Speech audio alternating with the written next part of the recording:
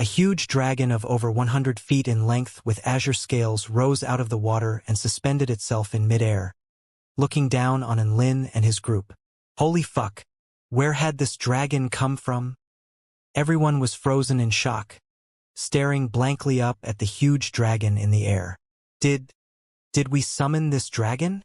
Enlin couldn't help but stutter in the face of such a mountainous creature. Miao Tian and the others were all at a loss as well. They hadn't done anything. From what they had learned in the heavenly court, they could determine that the dragon in front of them, which had a yellow horn and no wings, should be a soul formation stage horned dragon. This mighty creature even held the esteemed title of Dragon King. What was it doing living in a small lake like this? Seeing as no one replied, the horned dragon inhaled a breath of air. A howling gale immediately swept up following its inhalation. Enlin and the others all shivered in apprehension and pulled out their weapons, thinking the dragon was going to attack. Right at this moment, the rainbow cow bones on the ground suddenly levitated into the air and fell into the horned dragon's mouth. Then, the horned dragon began to chew on the bones with a look of satisfaction on its face. The bone marrow of the rainbow cow really is most delicious. Not only is it so exquisitely flavorful, but it also has the function of reinforcing vital essence. Truly is a supreme delicacy. In comparison, the flesh of the rainbow cow really is like tasteless dry weeds. Well done, amongst all the people who have summoned me with a rainbow cow as an offering. You guys are the first to go as far as to remove the flesh for me. The horned dragon said this to everyone with a look of approval. And Lin and his group were completely stupefied. There was far too much information jam-packed in that one sentence. An offering of rainbow cow could summon this fucking dragon? The bone marrow of the rainbow cow was its most delicious part? Everyone turned their gazes upon Xiao Chou, looking as if they wanted to swallow him alive. Xiao Chou could only offer a distressed and innocent look. Fuck. The Great Ox King didn't tell him about this. What was he supposed to do? After finishing the bones of the rainbow cow, the horned dragon smacked its lips. Tell me, my summoners, what wishes do you have? And Lin and the others were absolutely dumbstruck. Wishes? Had they just fucking summoned Shinran with the rainbow cow? What would the Scions think? Akira Toriyama was probably going to cry. Miao Tian was the first to come to her senses. Shinran, I want to be taller. I want to be 1.7 meters tall. Xiao Chou was the next to follow suit. Shinran, I want to be more handsome, like the great sage of heaven, the Monkey King. With the opportunity for a wish to be granted, everyone naturally stated their wishes as quickly as possible, in case they were too late and missed out. Luo Zipping, I want a peerless cultivation method. Zhong Yongyan, I want to be the smartest person in the world. Sun Shenglian, I want to be the most beautiful woman in the world. And Lin couldn't think of any immediate wishes he wanted to have granted, and so he only managed to spit one out after everyone else. I wish for world peace. Pwah! The horned dragon spat out a solid pillar of water in frustration. Are you guys fucking around with me? His voice was like a clap of thunder, instantly dousing the enthusiasm of Enlin and his group. Everyone looked at the dragon as if they were looking at a fraudster. The horned dragon became even more frustrated. What the fuck was going on? Why was it being despised by everyone? What is your wish and what item would you like to exchange for it? I have to make it clear from the start.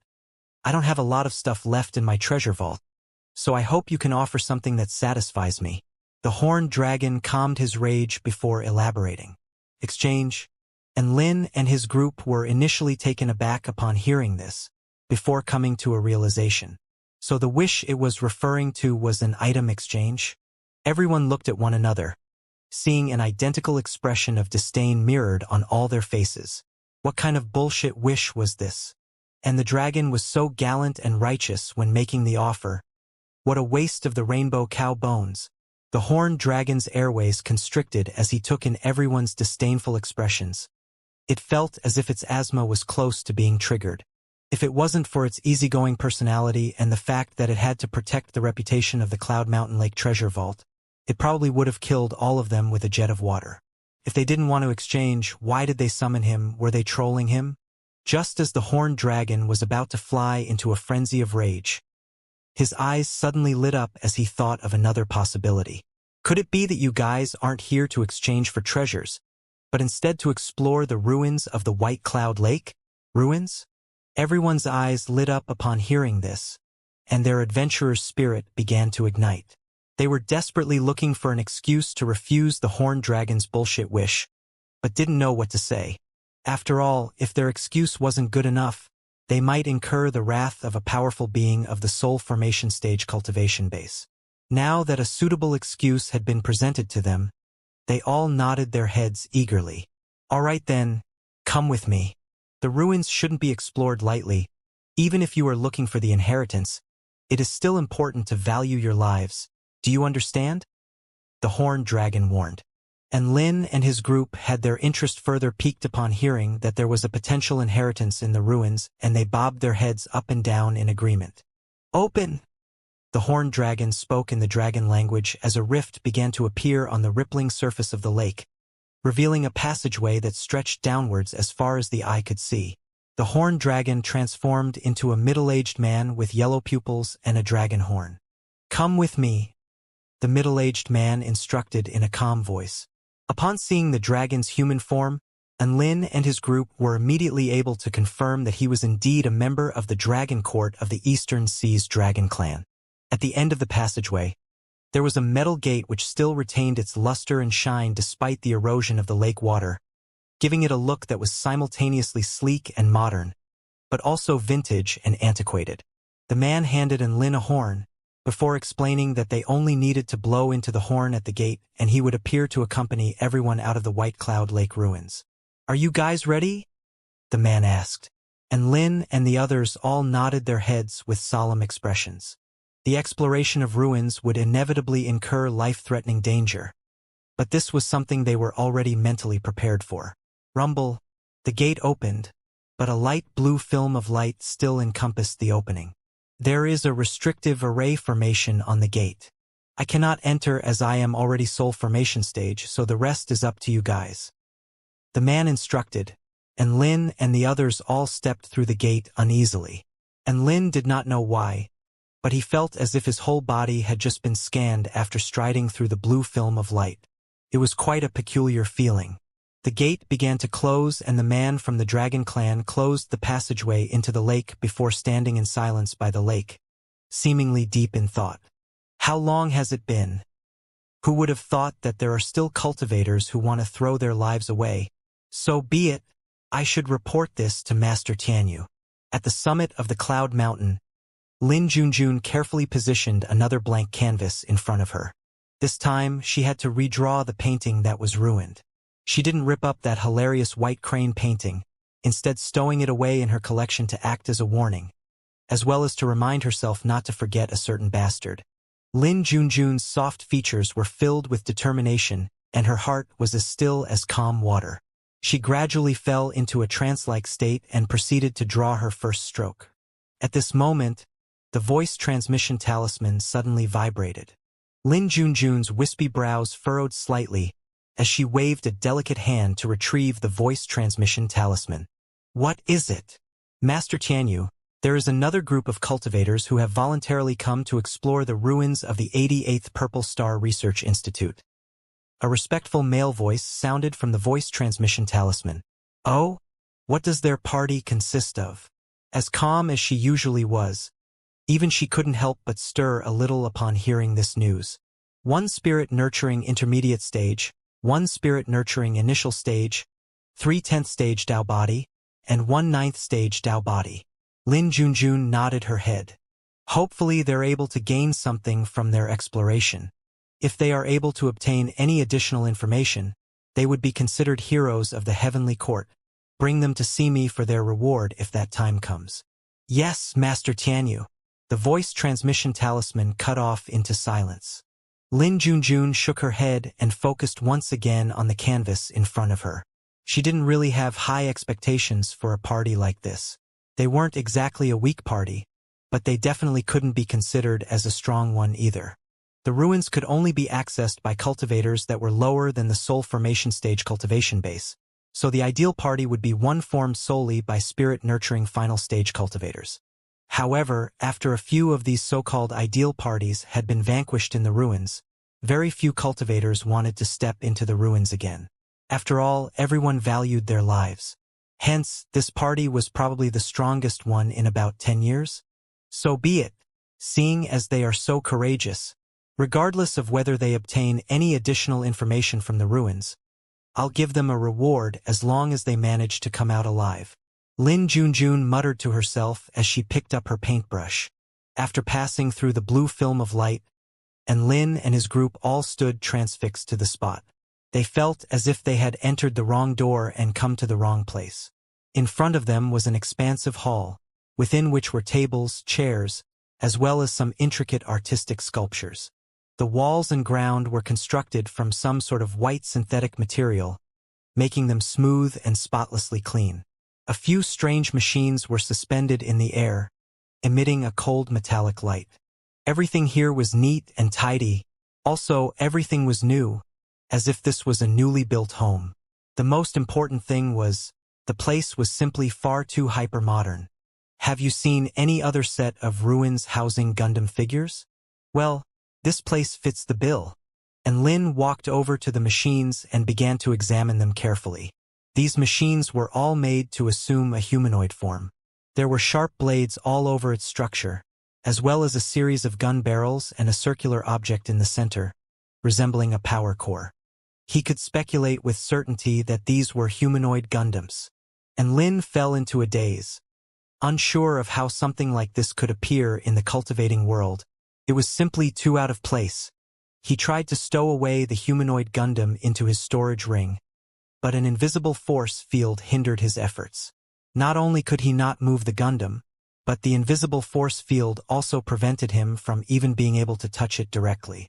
That was quite normal. There had definitely been a lot of cultivators that had previously come here and most likely tried the same thing. So for there to still be so many Gundams left probably ruled out any chance of moving them. At the end of the hall was a dark corridor, emanating an ominous sense of danger. Big brother, and what should we do now? Miao Tian asked. And Lin was a little unsure of how to proceed. They were actually only looking for an excuse so the horned dragon wouldn't get angry. After all, they had summoned it, even if it was by accident. They couldn't just tell it that everything was a misunderstanding and send him back. Could they? They only needed to sit in the chairs for a while, then blow on the horn and leave this place. That was the safest way to proceed. However, this was a set of ruins and there was a potential inheritance within. Cultivating required not only talent, but also luck and opportunities. Perhaps it was fate that they all stumbled into these ruins. However, the horned dragon in the lake did warn them that hazards lurked everywhere within the ruins, and these hazards could definitely threaten their lives. Alright, this is how we'll do it. Those who want to explore the ruins can come with me, and those who don't want to can stay behind and wait here. And Lin could not guarantee the safety of his team members, so he could only let them make a decision for themselves. Everyone immediately got up and stood by his side, their intentions self-evident. And Lin was a little surprised. Aren't you guys afraid of dying? I have to make it clear. I'm not the great god and who slew the Dark Knight monarch like you guys think I am. I'm only an ordinary spirit-nurturing initial stage cultivator. I know. Miao Tian rolled her eyes at him and puckered her lips, seemingly a little unhappy. Zhong Yongyan waved his fan and spoke indifferently. Of course we fear death, but if we are unable to follow the Tao to immortality, death will remain an inevitable fate. To take a risk now would be to pave the way and give ourselves a greater chance of attaining immortality. Everyone nodded silently, clearly very much in agreement with Zhong Yongyan's words. And Lin didn't say anything else upon seeing the determination of his team members, and immediately made his way toward the dark corridor. He held a long sword in his right hand and a brick in his left, looking extremely gallant. Coming to the opening of the tunnel, everything was pitch black inside. Looking into its depth, there seemed to be a Y-shaped crossroad up ahead. Due to the structure of the crossroad, they were unable to see what lay at its end. There was a metal plaque on the door, with a few indiscernible characters engraved on it. This is... The normally quiet Sun Shenglian suddenly opened her mouth, a surprised expression surfacing on her face. "Can you read what this says?" And Lin asked with a glint in his eyes. Sun Shenglian nodded before slowly reading out the characters on the plaque. "This is the language of the Purple Star State," it says. 88th Purple Star Research Institute, Biological Bloodline Research Center. And Lin grimaced slightly. So these so-called ruins were actually a research institute?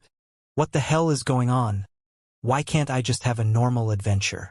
However, the Purple Star civilization seemed to be a very technologically advanced civilization on the Taichu continent, but ultimately fell due to some unknown reason. The information on this plaque at least explained why these ruins were so hypermodern.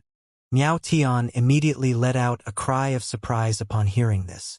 "You mean this is one of the Purple Star Research Institutes from the Purple Star Civilization?" Sun Shenglian nodded with a solemn expression. Compared to the grim looks on Miao Tian and Sun Shenglian's faces, everyone else was a little confused. They were clearly thinking, isn't this just the ruins of a technologically advanced civilization? What cause was there for such concern? "Let me explain," Sun Shenglian said after taking in everyone's expressions. "There is a vast expanse of dead land in the northeast region of the Taichu continent. This you all know, right?" And Lin and the others all nodded. That was once the territory of the Purple Star civilization. "I come from the Purple Star State, directly neighboring that expanse of dead land." The Purple Star State was not originally known as the Purple Star State. It was known instead as the Snowy Mist State. As for why its name was changed to the Purple Star State, most people simply believed that this was to commemorate the past civilization, but that is actually not the case. And Lin and the others all began to focus their attention, as they knew the crux of the story was coming up. The reason why it had been renamed to the Purple Star State was because it received the inheritance of the Purple Star civilization. No, to put it more accurately, it received the inheritance of the 9th and 26th Purple Star Research Institutes. There are only 100 numbered research institutes in the Purple Star civilization. The rest of the research institutes are all in that expanse of dead land, and have either been destroyed or are in a dire state. Sun Shenglian's words were extremely alarming to everyone. The reason why the Purple Star State was able to become the second most powerful state from the weakest state in the Kingdom of the Nine States in a mere 1,000 years was apparent now. Just the inheritance from 2 of the numbered research institutes alone was able to completely transform the fortunes of the Purple Star State. Then wasn't the 88th Purple Star Research Institute that they were currently situated in an extraordinary place? "It seems that we do have a very real chance of dying in these ruins." Luo Zipping spoke numbly. Risk and reward came hand in hand after all. "Do we still want to go?" Everyone looked at each other. After hesitating for a while, everyone still unanimously decided to venture in. And Lin led the team in the dark corridor, taking every step with care in case he activated some sort of booby trap. "It's so dark. The hall was so bright, but this corridor is so dark in contrast." Miao Tian grumbled under her breath. "This is a tried and proven method to create a fearful sense of suspense.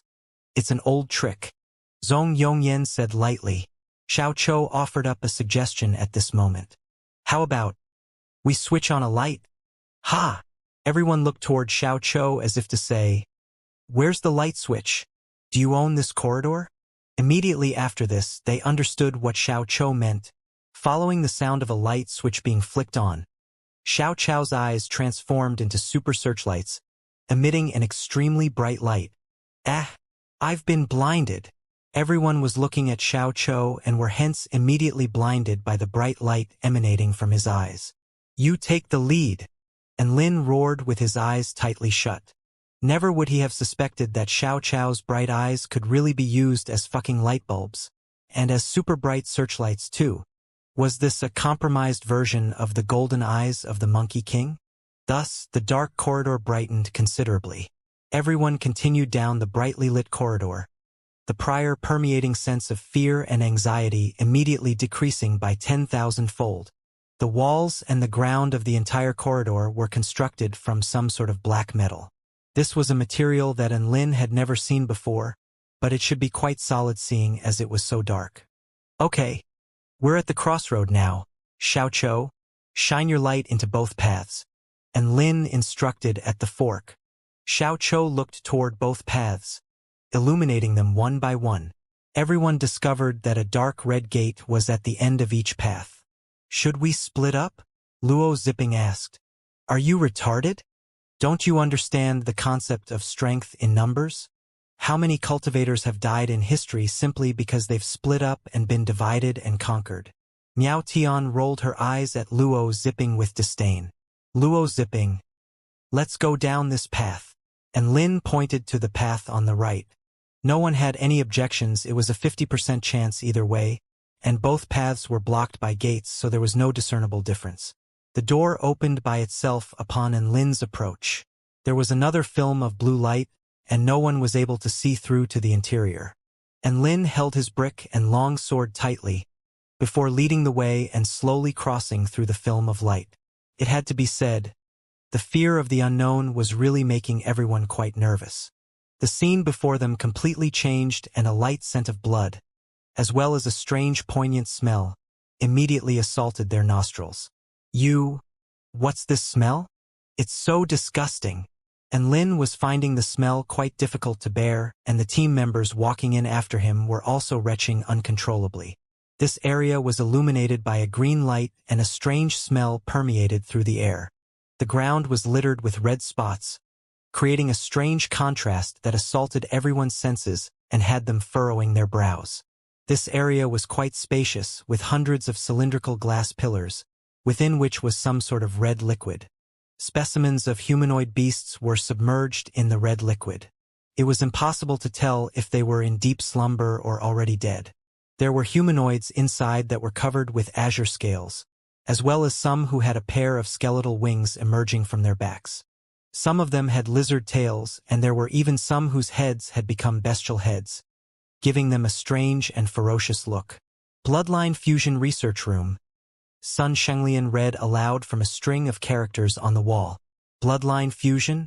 Everyone's attitudes toward the glass pillars changed upon hearing this. Bloodline fusion between humans and mutant beasts? Zhong Yongyan's brows furrowed tightly as the tone of his voice gradually cooled. And Lin looked at these inhuman bodies, an expression of sympathy appearing in his eyes. Regardless of how far technology advanced, there was no way to completely eradicate these underground research centers. Perhaps it was exactly the advancement of technology that prompted a stronger urge to dabble in these dark experiments. Everyone did a lap around the research room but didn't discover anything special aside from all the bodies in the glass pillars. Let's go, we'll go on to the next room. And Lin shook his head and began to lead the others to the door leading to the next room. Just how big was the 88th Purple Star Research Institute? No one knew the answer to that question. Sun Xinglian, who was a member of the Purple Star State's Greenwood Imperial family, revealed one thing to them. The two research institutes that they were excavating covered an area that was larger than that of Dingen City. Thus, one had to assume that the 88th Purple Star Research Institute definitely was not small in area. As everyone stepped into the next room, the green light of the Bloodline Fusion Research Room slowly gave way to a red light, with small air bubbles beginning to appear in the liquid in the glass pillars. The second room had a much more pleasant environment than the first. It was a medical room. At least you could call it that. After all, there were lots of semi-transparent cabinets around the room, within which were all types of medicinal herbs and liquids of myriad colors locked away. And Lin strode up and attempted to stow the cabinets away into his storage ring. But his attempt ended in failure once again. Xiaoqiu even tried to smash into the cabinets with his silver staff. However, the cabinets did not move an inch, and it was instead Xiaoqiu himself that was knocked back a few meters. Everyone was quite disappointed by all this stuff which they could see but not touch. And Lin sighed and continued onwards. This time there were another two doors which they had to choose between. He chose the door on the left this time, as most of the important things were situated at the center of a set of ruins. Heading toward the center would give them a higher chance of encountering some good stuff. And then they really did encounter some good stuff. A beauty in a flowing white robe, to be exact. Welcome, trial takers, to the trial of the 5 elements. the beauty announced with overflowing enthusiasm. And Lin and the others were all caught by surprise before discovering that there was something not quite right. The white-robed beauty was a semi-translucent body of light, not an actual person. Allow me to introduce myself. My name is Bai Ling. I am the manifestation of the mastermind behind this research institute. The trial of the 5 elements requires at least 5 participants. You may pass the trial by reaching the extremes of the 5 elements: metal, wood, water, fire, and earth. According to statistics from past trial takers, the probability of survival from this trial is 75%. Successful completion also gives you a chance to receive the inheritance of the 5 elements. Do you accept this trial? Bai Ling's gaze rested on Lin. It was quite clear that she had some basic discerning abilities. Inheritances were obtained by completing trials here. Weren't they supposed to be engraved on a rock in some corner of the ruins? And Lin was a little disappointed, but he still looked toward the remaining team members. From their expressions, he could glean their answer. He nodded and said, "Let's begin then." Bai Ling smiled upon hearing this, and the trial grounds began to tremor. Immediately afterward, powerful energy fluctuations began to appear from 5 different directions. These were 5 completely different areas: roaring blazes, crashing waves, entangling roots, a forest of blades and swords, rocks flying like shrapnel. There is a ball at the end of each area. Inject your vital energy into the ball to complete the trial. Bai Ling continued to explain. After some discussion, it was decided that Lin would go to the water area, Xiao Chou to the fire area, Sun Shenglian to the metal area, Luo Zipping to the earth area, and Miao Tian together with Zhong Yongyan to the wood area. And Lin strode toward the water area. The area was only a few hundred meters in length, the first half of which was an expanse of turbulent waves, whereas the second half was a glacial realm. It didn't look very difficult, but he still dared not to be careless and began to slowly make his way forwards. Boom! The turbulent waves crashed down on him with the force of half a ton, causing him to quiver and take a step back. What terrifying power! Although Lin could still handle this amount of power, he was beginning to worry about his team members who were still of the Dao body cultivation base. Xiao Chou faced a sea of blazing flames emitting extremely high temperatures, but this was not enough to be a threat to him, and he continued onwards quickly. Sun Shenglian was caught in a forest of swords and blades, with countless blade projections flying toward her from all angles as a series of swords began to suspend themselves in midair before flying around her body as if they had a mind of their own. Although she was an expert swordsman who was extremely proficient in movement techniques, it was still quite difficult for her to continue onwards. Luo Zipping had a body-strengthening cultivation technique, granting him protection to a certain extent from all the flying rocks in his area. He charged straight through the sea of shrapnel without dodging or blocking, resembling a human tank. Compared to the difficulty Sun Shenglian and Luo Zipping faced, Miao Tian and Zhong Yongyan were having an extraordinarily easy time. Zhong Yongyan activated a levitation flight technique for both of them. This technique was not known for its agility and could only allow them to travel in straight lines, but it more than made up for this with its speed. The two of them rose into the air and charged forwards, with the entangling roots on the ground beginning to react and stretching toward the sky. At this moment, fans and blades of wind formed a protective barrier in front of them, ripping the entangling roots into shreds like a giant blender. Plop! Just like that, the two of them descended and extended their hands toward the ball in front of them. Whiz! Wood area completed.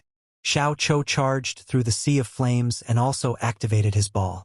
Fire area completed. And Lin sliced through the countless glacial stalactites flying through the air and injected his vital energy into the ball in front of him. Water area completed. Luo Zipping was bruised and battered all over, with blood even seeping out of some wounds, but he still managed to charge through the earth area and activate the ball at the end. Sun Shenglian was the last one to complete her area. Her arm had been sliced open, revealing her snowy white skin as blood streamed from her wound. As vital energy was injected into all 5 balls at the same time, tremors began to run through the trial grounds again. A mechanical voice sounded throughout the venue. Trial completed. Everything fell into darkness immediately after this. In the next instant, they had already arrived at a pure white space. In the center of the space was a black ball, levitating in midair. Teleportation? How did it happen so quickly? And Lin was greatly startled by this dark technology. When he looked at the scene in front of him, he was struck by a sense of déjà vu and became even more panicked. At this moment, Bai Ling appeared once again. Welcome to the Mastermind Realm. We will now initiate the inheritance ceremony.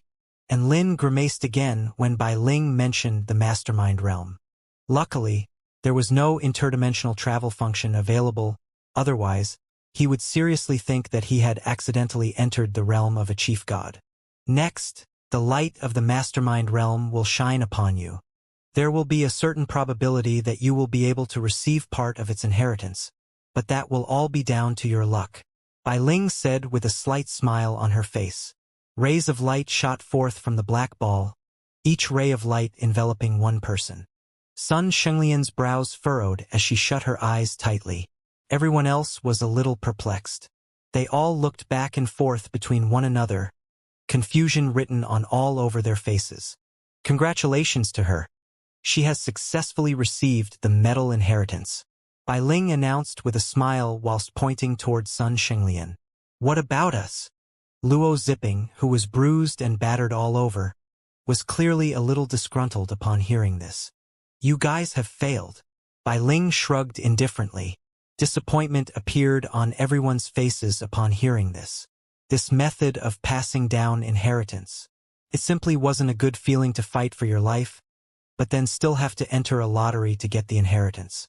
Another rush of dizziness struck as everyone returned to the original trial grounds. Sun Shenglian's bright eyes also flashed open, her expression lit with delight. What inheritance did you receive, student Sun? And Lin asked curiously. How do I put it? It's a fraction of the Purple Star Civilization's understanding of the metal element. It's mostly to do with the power of bloodlines. I've received a lot of inspiration from this, and it has also helped to further develop my understanding of swordsmanship. A bright smile burst forth on Sun Shenglian's normally cold and expressionless face. It was clear from her expression alone that she had reaped a lot of benefit from the inheritance. So envious, what to do? Ahem. Let's continue on. And Lin proposed. Miao Tian and the others all raised both their hands in agreement. After this, they came to a few more independent chambers which were filled with all sorts of research equipment. They couldn't understand what the equipment was used for, nor even touch them. It was like walking through a museum. That was the case until they came to another cavernous space. Bai Ling appeared once again in her graceful white robe, waving to everyone with a slight smile. Welcome to the trial of bloodlines. The probability of surviving this trial is 30%. What you have to do is kill the artificially altered humanoid here. Those that pass the trial have a chance of receiving the bloodline inheritance of the research room. Bai Ling explained. The bloodline inheritance of the research room? A peculiar feeling suddenly welled up in Lin's heart. Wait, when you say bloodline inheritance, what kind of bloodline inheritance is this? Bai Ling replied with a smile. This is referring to the bloodline inheritance artificially created in this research room.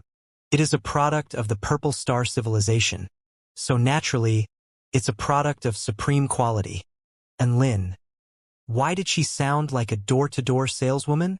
Those monsters in the glass pillars from the Bloodline Fusion Research Room, do they have anything to do with your bloodline inheritance? Zhong Yongyan suddenly linked the two together. Oh, those were just failed experiments of the bloodline inheritance. Don't worry. The inheritance that I'm offering is the completed product. Bai Ling replied expressionlessly. A feeling of unease grew in everyone's hearts upon hearing this. It felt like they were being forced into doing a human body experiment. The reward just didn't seem worth it. Big brother and let's go explore another room instead. Miao Tian suggested with unease. And Lin nodded. This place was huge anyway. There should be other places worth exploring. We refuse to take part in this trial. And Lin said to Bai Ling, you agree to take on the trial? Great. The trial begins now. Good luck to you all. Bai Ling smiled to everyone before disappearing on the spot. And Lin? Everyone was completely baffled. Holy fuck, was she deaf? They had clearly refused. Fuck, we've been screwed over. Luo zipping cussed. Everyone also began to come to the same realization, and an expression of indignant rage appeared on their faces. There was definitely something fishy about this Bai Ling. No. There was something fishy about this whole damn set of ruins. At this moment, a hole began to slowly open up in the ground. A cylindrical glass pillar slowly rose up through the hole, filled to the brim with red liquid. A door on the glass pillar opened and the liquid inside came gushing out. Be careful now, and Lin cautioned everyone with a grave look on his face. An extremely powerful presence emanated out from the glass pillar. A man walked out slowly from the glass pillar, panting under his breath, resembling a demon from hell. Both of his eyes were bright red and his hands had already transmuted into scaled dragon claws. He extended a dragon claw behind him, before pulling out a jagged, bony spinal cord from his back and revealing a bloodthirsty smile to everyone. His smile was extremely cold, sending shivers down everyone's spine. Suddenly, he began to move. He charged forward at an alarming speed, making his body appear as if it was a black line. Disperse! And Lin roared before unleashing a mountain-quaking fist at the oncoming humanoid creature. Boom! The mountain-quaking fist was much more powerful now that Lin had reached the spirit-nurturing initial stage. The entirety of the trial grounds was lit up by a strong golden light. Everyone dispersed at Lin's instructions, giving Lin and Xiao Cho space to do battle. The man swung down toward Lin's golden fist with his spinal staff, creating a black staff projection which immediately tore through the mountain-quaking fist with ease, looking as if its momentum hadn't even been hindered. And Lin's pupils contracted drastically, clearly not expecting his most powerful move to be dealt with so easily by his assailant. Xiao Cho let out a roar and swung his silver staff toward the man. An ear-splitting screech erupted as the silver staff and the spinal staff made contact, causing sparks to fly everywhere. The terrifying shock wave immediately knocked Xiao Cho into the air like a rag doll. No, he couldn't hesitate now. And Lin retrieved a soul formation stage sword talisman from his storage ring and immediately poured forth his vital energy. Unyielding frost sword, he roared as his vital energy flowed into the talisman. And then, the talisman had no reaction. Holy fuck! A talisman misfire? And Lin was shocked at the turn of events, but still had the presence of mind to switch to another talisman which he immediately began to activate. However, he immediately felt an invisible restrictive force, rendering him completely unable to activate the talisman. The man wielding the spinal staff was already charging toward him at a great speed. Suddenly, a flywheel flew toward him. The man waved his spinal staff and immediately knocked the flywheel away. But in the instant during which his attention was diverted, countless sword projections and blades of wind had already enveloped him. Boom! The energy from the attacks began to implode in quick succession, radiating outwards. It was at this moment that Lin summoned his evil-slaying sword. The man charged out of the explosion radius before striking out with his spinal staff. He sure was fast. However, Lin had already activated the divine inspection technique, and his eyes began to turn white as he mercilessly wielded the evil-slaying sword to strike at a chink in his opponent's defense. The man's expression stiffened and he instantly halted his momentum, twisting his body to an unnatural angle as if he was a snake, thereby evading Lin's sword strike. Such quick reactions. And Lin was quite shocked. Even the calculated attack he unleashed after using the divine inspection technique flaw analysis was evaded by his opponent. This was the first time he had encountered a situation like this in battle. The man immediately counterattacked after dodging Lin's strike, swinging his spinal staff toward Lin, creating countless black staff projections. And Lin was forced into complete retreat mode. Even after activating the divine inspection technique to facilitate attack and evasion analysis, he was still unable to follow his opponent's fearsome speed and destructive power. In no time, multiple wounds had appeared all over his body. At this moment, Xiao Cho had also recovered and re-entered the fray wielding his silver staff. However, Xiao Cho's return didn't help the situation much. and Lin's opponent still decidedly had the upper hand against him. If things continued like this, the number of wounds on his body would only continue to increase and he would probably die from excessive blood loss. Xiao, use a trump card technique to buy me some time. An instant is enough. And Lin roared. Xiao grimaced. I don't have any trump card techniques. And Lin. The man with the spinal staff was clearly targeting Lin with the objective of eliminating him first. And Lin had wounds all over his body at this point and blood was pouring freely from all of them. Even Xiao had sustained some terrible injuries, the most prominent being a wound on his chest which had already cut into bone. Xiao didn't have any trump cards and nor did anyone else have anything that could flip the tables. How was he supposed to fight on? Lightning manipulation technique? Even survival was a major problem here. He couldn't afford to distract himself by using the lightning manipulation technique. Celestial might technique? This technique was perhaps okay for scaring weaker opponents into submission, but it couldn't do shit against a stronger opponent. What about the brick? Sigh. Only after encountering a powerful foe did Lin realize that the number of trump cards he had was pitifully low. Miao Tian, Zhong Yongyan, and the others could only use guerrilla warfare to distract the opponent at best. Only Lin and Xiao could land a killing blow. There's no other way. He could only take a gamble with his life now. A feral expression appeared on Lin's face as he relinquished all defense, instead choosing to fight fire with fire, stabbing straight forward with the evil-slaying sword. He wasn't powerful enough to unleash the full power of this semi-immortal weapon, but its insane sharpness was something that he could rely on. Splash! And Lin's blood splattered all over the ground. Even with the Earth Lotus Supreme skill, the black staff projection still cut a massive gash into Lin's body, spreading from his shoulder to his back. The man was also taken by surprise and the evil-slaying sword embedded itself into his chest. Xiao took advantage of this opportunity to swing his staff toward the man's head. The staff flashed through the air at an extreme speed, bringing with it a vast amount of power. If the man was struck by this blow, his skull would most likely be smashed into pieces. However, at this moment, his body began to twist like a snake again. Ding! And Lin flicked out a red nail with his left hand, propelling the nail at an extremely high speed toward the man's head.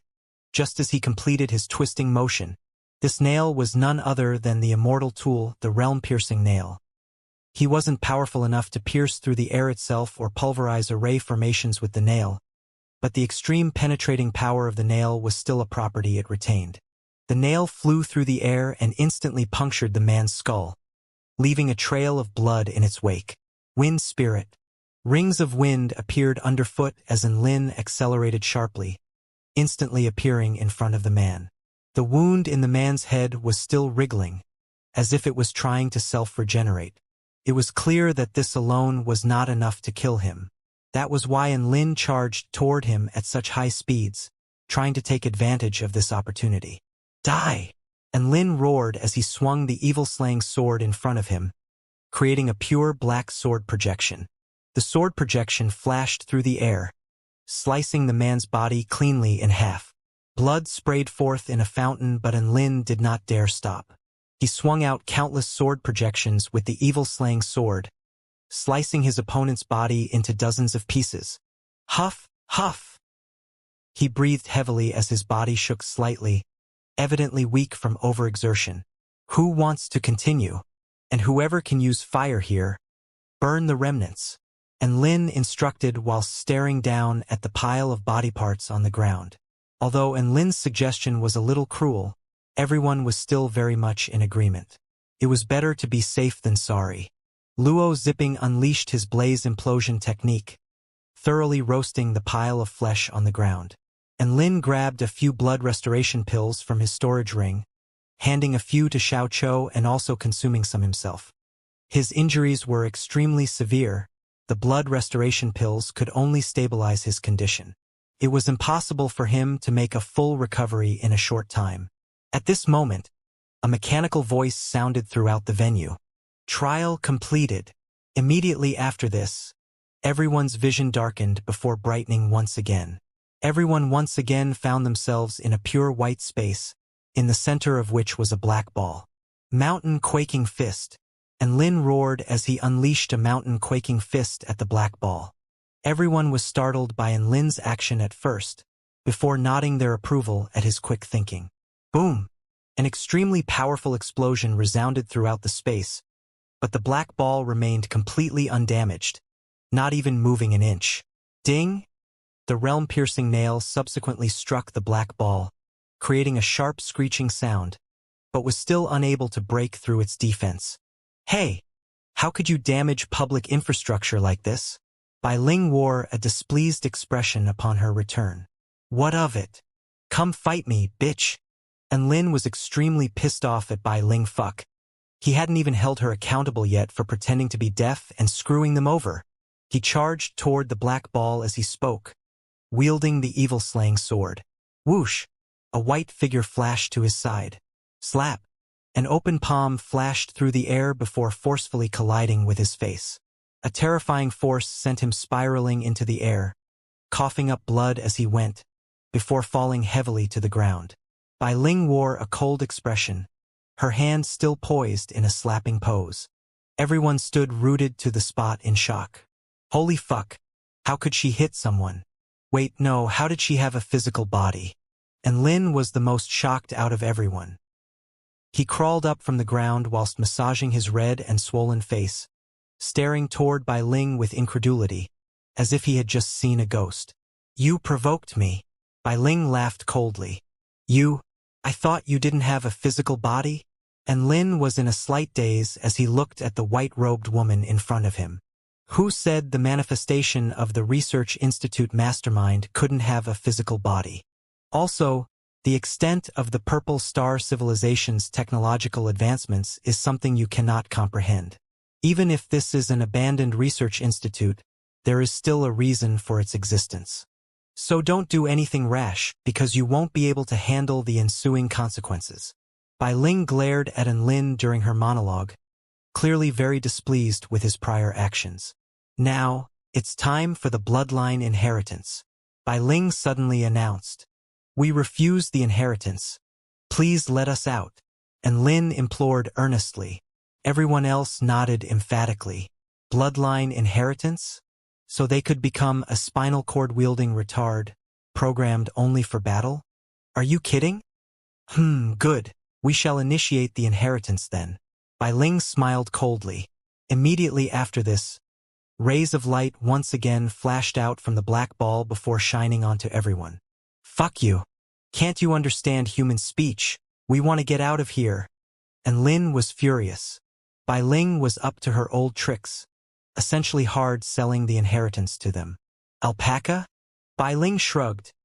We don't have any alpaca bloodlines here, so you can rest assured. The inheritance you will receive is definitely the supreme grade artificial bloodline from our research room. Everyone. They felt like they could no longer communicate with Bai Ling. To be the meat on someone's chopping board. This was probably what that idiom was referring to. Everyone sighed in resignation. There was no way around it, the rest was just down to luck. Obviously, it would be best if no one received the inheritance. The film of light enveloped everyone as they all looked at each other anxiously, hoping that no one would close their eyes like last time. Fortunately, everyone seemed quite normal. The situation Sun Shenglian experienced did not repeat itself. Just as Lin let out a sigh of relief, Bai Ling's eyes suddenly lit up. Congratulations. You have received the extremely rare Golden Crow bloodline inheritance. It must be said, this is a fantastic inheritance. The direction Bai Ling was pointing at was toward Lin. Me? And Lin pointed to himself with a dazed expression. Bai Ling shook her head, pointing a slim finger at Lin's pocket. At this moment, Lin's pocket began to rustle as a dainty red head popped out of the opening. A delicate voice sounded. So loud. Can't you let me sleep? Who keeps chattering in my head? Lin. Holy shit. How did he forget about this? Xiao Hong. Do you feel uncomfortable at all? Lin asked nervously. He feared that once Xiao Hong received the bloodline inheritance, she would transform into a monster. That would be a disaster. Phew, my body feels really hot. Should I transform into my human form and see if there's anything amiss? Xiao Hong asked drowsily. Her body feels hot? Transform into human form? And Lin shivered delicately. No need, we'll think about it later. If Xiao Hong really was to transform, at that time, it would not be Xiao Hong feeling hot, but rather, everyone else feeling hot. Remember to tell me if you experience any other symptoms. And Lin added, okay. Xiao Hong nodded adorably before retreating back into Lin's pocket to resume her slumber. Bai Ling's body dissipated into beads of light, disappearing on the spot. After yet another rush of dizziness, and Lin and the others returned to their original location. Big brother and I think we should go back, Miao Tian suggested quietly. The trial of bloodlines was already extremely perilous. If it wasn't for Lin's kamikaze attack, they'd probably be dead already. On top of that, there was Bai Ling who could not be reasoned with. She was clearly digging pits for everyone to fall into. This also greatly dampened their urge to continue onwards. And Lin nodded at her suggestion. He and Xiao Chou were still injured, so even if they were to face a trial with difficulty comparable to the trial of bloodlines, they'd probably all die here. Yeah, let's go back. And Lin agreed. Hence, they began to retrace their steps back. After passing through the gate, what they beheld was a small square filled with artistic sculptures. Fuck!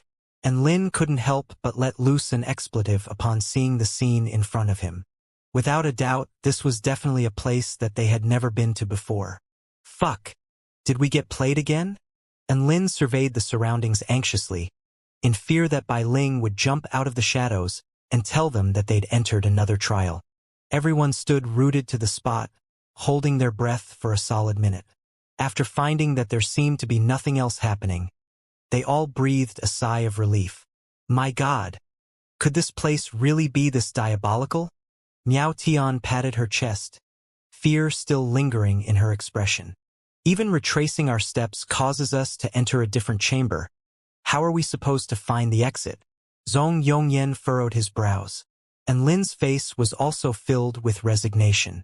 Well, we can't just stay here. Everyone did a lap of the square and didn't discover anything notable. As for these sculptures, some of them were extremely peculiar in shape and form, whilst others were constructed with beautiful lines. All of them seemed to possess a lot of artistry. Aside from that, there was nothing else strange about the place. A thought occurred to Lin, and he took photographs of all the sculptures in the square using his solar-powered camera. Photographic crystals were far too valuable in these times, so cameras were much more practical. After that, they strode through another gate. After passing through the gate, everyone was once again rooted to the spot. They had come to a strange place. Their surroundings were no longer a sealed space, but instead just a wide expanse of nothingness.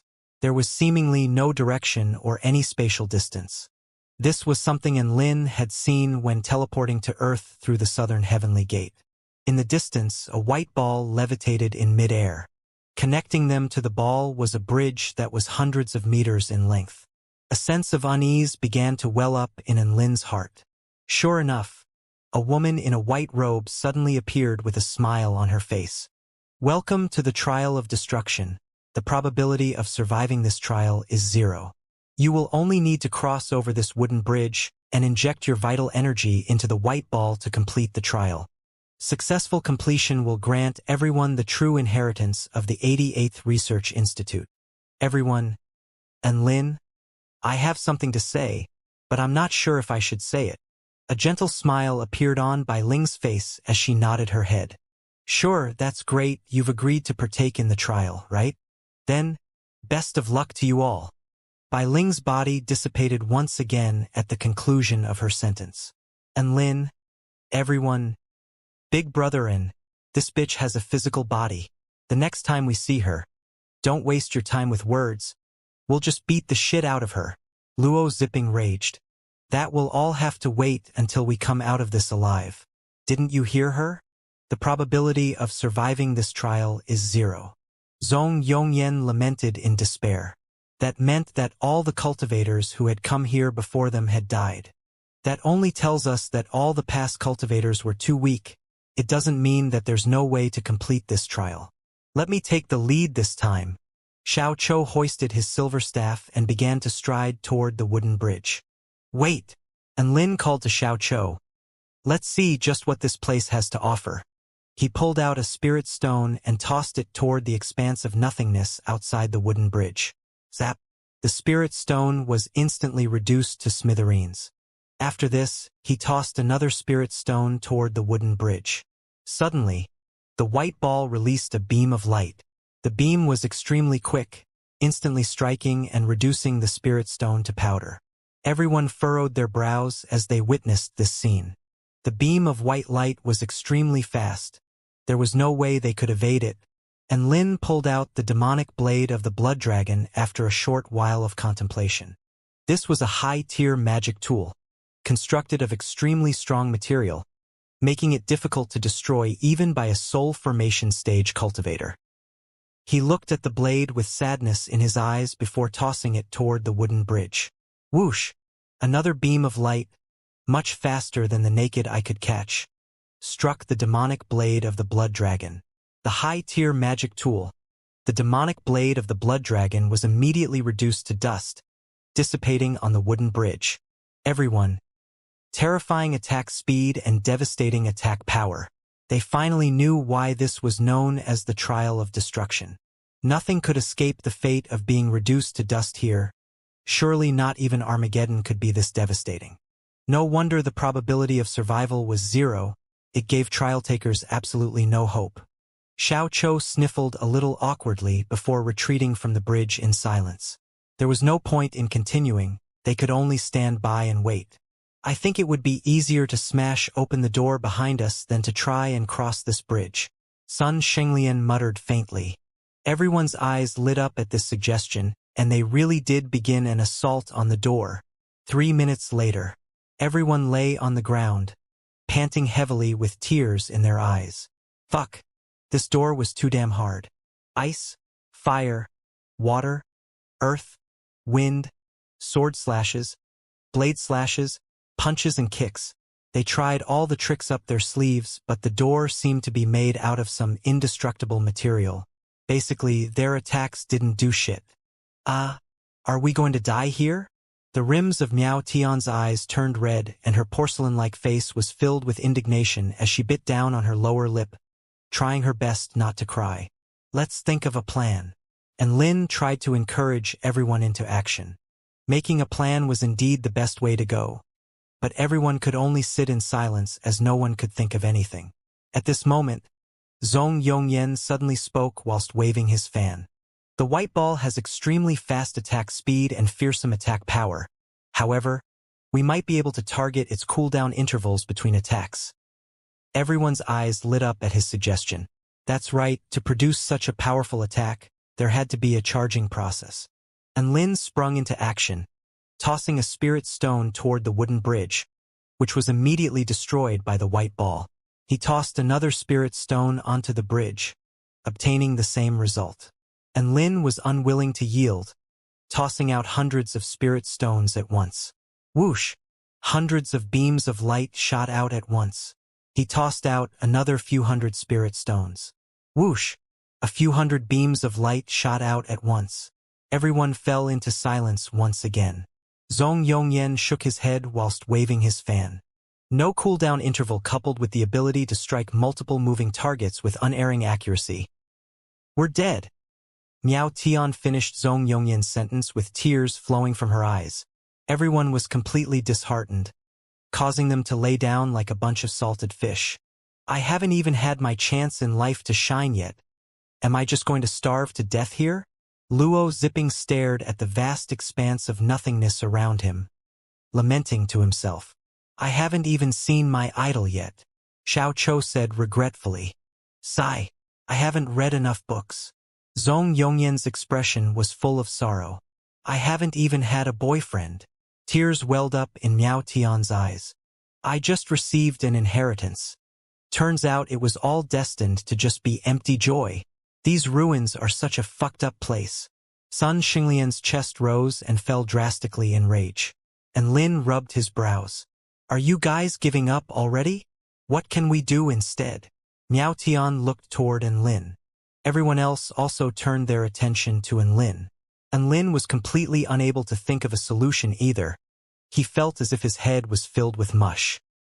He slapped his forehead and lay back down on the ground, releasing a long sigh. He didn't feel like talking anymore. Sigh. Just what the hell is this little white ball? It can shoot indefinitely and it's so powerful. Isn't it the ultimate weapon? Luo Zipping complained after a long moment of silence. Weapon? Shoot indefinitely? And Lin's eyes lit up and he suddenly jumped up from the ground. Let me do an experiment. Everyone was startled by Enlin's rise from the dead. Enlin pulled out a black brick from his storage ring. That's right. This was none other than the chaotic alloy brick. Strongest material in the world. It's all up to you now. He looked at the black brick in his hand, unwilling to part with it. Everyone looked toward him quizzically. What was he doing with that brick?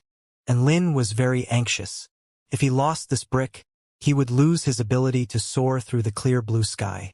But he had to try this for a chance at survival. Black brick.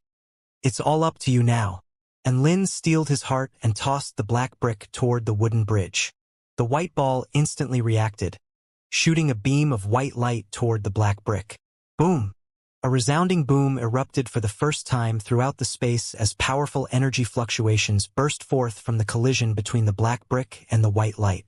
After that, the black brick was completely unharmed.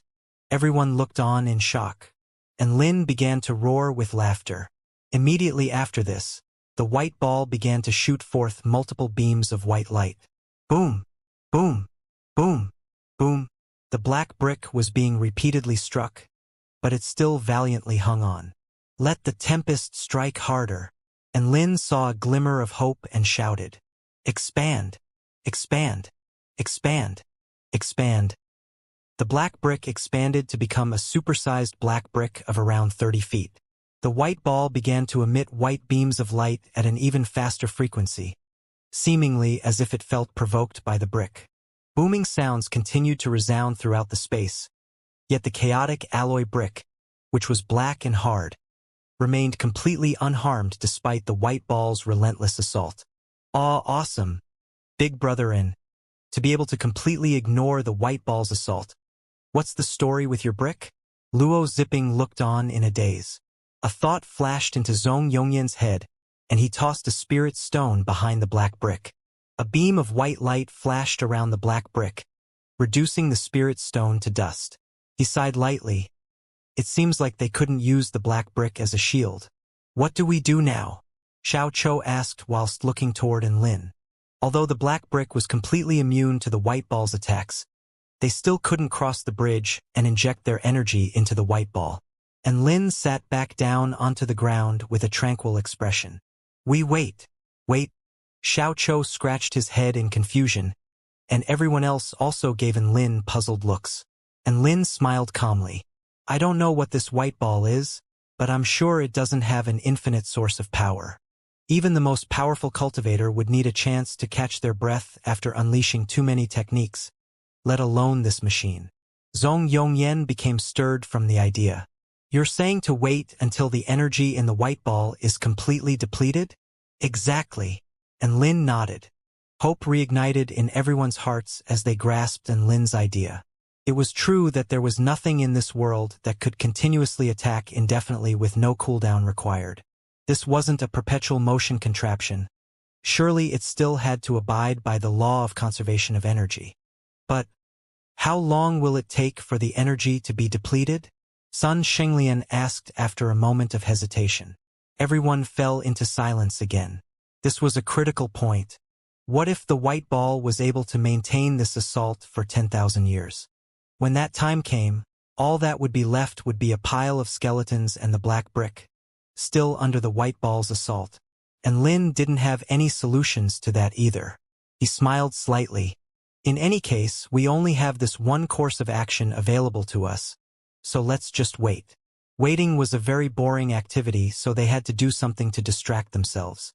And Lin pulled out a board game from his storage ring. Let's play werewolf, he suggested. Everyone looked at him in a daze. What the hell was that? However, Everyone was immediately on board with the idea after hearing the rules of the game from Enlin.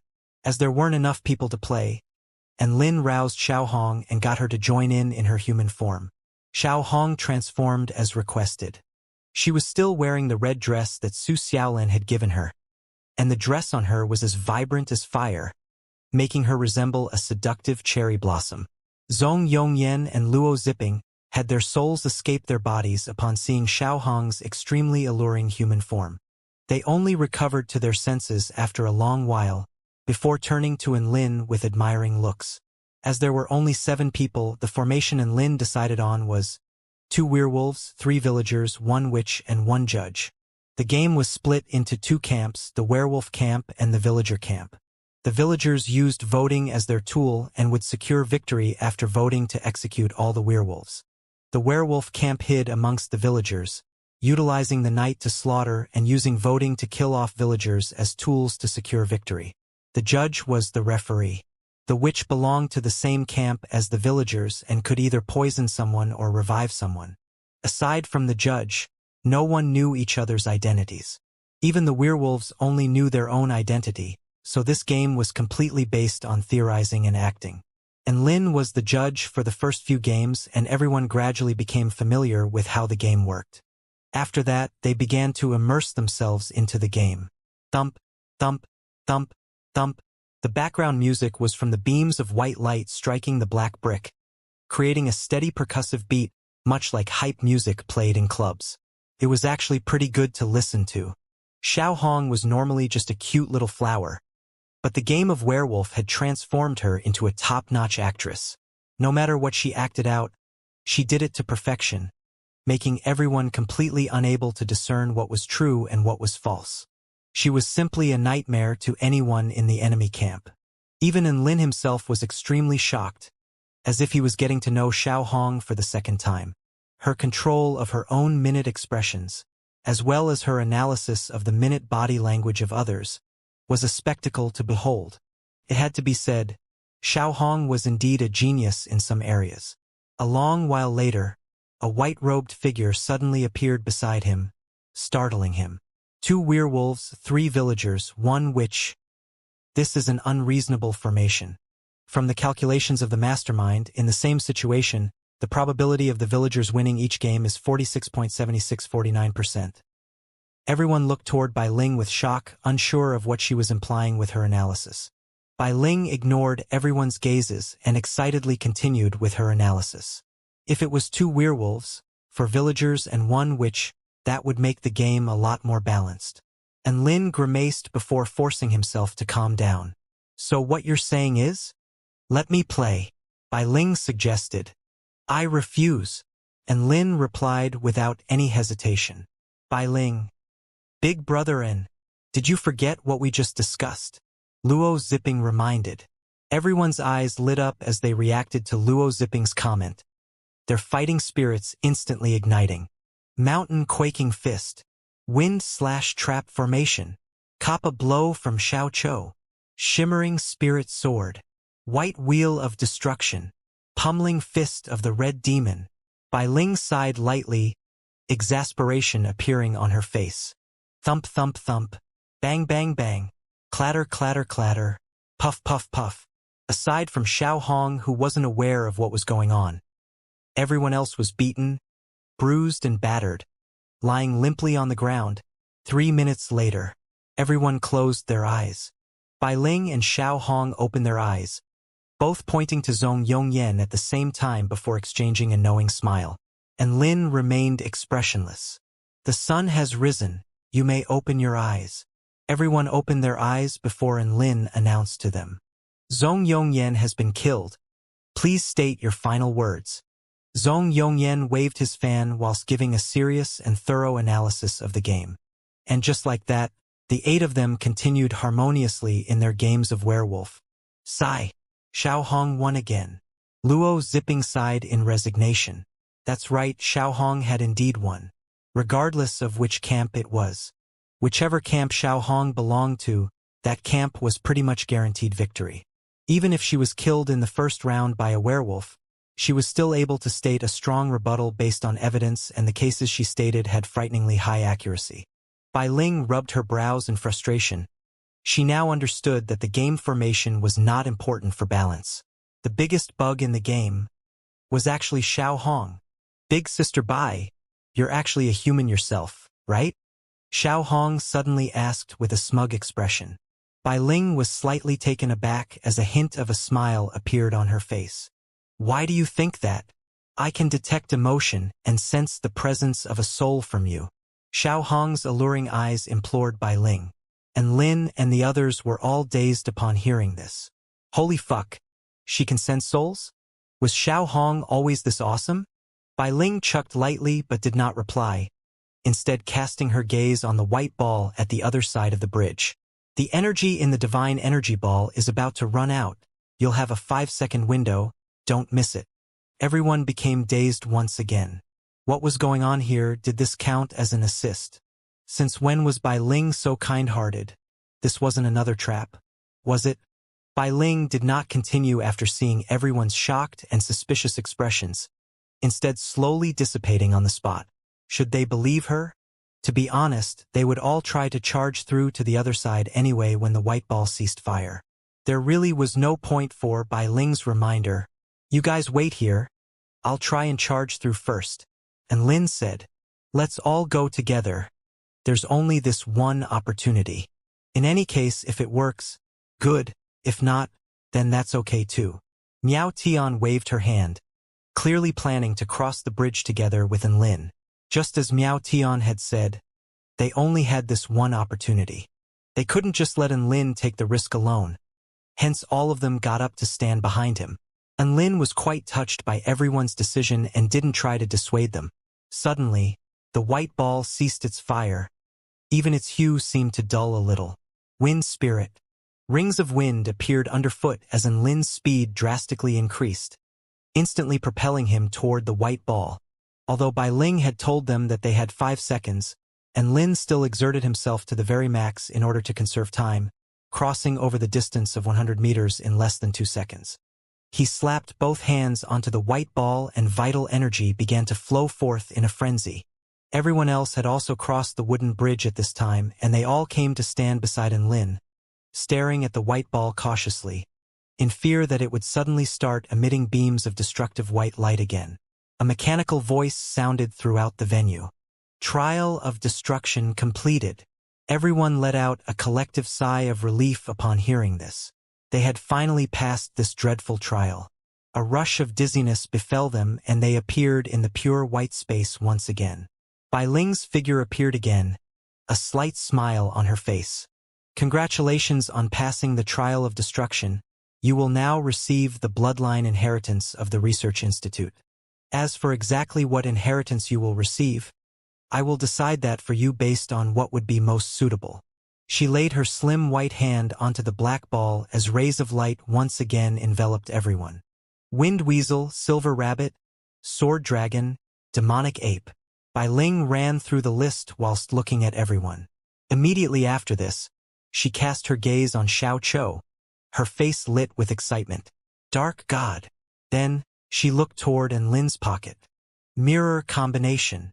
Lastly, her gaze fell upon Lin and her brows began to furrow, growing more and more confused, as if she was being faced with an extremely difficult choice. Lin. Bai Ling stroked her chin in deep thought, before gritting her teeth. What inheritance would you like? Lin was slightly taken aback as he pointed to himself. I get to choose? Bai Ling stared at Lin with a complex expression, letting out a sigh. I can't decipher you. So, you get to choose for yourself. Lin, can I refuse the inheritance? Bai Ling chuckled lightly. Of course not. What, are you a bit unsure of the Research Institute's bloodline inheritance? You have to be aware that the inheritance you are about to receive is the highest grade inheritance produced from the Purple Star Civilization's bloodline research. An average person has no right to even come into contact with an inheritance of such prestige. She touched a fingertip to Lin's forehead as she explained. A series of options instantly appeared in Lin's mind, even showing some basic information enclosed on the characteristics of each of the different bloodlines. He looked at all these potential inheritances, unsure of which one to choose. His mindset was to either choose one that was extremely powerful or just not choose one at all. As this notion appeared in his mind, a Tao inheritance interface suddenly appeared. Divine punishment is about to be upon us. Nothing can escape destruction. A series of information began to flow into his mind.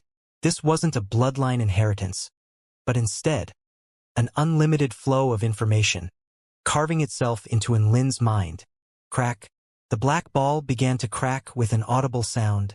A panicked expression appeared for the first time on Bai Ling's face as she hurriedly moved her finger away, before staring at Lin with incredulity. Miao Tian and the others had already received their respective inheritance by this time, and they all began to open their eyes.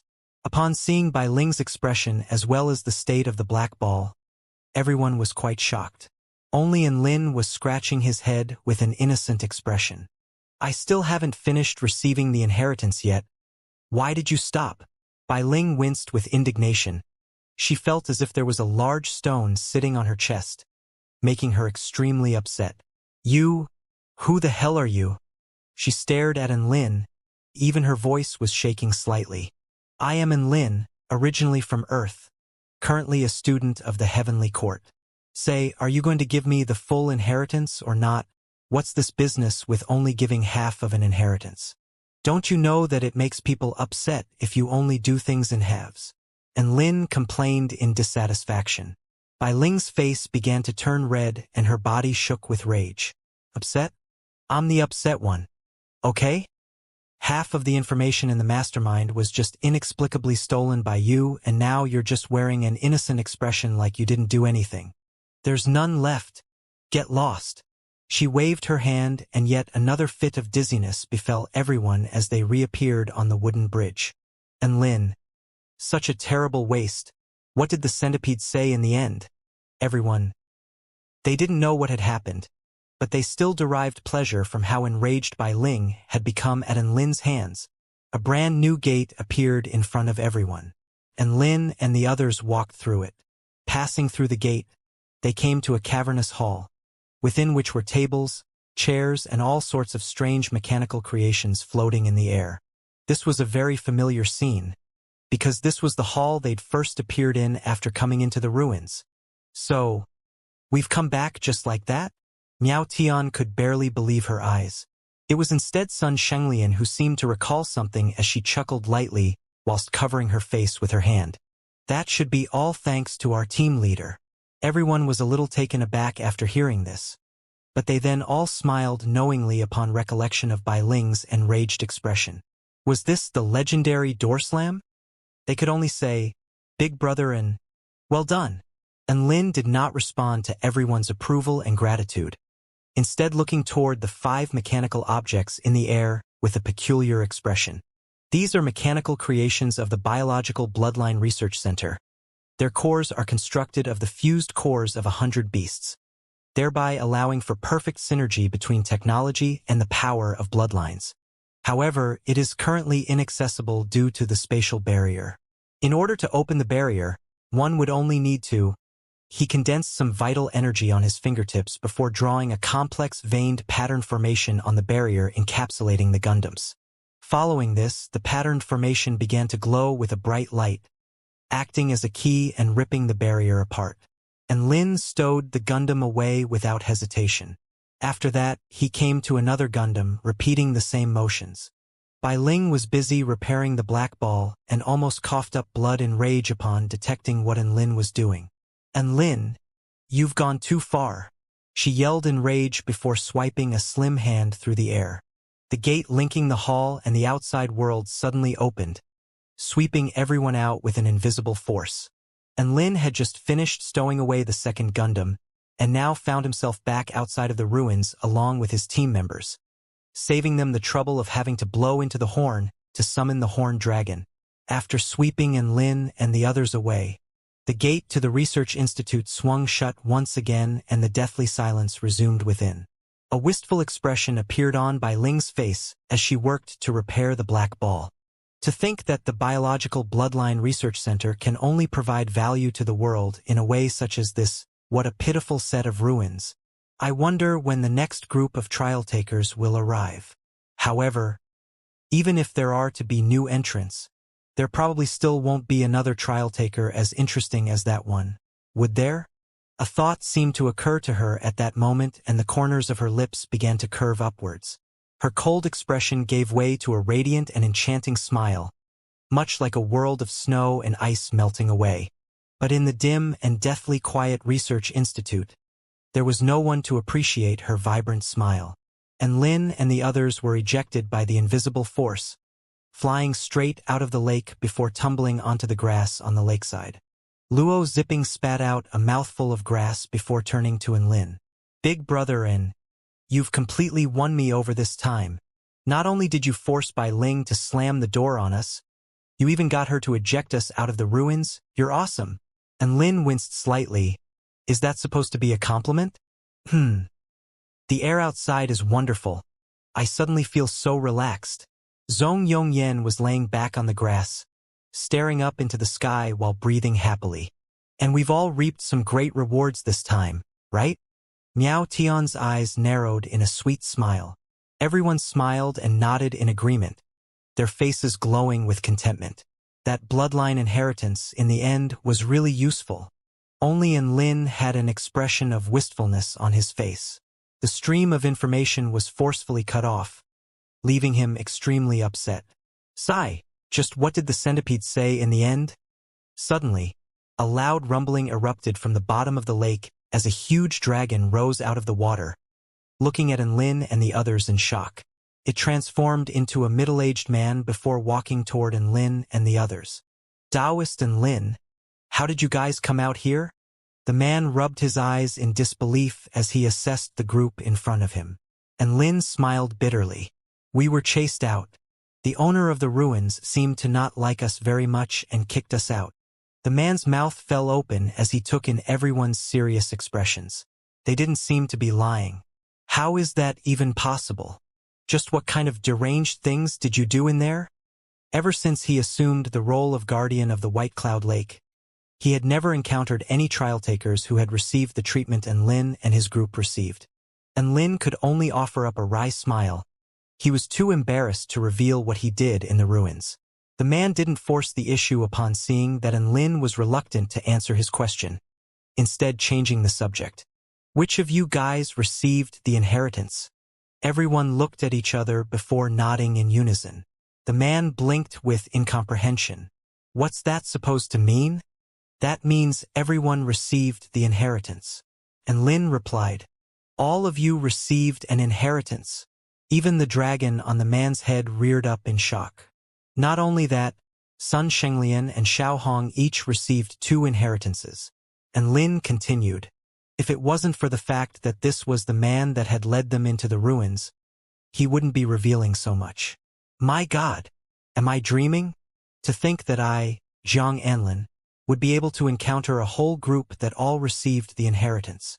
Zhang Anlin laughed and yelled with excitement. Everyone looked at each other in confusion, wondering why the man in front of them was making such a commotion. Could it be that you guys survived the trial with a survival rate of 0? Zhang Anlin's eyes became even brighter than Xiao Chao's. Everyone nodded. And did a string of new information appear in your minds after receiving the inheritance? Zhang Anlin asked excitedly. Everyone looked at each other again before nodding. Ha ha ha ha. That's fantastic, ha ha ha. Zhang Anlin began to dance with joy, and Lin winced in confusion. Has he gone crazy? Everyone nodded in agreement. From what it looked like, even if he wasn't crazy, he wasn't far away either. After dancing with joy for a short while, Zhang Anlin finally realized that he had let his emotions get the better of himself. He forced himself to calm down, but his next words still came out in a rush. You guys have to come with me to see Master Tianyu and notify her of the information you've received. She will definitely reward you lavishly for the information. Master Tianyu? A thought suddenly occurred to Zhong Yongyan, and his pupils contracted with shock. This Master Tianyu you're speaking of, could this be the daughter of the Celestial Maiden Tianyu? That's exactly who I'm talking about. Jiang Anlin smiled. You wouldn't refuse a reward from her, would you? The Celestial the Arch was the monarch of the heavenly court, ruling over the land as a transcendent being in the kingdom of the 9 states. It was said that he had 7 daughters, the youngest of whom had the Tao title of Tianyu. She was bright and very skilled with her hands, with a kind heart to match. She was the Celestial Thearch's most beloved daughter. A reward from Celestial Maiden Tianyu was an extremely rare opportunity. Everyone was extremely excited upon hearing this, immediately agreeing without much thought. Jiang Anlin also breathed a sigh of relief upon seeing everyone's reactions. Master Tianyu resides at the peak of the Cloud Mountain. I can accompany you there. The peak of the Cloud Mountain? And Lin hesitated slightly, and the rest of the team members seemed to detect that something was amiss as well. Everyone looked toward Lin. Didn't he go bungee jumping off the peak of the Cloud Mountain? And Lin's heart tightened with apprehension. At the peak of the Cloud Mountain was a small cherry blossom forest, where a woman named Lin Junjun resided. Aside from her, there didn't appear to be anyone else. Mr. Jiang, does Celestial Maiden Tianyu reside alone at the top of the Cloud Mountain? And Lin asked nervously. Jiang Anlin was a bit confused by Lin's question but still replied truthfully after a moment of hesitation. Yes, Master Tianyu often cultivates in the Tao of Art atop the Cloud Mountain. Commoners don't have the right to access the peak of the Cloud Mountain. Cultivate in the Tao of Art? You mean drawing that hilarious white crane? It seemed to be her all right, and Lin winced as he made the connection. He was one of the commoners Jiang Anlin was referring to. Not only that, he trespassed on her territory and even taunted her art. Fuck. He'd be screwed if he went back there. Cold sweat began to materialize on his forehead as he recalled Lin Junjun's brutality. No, he definitely couldn't go. Ow! And Lin clutched his stomach in pain before slowly sitting down. HM? Are you okay, Mr. N? Jiang Anlin made his way over to him with a look of concern. My stomach suddenly doesn't feel right and my legs are a bit weak. I don't think I can walk. How about you guys go to Cloud Mountain without me? I need to rest for a bit. And Lin feigned great pain as he spoke. Jiang Anlin laid a hand on Lin's stomach, immediately following which a rush of warmth spread through Lin's body. He then furrowed his brows in confusion. That's strange, Mr. N. I can't detect any ailments or abnormalities in your body. Perhaps it is from some impure substance in the ruins. And Lin narrowed his eyes and grimaced in pain. Jiang Anlin was even more shocked upon hearing this. Then we have to go now. Poison from the ruins could be fatal.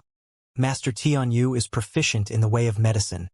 She can cure you of any hidden ailments. And Lin's pupils contracted drastically. Holy fuck. Get her to cure me? As in physical abuse treatment? Boom. Jiang Anlin transformed into a 100-foot-long horned dragon before rising into the air. A gale wind blew past and swept everyone onto his back. Chains of cloud and mist subsequently materialized out of thin air, locking everyone firmly in place with no chance of escape, including Lin. Be at ease, Mr. N. I will deliver you to Master Tianyu as soon as possible, so she can administer her treatment. The 100-foot-long horned dragon flew quickly toward the top of the Cloud Mountain as he comforted Lin. I'm not at ease at all, you can actually go a little slower. Tears welled up in Lin's eyes as he sat on the dragon's back. As he witnessed the approaching Cloud Mountain, he knew he was screwed. At the summit of the Cloud Mountain, peach blossoms were in full bloom and a light breeze blew gently. After painting for quite a few hours, Lin Junjun stretched lazily. She stood up and her white robe perfectly encapsulated her body, highlighting her exquisite curves. At this moment, her voice transmission talisman began to flash again. Yes, what's up? She activated the voice transmission talisman and a calm male voice replied. Master Tianyu, the trial takers have returned and on top of that, they all received the inheritance of the ruins. Lin Junjun was shocked into silence for a moment before an expression of pleasant surprise surfaced on her face. She knew what it entailed if all the members of the party received an inheritance. Quick! Bring them all here, Lin Junjun urged happily. Master Tianyu, I'm outside the array formation right now. Zhang Anlin replied. Lin Junjun opened the array formation without hesitation upon hearing this. She hesitated for a moment. This setting didn't seem grand enough for such important guests. Hence, she waved her hand and the baggy sleeve of her robe flapped through the air. Instantly, peach blossom petals danced through the air.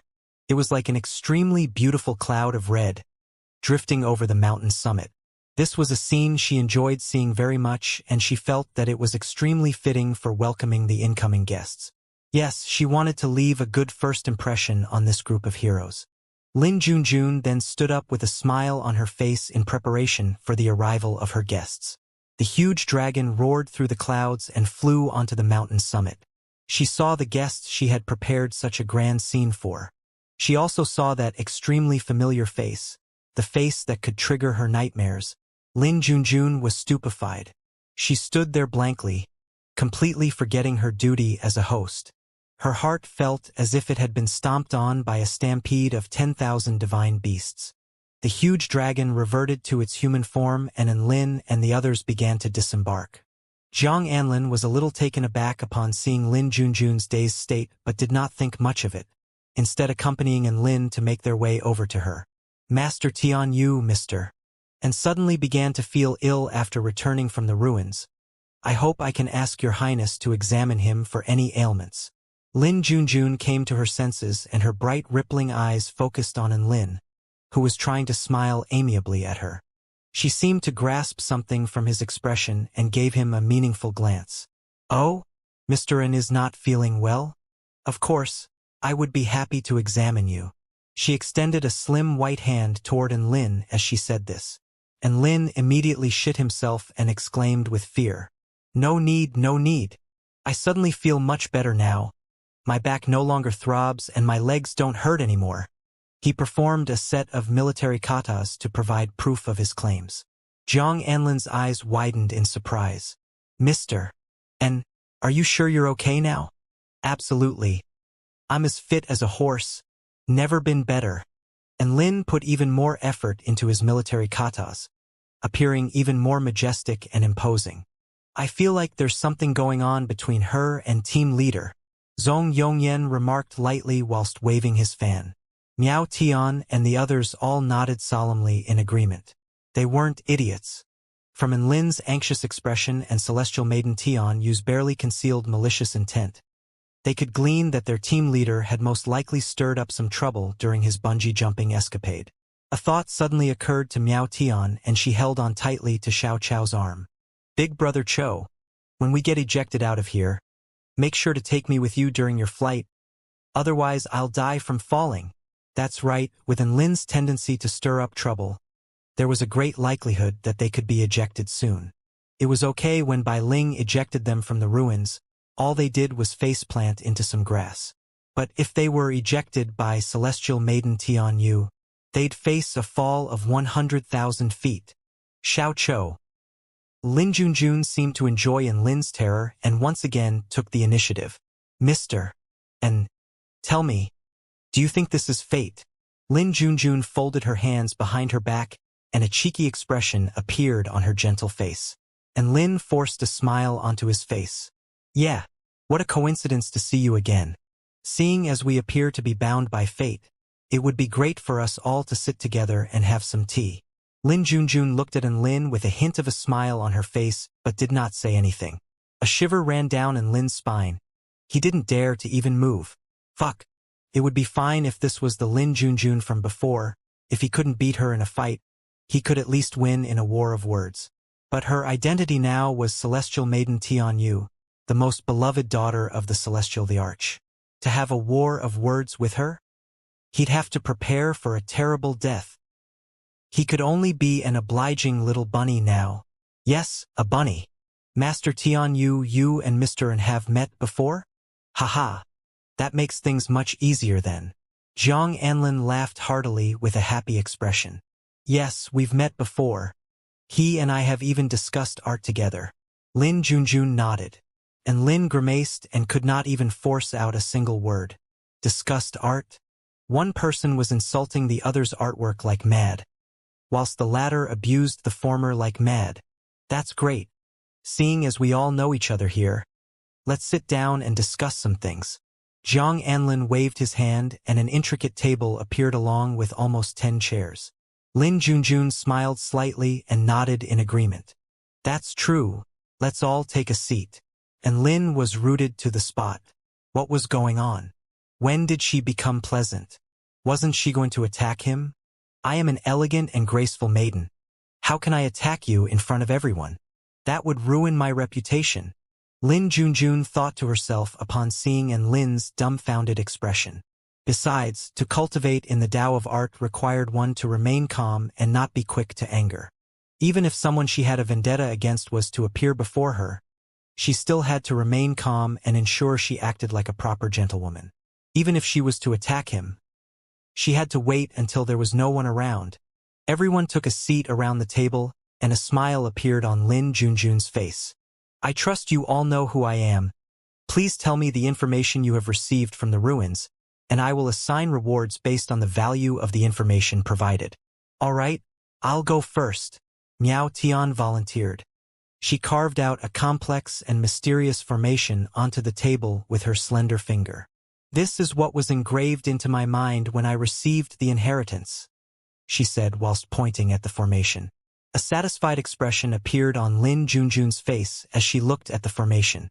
A paintbrush appeared in her hand, and she began to replicate the formation on a piece of paper.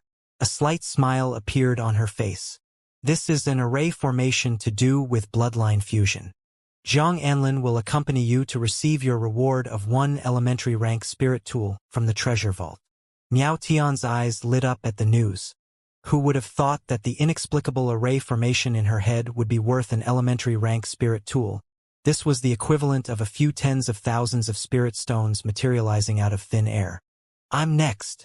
Luo Zipping's eyes also lit up upon seeing the reward which was offered, and he scribbled down a string of strange symbols onto the table. Lin Junjun copied the symbols onto a piece of paper and spoke softly. This is a curse to congeal one's consciousness. You may receive a second-grade spirit pill from the treasure vault. A second-grade spirit pill was a little lacking in value compared to an elementary rank spirit tool, but it was still a fantastic reward which Luo Zipping was very happy with. Following this, Zhong Yongyan received a second-grade spirit pill. Sun Xinglian received a third-grade spirit pill and an elementary rank spirit tool. Xiao Chou received an elementary rank spirit tool, and Xiao Hong received a second-grade spirit pill as well as an elementary rank spirit tool. Everyone was very happy with the rewards that they'd received. All this information which they felt was useless earned them all these treasures. How could they not be happy? Now it's your turn, Mr. N. You're the team leader, so you must have some very valuable information, right?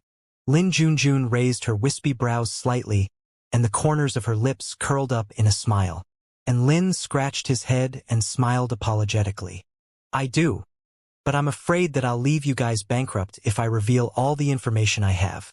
Lin Junjun's eyelids jumped a little. What do you mean by that? And Lin shrugged.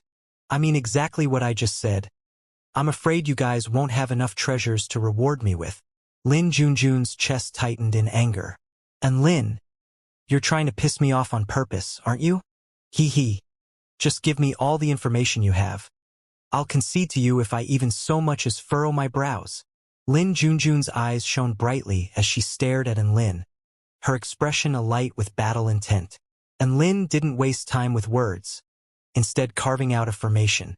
Lin Junjun copied the formation onto a piece of paper.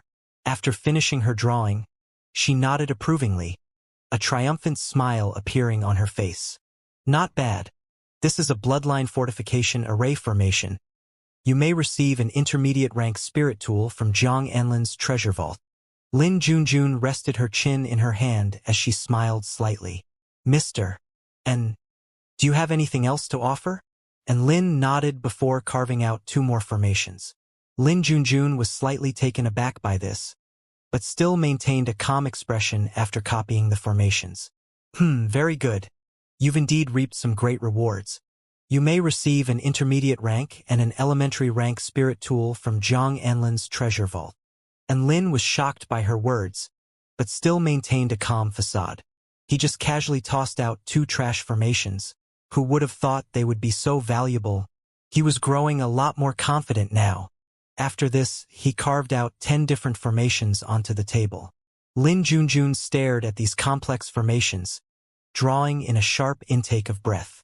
The momentum was clearly in favor of Lin, but she couldn't furrow her brows. After replicating the 10 formations, she amended the rewards.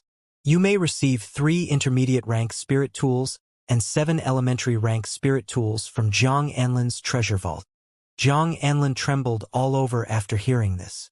Master Tianyu, there aren't enough intermediate rank spirit tools. Lin Junjun was also at a slight loss, before quickly recovering her composure. I recall that you have a high-rank spirit tool in your treasure vault, which can count for 3 intermediate rank spirit tools. Just give that to him. Zhang Anlin's heart bled, but he still agreed. Everyone cast looks of admiration toward Lin. And Lin, meanwhile, sat in his chair, calm and collected, seemingly unmoved by the reward on offer, earning him even more respect from his team members. See, this is what true poise looks like. It seemed as if receiving a dozen spirit tools was a commonplace event for him. This was the great god and that they all revered. All right, if that is the extent of the information you got, then you can all go to receive your rewards from Zhang Anlin's treasure vault. Lin Junjun stood up with a smile. Hold on. I still have more information to offer. Why are you in such a rush? And Lin waved his hand whilst rolling his eyes at Lin Junjun.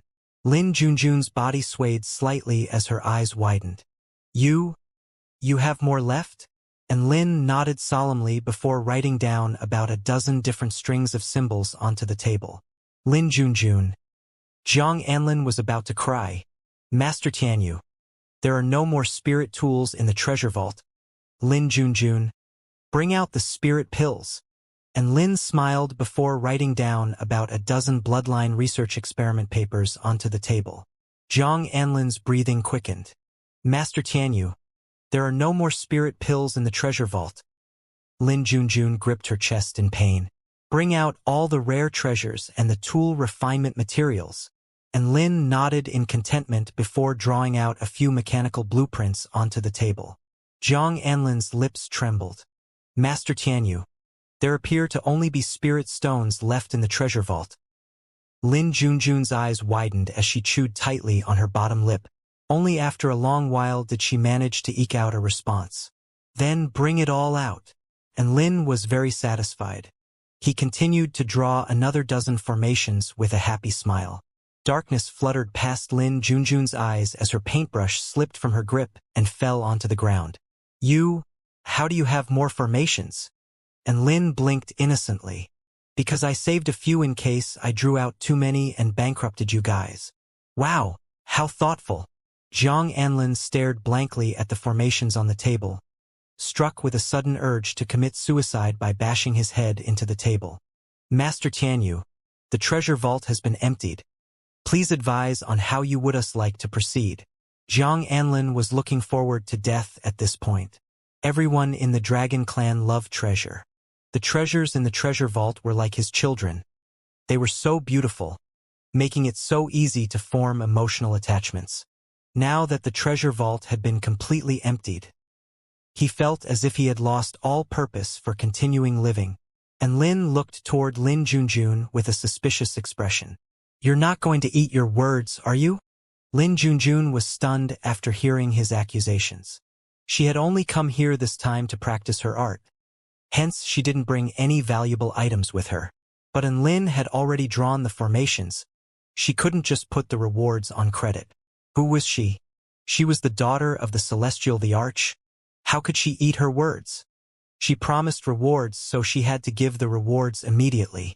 Lin Junjun steeled her heart and pulled off her white jeweled necklace before handing it to Lin with gritted teeth.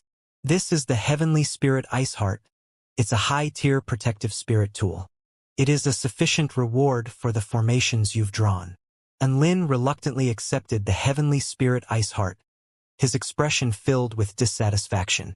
He cast his gaze toward Lin Junjun with an expression that seemed to accuse her of driving him a hard bargain. Lin Junjun's chest tightened and she almost spat out a mouthful of blood. Who should actually be the upset one here? This was her most prized accessory, and she was now giving it to Enlin, but he was looking at it with an expression full of reluctance. And Lin's reluctance was actually not without reason. This was a very feminine necklace. He had no urge to wear it for himself, so he was naturally quite reluctant to accept it. And so, he continued to write out a dozen different strings of symbols onto the table. Lin Junjun was completely stupefied. Jiang Anlin was dumbfounded. All the team members' mouths were agape as they rubbed their eyes in disbelief. I think I'm beginning to understand why we were kicked out by Ling. Just how much fucking information did he obtain? Luo Zipping said with disbelief on his face. Was this information really obtained? He couldn't have robbed all this information from the mastermind realm, could he? Zhong Yongyan winced. From what it looks like, I feel like he's still got a lot of information in reserve. Sun Xinglian spoke. As expected of Big Brother and so overpowered. Miao Tian admired with her arm tightly encircling Xiao Chao's. She could already foresee what was about to take place next. Upon seeing Lin Junjun's stupefied state, and Lin blinked in surprise. What is it? Have you guys run out of stuff to give?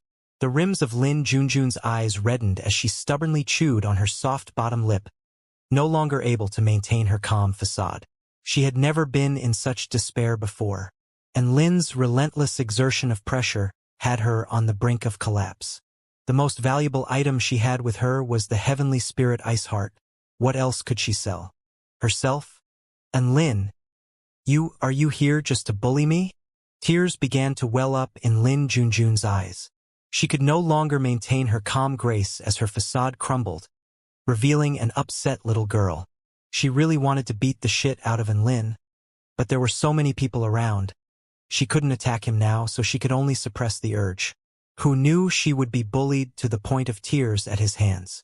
That's okay, don't cry. I don't need the rewards if you don't have any left. And Lin conceded as he wiped away the symbols on the table.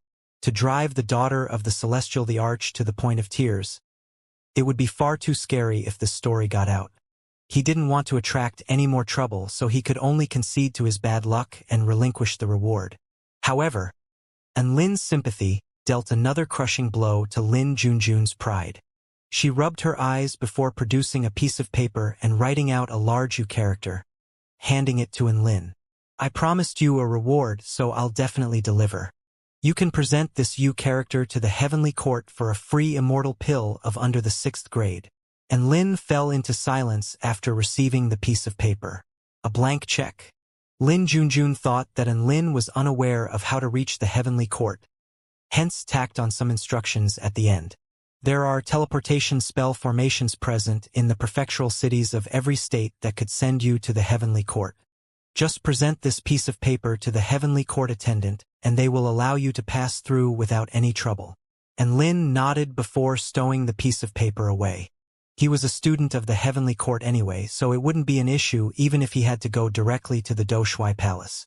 However, to be able to exchange a dozen combinations of symbols for an immortal pill, that was a very alluring reward. Hence, he cast his gaze toward Lin Junjun before opening his mouth testily. Also, I still have a lot of information left. Do you still want it? Tears flooded from Lin Junjun's eyes like a broken dam. Lin Junjun cried. She felt like Enlin was definitely sent down by the heavens to test her Tao heart. Although, this was already the second time that she felt this way. She was responsible for collecting information from the ruins, so all the rewards she issued out could be reimbursed by the Heavenly Court's treasure vault. Hence, there was no actual loss to her and Jiang Anlin for issuing these rewards. But that was beside the point. The point was, she felt like she had been greatly wronged, and she had no one to even express these upset feelings to. This was supposed to be her territory. She should have been the proud host bestowing rewards upon everyone. But now, she had instead become a pauper that couldn't even pay out their rewards. Did she have the audacity to continue writing out blank checks in exchange for information? She'd probably be despised by Enlin. No, she had already been despised. In the face of the man who had taunted her before, she lost again, and this was a complete and utter loss. To be honest, Jiang Anlin, and Lin and the others were all at a loss for what to do in the face of Lin Junjun's tears. Lin Junjun wiped away the tears from the corners of her eyes before tossing a white card toward Lin. Take this with you. I'll come to you for information at a later date. Jiang Anlin. Take them to your treasure vault to receive their rewards. She stalked away toward her small wooden cabin without even seeing off her guests after completing her sentence, appearing completely broken. Jiang Anlin nodded solemnly. In truth, all he needed to do was take them to the treasure vault and hand them the key. All the treasures in the treasure vault belonged to them now anyway, and so, Lin and the others all left the summit of the Cloud Mountain in high spirits.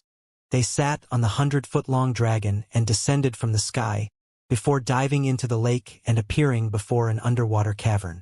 There was a soft white light escaping from the cavern with 2 giant prawns armed with spears guarding the entrance. And Lin was enraptured upon seeing this. This was the first time he had seen this type of prawn. Within the hard outer shell, its flesh was white tinged with red, appearing to be quite delicious. The prawn was feeling a little uncomfortable under Lin's malicious gaze, and it involuntarily took a few steps back to get further away from this deranged foodie. Jiang Anlin stopped to open up a bronze gate that appeared before them. Everyone was met with the sight of mountains of spirit stones, glowing spirit pills, all sorts of rare treasures, tool refinement materials, as well as spirit tools emanating powerful auras. Jiang Anlin stared at the treasures in front of him, taking a long while just to compose himself. He gazed at the treasures one final time with an extremely wistful look, as if expressing his final goodbyes. All the stuff here is yours. He immediately left after saying this. His heart wouldn't be able to take it if he saw everyone take his prized treasures away from him. Everyone looked at the vast expanse of treasures in the room, excitement fluttering in their hearts. And Lin smiled. You guys pick first, I'll take what's left. Everyone was extremely excited and began to pick and choose from all the treasures in the treasure vault. They hadn't forgotten what rewards they were entitled to, and all the treasures were labeled, making it easy for them to discern. Miao Tian picked out the elementary rank spirit tool, Moon Crescent Dagger. Sun Xinglian picked out a 3rd-grade spirit pill along with the elementary rank spirit tool, Snow Jade Sword. Zhong Yongyan picked out a 2nd-grade spirit pill. Xiao Chou picked out the elementary rank protective spirit tool, Black Crystal Armor. Xiao Hong picked out a 2nd-grade spirit pill as well as the elementary rank spirit tool, Sword of Frosty Rain. Xiao Hong placed all these items into the storage ring and Lin had given her before retreating back into his pocket. Immediately after this, Lin stowed away the remaining high-rank spirit tool, 2 intermediate-rank spirit tools, 10 elementary-rank spirit tools, over 20 high-quality spirit pills, a pile of tool refinement materials, and the over 300,000 spirit stones all into his storage ring. Everyone swallowed involuntarily with envy upon witnessing this scene. After emptying out the treasure vault, everyone finally made their way out. Jiang Anlin's heart throbbed with pain at everyone's satisfied expressions, but these were all rewards they truly deserved. Hence, he accompanied everyone out of the lake with extremely mixed emotions. After arriving back at the lakeside of the White Cloud Lake, everyone bade farewell to Jiang Anlin before resuming their journey. Zhong Yongyan waved his fan with contentment written all over his face. I'm not sure if you guys have noticed, but ever since we've come under the wing of Big Brother, we've encountered a series of fortunate events. I know, right? Miao Tian's intricate features were filled with delight as she began to count on her fingers. First we obtained the immortal fruit, then the bloodline inheritance, and we even got to pick out these treasures in the end. It hasn't even been 10 days, but we've already encountered so many fortunate events. The number of fortunate events I've encountered during this short period of time exceed that of which I've had in the last 20 or so years. Sun Shenglian smiled lightly as the breeze picked up strands of her silky hair, making her appear especially alluring. Luo Zipping laughed heartily. You can only say that this is as expected of Big Brother, and his title of the top student in our school is truly well-deserved. Everyone's compliments elevated Lin into the heavens. Even with his thick skin, he was starting to feel a little embarrassed. Xiao Chou made his way over at this time and wrapped an arm around Lin's shoulder. Big Brother I'm only now beginning to understand why you said one's cultivation base would progress quickly after encountering opportunities whilst traveling abroad. I can already faintly feel that I'm about to make a breakthrough soon after receiving the Dark God inheritance. Thank you. And Lin was quite happy to hear this as well. No need to thank me, we're friends. Congratulations. It'll be easier for our team in the future when you break through to spirit nurturing final stage. Xiao Chou had donned the black crystal armor already, making him appear even more powerful and imposing. However, he couldn't help but turn his head away upon hearing Lin's words. His bright light bulb-like eyes moved to the point of tears. A thought suddenly occurred to Lin. Oh right, Xiao Chou. How do you think a human should cultivate if they materialize a beast core? Xiao Chou was taken aback by this question. How is it possible for a human to materialize a beast core? That's not the point is, how should they cultivate if they were to materialize one? And Lin asked earnestly. Xiao Chou scratched the fur on his head, appearing a little hesitant. Then, they should cultivate using the methods spirit beasts do. But a human that has materialized a beast core can probably no longer be considered a human. They should be considered as a spirit beast instead. And Lin's heart throbbed with pain upon hearing this. Spirit beast and Lin? Xiao Chou continued with his analysis.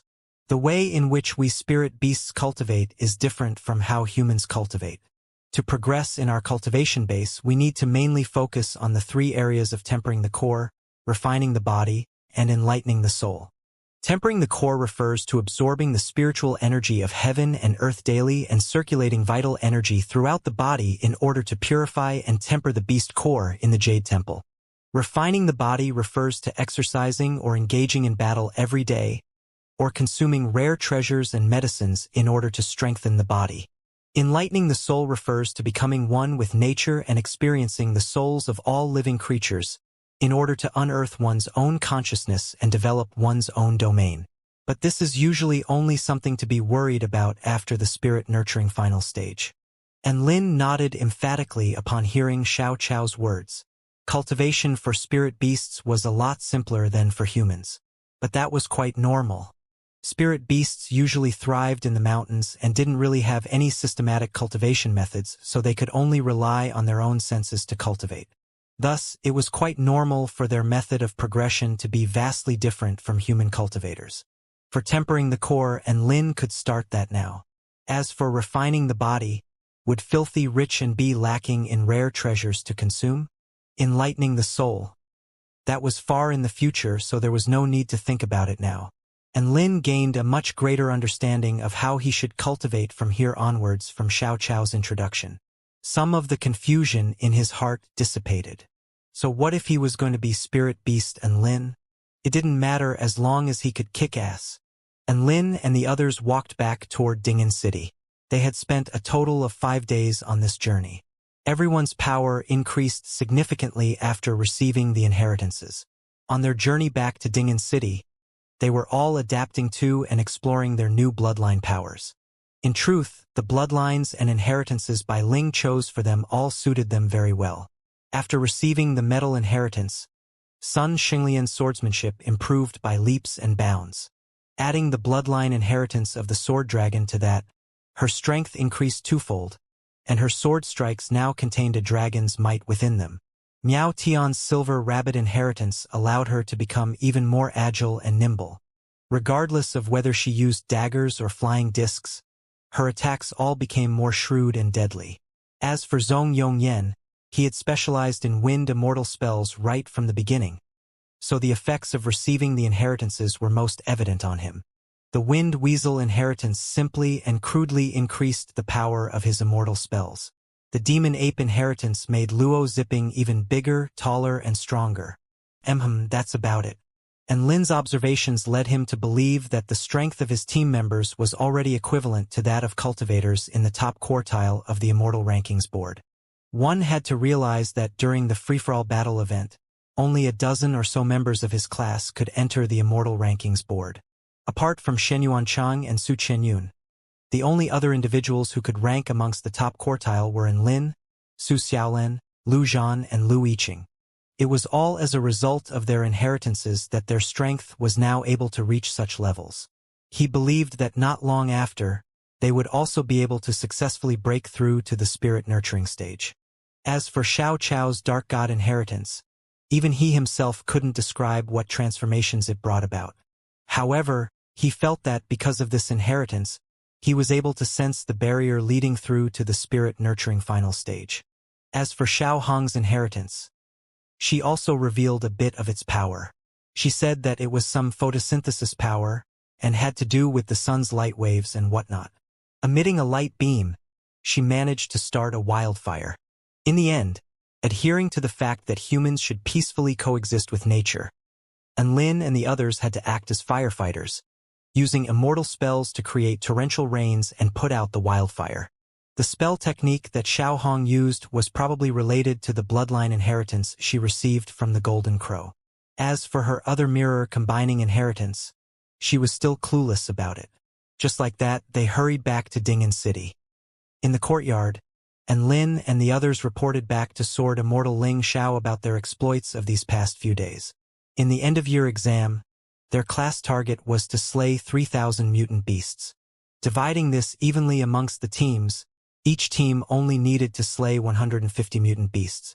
Now, however, Lin's team had already slaughtered 512 mutant beasts. Their result was ranked first amongst the 20 teams, and this made their homeroom teacher a little surprised. However, Sword Immortal Ling Xiao quickly accepted this. Lin and Xiao Chou were both already of the spirit nurturing stage, so it was only normal that they could achieve such results. Moreover, the auras of his other team members also felt a little different from before. Smiling as he looked toward them, Sword Immortal Ling Xiao remarked, "It looks like you guys had a very rewarding trip. Naturally. It looks like our team is going to become the champion." And Lin replied triumphantly, ignoring the implicature in Sword Immortal Ling Xiao's remark. After reporting their exploits, Lin and his team left the courtyard, each of them returning back to their own rooms. In the last 2 days of the end-of-year exam, Lin and his team didn't venture deep into the Myriad Mountain domain, only hunting in the regions surrounding Ding'an City. Even so, Lin's team still placed first when the end-of-year exam drew to a close. Because Lu Zhan's team found a spider den full of mutant beasts, they placed second. Following him was Shen Yuancheng, Su Chenyun, and Su Xiaolan's teams. One had to admit, strength played a vital part in this exam. Not surprisingly, Wang Xiaobai's bludger team came last, successfully dragging down the class result. It was rumored that Wang Xiaobai was even beaten up by their homeroom teacher.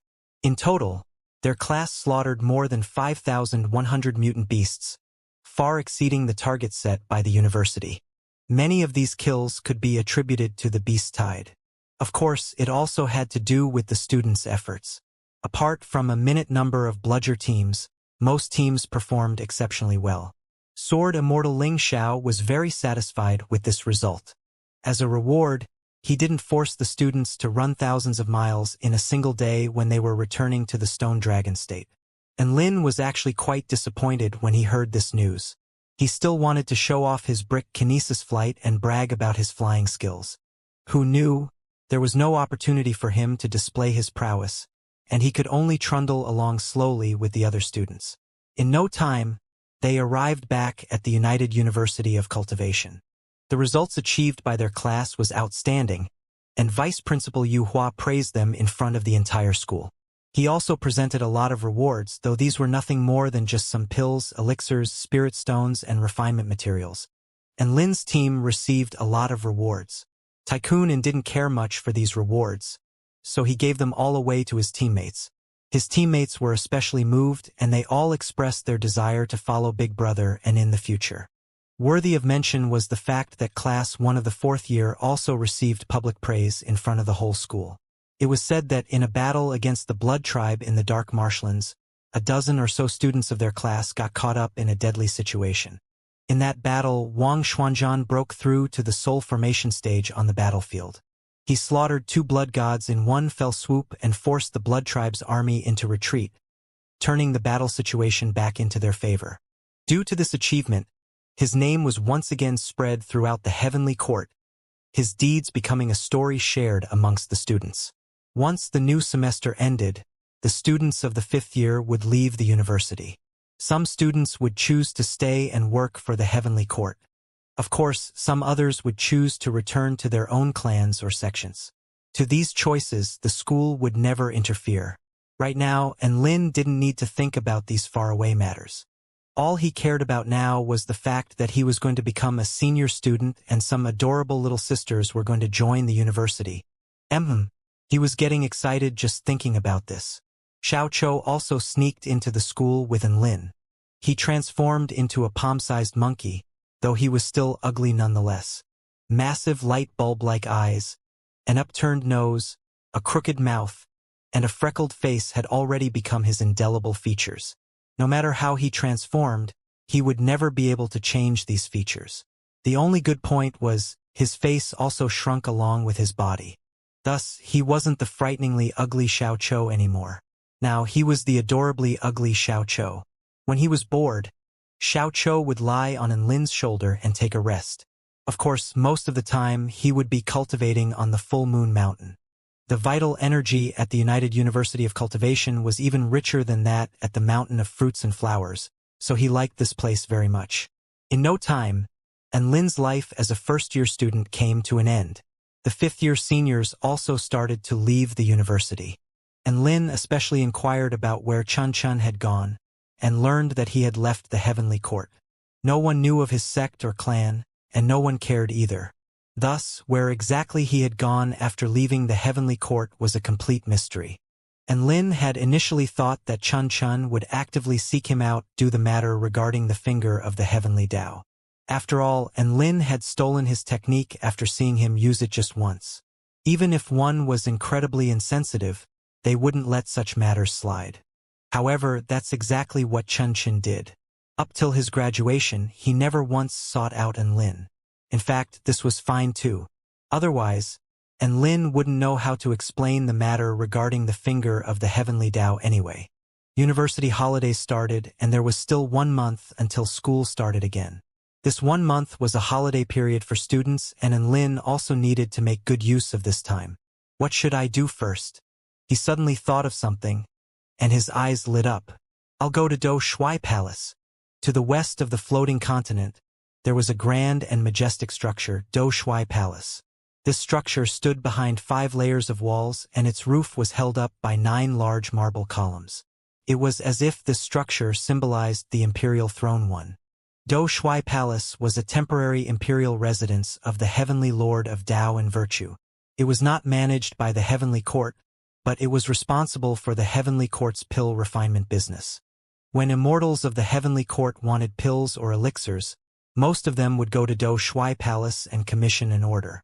Yi Shi the Enlightened, a disciple of the heavenly lord of Tao and virtue, was in charge of the refinement of immortal pills. He was one of the very best in the heavenly court when it came to pill refinements. Not only was the quality of his pills top-notch, but he was also a very efficient worker.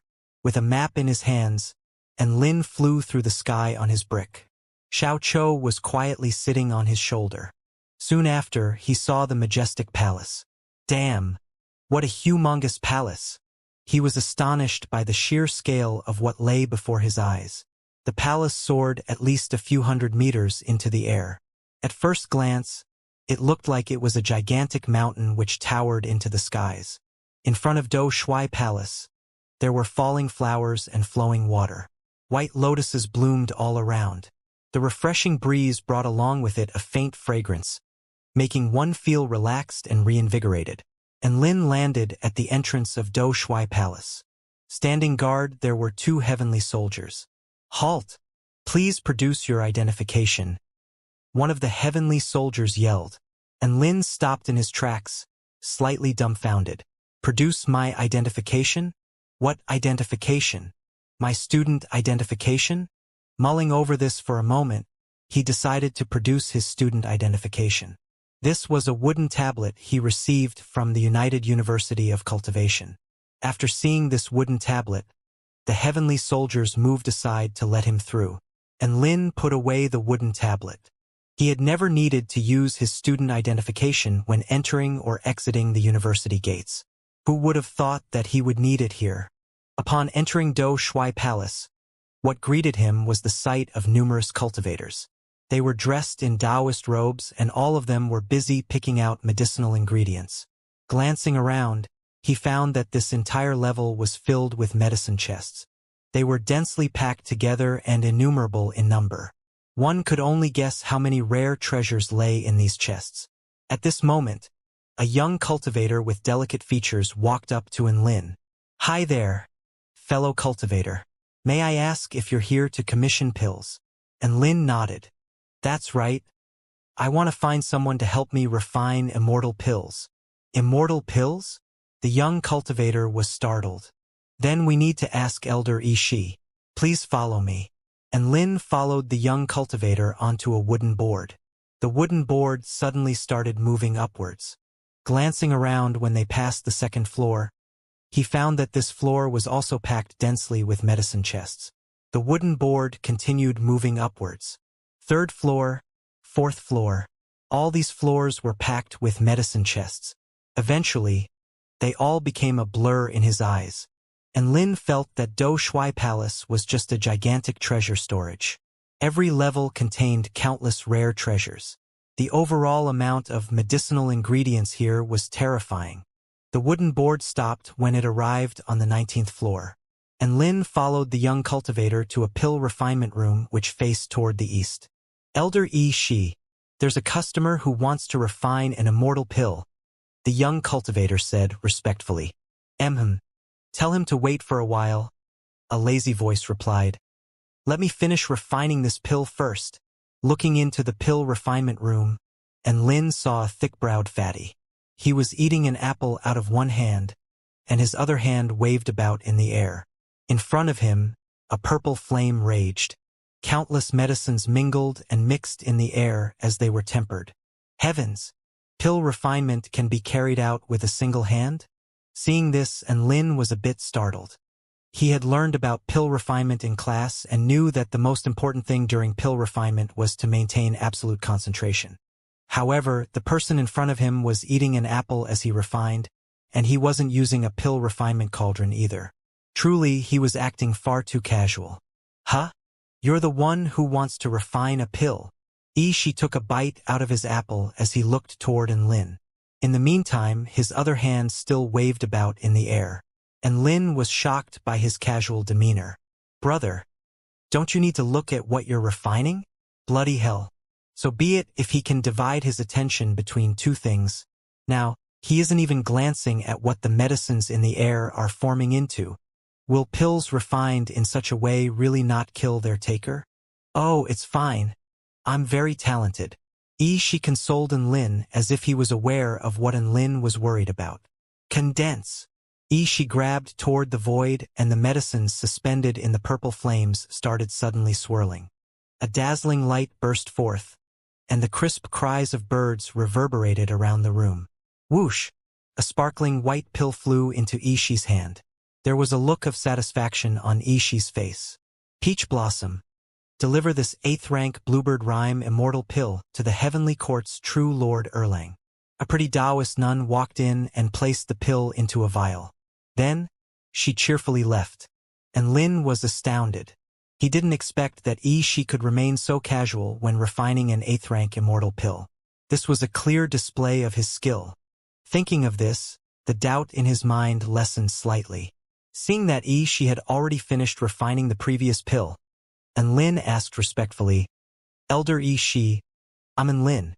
I want you to help me refine a 9th-rank wood-type immortal pill. May I please know how much that costs?" Hearing this, Ishi yawned. "There are several types of 9th-rank wood-type immortal pills, and they all cost a different amount. What type do you want? Drop me a name." I'm not sure about the type either," and Lin answered hesitantly. "Just give me the cheapest one." "Huh? You want the cheapest one?" Ishi blinked his large eyes and remarked, "Are you feeding pigs with your immortal pills? You're choosing the cheapest one straight away without even considering the special properties of the pills. What kind of mentality is this?" And Lin winced. I'm the pig that you speak of. Stage 1 Evergreen Technique. Condition. Consume 5 wood-type immortal pills in succession. As long as they were immortal pills, it was fine. Of course, he wanted the cheapest one. And Lin persisted. Elder Shi, can you please tell me how much the cheapest wood-type immortal pill costs? Shi answered grudgingly. Vitality increasing pill. 80,000 spirit stones each. This pill can temper one's body, replenish one's energy essence, and to a small extent, enlarge the capacity of the vital energy sea in one's jade temple. Do you want it? Only 80,000 spirit stones each? This was much cheaper than what he had imagined. And Lin nodded. Sure, he chuckled. Give me 5. Ishi's eyes bulged. Why do you want so many of this pill? After the first pill, the effects decrease dramatically if you take more. I feel like it. And Lin answered frankly. Ishi felt a throb in his chest. He didn't want to talk anymore. Fine, you're a rich fool, I can't convince you. Ishi didn't continue along with this conversation. Instead, he ordered a young Taoist to notify the medicine pickers below to prepare the medicinal ingredients. At this moment, Xiao Chou suddenly leaped onto a golden pill refinement cauldron, which sat in the room. Ishi had noticed this adorably ugly mini monkey long ago. He couldn't help but question, "What are you trying to do?" Xiao Chou scratched his head and replied, "I heard that Sun Wukong, the great sage of heaven, was refined in this cauldron for 49 days. In the end, he attained golden fiery eyes." Ishi grimaced. Xiao Chou's remark evoked an unpleasant memory in his mind. "You want to try?" he asked darkly. Xiao Chou shook his head. "And no, I just want to take a picture with it to commemorate this occasion." Ishi was perplexed. "What?" Xiao Chou looked toward Lin with his large light bulb-like eyes. And Lin took out his solar energy phone cooperatively. "Come here, Xiao Chou. Stand on top of the cauldron and make a peace sign with your hands." "Yes, just like that." And Lin cheerfully snapped a few pictures. "Done. Let's take a few more with your original form," he chuckled. Hearing this, Xiao Chou started transforming, eventually becoming an ugly monkey king as his name implied. "Look here, smile." Xiao Chou smiled an ugly smile. "Ishi, what's going on? Are these two retards here to buy pills? Or to tour around?" Xiao Chou raised the peace sign in both his hands above his head, making rabbit ears and trying to act cute. Ishi almost fainted at this horrifying sight, and he felt an urge to beat someone up. Just like that, Xiao Chou got a photo with the cauldron that his idol was refined in. If it wasn't for the fact that he still needed to help Lin refine 5 immortal pills, Ishi definitely would have swept these two retards out with a broom. The young Taoist returned after gathering the medicinal ingredients. The storage ring flashed, and all kinds of rare and exotic medicines were piled into a small hill on the floor, emitting strong waves of spiritual energy as they lay there. Ishi just wanted to see off these two retards as soon as possible. Thus, he waved his sleeve and made all the ingredients float into the air. Immediately afterward, he blew a purple flame from his mouth, enveloping all the ingredients suspended in the air. By the looks of it, he seriously intended to refine 5 immortal pills at once. And Lin's eyes widened at the sight of this. He thought that Ishi was definitely a supremely skilled master. Being able to witness Ishi refine 5 immortal pills at once was definitely a rare opportunity.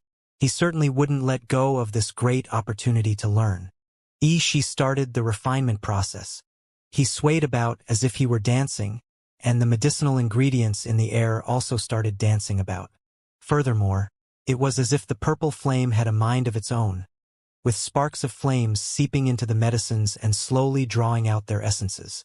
And Lin nodded as he watched on, and even started to grade him in his mind. Flame control, full marks. Medicinal ingredients control, 9 marks. Dancing, negative marks. After a while, condense, Ishi bellowed. Instantly, the purple flame whistled and shone brilliantly. 5 glistening green immortal pills appeared in the air, and an extremely rich aura of vitality spread throughout the air, making one feel full of vigor with every breath they drew. "Go!" Ishi waved his sleeve and the immortal pills flew toward Lin. And Lin caught the 5 immortal pills excitedly, and he looked as if he was cradling some rare treasure. He took 400,000 spirit stones out from his storage ring and placed them on the floor. Thankfully, this pill refinement room was very large. If it wasn't, this room would be bursting with this mountain of spirit stones after putting the spirit stones into his storage ring. Ishi saw that Lin had already placed an immortal pill in his mouth. "You're eating it now?" he exclaimed in surprise. And Lin blinked in confusion. "Is there a problem?" Ishi grimaced and cleared his throat. "There's no problem per se. It's just that. Don't you need to find a tranquil environment and meditate first or something? Just like eating a plate of gourmet delicacies, the experience would be greatly affected depending on whether one ate it in a serene environment or chaotic environment." And Lin shook his head. "No need. I think right here's pretty good." Saying this, he swallowed the immortal pill. A pure burst of vitality started spreading throughout his body, causing him to feel extremely comfortable and refreshed. The immortal pill dissolved in his body, the energy contained within coursing through his veins and invigorating him with energy essence. His flesh and bones started to become even stronger. The vital energy of the heaven and earth surged into his jade temple, expanding the sea of vital energy within and causing it to churn. "Ah, amazing!" And Lin exclaimed in pleasure, his face glowing with health and vigor. He never would have imagined that even the lowest-ranked immortal pill would have such an astonishing effect. After fully absorbing the immortal pill, he took out another one and popped it into his mouth. Ishi jumped in fright. "You're eating more?" And Lin was a bit puzzled as he looked toward Ishi. "Can't I?" Ishi felt a bit frustrated. "This isn't an issue of whether you can or you can't. Didn't I already tell you? If you repeatedly eat the same type of immortal pill, the effects of them will continue to decrease." And Lin nodded earnestly. "So what you're saying is that there's still some effect, no?" Saying this, he swallowed the immortal pill. "Ah, amazing!" Powerful bursts of vitality flowed through Lin's body, causing him to involuntarily moan. Ishi. After digesting the second immortal pill, Lin started eating the third one.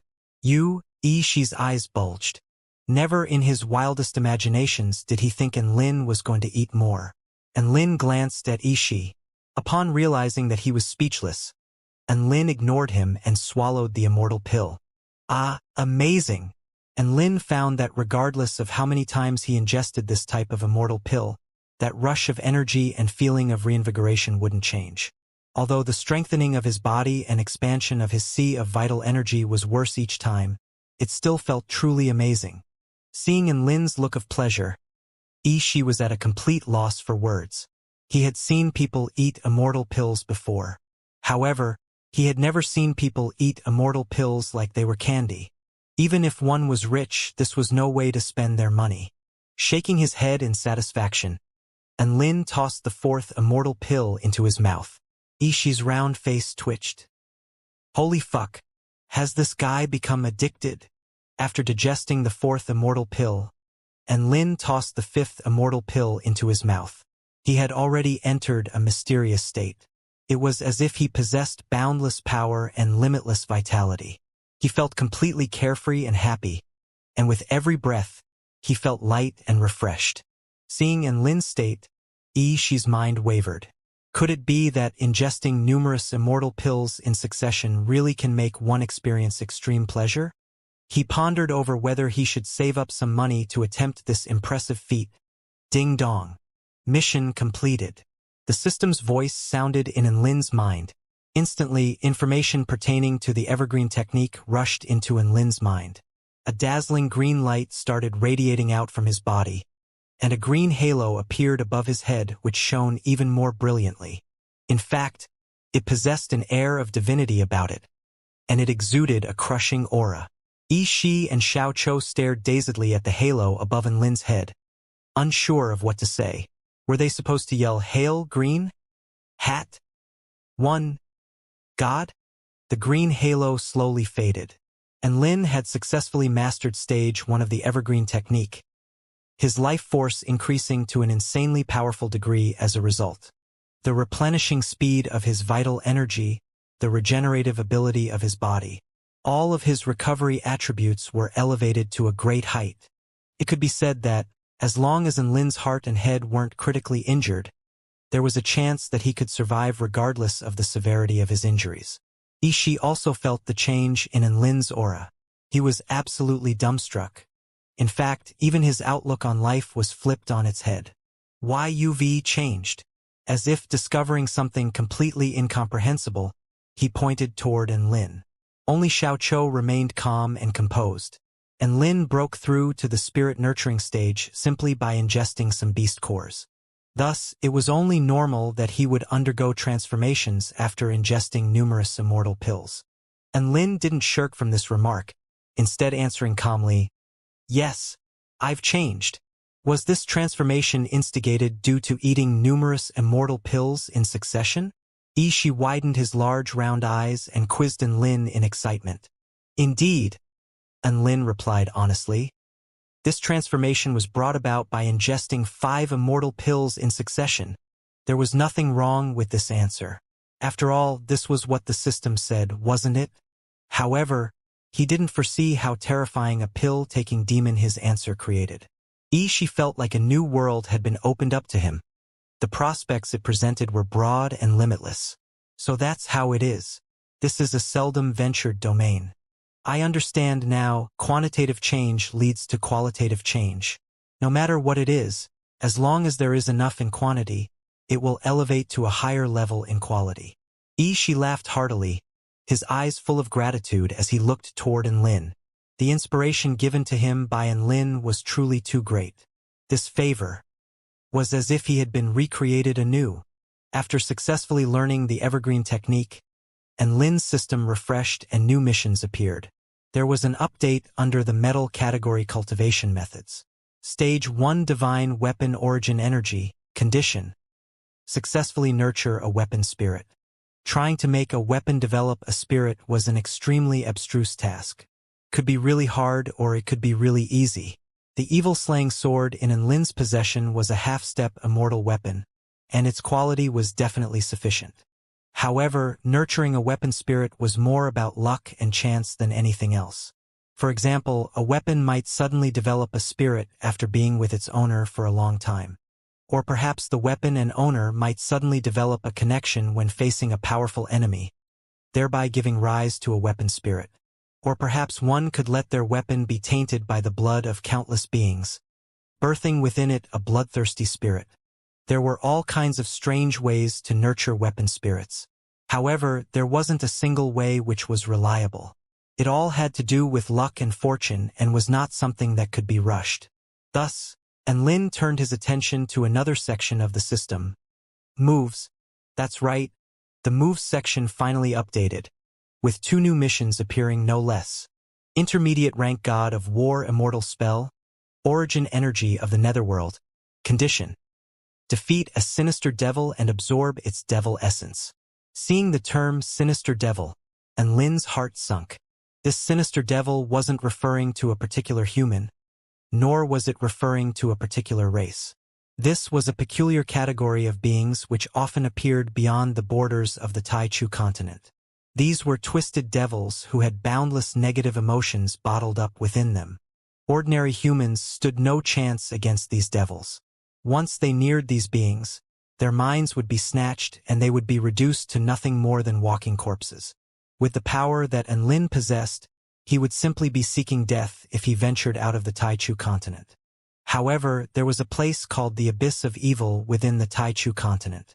Apparently, there was a tiny number of sinister devils which roamed that abyss, and their strength was relatively weak.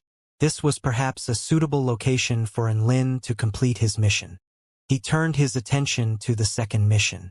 Intermediate rank God of War Sword Technique, 6 strikes of the War God, Condition. Sign a contract with 2 spirit beasts. This mission, Enlin glanced toward Xiaoqiu, then also thought of Dubai. Instantly, he determined that this was the mission which he had the greatest chance of completing. An intermediate rank God of War Sword Technique was definitely going to be super powerful. One had to realize the mountain-quaking fist which Enlin commonly used was only an elementary rank God of War Immortal spell.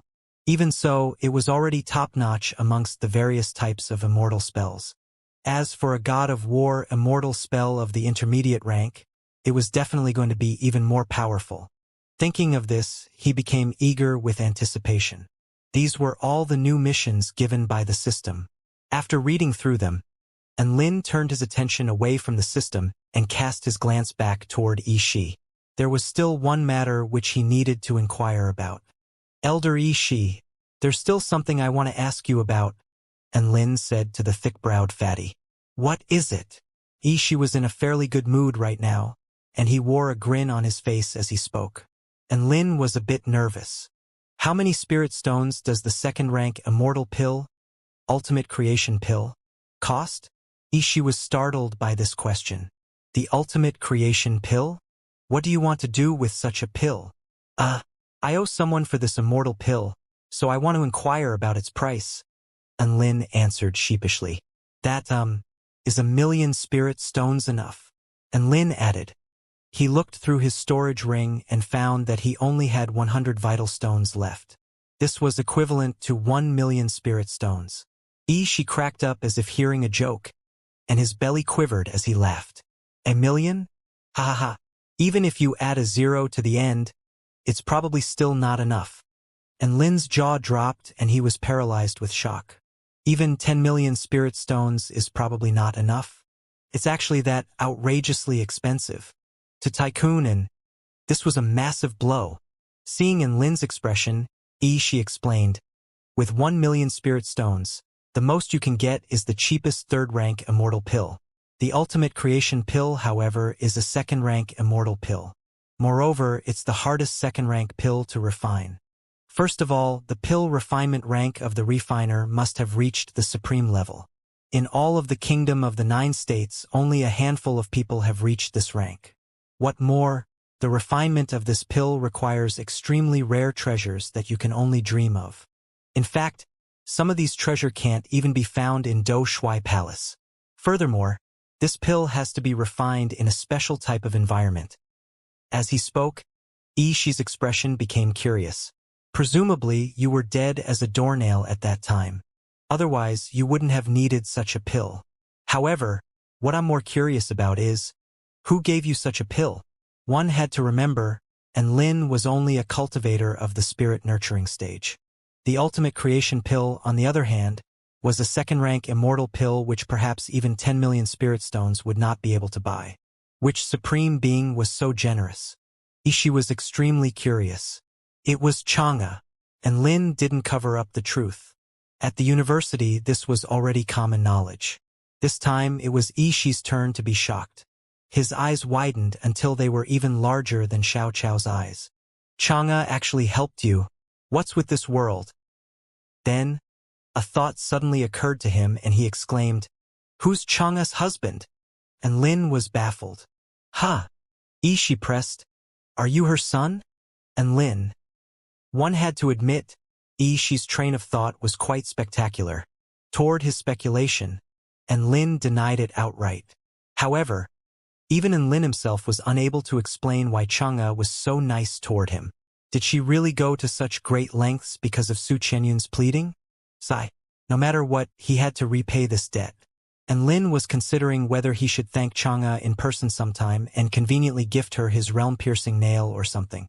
And Lin didn't end up using the free immortal pill coupons given to him by Heavenly Emperor Ziwei and Celestial Maiden Tianyu. After all, he still hadn't decided which pills he wanted.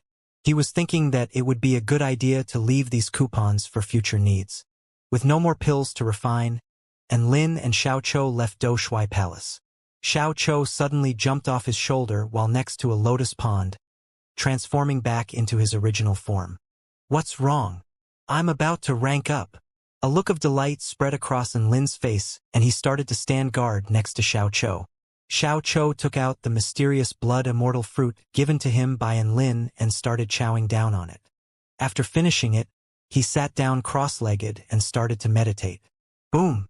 Vital energy of the heaven and earth swarmed about, forming a swirl of vital energy which started surging into Xiao Chou's body. The wind howled about, and claps of thunder could occasionally be heard. It had to be said, The stir caused by breaking through to the spirit-nurturing final stage was quite large. As the swarm of vital energy grew more and more violent, a great number of black flames suddenly erupted from Xiao Chao's body. These black flames enveloped his body, and it seemed like they were going to swallow all matter. Glancing at it, it was as if one's mind was also going to be sucked in and engulfed by them. The earth surrounding Xiao Chou became scorched black, and the plants also started to wither and die. And Lin was alarmed by this sight. Clearly, he didn't understand why such flames would suddenly erupt from Xiao Chao's body.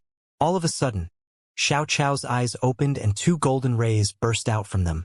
They cut through the black flames and, like two rays of sunshine, sliced open the thick layer of dark clouds. A mysterious aura swept through the surroundings, causing the white lotuses in the lotus pond to darken. Glancing over, and Lin found that all of the lotuses in the pond had turned black. They appeared sinister and chilling, yet magnificent at the same time. The black flames subsided, and the radiance in Xiao Chao's eyes also dimmed. He stood up and stretched. His aura had become powerful and vast. Success! During this one-month holiday, and Lin's friends all had their own matters to attend to. Su Qinyun had returned to the Greenwood Imperial Palace to assume her position as princess, and Shen Yuanchang had also returned to the 10,000 Spirits Immortal sect to enjoy his stature as young master.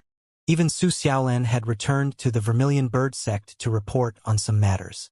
As for Lin's old teammates, they also returned to their homes or their sections. Only a few people decided to stay at the university. Luckily, he had Xiao Chou and Xiao Hong to accompany him. Otherwise, he really would have been cold, lonely, and empty. Life at university really was quite boring. And Lin tempered his beast core every single day. After ingesting 5 immortal pills in succession, his cultivation base had improved markedly.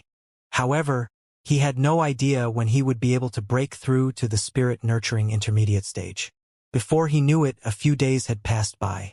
The human, monkey, and flower had even become bored of playing Fight the Landlord, and Lin felt that he needed to enrich his holiday life. How would he enrich it? For some reason, that white figure drifted into his mind. I'll go to the mythological beast sect.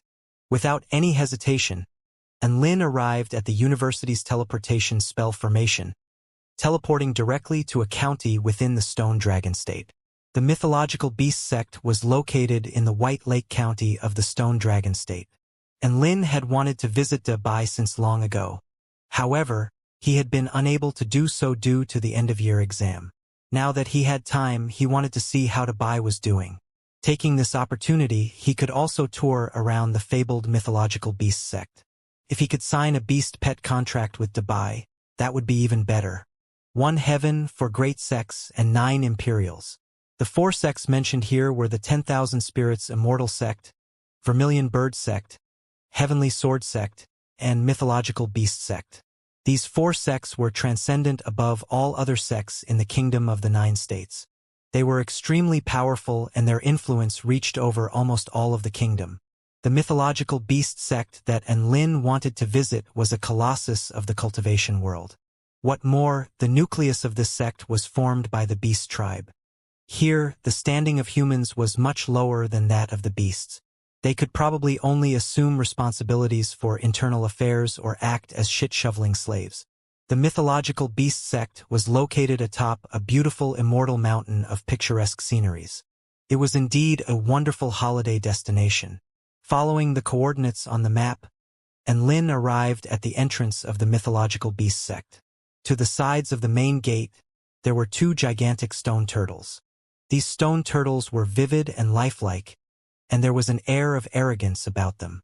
Glancing at their eyes, a feeling of inferiority unexpectedly surfaced in Lin's mind.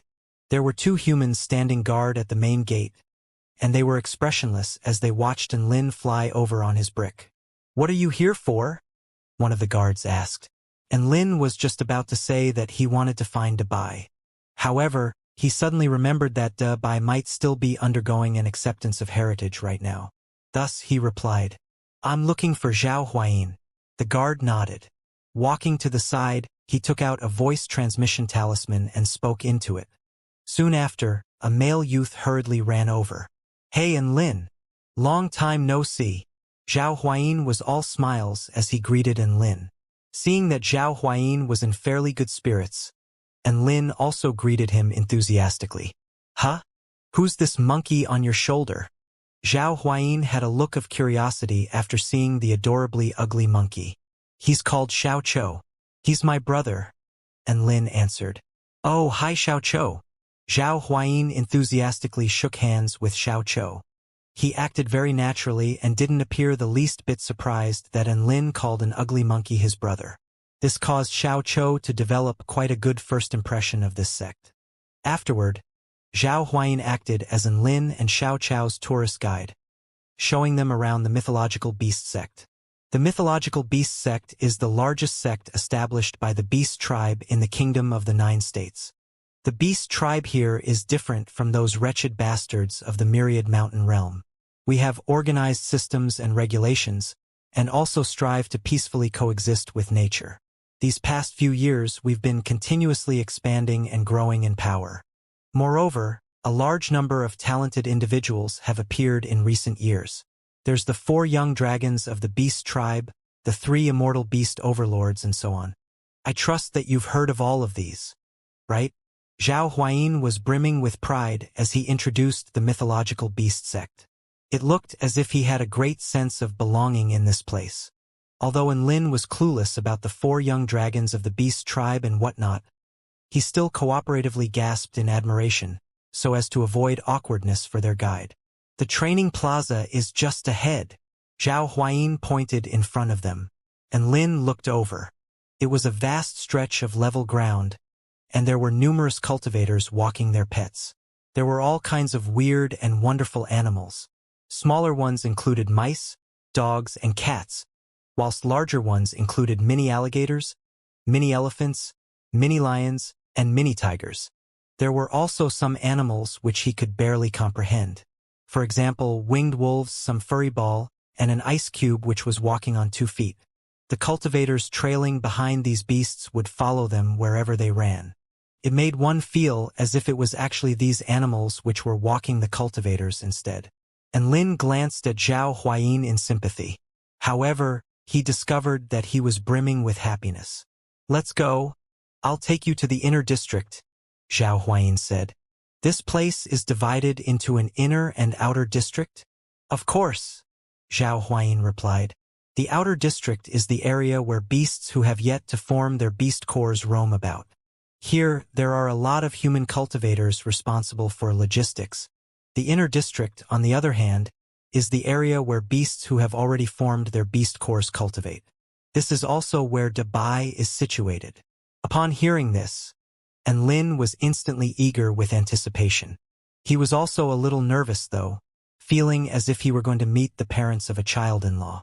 On the way to the inner district, he saw many adorable little animals and could barely resist petting them. However, almost all of them glanced at Enlin with a look of disdain in their eyes. This hurt Enlin's feelings quite a bit. "Don't worry. These little critters are all scared of strangers. That's just how they are." Zhao Huayin tried to console him after seeing the gloomy expression on his face. "That can't be. Why isn't Dubai scared of strangers then? He even wanted to become my pet beast." Enlin was a bit puzzled. Hearing this, Zhao Huayin felt as if a sword had been pierced through his heart. Fine, now it was his turn to be gloomy. Walking past a clear and limpid stream, another large gate loomed before their eyes. This time, it wasn't human cultivators guarding the gate. Rather, it was 2 thick and sturdy tigers. A powerful aura emanated from their bodies, and it was clear that they were of the spirit-nurturing stage already. Enlin clicked his tongue in wonder. As expected of the mythological beast sect, he thought to himself, in the Myriad Mountain realm, such tigers could rule over countless beasts. Here, though, they were merely gatekeepers. Another question drifted into his mind. Don't they say that 2 tigers cannot share one mountain? How come 2 tigers can share a gate here? This is completely at odds with nature. Enlin's mind was full of messy thoughts as he followed behind Zhao Huayin. As he continued walking along with Zhao Huayin, a large white dog suddenly walked over from the opposite direction. thinking that it was Dabai, and Lin suddenly lit up in joy. Looking closely, however, he found that this dog was completely different from Dabai. The fur of this dog was just as beautiful as Dabai's. However, its body was more thin and slender, and its face was also more soft and graceful. This was completely different from Dabai's adorable yet mighty appearance. Seeing in Lin and the others, the large white dog paused. "Zhao Huayin, who's that human next to you?" it asked in a soft and feminine voice. Seeing this large dog, Zhao Huayin instantly became tense, losing all the composure he had before. Finally, as if unable to withstand the large dog's withering glare, he muttered, "He's that in Lin?" "What? You're in Lin?" Hearing Zhao Huayin's answer, the large white dog's fur spiked up, and its eyes bulged as it glared at Enlin. Enlin felt a chill run down his spine. There's killing intent. Enlin felt that the large dog's killing intent was targeted toward him.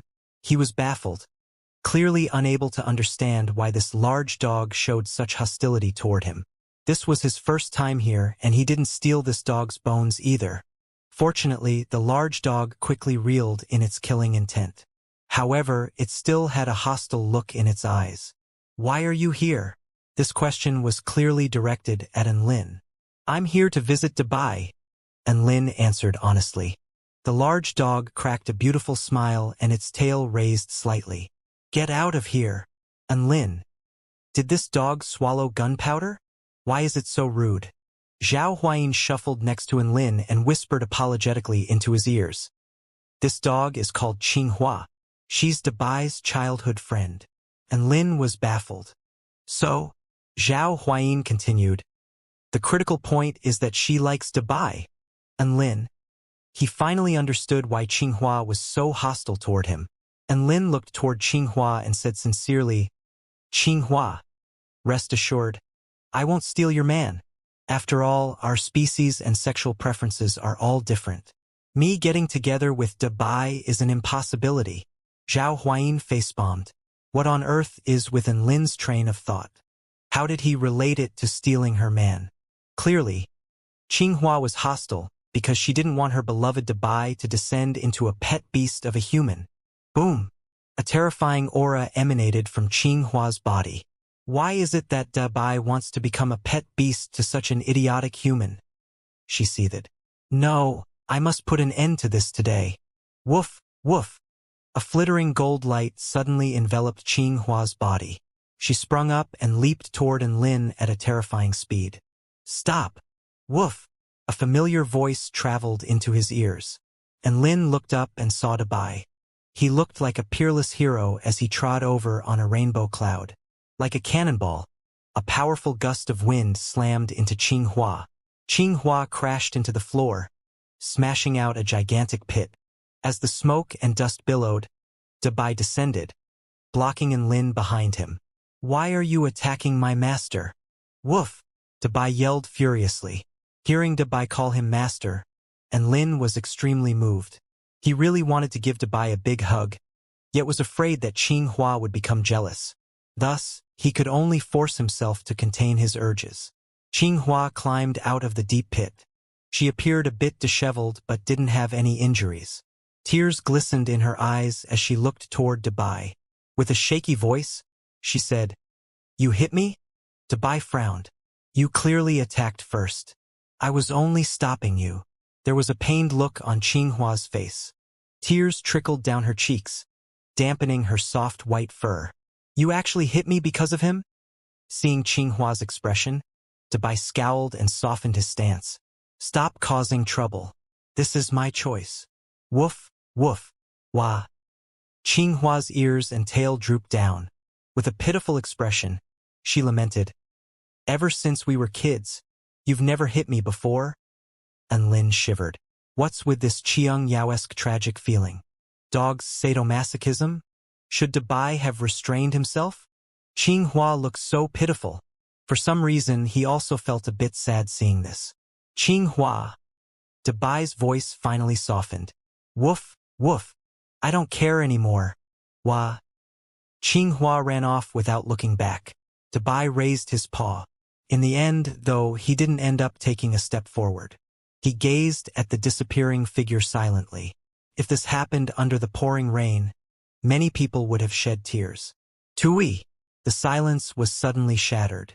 Dabai spat, a sinister smile on his face. That annoying little minx has finally left. And Lin, the crying Xiao Cho. What just happened? Give back my touching scene. Let's go, and Lin. I'll take you to my place. Dabai chuckled. And Lin calmed himself down and pointed at Dabai's back. Dabai blinked. Okie dokie. And Lin laughed heartily and excitedly jumped onto Dabai's back, once again performing dog kinesis flight. That unforgettable feeling and that familiar body warmth, these all had him extremely touched. Dabai soared into the skies and flew toward his dwelling. On the ground, Zhao Huayin stared dazedly at the sky, gazing at the disappearing Dabai and Enlin. The tragic dog drama didn't bring him to tears. Now, however, there were tears trickling down his cheek. As he flew through the sky, Dabai kept glancing somewhere else, and Lin caught onto this by coincidence. Dabai lived in a luxurious courtyard. He had a spirit-nurturing stage black lion as a butler, and also had a dozen or so human cultivators as attendants. From this, it could be seen that his standing at the mythological beast sect was definitely not low. In his bedroom, there was a thick and bulky bone. It was glowing faintly with a 5-colored light. This is my favorite bone, woof. Saying this, Dabai held the bone in his mouth and started happily lapping at it. And Lin was astonished. This is the bone of a rainbow cow? Dabai's eyes lit up. Yeah, I can't believe you know this type of bone as well. And Lin chuckled. He told Dabai about how his team had eaten a rainbow cow and mysteriously summoned Shinran. Then he detailed his journey through the ruins. Dabai listened to Enlin's adventures with keen interest. As expected, he exclaimed excitedly, I'll always be able to come across fun and interesting things if I follow you. I'm definitely following you. And Lin also enjoyed dog kinesis flight greatly. Hearing Dabai's words, he was absolutely ecstatic. However, he suddenly thought of something else. Dabai, what are you going to do about Qinghua if you follow me? Isn't she your childhood sweetheart? Dabai shook his head. Don't worry about her. I only see her as a little sister. After I leave, she'll be fine looking after herself. For the sake of Dabai's future, Lin felt that it was inappropriate to make such sloppy decisions. If you do this, how will you continue your lineage? Lin asked solemnly. Have your parents agreed? Also, if you follow me, you mightn't meet any more beautiful dogs. You have to prepare yourself mentally. If you become cold, lonely, and empty in the future, don't come running to me. Dabai also appeared to understand the severity of this problem. Seeing this, Lin asked bluntly, Do you want to screw Qinghua? Screw Qinghua. Dabai's face flushed red and he spat. I don't want to friggin' screw her. I only see her as a little sister. Hearing Dabai's reply, Lin knew that Dabai was perhaps still not at that age yet. He heaved a sigh of relief in his mind, yet continued to persuade patiently. Even so, you shouldn't view her as a little sister. Dabai was slightly taken aback. Don't tell me you want me to wed her? I don't want to. Woof. Lin shook his head and chuckled. Why would I want you to wed her? What I meant was, don't treat her as a little sister. Treat her as your fallback girl. What's that mean? Dabai was slightly baffled. Lin smiled mysteriously. A fallback girl means a reserve candidate for your wife. You don't need to make clear your relationship with her. However, you have to be nicer and more gentle with her. Think about it. Once you leave the mythological beast sect, you'll be separated from Qinghua. This period of time is most testing on relationships. If you two get along like brother and sister, then she definitely won't forget you, her big brother. She'll simply think that you're not interested in love yet and keep holding on to the hopes that she can be with you. Such a situation will hold up her love life. However, if you develop an ambiguous relationship with her, there will be a hint of sexual relation. Then, she'll only have two choices remaining. The first is to accept such a relationship and await your return. The second is to develop a relationship with another dog. dropping the sibling act between you two. Everything will become clear. If Qinghua chooses to leave you for another dog, then you would have allowed her to recognize her own feelings. If Qinghua can keep waiting for you, never leaving or abandoning, then you must marry her. Where else will you find such a loyal dog? Listening to Enlin's analysis, Debai's eyes became bright and radiant. Master, what you said makes so much sense. Enlin chuckled to himself as he stroked Debai's head. Idiot Debai, only in such a way can you get a fallback girl. Debai excitedly wagged his tail.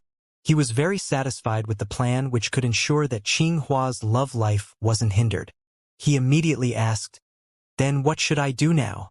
Acting as if he were an expert of love, Enlin stroked his chin. "Firstly, you must clear up your relationship." Debai stuck his tongue out and pricked his ears up, all ears for what Enlin had to say. "In the past, haven't you always told her that you only view her as a little sister?" Debai nodded. "Then, first off, you should go tell her that you don't view her as a little sister anymore. Rather, you want to become friends with her. I trust that she'll understand what you mean by this." Debai nodded, then flew off into the wind. "Master, wait here for me." And Lin didn't expect for Debai to be so impatient. He only shouted a single remark before flying off toward Qinghua. This being the case, he and Xiaoqiu could only sit down and take a nap. In the meantime, he took Xiaohong out so she could photosynthesize as well. Debai had already finished receiving his inheritance at the mythological beast sect. The inheritance that his tribe practiced was from the heavenly wolf, and the power of this inheritance was related to the wind element and claws. After dealing with the matters surrounding Qinghua and his family, Debai would be able to sign a contract with Enlin.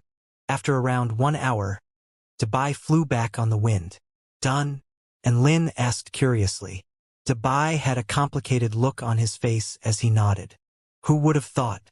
After telling her that I wanted to become friends rather than siblings with her, she actually agreed to let me go with you. A female dog's mind is too hard to read. She even gave me this mystical dragon bone which she always keeps by her side.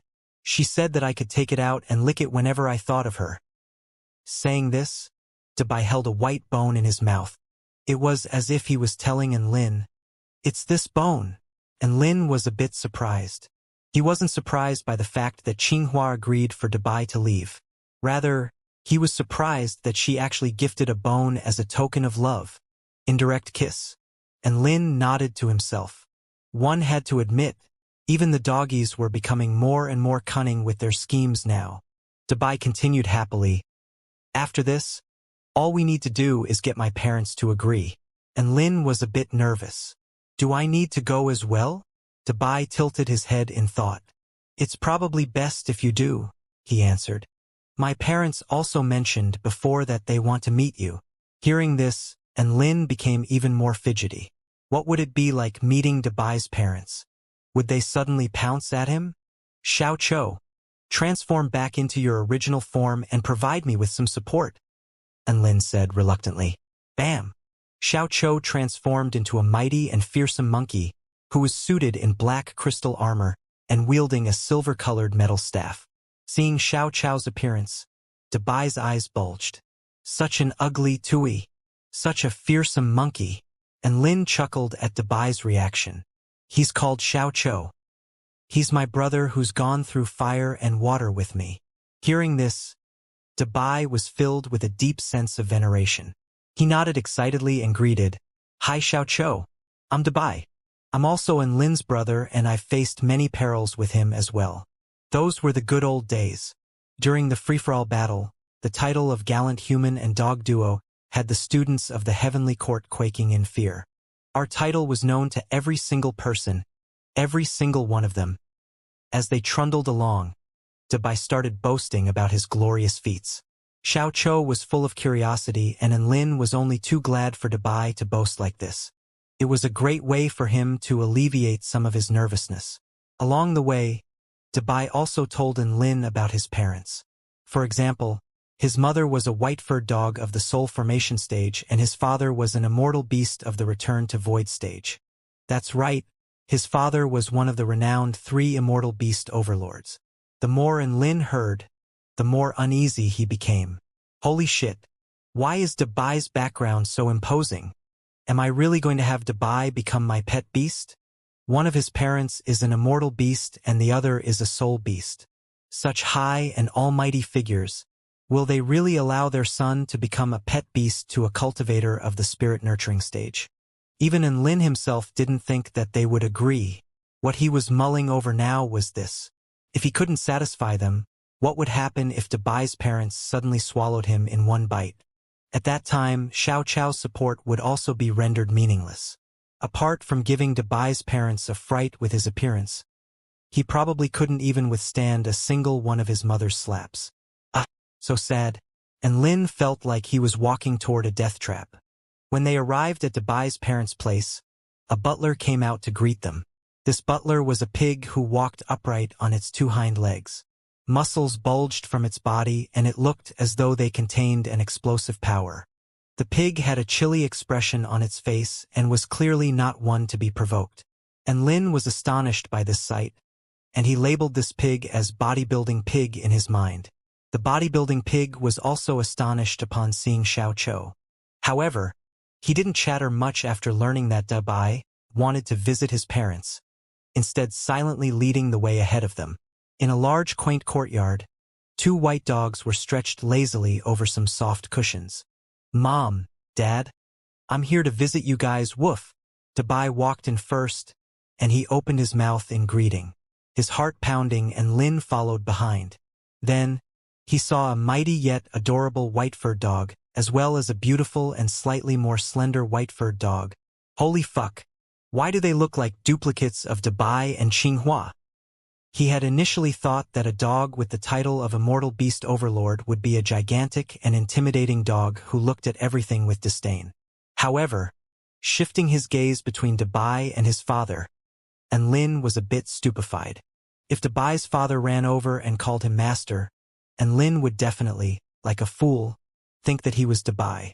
This time, he finally understood what Xiaochou had meant by an interspecial barrier. Differentiating faces of different species was indeed a difficult task. Only beings like Xiaochou, being as ugly as he was, were easy to differentiate. Greetings Senior Bai Xian and Senior Chun. I am Enlin. And Lin respectfully saluted. Bai Xian and Chun were the names of Debai's father and mother. Hearing Enlin's greeting, they finally showed some reaction. They opened their half-closed eyes and carefully scrutinized Enlin. When their gazes swept over Xiaochou, their eyes widened notably and they appeared to draw in a sharp breath. Child's mother, what do you think? Bai Xian inquired. This human cultivator is fairly handsome and pleasing to the eye, Chun replied in a soft and tender voice. However, this monkey is way too ugly. Will Debai be able to stand looking at him every day? I think Brother Monkey is very normal though, Debai retorted. At any rate, he won't affect me, woof. Hearing Debai's remarks, Chun's expression became solemn. Child's father, you see that? It's only been a few hours and our child's eyes have already been blinded. This is far too dangerous. And Lin? Xiaochou transform. And Lin suddenly called out. Xiaochou instantly understood what Enlin meant. With a bang, he transformed into an adorably ugly little monkey and sat down on Enlin's shoulder. There was a glimmer in Chun's eyes as she saw this. Aha! She nodded. It's fine now. There's something cute about the ugliness this way. Bai Xian yawned and started wagging his large white tail. If the child's mother is fine with it, then I'm also fine with it. Debai, don't dally with women when you're out venturing. Also, Enlin, if Debai loses even a single hair, I'll have you answer for it, woof. Hearing Bai Xian and Chun's response, both Debai and Enlin were overjoyed. They knew that his parents had already agreed. Enlin never would have thought that it would be so easy to gain their approval. All they did was judge his appearance. Achoo! Debai was so excited that he sneezed. A strand of white dog hair slowly drifted to the floor. Enlin, Debai. Bai Xian blew out a stream of air and the white dog hair instantly turned to dust. Then, a sinister smile appeared on his face. Enlin, it was at home this time, so it doesn't count. Seeing this familiar smile, and Lin grimaced. In the end, however, he still saluted gratefully before exiting the courtyard with Dabai. After Lin and the others left, Bai Xian and Chun continued to lie on the cushions lazily. Squinting her eyes, Chun asked, "Child's father, is there really no problem with this Lin?" Bai Xian scratched his belly and replied, "At any rate, I can't see through this human cultivator. There's an air of unpredictability about him. Perhaps Dabai will encounter great opportunities by following him." Chun shut her eyes. "He'll also encounter many dangers." Bai Xian also shut his eyes. "Isn't that normal? Which powerful beast hasn't experienced difficulties and hardships? What will one be able to achieve by lazing around at home all day? All right, I'm going to sleep now." Chun didn't reply. Her breathing had become even and she appeared to be asleep already. Under the leisurely afternoon sunshine, Bai Xian also fell asleep. Before leaving the mythological beast sect, Lin and Dabai went to visit Zhao Huayin. Zhao Huayin had pretty much dealt with all of Dabai's matters at the mythological beast sect, and they would meet again when classes started. Thus, after chatting for a brief while, they waved goodbye to each other. Riding on Dabai's back, Lin arrived atop a small hill. The sun beamed down brilliantly here, and gusts of refreshing wind blew gently over. It was a great place to deal with serious matters. He formed seals with his hands and started murmuring incantations. The vital energy surrounding him started to swarm about fiercely. Dragging his finger through the air, a drop of golden blood appeared on his fingertip. After a short moment, it dripped onto Dabai's forehead. An intangible contract started to form between Lin and Dabai. Dabai's eyes lit up. "We succeeded!" he exclaimed with his tongue hanging out. "I can feel an intangible string connecting us together. Is this what it feels like to be a pet beast? Also, I can detect your location through this intangibility." And Lin chuckled. "We're both of the spirit nurturing stage. As long as we're within a 5-kilometer radius of each other, we can both detect each other's presence." After successfully signing a contract with Dabai, Lin started targeting Xiao Chou. He fished Xiao Hong out and said to Dabai, "Let's order you guys. This flower is called Xiao Hong and she signed the contract before you. How about we let her be the eldest sister?" Xiao Hong knew that Dabai had already signed a contract with Lin. She started waving her lush green leaves around in greeting. Dabai was fine with this ordering. "What about Xiao Chou then?" he asked curiously. "Is he the second brother?" Hearing this, Xiao Chou scratched his fur awkwardly. "I still haven't signed a beast pet contract with Big Brother and yet." And Lin patted the little monkey on his shoulder. "We've been really busy lately, so both Xiao Chou and I haven't thought about this yet." Dabai was delighted. "Haha, that means I'm the second brother then. Xiao Chou, hurry up and sign a contract with Master.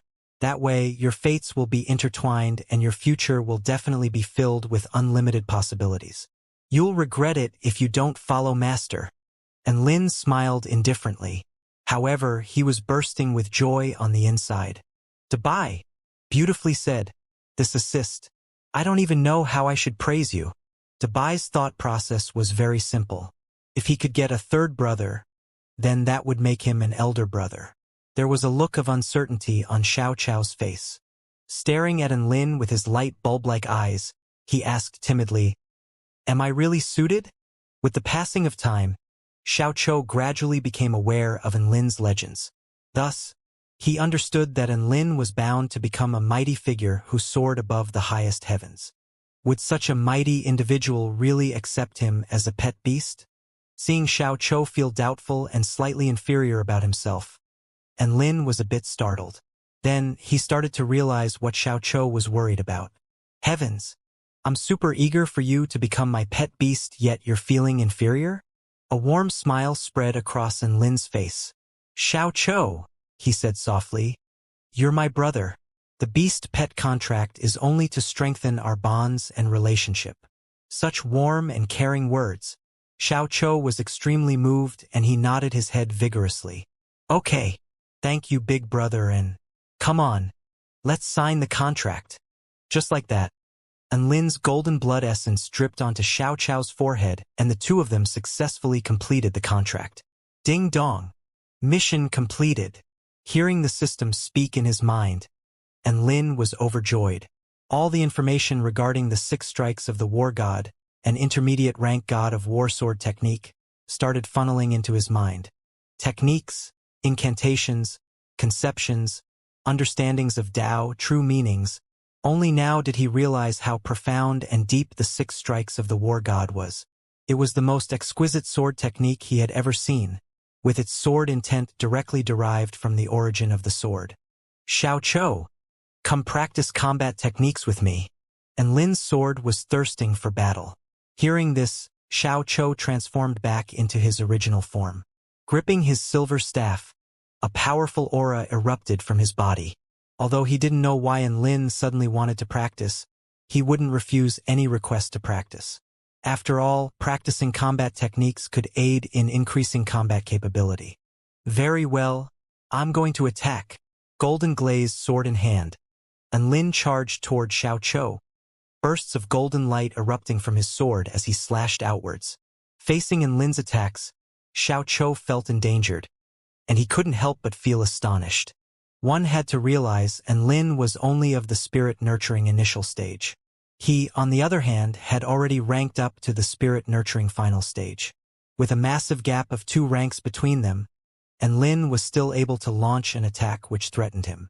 How could he not be astonished? Xiao Chou didn't dare take these attacks lightly. Brandishing his silver staff, he used his full power against Lin. Boom! Boom! Boom! There were huge explosions as they clashed together, and the earth within a 100 feet radius split open, throwing up clouds of dust and stone. And Lin's strikes were unpredictable and exquisite. The longer Xiao Chou fought, the more startled he became. In terms of speed and strength, Xiao Chou definitely had a huge advantage over Lin. However, this gap was forcibly closed by Lin's frightening sword techniques.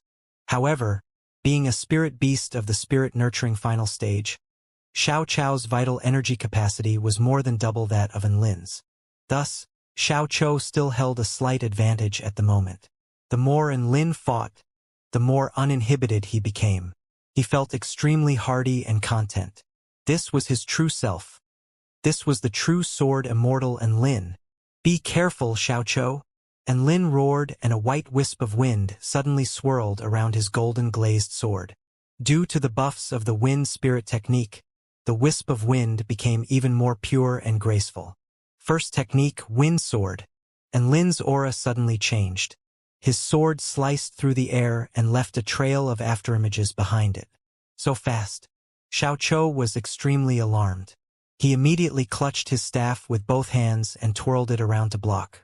However, Lin's strike was so fast that the naked eye could barely catch it. Clang! Clang! Clang! Dazzling sparks flew from Xiao Chou's black crystal armor as the golden glazed sword slashed into it. In a flash, Xiao Chou had been struck more than a dozen times. If it wasn't for his armor, Xiao Chou would have received serious injuries already. Such terrifying attacks. Come again. Xiao Chou retreated a few steps. He was also enjoying this battle. Right now, his battle intent was raging as he charged toward Lin with his staff raised. Slow down. Stop attacking. Lin yelped. He bent down on his haunches and started panting heavily. Xiao Chou was momentarily dazed.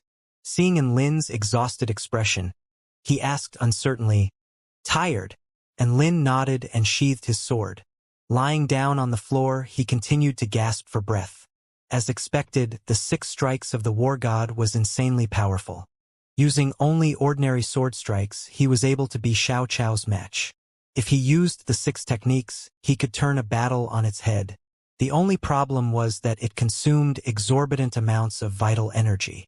After using just the first technique, the sea of vital energy in his Jade Temple was almost completely exhausted. Moreover, this was in light of the fact that he had learned the Evergreen technique and had already expanded his sea of vital energy once. At this moment, Dabai ran over excitedly. As expected of Big Brother "You're so mighty and fearsome when you use your sword." Dabai also started following Xiao Chou in calling him Big Brother He felt that only in such a way could they exhibit Enlin's domineering nature. Enlin scratched his head in embarrassment. After a while, he couldn't help but smile happily. His dream to become a sword immortal was finally realized. Let's go. We'll travel to the Vermilion Bird sect next. On a pitch-black floating continent, there lived a mysterious tribe. They were born with superhuman strength, and even ordinary members of the tribe who couldn't cultivate possessed a power equivalent to that of high-ranking Dao body stage cultivators. Once they came of age, even the most ordinary amongst them could unfurl their dark wings and soar through the skies.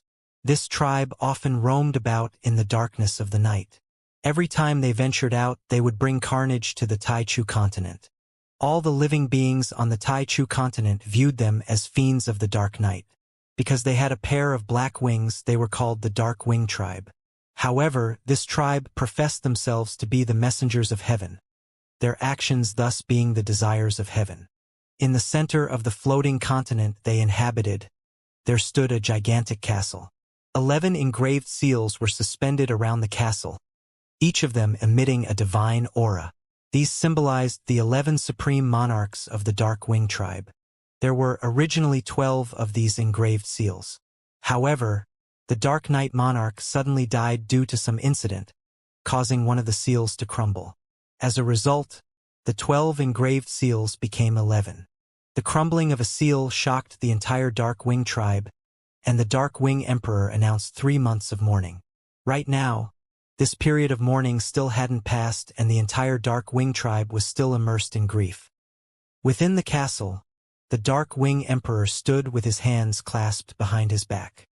He gazed down upon the 11 monarchs standing before him. A desolate and distant voice left the Emperor's lips. Starry Night Monarch, you abandoned the investigation into the Dark Knight Monarch's death. I hereby punish you to supply power at the heart of darkness for 100 years. A sinister-looking male bowed his head and saluted respectfully. As your majesty commands. Toiling away for 100 years in exchange for my life is my win. We can't sweep aside Dark Knight's death just like that. We must retrieve the evil-slaying sword. Which of you will accept this mission?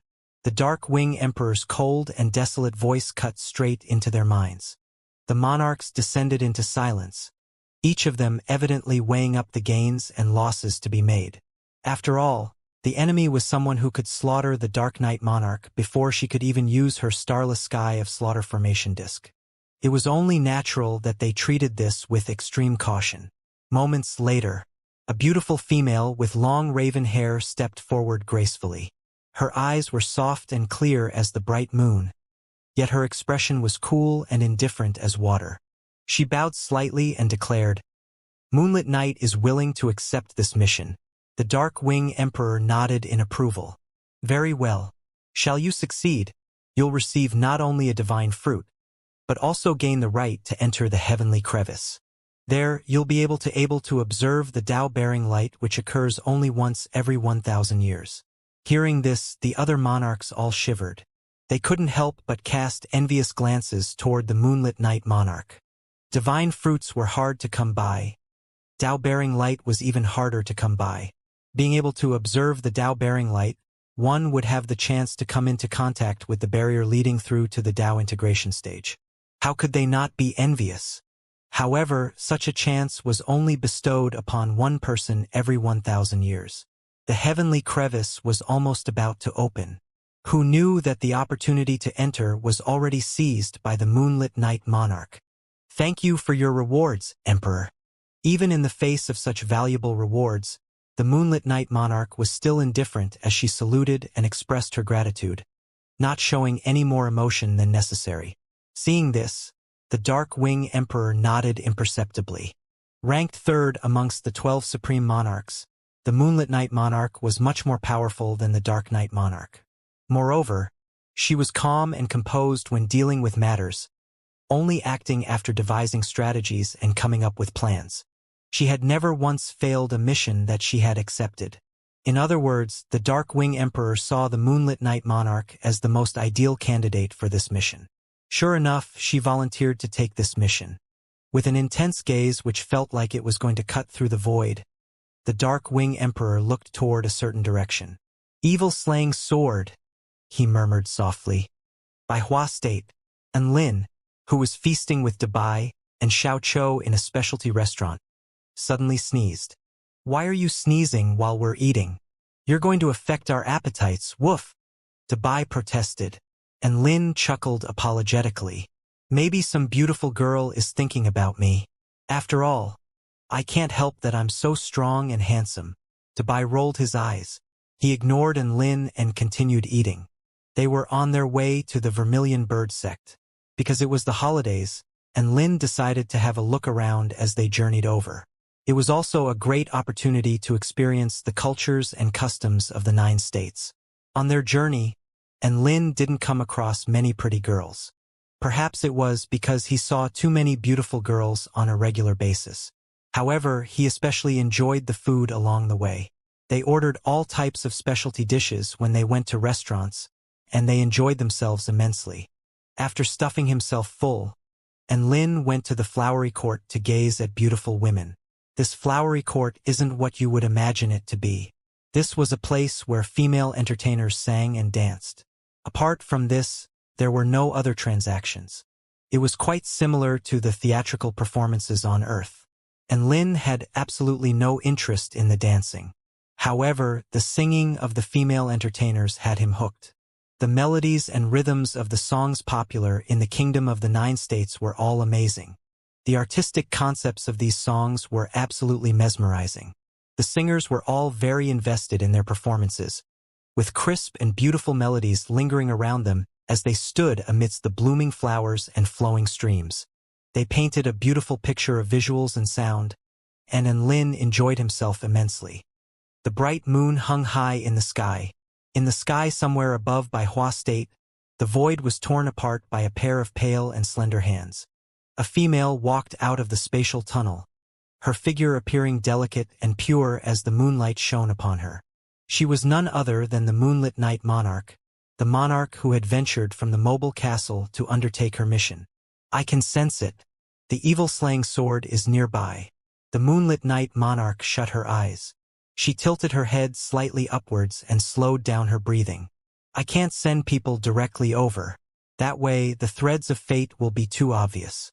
How can I dilute fate yet still gather enough intelligence?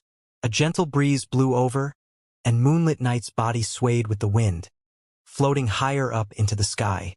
Melt into nature and become a simple bystander. Like a non-sentient being, unfeeling, untouching, yet aware of all.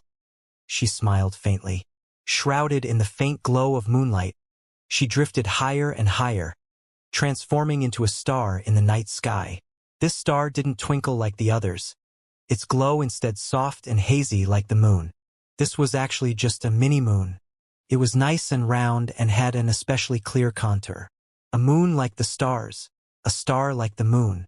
Although she had melted into nature, unfeeling and untouching, she still saw Lin.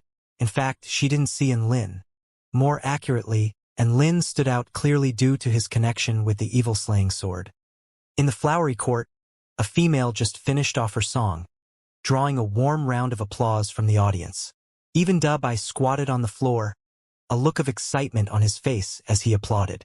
He had never come to such a place before. Seeing beautiful females sing and dance now, he enjoyed himself greatly. It seemed as though the law of the interspecial barrier didn't apply to Dabai. Like a lonely old man seeing a beautiful young woman, his watery eyes would widen every time he saw a beautiful female, and Lin became suspicious of whether Dabai was transformed from a human male. Otherwise, how come he was even more excited than him when seeing beautiful women? Achoo! And Lin suddenly sneezed as he was applauding along with everyone else. Big brother, you've got quite some luck with women tonight, Dabai chuckled. Another beauty is thinking of you, and Lin sniffed. Ah! He sighed in exasperation. What can I say about these girls who silently observe me, secretly think of me, yet do not come and confess to me? In Bai Hua State's Nanling Prefecture, there was a humongous tree. This tree soared tens of kilometers into the air, and its trunk reached a few kilometers in diameter. Sitting atop the crown of the tree, there were magnificent buildings and pavilions. At a glance, this place was divine and majestic. In fact, this was the site of the renowned Vermilion Bird sect. Wow! This tree is gigantic. Seeing this tree, and Lin couldn't help but exclaim in astonishment. They had already started flying toward the tree crown which blotted out the sun and sky. Splendid buildings sat atop the tree crown, and they glistened wonderfully under the brilliant sunshine. Humph! These buildings are so annoying. They're preventing Grandpa Tree from performing photosynthesis. Xiaohong stuck her head out from Lin's pocket and spoke in dissatisfaction. Sure enough, plants thought differently from them. And Lin looked toward the gigantic tree. It was still full of vitality and bristling with branches and leaves. The Vermilion Bird sect has already played around atop this tree for tens of thousands of years. Hang on, no. They've played with fire for tens of thousands of years. He shook his head and pushed this matter out of his mind. Riding on Debai's back, he continued flying upwards. They quickly arrived before two towering vermilion pillars. Between them, there was a picture of a flaming phoenix. Halt! What brings you here? A guard dressed in red Taoist robes blocked their path. Just as Lin was about to speak, Debai fished out a badge. Upon seeing this badge, the expression on the guard's face changed. Almost immediately, he knelt down on one knee and cupped his fists. I respectfully welcome your excellency. Debai nodded indifferently. Pulling Lin along with him, he swaggered in. Holy fuck! Debai, when did you become an excellency of the Vermilion Bird sect? And Lin stroked Debai's head and exclaimed in amazement. When I was a kid, I came here with my dad once. Debai smiled triumphantly. Elder Zhu or whatever he's called gave me this badge, saying that this badge would allow me to come and go as I pleased. Who would have thought that it would come in handy now?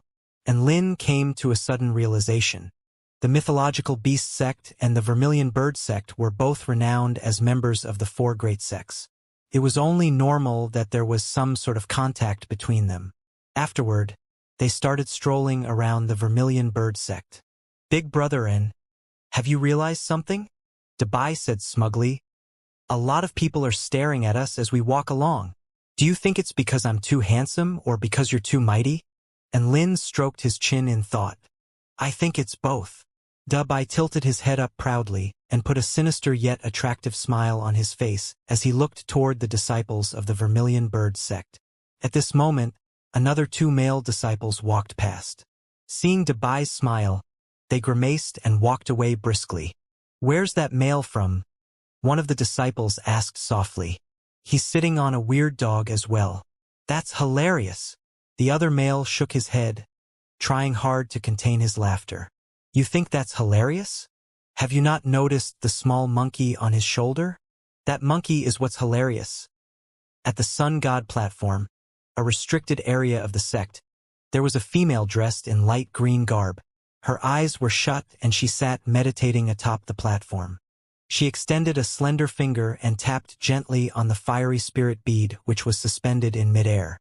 An extremely pure energy coursed through her finger and into her body, fusing and transforming within her. Ha! Xiaolan. I saw a weirdo when I was walking over just then. Ah, no, it was two weirdos. A crisp and pleasant voice suddenly sounded in the restricted area. A pretty girl in a purple dress ran over lightly. The female meditating in the restricted area was none other than Su Xiaolan. Hearing this voice, her eyes fluttered open. Sister Lan Yen, please pay some attention to your image. If you startle some elder with your shouting and screaming, you'll be thrown into confinement again. Hearing this, Lan Yan's face flushed red. However, she still continued eagerly. Guess what I just saw? You saw two weirdos. Su Xiaolan snapped. Yes. Those two weirdos looked hilarious. Ah. Lan Yen had her hands around her belly as she shook with laughter. Su Xiaolan rolled her eyes. Sister Lan Yen had a strong point which also appeared a bit like a weak point. That was, she was amused by even the smallest of things. In the past, she could laugh for a good half day after seeing a flipped turtle unable to roll itself back over. Thus, Su Xiaolan wasn't really interested in the weirdos that Lan Yen spoke of. It was probably nothing more than just some disciple tripping over on flat ground, or some disciple roasting themselves while trying to practice their fire element spells. It was most likely something lame like that. Lan Yen patted Su Xiaolan's shoulders and stopped laughing for a moment. After catching her breath, she said enthusiastically, "There's a male riding a big white dog around our sect. You haven't seen how showy and pretentious they look. After all my years alive, this is the first time that I've seen someone riding on a dog. Ha ha ha ha." Su Xiaolan pursed her lips. "If you see someone riding on a pig, you'll probably laugh yourself to death." Literally. For some reason, though, the phrase, "riding on a dog," kept floating around in her mind. A curious expression appeared on Su Xiaolan's face. "Sister Lan Yen, what do those two weirdos look like?" The male is fairly handsome. As for the dog, its fur is especially white and it's also very adorable. Oh, that's right. There's also an ugly little monkey on his shoulder. So hilarious. Ha ha ha. As though she had recalled something funny, Lan Yen burst into laughter again. White-furred dog. Ugly monkey? It's most likely him. Su Xiaolan was a bit worked up, and she grabbed onto Lan Yan's hand. "Let's go. Take me over to have a look." Lan Yen was a bit surprised. "Huh? Aren't you uninterested in these things? Why are you so eager today?" "That's fine too. I wanted to have another look myself anyway. Let's go." In the practice arena of the Vermilion Bird sect, there was a gigantic red crystal wall. Sitting on Debai's back, and Lin wandered into this practice arena slowly. "Phew, it's so hot here. Don't they have any air conditioners?" As soon as Lin entered the practice arena, he felt bursts of hot air sweep over him. Blaze implosion technique. A male disciple roared and a gigantic fireball shot out from his palm, smashing into the red wall which stood in the arena. Boom! The fireball erupted outwards. A yellow 366 and red 210 appeared on the wall. "Wow! It can also count," and Lin exclaimed in surprise. Only after talking to a disciple in the arena did they find out what these numbers meant. The red number represented the power of the spell, and the yellow number represented the purity of the flames contained within the spell. Many disciples of the Vermilion Bird sect practiced their immortal spells here. Countless fire element immortal spells whizzed through the air and exploded on the wall. Flames licked about everywhere and many places were scorching with heat. However, the disciples only practiced harder and harder. Especially when the disciples saw the red number increase, for example from 215 to 216, they would jump around in joy. The Vermilion Bird sect has truly given this a lot of thought. This way, they can encourage their disciples to be more driven and proactive when it comes to practicing their immortal spells. And Lin nodded in approval and walked toward the red crystal wall in interest. Flaming palm. And Lin roared and cast a run-of-the-mill fire element immortal spell which he had learned at university. Boom! The crystal wall quaked and two numbers appeared on it. There was a red 611 and a yellow 190. And Lin sighed softly. The power of his strike was almost double that of the blaze implosion technique cast by the disciple just then. However, there was a huge gap in the purity of their flames. At this moment, Xiao Chou suddenly transformed back into his original size. "Let me try as well." Saying this, a black flame burst from his right hand. This flame didn't look very hot. However, it radiated a feeling of death and desolation. Whoosh! Xiao Chou launched this ball of black flames toward the red crystal wall. There was another violent rumble. The entire red crystal wall started shaking and it also began to emit a faint red glow. Two numbers slowly appeared. There was a red 850 and yellow 803. Holy fuck! That high! And Lin's eyes bulged. Compared to Lin's astonishment, most of the disciples in the practice arena were completely stupefied by these numbers. These disciples were all launching immortal spells toward the red crystal wall. Thus, they naturally detected the red glow and realized that something had happened. Almost all of them stopped what they were doing, a look of disbelief on their faces. There was even a male whose eyebrows were ablaze due to the flames he held in his hands. However, He was completely oblivious to this and stood staring blankly at the numbers on the wall. The disciples here had a more in-depth understanding of what these numbers represented. The purity of his flames is above 90%. It's already reached the rank of divine flames. A male disciple murmured. Which supremely talented disciple is it? No, could it be that the sect leader has come here to play? A disciple started glancing around, trying to locate who it was that launched this immortal spell. At this moment, a female disciple tapped his shoulder and pointed toward Lin's direction. It's none of those. I've been secretly paying attention to them ever since they came in here. It was that monkey who cast the spell just then. This news spread like wildfire, and soon the entire practice arena was astir. Many disciples looked toward Xianxia. Then, their eyes widened and they drew in a sharp breath. This ugly monkey is truly terrifying. Lan Yen and Su Xiaolan walked through the sect. Two beauties walking together naturally attracted the gazes of many disciples. Besides, they were outstanding talents of the younger generation. The two of them were already accustomed to such attention though, and they paid little heed to these fervent gazes. That's where I saw them before. Lan Yen pointed toward a small plaza ahead of them. At the time, they strolled about as if they were on a spring outing. It was so funny. Su Xiaolan nodded. And then? Which direction did they head toward? Lan Yen faltered momentarily. I didn't pay attention at the time, she said apologetically. I was busy laughing. You? Then what did you bring me here for? Su Xiaolan's head throbbed. Say, did she bring her here to nick the boat to seek the sword one? Right at this moment, a male hurriedly flew past on his sword. Hey, Brother Mo Hai, where are you in such a rush to get to? Lan Yen yelled in excitement upon seeing the male. Mo Hai was the strongest individual of the younger generation in the Vermilion Bird sect. Regardless of whether it was his bloodline power or his overall strength, he was leaps and bounds ahead of all the prodigies of the younger generation. Even Su Xiaolan, with her supreme talents, was unable to match his brilliance. Hearing Lan Yan's question, Mo Hai paused in the sky. There was a hint of excitement in his vermilion-colored eyes. Oh, it's Sister Lan Yan and Sister Su Xiaolan. Something major happened at the practice arena of flames. I'm hurrying over to check it out. What happened? Su Xiaolan felt a little uneasy. For some reason, that troublemaking person popped into her mind. I heard that a person, no, it was a monkey. The purity of this monkey's flame surpassed 90%. I need to see who this mighty figure is. All right, I'll be heading off first. Saying this, Mo Hai flew off on his sword, not willing to waste even a single second.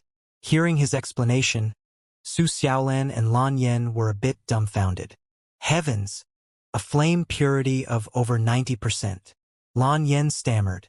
If I remember correctly, you and Mo Hai both have a flame purity of 80-something%. Yeah? Where did this fearsome monkey come from? Su Xiaolan was still stuck in a stupor. Could it be Xiaoqiu? It can't be. Doesn't Xiaoqiu use a silver staff? Since when did his flame element immortal spells become so powerful? She knew that it wasn't time to be mulling over such matters right now, and she jumped onto her sword. Sister Lan Yen, let's go to the practice arena as well. Hearing this, Lan Yen nodded. She jumped on her fiery feather fan and followed behind Su Xiaolan. At this moment, the practice arena had already descended into chaos. The disciples of the Vermilion Bird sect felt as if their emotions had been taken on a roller coaster. Initially, they were stunned. Seeing Xiaoqiu's appearance, they were terrified. Afterward, though, they felt stunned again. Gradually, this changed into fanaticism. The disciples crowded around Lin and the others, giving them absolutely no space to move around. Brother Monkey, who did you cultivate under? What? You came from the Myriad Mountain realm. Your flame techniques are so powerful. Who did you learn them from? Can you tell this little sister? What? Brother Monkey, you're this brother's beast pet. Ha? Your heavenly courts in Lin. All types of random questions were thrown their way, and in Lin's eardrums almost burst from the commotion. Xiaoqiu, on the other hand, seemed to be enjoying himself. He had an ugly smile on his face the entire time. It was because this was the first time that he had felt so welcomed. At this moment, a red light streaked into the practice arena. It's Brother Mo-Hai. The disciples all cleared a path for him. Mo-Hai was the strongest individual of the younger generation. Both his power and potential were extremely terrifying. Seeing Brother Mo-Hai enter, they naturally didn't dare block his path. Everyone looked toward this sect brother too in awe and veneration. And Lin saw an ordinary-looking male with vermilion-colored eyes walk over. This was probably the Brother Mo-Hai that the disciples all spoke of. A vast and powerful aura radiated from him, and he was clearly no pushover. I'm Mo-Hai. Are you the monkey whose flame purity is over 90%? The male asked directly. He cupped his fists and saluted at Xiaoqiu. Yes. Xiaoqiu nodded. Very well. A flame flickered in Mo-Hai's eyes, and he let rip the full power of his aura. Boom! Scorching flames started emanating outwards from his body. The disciples all moved back in panic, their faces pale with fright. Seeing this, and Lin was extremely startled. This was the power of a domain. No, it was only in its embryonic stages and hadn't been fully developed yet. Half-step soul formation stage? Mo-Hai was enveloped in vermilion flames, and his eyes were burning with eagerness as he looked toward Xiaoqiu. Xiaoqiu gripped his silver staff in hand and didn't retreat a single step. He knew that this battle was already inevitable. Seeing this, Mo-Hai started laughing heartily. He clenched his fists and his shirt ripped open, revealing his solid muscles. Ha ha ha ha. Now, please use your most powerful flame and burn me to your heart's content. Saying this, he raised his arms and shut his eyes. He looked like a saint waiting to accept the divine light of God. Fine. Let us battle hardy. Huh. With his silver staff raised in a striking position, Xiaoqiu's light bulb-like eyes widened. He still hadn't wrapped his mind around what Mo-Hai just uttered. And Lin rubbed his eyes. Then, he grimaced as he glanced at the half-naked Mo-Hai who was still standing with his eyes shut. Seeing that Xiaoqiu was unmoving, Mo-Hai opened his eyes. What's wrong? He asked urgently. Come burn me. Xiaoqiu. I beg you. Just cast your spell one more time. Mo-Hai pleaded. Pretend that I'm the red crystal wall. Okay? At this moment, the spectating disciples also started chanting. Burn him. Burn him. Burn him. Hurry up and burn Brother Mo-Hai. Brother Monkey, I beg you. Please hurry up and burn him. It was as if they were passing judgment on a heretic, and Lin was shocked speechless. Xiaoqiu scratched his head. Seeing the impassioned crowd as well as Mo-Hai's pleading look, he finally launched a ball of flame grudgingly. As if it were going to swallow all matter, the flame brought with it a feeling of death and desolation as it smashed into Mo-Hai's chest. Ah! Mo-Hai's heart-wrenching scream reverberated throughout the practice arena. The flames of his domain clashed violently with Xiaoqiu's black flames. Upon entering the practice arena, Su Xiaolan and Lan Yan were immediately greeted with Mo-Hai's agonized screams. Ah! Brother Monkey! Up your firepower a bit. Ah! I can't bear it. Brother Monkey, slow down a bit. Ah! Brother Monkey! Let the flames burn more fiercely. The disciples all stood around and watched on, their faces flushed in excitement. Ha ha ha ha! Brother Mo-Hai's screams are hilarious. Lan Yan could hear Mo-Hai's screams before she could see his body, and she burst into another fit of laughter. When Su Xiaolan and Lan Yan finally managed to push their way through the crowd, the intense battle had already come to an end. Mo-Hai's upper body was scorched red and black. He lay half dead on the floor, and the smell of roast meat wafted from his body. However, a satisfied smile stretched across his face. He had grasped the intent realm, that of all matter being engulfed, of Xiaoqiu's flames. He was a lunatic. As long as it was a powerful flame, he would test it out with his body. He had a unique natural talent which allowed him to precisely sense the energy and intent realm of flames. Through this direct comprehension of flames, He was able to modify his own techniques based on the strong points of others' flames, thereby allowing him to grow stronger. It was his lunacy and natural talents which allowed him to become the strongest individual of the younger generation. Sweeping her eyes past the wretched Mo-Hai, Su Xiaolan's gaze finally settled on the handsome male. That male also looked over at this moment. And Lin, Su Xiaolan, and Lin and Su Xiaolan called each other's names out at the same time. The crowd in the practice arena was slightly dazed. Then they all came to their senses. And Lin was also a student of the Heavenly Court. The two of them were classmates. Moreover, and Lin had most likely come to the Vermilion Bird sect to visit Su Xiaolan. Just like that, the atmosphere of the practice arena became fragile and delicate. It was especially so for some male students. They felt as if part of them had been ripped away and they grew despondent. How could this be put? The fact that An Lin specially traveled over to visit Su Xiaolan proved that there was definitely something special about their relationship. With her stunning beauty and outstanding aptitude, however, Su Xiaolan was a goddess in many disciples' hearts.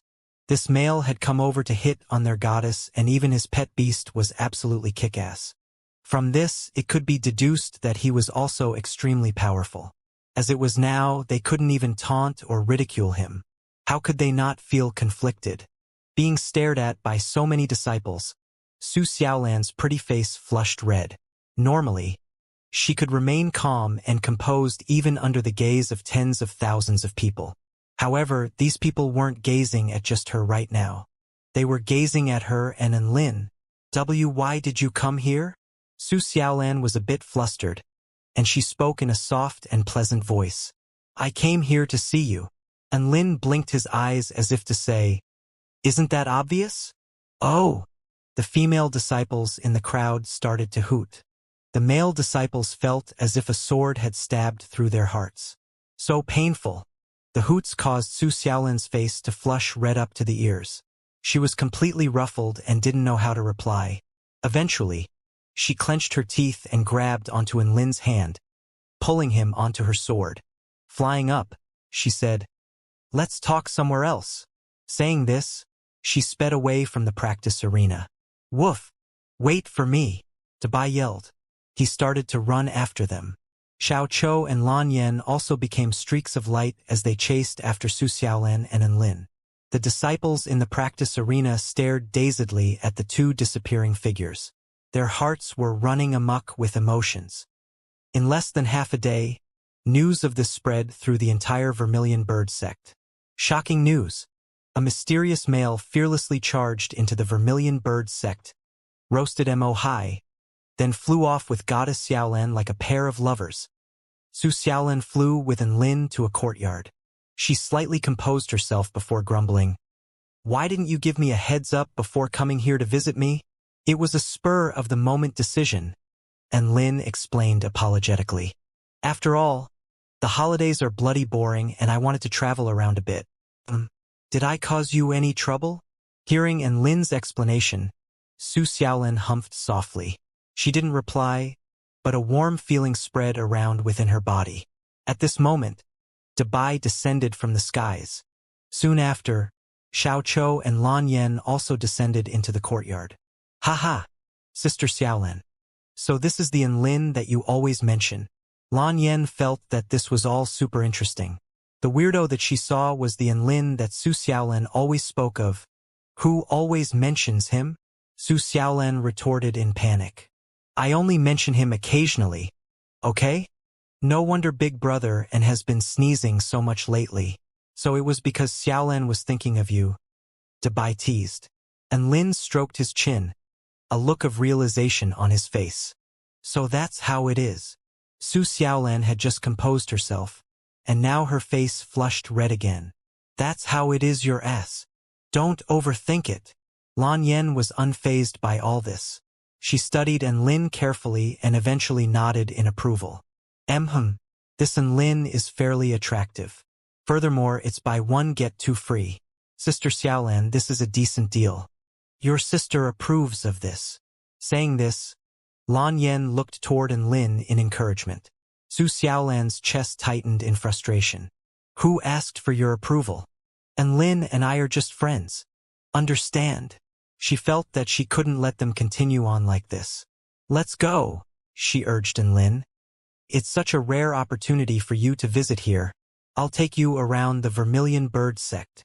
After saying this, she turned around to glare at Lan Yen. You're not allowed to follow. Lan Yen raised her hands into the air. Okay, she said with a grin still plastered on her face. I won't third wheel. I understand. Su Xiaolin faltered. She really wanted to yell, understand my ass. In the end, she managed to hold herself back from yelling this. Taking Lin with her, she flew off on her sword. In the courtyard, Dabai and Xiao Chou exchanged a glance. Are we considered third-wheelers? Dabai asked. I'm not sure whether you count or not, Xiao Chou replied. However, my eyes are almost as large as wheels themselves. I can't not be counted as one, right? Ha ha ha ha ha ha. You guys are hilarious. Ha ha ha ha. Lan Yan's low amusement threshold was triggered by Dabai and Xiao Chou's exchange. She could barely stand up straight as she laughed hysterically. Dabai, Xiao Chou, up in the sky, and Lin saw where Su Xiaolin usually cultivated and where she carried out observation of the flame element. He also saw the holy vermilion flame from afar. The holy vermilion flame was a pure white flame which floated in the air. According to legends, it was an undying flame which could purify all matter. It was also an important token of the Vermilion Bird sect. As long as the holy flame burned, the Vermilion Bird sect would exist in this world. After touring around the Vermilion Bird sect, the two of them landed on a thick branch at the outermost edge of the tree crown.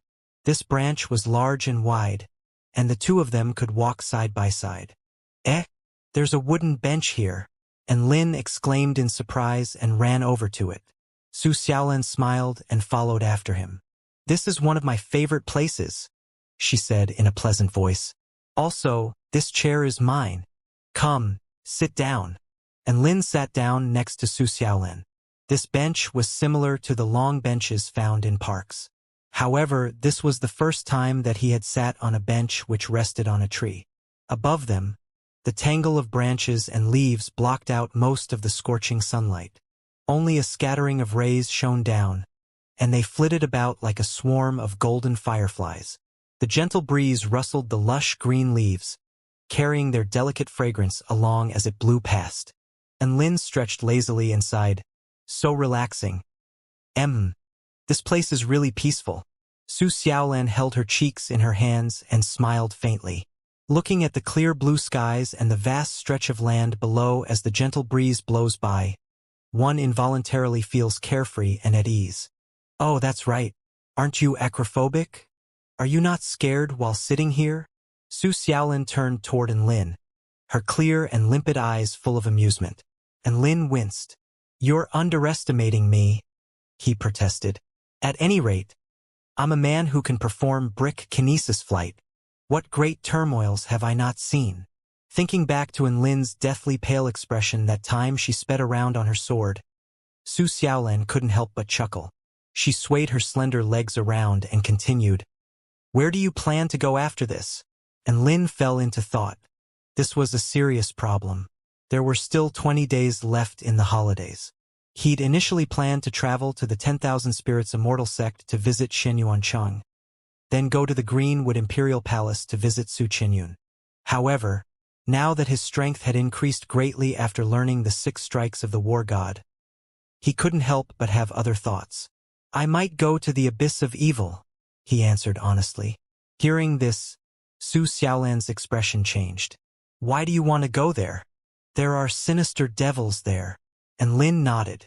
That's exactly why I'm going. I'm heading over there to slay a sinister devil. Then you'll receive some strange benefits after doing that? Su Xiaolin raised her eyebrows. And Lin, you know me so well, how am I going to answer you? Seeing Lin remain silent, Su Xiaolin pursed her lips. So be it. I've dealt with all my matters at the sect as well. I can go and act as your guard or something. And Lin's eyes lit up. Really? But the abyss of evil is really dangerous. That's why I'm charging 100,000 spirit stones. This can also cover the cost of that garment. Su Xiaolan chuckled. And Lin blinked. Wasn't it already paid for with that photo? That doesn't count. How can I take advantage of you like that? It's settled. Su Xiaolan waved her hands, a look of determination on her face. And Lin thought about this for a while. It was indeed beneficial to have a helper of the spirit nurturing stage. Okay, deal. The two of them quickly came to an agreement. Su Xiaolan would act as an Lin's bodyguard in exchange for 100,000 spirit stones. That night, Lin and Dabai stayed in the Vermilion Tower. Shocking news!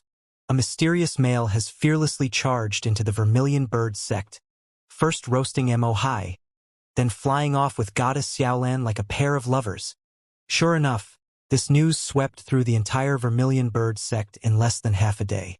Even when he walked out of his room and stood in the corridor, Lin would attract the gazes of countless disciples and servants.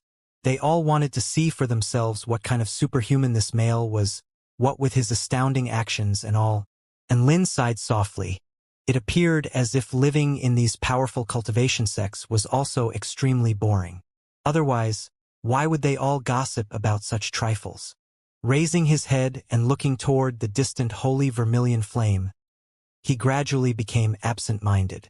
At night, the holy flame would emit a beautiful white glow which appeared both holy and magnificent. Like a lighthouse, it could guide the way for disciples, letting them understand that this was their home.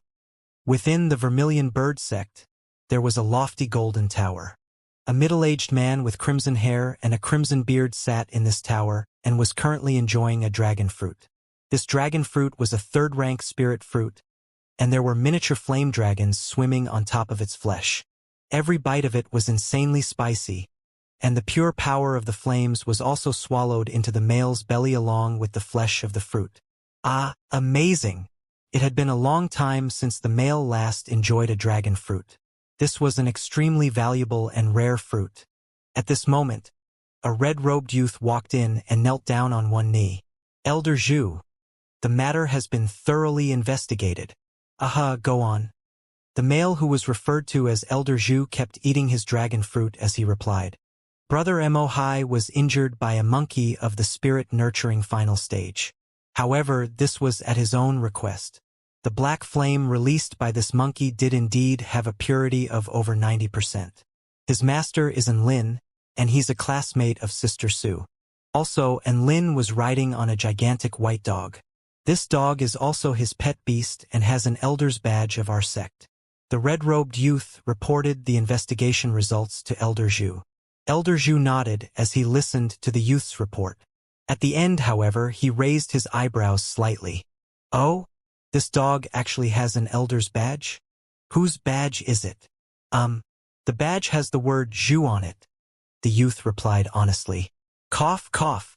Elder Zhu choked on the dragon fruit. Do you know what it feels like to choke on an insanely spicy pepper? Water. Cough. Water.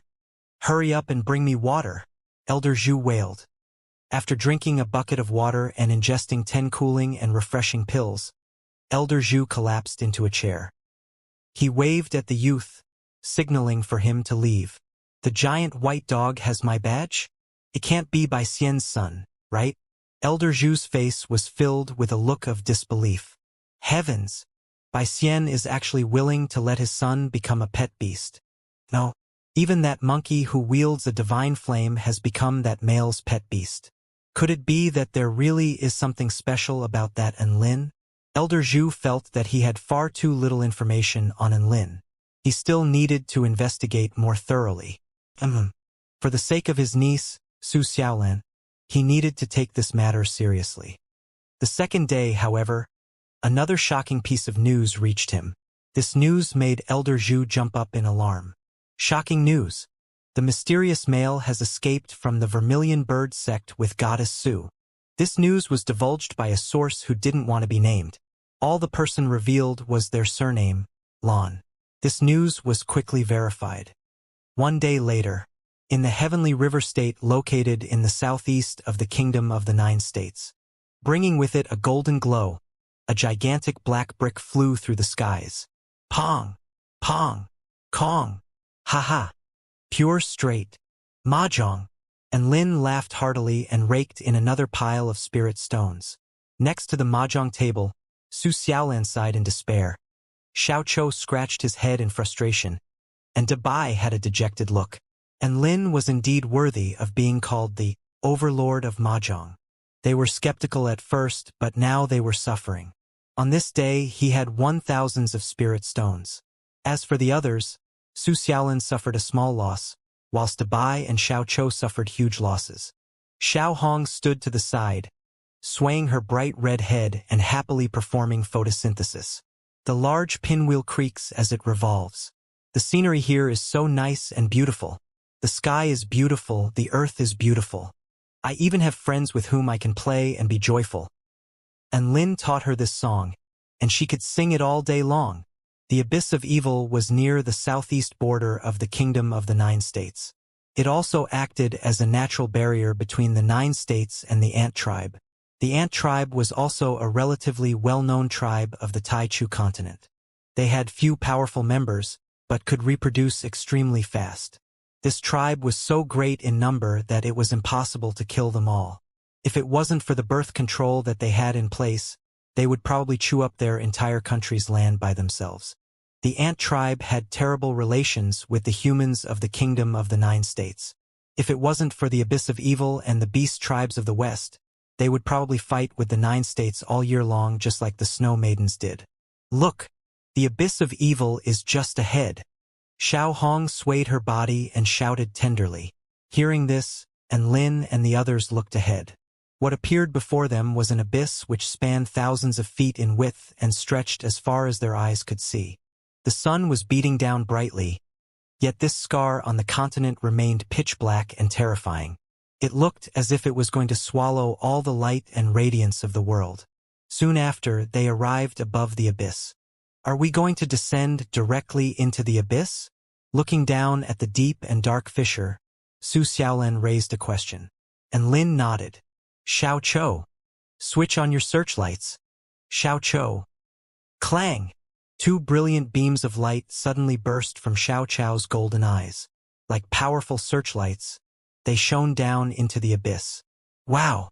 So impressive! Su Xiaolan exclaimed.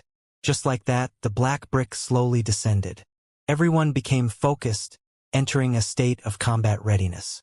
Apart from a small number of sinister devils, the Abyss of Evil was also home to many sinister and savage mutant beasts. They lurked in the darkness and would suddenly leap out from the shadows to give one a fatal blow. The deeper they traveled, the gloomier it became. Looking up, the sky was a thin band of white which gradually became narrower and narrower. Xiao Hong once again hid in Lin's pocket, observing secretly. We still haven't reached the bottom yet? It feels like we've already descended a few thousand meters.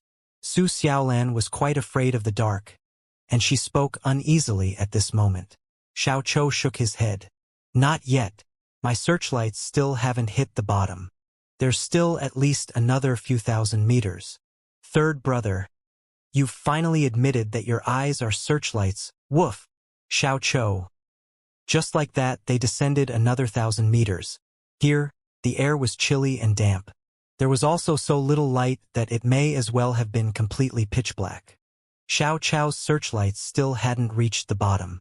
They had already descended 2,000 meters below the surface. 3,000 meters. 4,000 meters. 8,000 meters. The air became extremely thin. If they weren't cultivators, perhaps they would have already died due to suffocation. Looking up, the sky had become a thin thread of white. Due to the protrusion of the rocks as well as the uneven bulges of the rock strata, this white thread was already barely visible. It was pitch black and completely silent. Occasionally, the dripping of water could be heard. Otherwise, the only noise left was the sounds of their slow breathing. We've arrived. I can already see the bottom, Xiao Chou suddenly announced. Hearing this, everyone involuntarily heaved a sigh of relief. After descending tens of thousands of meters, they finally reached the bottom. Tens of thousands of meters below the surface, the ground was made up of crushed rocks. Under the illumination of Xiao Chou's searchlights, they found that there were still gaping ravines laying all around. They could still continue down these pitch-black ravines, and where they were now was clearly not the deepest. After a brief discussion, they decided to explore this area first. The appearance of sinister devils was random and indeterminate. Perhaps they would come across one after wandering around here for a while. Xiao, can your searchlights, no. Can your eyes shine any brighter? Looking around at the horrifying darkness, Su Xiaolan was a bit scared. Brighter? My dazzling eyes ability is almost about to end. Everyone was startled upon hearing this. What? And Lin yelped in surprise. You're going to switch your searchlights off? Don't. Dabai wailed. Third brother, it's not time to sleep yet. Why are you turning off the lights? Woof. Xiao grimaced. It's really taxing on me if I keep this ability on the entire time. Of course, I need to rest. And Lin sighed. How much longer can you last then? Xiao thought for a moment. 10 seconds. And Lin? Su Xiaolan? Clank! The searchlights turned off. The surroundings became pitch black, truly pitch black. A chilly wind blew over, and Enlin felt all his hairs stand on end. Enlin, what's with this horror film-esque atmosphere? It's so eerie. Su Xiaolan shrank back and spoke in panic. Say, do you think that a headless female ghost will suddenly appear? I told you not to watch so many horror films when we were in the mortal realm. Now you're frightened, huh? And Lin pursed his lips and spoke calmly. He was a fairly steely-nerved person. No matter how eerie the environment was, he would still remain fearless and calm. This could be seen from his display in the mortal world, where he terrified Tian Lingling to tears and also brought the hanging-eyed female ghost to tears. How about this? I'll walk in front. And Lin patted his chest and offered. And Lin felt that it was time to show his true mettle. Right after taking the lead, however, he stepped into empty air and fell at great speeds. Save me! Ah! And Lin screamed in fright. He wasn't scared of ghosts, but he was scared of heights. A fall of unknown distance was the most terrifying. And Lin, Big Brother, and the others all cried out in alarm. I am fine. And Lin slowly flew back up on his brick. He was covered in cold sweat from the fright. As he fell just then, he also seemed to see countless pairs of green eyes. However, they all disappeared in a flash. This made him feel slightly uneasy. After landing back on solid ground, and Lin cast a flame element immortal spell. He found that a spiderweb of cracks stretched out before them. Without light, it's impossible to traverse this place. Dabai glanced at the cracks and continued. How about we take turns casting illumination immortal spells? And Lin sighed. We have no other choice. We need to take care in conserving our energy, though. Otherwise, we'll be in a pickle if we come across any enemies. Saying this, he took out an energy-restoring pill. Then, he gathered flames on his hand and then continued forwards. This flame could only illuminate dozens of feet around them, so they were all on high alert. Like this, they walked for quite some time. However, they still didn't come across anything, and Enlin was starting to doubt whether there were any living beings in this place at all. Hiss! Suddenly, a hissing sound traveled over from the distant darkness. This sound didn't come from just the front. Rather, it came from all around them. Have the monsters finally come? Su Xiaolan asked excitedly. To be honest, it's actually more frightening when it's deathly silent. Being able to fight monsters now can help alleviate one's feeling of terror. And Lin was a bit speechless. Be careful, guys. They stood back to back, forming a defensive circle and guarding against the monsters. Like a vast sky full of stars, countless green dots started appearing in the darkness, inching closer and closer toward them. There are lots of them. Xiao gripped onto his silver staff and exclaimed. And Lin also noticed this. He could feel many powerful auras slowly nearing them. Furthermore, those green dots were the eyes of the mutant beasts. He unsheathed his evil-slaying sword. In this kind of situation, he had to use the 6 strikes of the war god. In a moment, I'll cast a fiery phoenix tornado. This spell will attack the mutant beasts all around us. Su Xiaolan's fingers danced about quickly, forming numerous hand seals in the air. When the mutant beasts charge over, I'll use wind of the heavens to suppress their movements. Woof! Violent winds circled Dabai's body, and he exuded an astonishing aura. He was also clearly prepared for a battle to the death. Xiao nodded solemnly. Then I'll turn on the lights first. Clang! Like two gigantic beams of light, a brilliant radiance suddenly burst from Xiao's eyes, instantly making the surroundings as clear as day. Hiss! Hiss! Loud shrills suddenly sounded in the surroundings. As if they had been blinded by the light, almost all the green dots started dimming. Boom! The mutant beasts scrambled as they fled, falling back like a receding tide. Silence once again returned, and Lin, Dabai, Su Xiaolin, Xiao, this searchlight of yours, is going to bring bloody world peace. And Lin grimaced. As expected, are Xiao's searchlights the deadliest weapons?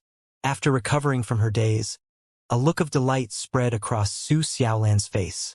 She felt a sense of security from Xiao's eyes.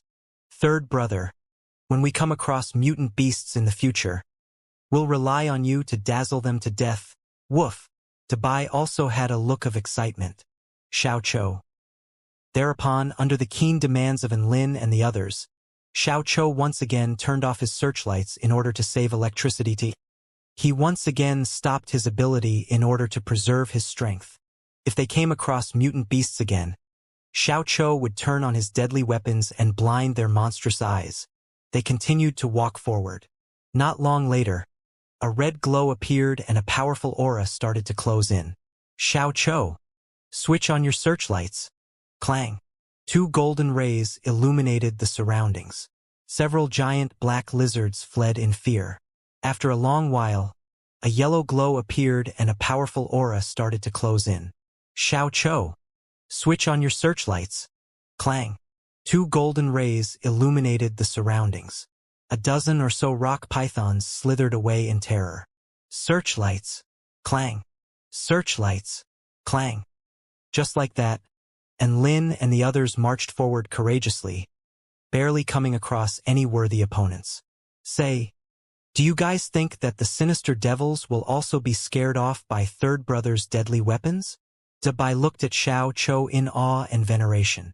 Most likely not, and Lin replied. From what I know, the sinister devils exist even in places where the sun scorches brightly. Moreover, their makeup is different from mutant beasts, and they aren't as adversely affected by light. In order to defeat a sinister devil, and Lin had gathered a large amount of information regarding sinister devils. The makeup of sinister devils was different from other living beings, and notions such as ranks and cultivation bases didn't apply to them. In fact, it was sometimes impossible to detect the strength of these twisted beings. This was also what made them so dangerous. As they conversed, another powerful aura appeared before them. Xiao, switch on your searchlights. Clang! Two golden rays of light illuminated the surroundings. A gigantic black tortoise was struck by Xiao's deadly weapons. Boom! A black mist suddenly shot out from the gigantic tortoise's mouth and hurtled toward Enlin and the others. Holy fuck! This tortoise doesn't have any eyes. Dodge! They were startled by Enlin's shout, and all scattered in different directions. The black mist landed on the rocky floor and instantly caused it to dissolve, forming a large pit. It was clear that this mist was extremely dangerous. Since the searchlights are ineffective, we'll battle, and Lin roared. He unsheathed the evil-slaying sword and charged toward the gigantic tortoise. Be careful, big brother, and there are two of them, Xiao shouted. Atop the vertical cliff face, a giant red tortoise of close to 100 feet in wingspan leaped down toward Enlin. Holy fuck! Are you trying to crush me? Enlin raised his head as the round tortoiseshell descended toward him like a giant boulder, bringing with it an insane crushing force. Wind spirit. Rings of wind appeared underfoot as his body flashed through the air at high speed. Rumble. The giant tortoise fell onto the ground and the earth itself trembled under the terrifying impact. The sharp increase in speed allowed Enlin to avoid this devastating attack. At this moment, Dabai used his claws to produce extremely sharp white blades of wind. The blades of wind tore through the air, striking the head of the giant tortoise with a rumbling explosion. The red tortoise retreated a few steps but remained completely unharmed. The huge black tortoise spat a black mist into the air again. The huge red tortoise also spat out a vast stream of fire at this moment, combining with the black mist to form a dark red blazing dragon, which flew toward everyone. Everyone hurriedly activated their movement techniques and dispersed to dodge the attack. The ground became charred and corroded black as the blazing dragon passed through. Are these two giant tortoises a husband and wife duo? They could even use combination moves. And Lin stared at the black trench dragged out by the blazing dragon with fear lingering in his eyes. Su Xiaolan wielded her long sword at this moment and slashed out a flame sword slash imbued with the essence of fire. The sword slash struck the black tortoise, the explosion of flames enveloping an area of 100 feet in radius in a sea of fire. Tss! Tss! Black mist broke through the flames before flying toward Su Xiaolan. Su Xiaolan's expression changed drastically as she immediately evaded using her movement technique. The huge black tortoise rushed out of the sea of flames, completely unharmed and raring for more. Xiao Chou charged toward the red tortoise, swinging his silver staff down toward its head with ferocious force. Facing a full-force attack from a spirit-nurturing final stage cultivator, the red tortoise did not retreat, instead extending its head toward Xiao Chou in a headbutt. Boom! Xiao Chou felt as if he had struck a solid block of steel. The force from their clash created shock waves in the air, creating deep gashes in the ground. The red tortoise did not even take a backward step, but it was instead Xiao Chou who was forced into retreat by the rebounding force. It would be okay if it was just the shell, but even its head is so hard, Xiao Chou exclaimed in his retreat. Let me try. And Lin wielded the evil-slaying sword as he charged toward the red tortoise. The red tortoise immediately spat out a stream of flames when it detected Lin's approach. The flames swept toward him like a giant wave, bringing with it insanely scorching heat. A strong wind suddenly whipped up at this moment, tearing into the flames and creating a white passageway. Big brother and hurry woof! Dabai shouted whilst maintaining the wind pressure passageway with both hands. And Lin charged into the passageway Dabai created for him as rings of wind appeared underfoot again. Although the red tortoise didn't have any eyes, it could detect Lin's approach through other means, and with that, it could also detect a threatening sense of danger. It immediately began to withdraw its head back into its shell. You want to retreat like a coward? It's too late. And Lin roared. The evil-slaying sword was suddenly encapsulated in a white stream of wind, before flying toward the tortoise like lightning. First technique, wind sword. Slash. Thin white lines appeared on the tortoise's neck, forming an indistinct ring. The black tortoise, which was being contained by Xiao Chou and Su Xiaolan, looked out of the corner of its eyes toward Lin, and was also greatly startled by Lin's terrifying sword technique. Boom!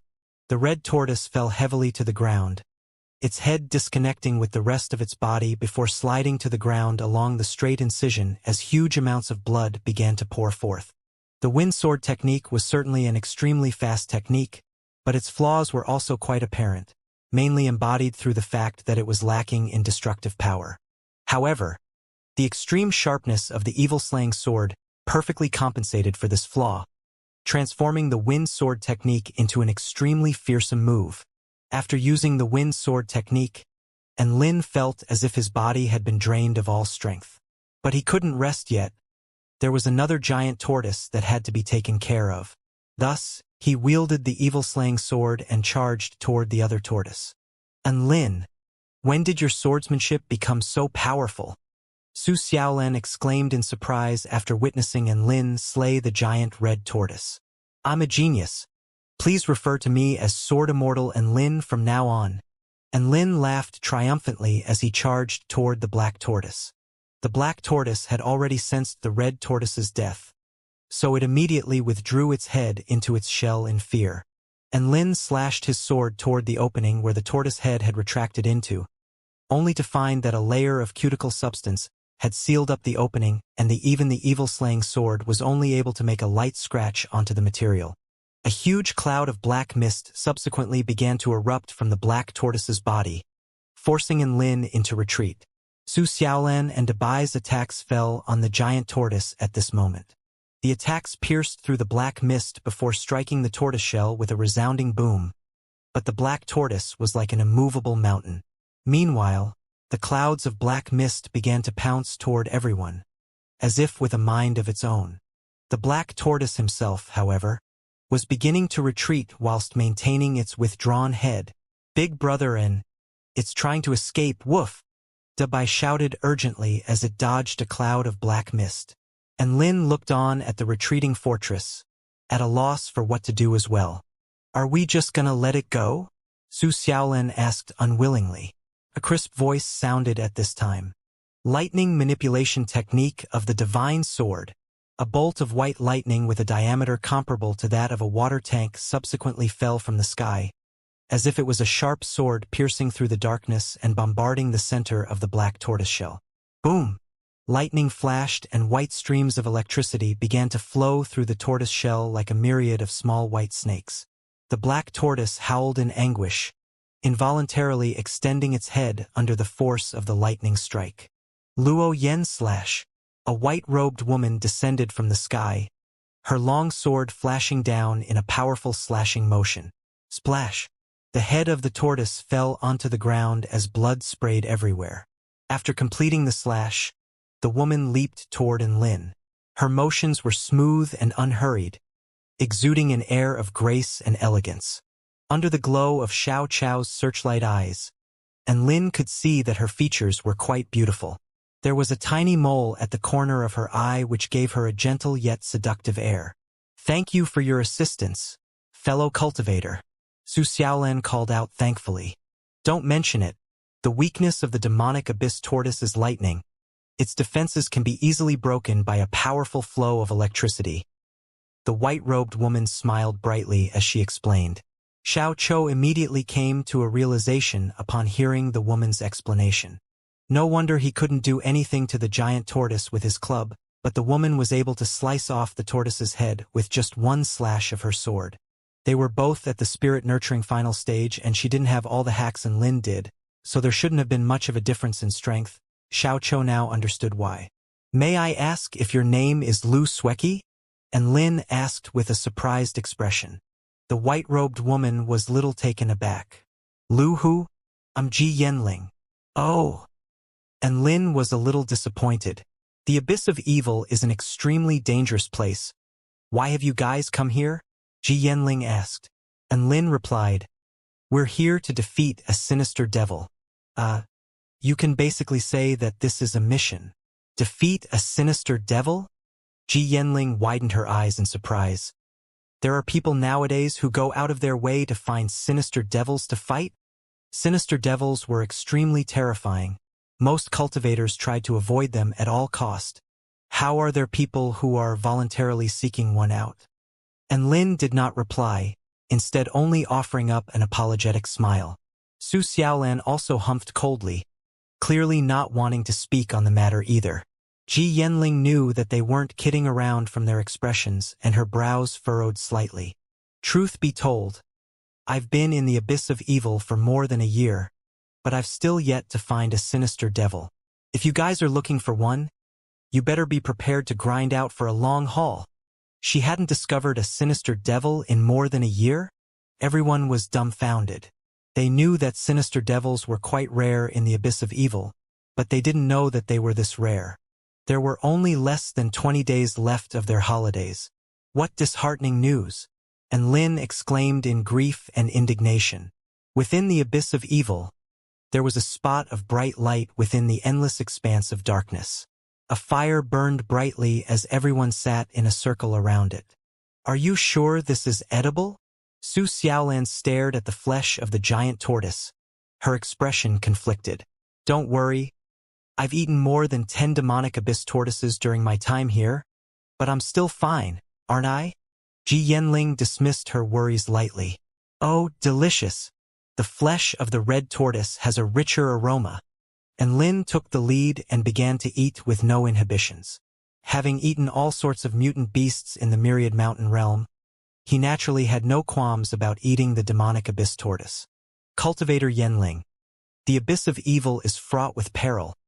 Why have you decided to stay here for over a year? Su Xiaolan asked curiously. It was completely unimaginable to her just what it would be like to live in such an environment for over a year. Even if you ignore the fact that this place was fraught with life-threatening peril, just the endless expanse of darkness and the dank, oppressive atmosphere alone was unbearable to her. And Lin also turned his gaze upon Ji Yanling with curiosity. Even if she was a cultivator of the spirit-nurturing final stage, it would still be quite difficult for her to live in such an environment. Just what could the reason be for her to make such a decision? Ji Yanling eked out a small smile and cast her eyes downwards, appearing a little crestfallen. I'm looking for someone here. If I can't find him, then I won't go back. Su Xiaolan was still puzzled. How do you know that the person you're looking for is here? Ji Yanling took off the necklace she was wearing. On it was imbued a precious stone that gave off a light blue glow. He and I split up here. As long as this stone still glows, it tells me that he's still alive. I've looked in the sect as well as his family clan. I've looked everywhere possible but still couldn't find him. After returning here, I sensed a hint of familiarity. I know that he's definitely still here, perhaps trapped in some place, waiting for me to rescue him. And Lin and the others could tell from her determined expression that she definitely wouldn't leave until she found the person she was looking for. And Lin stuck his hand into his pocket and patted Xiao Hong's head. Master, she isn't lying. Xiao Hong transmitted her voice to him. And Lin nodded and made a suggestion. We're all in the abyss of evil anyway, why don't we travel as a group? This way, we will at least have strength in numbers if we encounter any hazards. Ji Yanling stared at him blankly before replying with a conflicted look.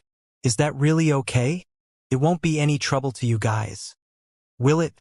She was already used to traveling alone in the darkness and was at a loss for what to do upon suddenly being invited to join a group. Having more people would perhaps help her in achieving her objective, but on the other hand, she was afraid that she would drag them down. It's okay, join us. We'll go somewhere you haven't been before. After all, we can confirm that the places you've been have no sinister devils, so we can avoid a lot of unnecessary searching. Su Xiaolan extended an invitation with a smile. It had to be said, Su Xiaolan's words were very effective. Ji Yanling looked around at everyone thankfully before finally nodding in agreement. She was the eldest disciple of the One Valley Immortal sect in the Heavenly River State and was also a cultivator of the spirit-nurturing final stage. The person she was looking for was a man named Wang Lu, who was her Dao partner. They were forced to separate due to a mass outbreak of abyssal demons. On one hand, they were seeking out a sinister devil, and on the other hand, they were looking for Wang Lu. None of them knew which direction they had to go anyway, so traveling as a party was actually a pretty good choice. Xiao Chou had already switched off his searchlight eyes, and Ji Yanling brought out a white orb of light instead. This was a high-tier magic tool she had purchased, the phosphorescent orb.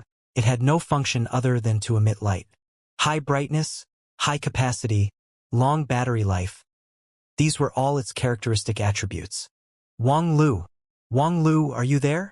Ji Yanling called out in a clear, crisp voice whilst holding the phosphorescent orb.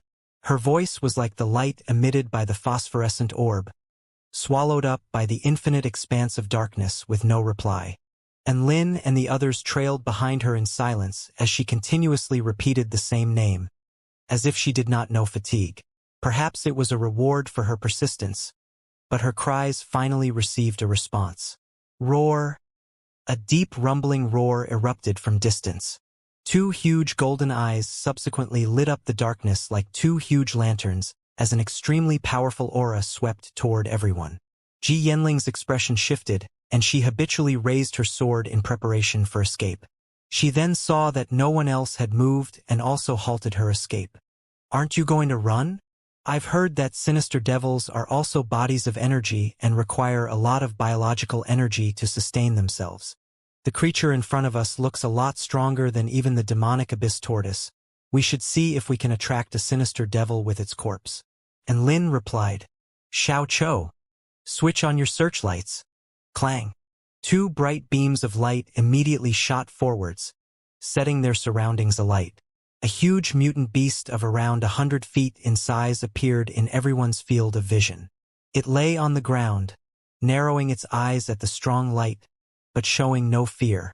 This was a dragon, not the WIRMS of the dragon court of the eastern seas, but a black lizard dragon with massive bat wings and a huge body radiating a chaotic and aggressive aura. Countless sharp black spikes floated around the black dragon like a dense forest, exuding an aura of death. Is this a domain? Su Xiaolan's whole body tightened as she yelled in fear. Xiaoqiu shook his head. It's not of the soul formation stage yet. It has most likely just attained its domain but has not completed its transformation. Half-step soul formation stage, eh? Looks like it's going to be a tough fight. And Lin drew his evil-slaying sword with a solemn expression. Ji Yanling sighed lightly before also drawing her sword. It appeared as if a battle could not be avoided. Finished with your chit-chat?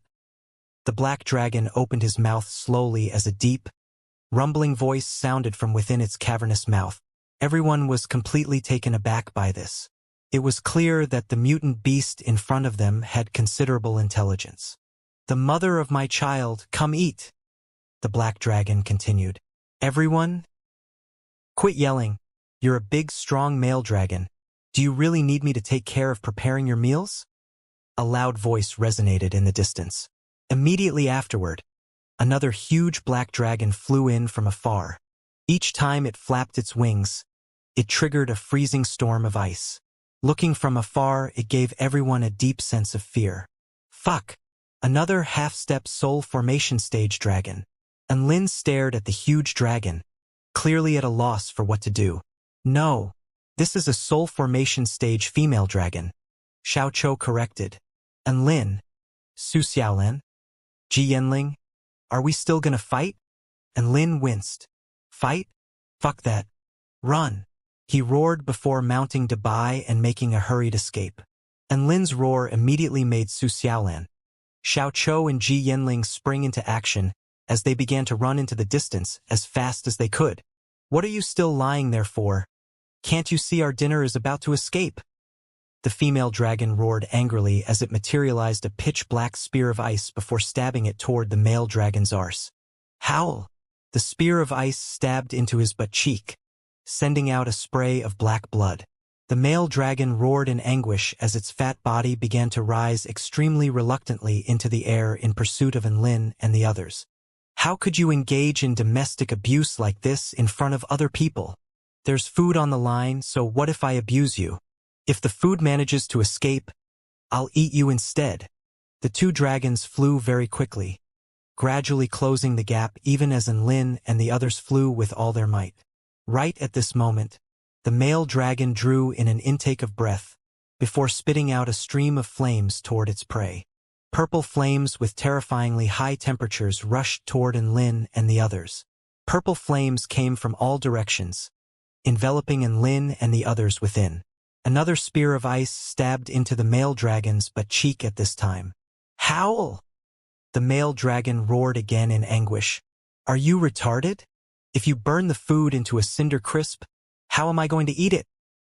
The female dragon roared in anger from the distance. Tears welled up in the male dragon's big lantern eyes. This was wrong, that was wrong, just what was he supposed to do? Mountain quaking fist, strong gale cannon, frost slash, and Lin, Dabai, and Ji Yanling all struck out at once, tearing a hole into the sea of purple flames. Purple flames whistled past, bringing with it an indescribably scorching and ruthless heat. The male dragon breathed a sigh of relief. Luckily, these human cultivators seemed to be pretty strong and didn't get roasted to a crisp, otherwise he would get a beating again. Xiaoqiu, light up the ground with your searchlights, and Lin shouted urgently. Xiaoqiu immediately activated his searchlight eyes as strong light lit up the ground below, exposing the terrain below for them to see. There was less than 1,000 feet between the two dragons and everyone now. Come with me. And Lin flew downwards on Dabai's back. Ha ha ha, human cultivators, you won't escape. Just surrender yourselves and I can at least give you a quick, painless death. A triumphant expression appeared on the male dragon's face as he gradually closed down his prey, making a sarcastic remark as he went. His domain had already expanded as black spikes, exuding a bloodthirsty aura, positioned themselves at the ready, preparing to run through the bodies of its prey in an instant after drawing close enough. There. And Lin saw a pitch-black crack in the ground as he flew, which he abruptly flew into. Su Xiaolan and the others immediately realized Lin's intentions as their eyes lit up, before they followed suit. "You won't escape." The male dragon's expression shifted as he flapped his wings with renewed vigor, propelling his body to crash heavily into the crack in the ground, which Lin and the others had just escaped into. Boom! The ground shook heavily as the dragon forced his head into the crack, but was unable to squeeze his huge body through. The crack was only 30 to 40 feet in width, but his body was a full 100 feet in size, far too big to fit through the crack. "Piss off!" The female dragon, which had been following behind the whole time, flared up with rage and kicked the male dragon to the curb. Another resounding boom erupted from the ground. The male dragon almost broke its neck from being kicked with its head still stuck in the crack, before sliding along the ground, leaving a long trench in its wake. The female dragon stared after Lin and the others before spitting out a destructive frosty breath.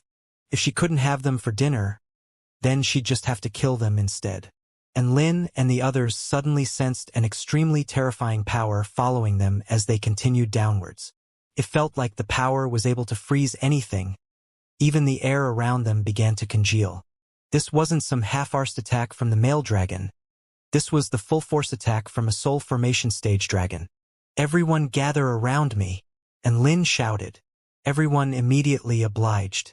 "Expand, expand, expand." The chaotic alloy brick expanded quickly, standing like a wall in front of Lin. Boom! The frosty breath struck the brick and Lin was swept up by the terrifying power and forced into a retreat. The frosty breath could not bypass the brick, but the temperature around them still fell drastically as everyone felt as if their blood would be frozen solid in their veins. "Thank God for Big Brother and's miracle brick. Otherwise I'd be a frozen dogsicle now, woof," Dabai said with fear lingering in his eyes. The female dragon looked on in frustration as her attack was blocked by a mere spirit-nurturing stage cultivator. "The mother of my child. Have those bastard human cultivators been turned into ice sculptures?" The male dragon ran over with a groveling expression as it massaged its neck. "Fuck off!" The female dragon sent the male dragon flying with another kick. She stared after the cultivators with hatred in her expression, but couldn't do anything except vent her rage on the male dragon. And Lin and the others all breathed a sigh of relief upon seeing that they'd escaped the range of the female dragon's attacks. They knew that they couldn't come out of this crack in the ground in the immediate future, so they could only continue downwards. Their surroundings were still extremely dark, and under the illumination of the phosphorescent orb, they discovered that the rock faces on either side of them were not constricting, but instead constantly widening. It looks like there is a separate space at the bottom of the crack. There should be mutant beasts there, and most likely beasts that gather in packs. Ji Yanling had been in many similar spaces in the past, so she naturally had a lot of experience. Sure enough, after descending for over a kilometer, they came to a cavernous space. "There's light here," and Lin gasped. At the top of the rock layer were sparse spots of green fluorescent light. The light was very dim, but still very striking in contrast to its completely dark environment. "These are fluorescent bugs. They like to gather in places where water is plentiful. To house such a large group of fluorescent bugs, perhaps there is an underground lake here," Ji Yanling explained. "A lake? Will there be any underwater monsters?" Sure enough, they didn't have to go far before a small lake appeared in front of them, revealed by the light of the phosphorescent orb. "Wang Lu! Wang Lu, are you there?" Ji Yanling once again began to yell out his name, her voice even causing slight ripples to appear on the calm face of the lake. Her cries received no response, but she did not lose heart and continued onwards. That was fair enough. She had repeated such cries millions of times. There was no way she could persevere without an extremely firm resolve. And Lin was very much in admiration of this woman. He was greatly moved by the sight of her frail yet resolute figure. Right at this moment, he suddenly felt a chill go down his spine as a chaotic aura flew quickly at him, startling him into bringing out his sword. However, the aura disappeared like the wind and everything went back to normal. He looked around at everyone in bewilderment to find that they all wore an expression identical to his. That was most likely the dark abyssal winds. I've encountered them countless times. They pose no threat, Ji Yanling explained like a seasoned veteran.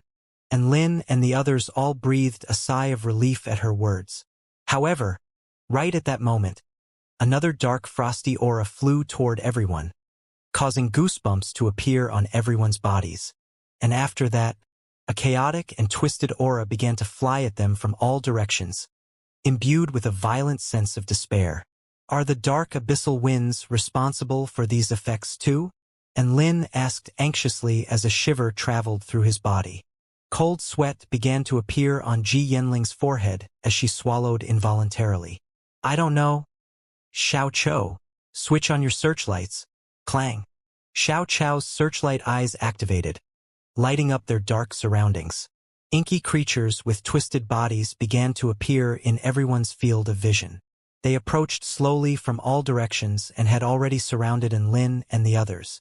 These twisted creatures had statures similar to humans and didn't appear to have any set physical form, appearing as if they were pools of inky black ooze that could transform into any shape or form. Despair, fury, depravity, hatred. All types of negative emotions rippled outwards as if they were physical projections, causing everyone's heads to explode with pain. Shock appeared on Lin's face as he stared at these twisted creatures. He felt as if his consciousness was being sucked in and nauseous reactions ran throughout his body. Be careful, everyone. These are sinister devils. From their attributes, and Lin could determine that these twisted creatures were all sinister devils. Everyone was shocked into disbelief upon hearing this. Weren't sinister devils rare in the abyss of evil? Why had so many of them suddenly appeared? And Lin recalled what Ji Yanling had said before. A clan of creatures often resided in cavernous spaces such as this one. The clan of creatures here couldn't be sinister devils, could they? And Lin only wanted to encounter one sinister devil, but now he encountered a bunch of them. This type of sinister devil value package was a gift they did not want. And Lin had already gripped the soul formation attack talismans in his left hand. If their enemy was too strong, then he could only use this trump card. He looked around to find that they had been surrounded by 12 sinister devils. Sinister devils did not have cultivation bases, so he could not detect how powerful they were. However, a powerful sense of peril constantly enveloped his body. Whoosh! 4 of the sinister devils set into motion and charged toward Lin and the others. Fire spirit! Flames enveloped Su Xiaolan's body, making her appear as if she was a blazing phoenix. She slashed her long sword through the air, creating slash after slash of flaming sword projections. As the sinister devils twisted in the face of the slashes, black claws formed on their bodies, grabbing toward the flaming sword slashes. Boom! Boom! Boom! The flames exploded, charring the surrounding area black. A black figure shot out of the flames, charging toward Su Xiaolan at speeds even higher than before whilst exuding a dark, violent aura. At the same time, the other 3 sinister devils had also begun to engage in battle. Ji Yanling materialized white bolts of lightning with her swords as she fought one sinister devil. Xiao Chou wielded his silver staff as he battled another sinister devil. They were both spirit-nurturing final stage cultivators, and Lin was the most powerful in the group in terms of overall combat strength, but it was still a difficult battle for them.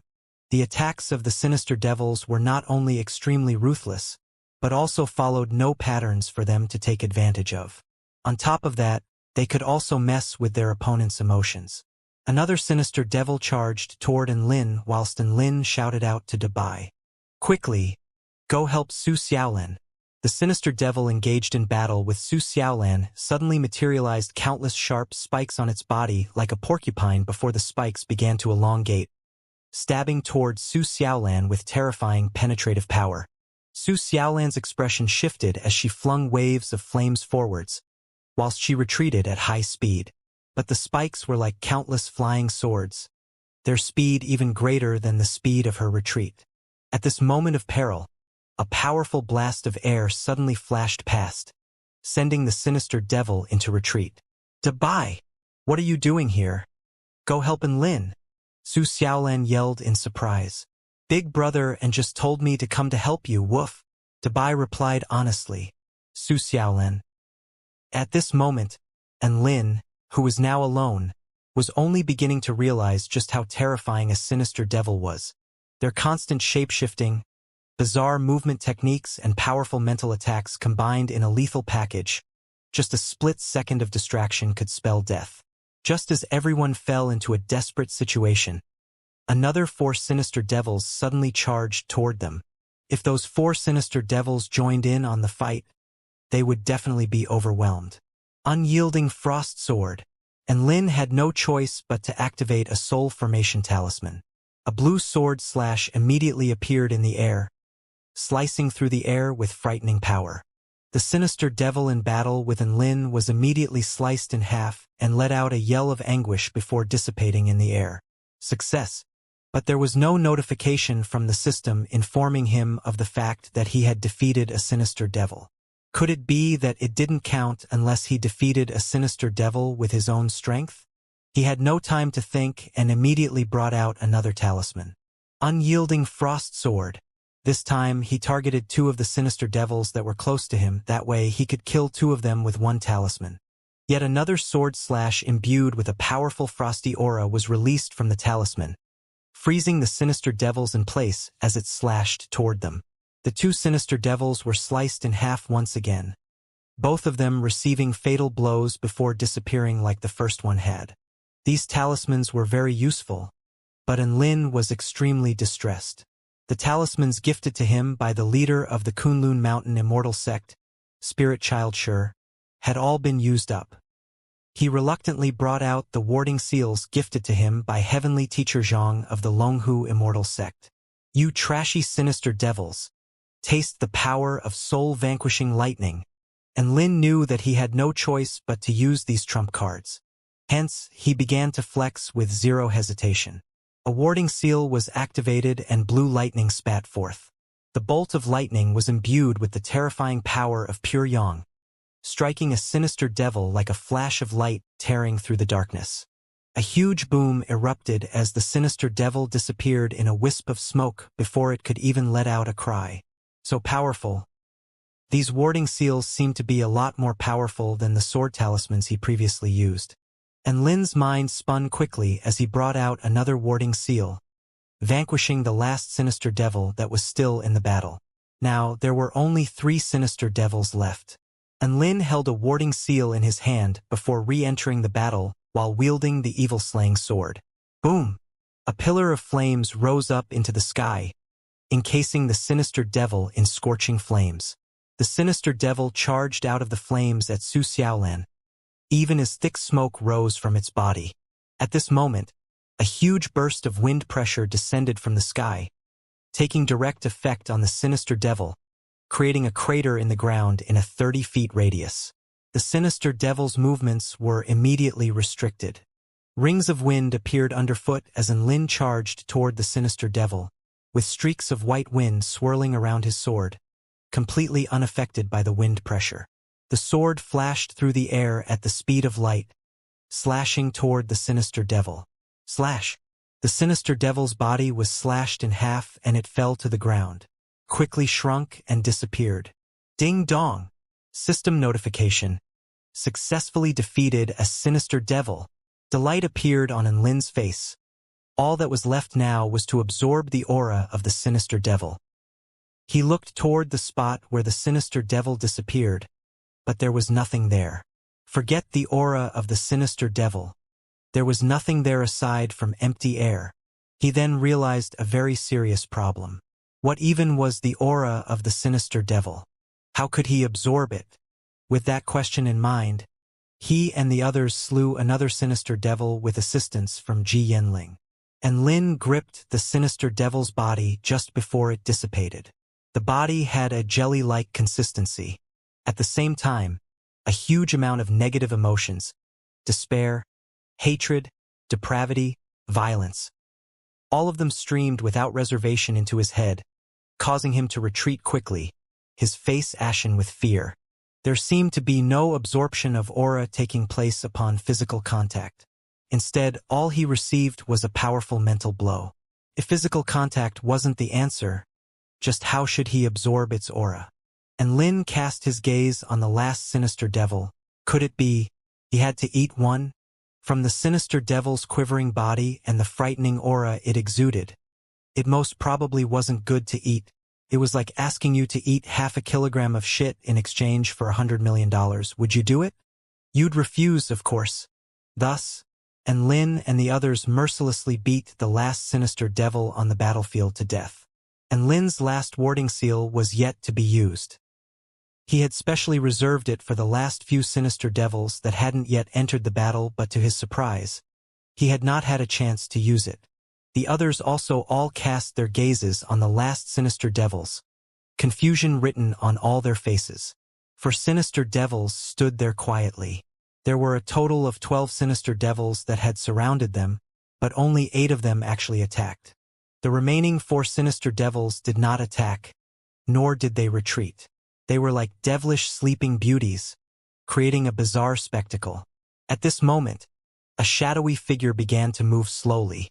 It was a humanoid sinister devil with a single dark red eye on its head. A twisted, violent energy flowed around it, and its aura was as vast and boundless as the sea, exerting extremely strong pressure on everyone with its very presence alone.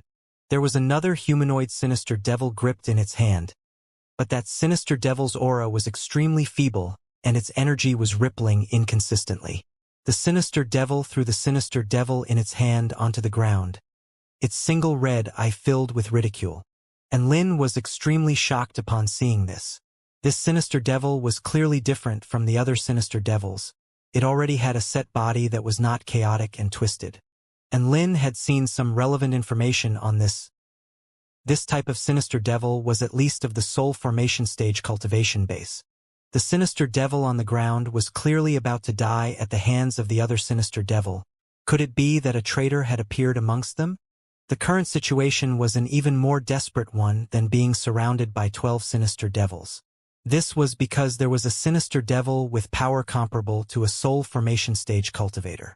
No, to be more precise, there were 2.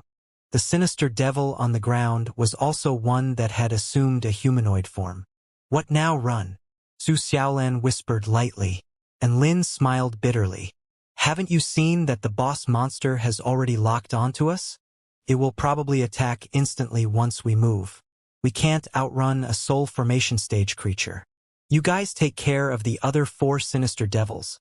I'll take on the humanoid one. And Lin fanned out several talismans whilst instructing the others. Su Xiaolin stared at Lin with a worried expression on her face, but she did not say anything because she knew this was the best way forward. A warding seal from Heavenly Teacher Zhang, 4 attack seals from Taoist Yomu, and 3 defensive seals from Taoist Priest Shuyun was the extent of Lin's trump cards. Before he exhausted all these trump cards, he had to kill the humanoid sinister devil. The sinister devil turned its single red eye upon Lin before shifting its gaze onto the talismans in his hands, seemingly deep in thought. The other 4 twisted sinister devils all charged toward Lin at once, as if they had all received some sort of instruction. Lightning manipulation technique of the divine sword. Ji Yanling's white robe flapped in the air as bolts of white lightning struck down toward the 4 sinister devils from her long sword. The sinister devils seemed to have a natural fear of the lightning, and they all involuntarily dispersed as the bolts of lightning fell from the sky. Su Xiaolin, Xiao Chou, and Dabai all grabbed this opportunity to each engage a sinister devil. The Cyclopes-like sinister devil stared at Lin with its single red eye, exuding a vast aura. Its eye was filled with violent bloodthirst combined with a special kind of demonic power, which gave Lin the illusion that he was positioned at the very center of a cesspool of bloody corpses, buried under boundless despair and blood. The Cyclopes-like sinister devil used Lin's moment of distraction to take a step forward, breaking through the sound barrier and appearing right in front of Lin. Almost in the same moment, Lin's eyes turned white as snow and rings of wind appeared underfoot as his body flew back in retreat. During this short interval, a talisman had already been activated, but Enlin and the sinister devil were already within reach of one another. Soul-vanquishing lightning technique. A bolt of lightning imbued with the power of pure yang struck down like a bolt of lightning toward a chink in the Cyclopes-like sinister devil's defense. Boom! Lightning flashed violently, and as the lightning technique struck the Cyclopes-like sinister devil square in the chest, the ground within a 30-foot radius around them was turned to dust with its terrifying power. A deep roar erupted from the sinister devil as his pitch-black body rippled in retreat. That attack definitely hurt it. But it wasn't enough, and Lin's talismans continued to emit brilliant rays of light. At that moment, a red bolt of light suddenly shot out from the sinister devil's single red eye, bringing with it a boundless power of destruction. The rocky ground under the path of the red bolt of light all began to rot under its corrosive power. Mystical ice mirror. Another talisman was activated and a white mirror of ice appeared in front of Enlin, encapsulating his body within. The bolt of light struck the mirror of ice, instantly shattering the mirror but also exhausting all the power behind the sinister devil's attack. The sinister devil rushed toward Enlin again in the next instant, and its pitch-black fist struck down toward Enlin with terrifying power. Heavy rock armor. Yet another talisman was activated and a golden layer of rock materialized in midair. Boom! The sinister devil's fist crashed down, creating a frighteningly powerful shockwave which caused the ground within a 100-foot radius to crumble and quake. However, in the same instant, the sinister devil was forced back by a powerful backlash, forcing it into retreat. The immortal spell within the defensive talisman not only had a defensive effect, but also a physical backlash effect. This was the moment Enlin had been waiting for. Having forced the sinister devil into retreat, it was time to determine the victor of this battle. For offensive talismans from Taoist Yomu all suspended themselves in midair, upon which a brilliant light burst forth. Mountainous Wind Lotus Crush. A huge lotus-shaped construct of air descended from the sky, crashing down with mountainous force toward the Cyclopes-like sinister devil. A massive crater of over 100 feet appeared in the ground from the mountainous wind pressure. The Cyclopes-like sinister devil knelt with one knee on the ground as if it had been heavily wounded, unable to even raise its head under the pressure. Heavenly Flames of Judgment. A bolt of fire descended from the sky, increasing in power with the wind, sweeping down ferociously before enveloping the sinister devil, melting even the ground with its searing heat. Flashing Sword of the 9 Suns. 9 white swords with powerful killing intent formed 9 flashes of white light, stabbing through the sinister devil which was being scorched by the heavenly flames. Demon-slaying Lightning Spear. This was Enlin's final attack. The power of lightning was especially effective against sinister devils, so he reserved this attack for last in order to strike the sinister devil when it was at its most feeble. Electricity tore through the ground, creating a sound much like the chirping of myriad birds. Under Enlin's lightning manipulation technique, the demon-slaying lightning spear accurately punctured the sinister devil's head. Boom! The lightning spear released all of its energy, forming a huge ball of electricity, engulfing the sinister devil within. The wind ceased, the fire fizzled out, and the lightning began to vanish. Enlin held the evil-slaying sword in one hand and a yellow talisman in the other. This was a defensive talisman which was also his last remaining soul formation talisman. After the intense battle, a crater of several hundred feet in diameter appeared on the ground. Xiao Chou was engaged in battle, so his searchlight eyes were inconsistent in the areas upon which they shone. This, combined with the fact that the dust was still settling in the air, made it impossible for Enlin to see into the crater in order to verify whether the sinister devil had, in fact, died. He slowly strode toward the crater, with his talisman ready at a moment's notice. At this moment, he suddenly felt an aura of death sweeping toward him from all directions. Golden Buddha Protection Technique. He activated the defensive talisman without any hesitation. A twisted black figure radiating hatred and violence leaped toward Enlin. One of its arms had already disappeared, and the single red eye on its head was broken. Its previously solid body was now twisted and shaky. It was clearly on the brink of death, but its aura was somehow even more terrifying than before. A golden film of light formed a protective barrier in front of Enlin, imbued with countless scriptures, all of which exuded the vast power of Buddha. The sinister devil suddenly shook violently before forming a black longsword which radiated a frosty aura. It charged at Enlin, stabbing toward the golden barrier. Crack! A crack appeared on the barrier and the black sword pierced through Enlin's body. Almost at the exact same moment, extreme pain coupled with infinite mental corruption began to violently corrupt his body. The pain he experienced was indescribable, and Lin felt that in that split second, his mind was completely blank and the only things he could feel were pain and despair. Boundless, twisted emotions racked his body, threatening to drive him to implosion. He began to roar in pain. And Lin! A flash of panic appeared in Su Xiaolan's eyes, and she charged toward Enlin without hesitation upon hearing his anguished roar. But at that moment, a brilliant bolt of white lightning struck the sinister devil. Boom! The bolt of lightning forced the sinister devil to retreat a few steps, and the black longsword formed by the sinister devil's body was also retracted as a result. And Lin knelt onto the ground, his body shaking uncontrollably. A corrosive power filled with despair was attempting to pull him into depravity, forcing him to transform into a sinister devil. But at the same time, a pure golden light emanated from his pocket as the power of pure yang flowed into his body, combating against the sinister devil's power. Ji Yanling charged to Enlin's side, gritting her teeth in determination.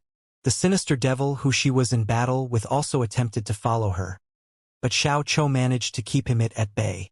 An extremely terrifying power erupted from the cyclopes-like sinister devil, and its black longsword slashed through the air with lethal power. If things continued like this, everyone would probably die here. 9-part lightning. Ji Yanling remained calm as she made a few hand signs, summoning lightning to fall from the skies. However, the movement technique of the cyclopes-like sinister devil was too fast for her to catch. Bolts of lightning struck the ground, creating smoldering craters, but could not catch up to the fast-moving figure. Suddenly, the cyclopes-like sinister devil appeared in front of her, its long sword stabbing directly toward her heart. The speed of the attack was far too terrifying for Ji Yanling to be able to dodge. Ji Yanling's eyes were filled with unwillingness to accept her fate. She didn't want it to be all over like this, as she still hadn't found the person she was looking for. Whoosh! A black figure appeared in front of Ji Yanling. The long sword pierced through its body, but it caught the long sword tightly in its hand, holding on tightly. It was facing Ji Yanling, and its body shook uncontrollably as anguished moans escaped its mouth. Ji Yanling's pupils contracted as she stared blankly at the scene before her. Not only her, but even Enlin, Su Xiaolan, and the others were all staring at the events unfolding in front of them with incredulity in their eyes. That was because the figure that had blocked the sword strike for Ji Yanling was the sinister devil that had previously feebly fallen to the ground. The cyclopes-like sinister devil's head gradually became twisted as it exuded an air of violence and chaos. Its black long sword suddenly emitted a shockwave, blasting a huge hole into the chest of the sinister devil blocking its way. The sinister devil let out another harsh screech and its body fell forwards, pinning Ji Yanling under it. Who are you? Ji Yanling stared at the sinister devil in front of her, her voice beginning to shake. The sinister devil raised its inky black hand toward Ji Yanling's neck before lightly grasping the necklace around her neck. The light blue jewel on the necklace was still as beautiful as ever, emitting a light radiance. The sinister devil held the jewel within its hand. The cyclopes-like sinister devil's long sword stabbed through the air toward the sinister devil's head. Boom! A dazzling film of blue light suddenly appeared in the air, encapsulating Ji Yanling and the others within its radiance. The long sword stabbed into the film of light, but the extremely powerful force behind the attack was completely halted. This is the enchantment of the blue dream jewel. Ji Yanling stared at the sinister devil in front of her, tears flowing uncontrollably from her eyes. Wang Lu, is that you? The blue dream jewel was the treasure passed down for generations in Wang Lu's family, and only his power could activate its enchantment. Yes, only he could activate it, A hissing sound came from the sinister devil's mouth as it stared at the 2 rows of tears flowing down her cheeks. It was no longer capable of human speech, only able to emit this sharp hissing sound. It lowered its head. A series of images surfaced in its mind. A gray-robed man and a white-robed woman appeared at the edge of the abyss of evil. The man was extremely handsome and the woman was as beautiful as a lotus fairy. From an outside perspective, they looked like a match made in heaven. Little Yen, this mission is going to be very perilous, so be on your guard. The man spoke. I've got a soul formation stage mighty figure like you protecting me. What have I to fear? Ji Yanling clung onto Wang Lu's arm, her face still plastered with a bright smile. Wang Lu blushed slightly. Then make sure to stay close to me and don't leave. Mishap struck when obtaining the holy black flame lotus. There was a mass outbreak of abyss demons and several powerful mutant beasts appeared, forcing the 2 of them into a dire situation. Wang Lu brought out his blue dream jewel necklace before thrusting it at Ji Yanling. Take this and run. The enchantment of the blue dream jewel can only be activated by you. I can't use it anyway. Ji Yanling pushed the necklace back. The necklace could only ensure Wang Lu's safety if it was in his possession. But Wang Lu insisted and placed the necklace around Ji Yanling's neck. Don't be stupid. I can only detect your location after we separate if you have this blue dream jewel on you. If the glow from the blue dream jewel vanishes, then don't wait for me. A gust of strong wind pushed Ji Yanling into the distance. Wang Lu turned and an imposing power burst forth from his body, diverting the mutant beasts which were all of the soul formation stage cultivation base into the distance. Within an abyss of boundless darkness, Wang Lu's whole body was stained with blood as he trudged forward, leaving a long trail of blood in his wake. One of his arms had already been destroyed, but he still managed to escape from his mutant beast assailants in the end. Next, he had to locate little Yen from the blue dream jewel. His was in very bad shape, so he needed to leave this abyss of evil, which was fraught with peril, as soon as possible. Just as he was about to rise into the air through sword kinesis flight, a black sword suddenly pierced through the darkness, stabbing through his chest. Ah!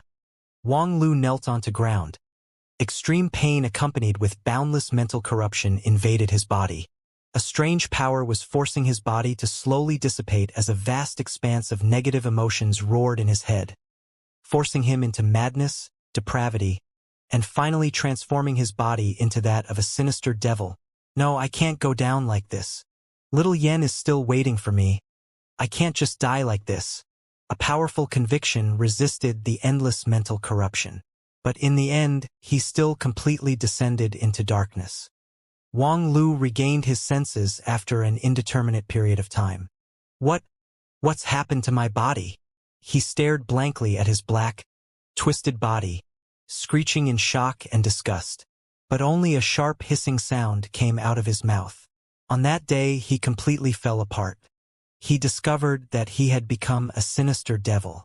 Despair, depravity, violence, slaughter. He stalked around the abyss of evil, gradually losing his mind and doing what sinister devils should do. Wang Lu, are you there? A familiar voice reverberated throughout the endless expanse of darkness. He heard that voice, the voice that would often appear in his dreams. Something that had been sealed away was slowly recovered. His consciousness had been awakened by that voice, and the chaos, distortion, and despair began to slowly disappear. She was so frail, but she still sought him out tirelessly in the darkness. He had already become a depraved, sinister devil, but he still hid in the darkness, protecting the figure that would not disappear from his heart. At least, he had to protect her until the day she decided to give up in her search. Powerful and terrifying mutant beasts. I'll kill them all for you. Sinister devils that hid in the darkness waiting for an opportunity to strike out at you. I'll exterminate them all. Wang Lu, are you there? Her calls never ceased in this perpetually dark place. How many days had it been? Wang Lu truly did not know how many days had passed, but he knew how many times Ji Yanling had called his name. In the darkness, whenever Ji Yanling was on the brink of collapse, She would pull out the blue dream jewel and stare at its faint glow. Wang Lu, I know you're not dead. You must be waiting for me somewhere. You persistent idiot. I've always been by your side. Within the darkness, Wang Lu silently looked at her lonely figure. He actually had another choice. But he didn't dare make that choice in fear that Ji Yanling would make the same choice he did. Finally, Ji Yanling met a bunch of people one day who were here to kill sinister devils. They definitely would not have thought that there'd be a sinister devil named Wang Lu that was lurking by their side. Ji Yanling informed them like an experienced veteran that there were very few sinister devils here, and that she'd been here for over a year without encountering one. Wang Lu stood by silently. You adorable idiot, that's because all the sinister devils that were a threat to you had been killed by me. After that, they were pursued by 2 huge dragons. Should he help them? No. They could still handle it. However, the direction in which they escaped began to make him worry. Yet another sinister devil attempted to attack them. He appeared behind the sinister devil, forming a blade with his hand before slicing its head off. The killing intent of the sinister devil reached you, but you spoke up yet again like a seasoned veteran, proclaiming that these were the dark abyssal winds. You adorable idiot. That's killing intent. But he had to admit she was very good at inventing explanations. Just as Wang Lu was sighing to himself in resignation, an extremely powerful creature appeared.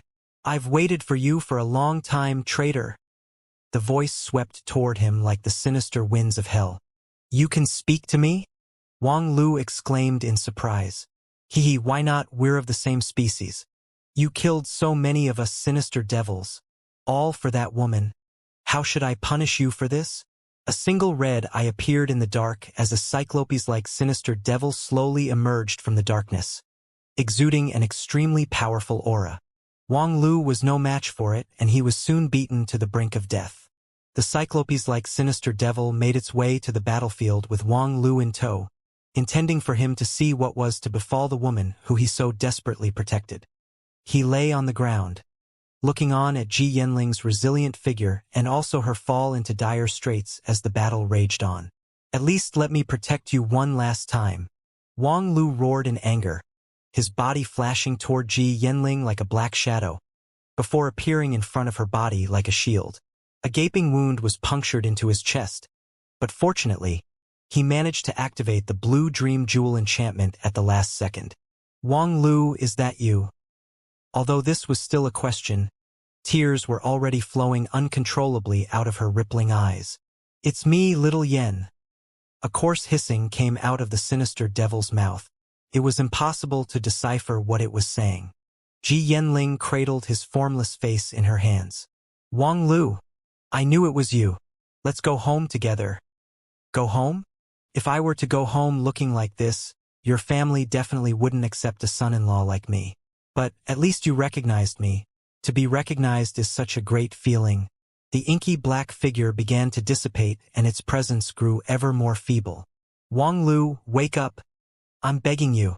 Wang Lu, don't leave me no matter what you become. Don't leave me. Wang Lu. Wang Lu. Her voice began to sound more and more distant. 899125. 899,126.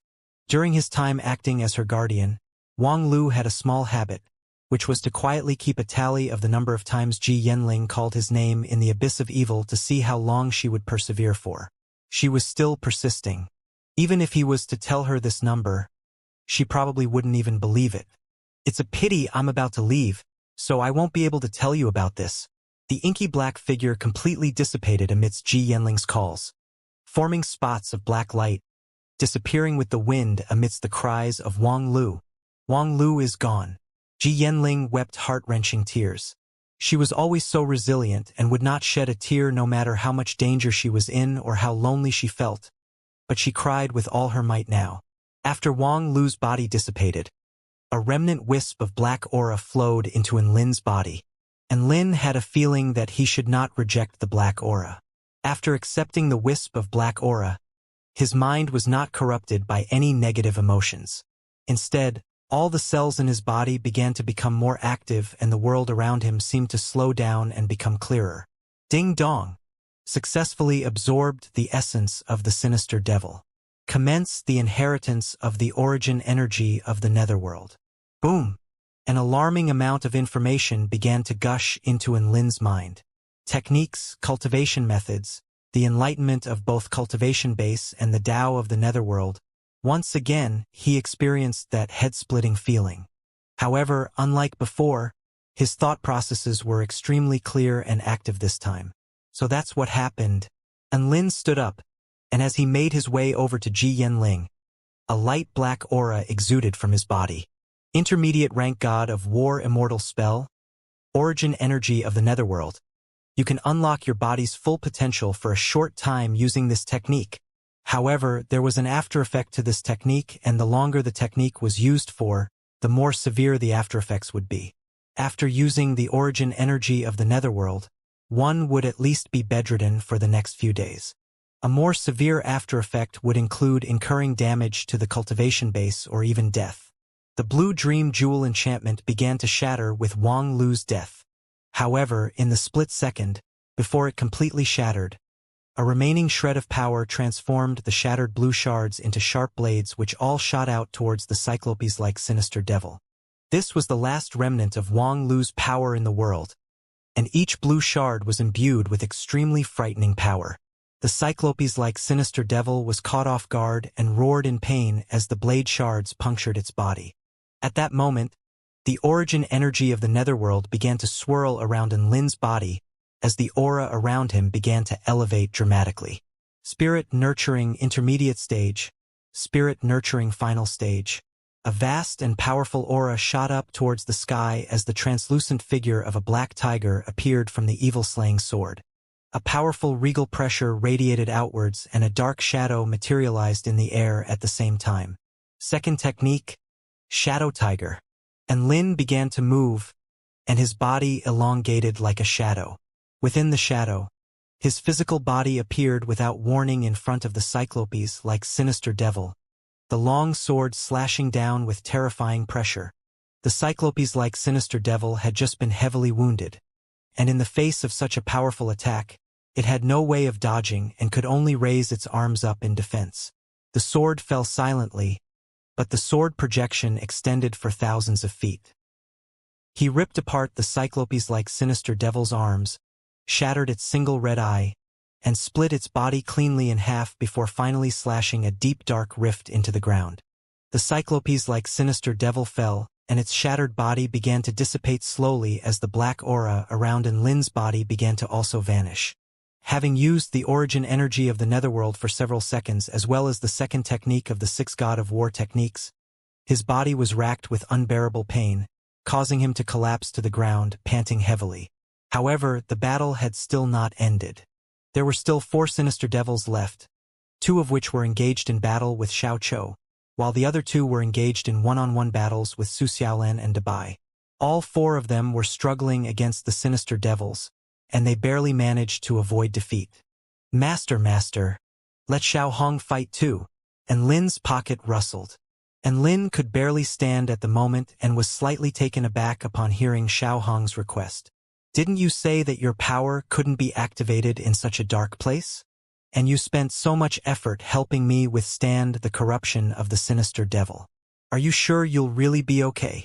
I'll be fine. Xiao Hong suddenly remembered that she can release all the power she stored through photosynthesis in fell swoop. Xiao Hong's sweet voice replied from his pocket. Enlin, even though he did not know what Xiao Hong meant by releasing the power from photosynthesis, but if it could help Su Xiaolan and the others, he definitely would not refuse. Thus, Xiao Hong leaped out of his pocket before transforming into a curvy young woman. She was still dressed all in red. Her perfect features were filled with solemnity. In the name of the sun, I vanquish thee.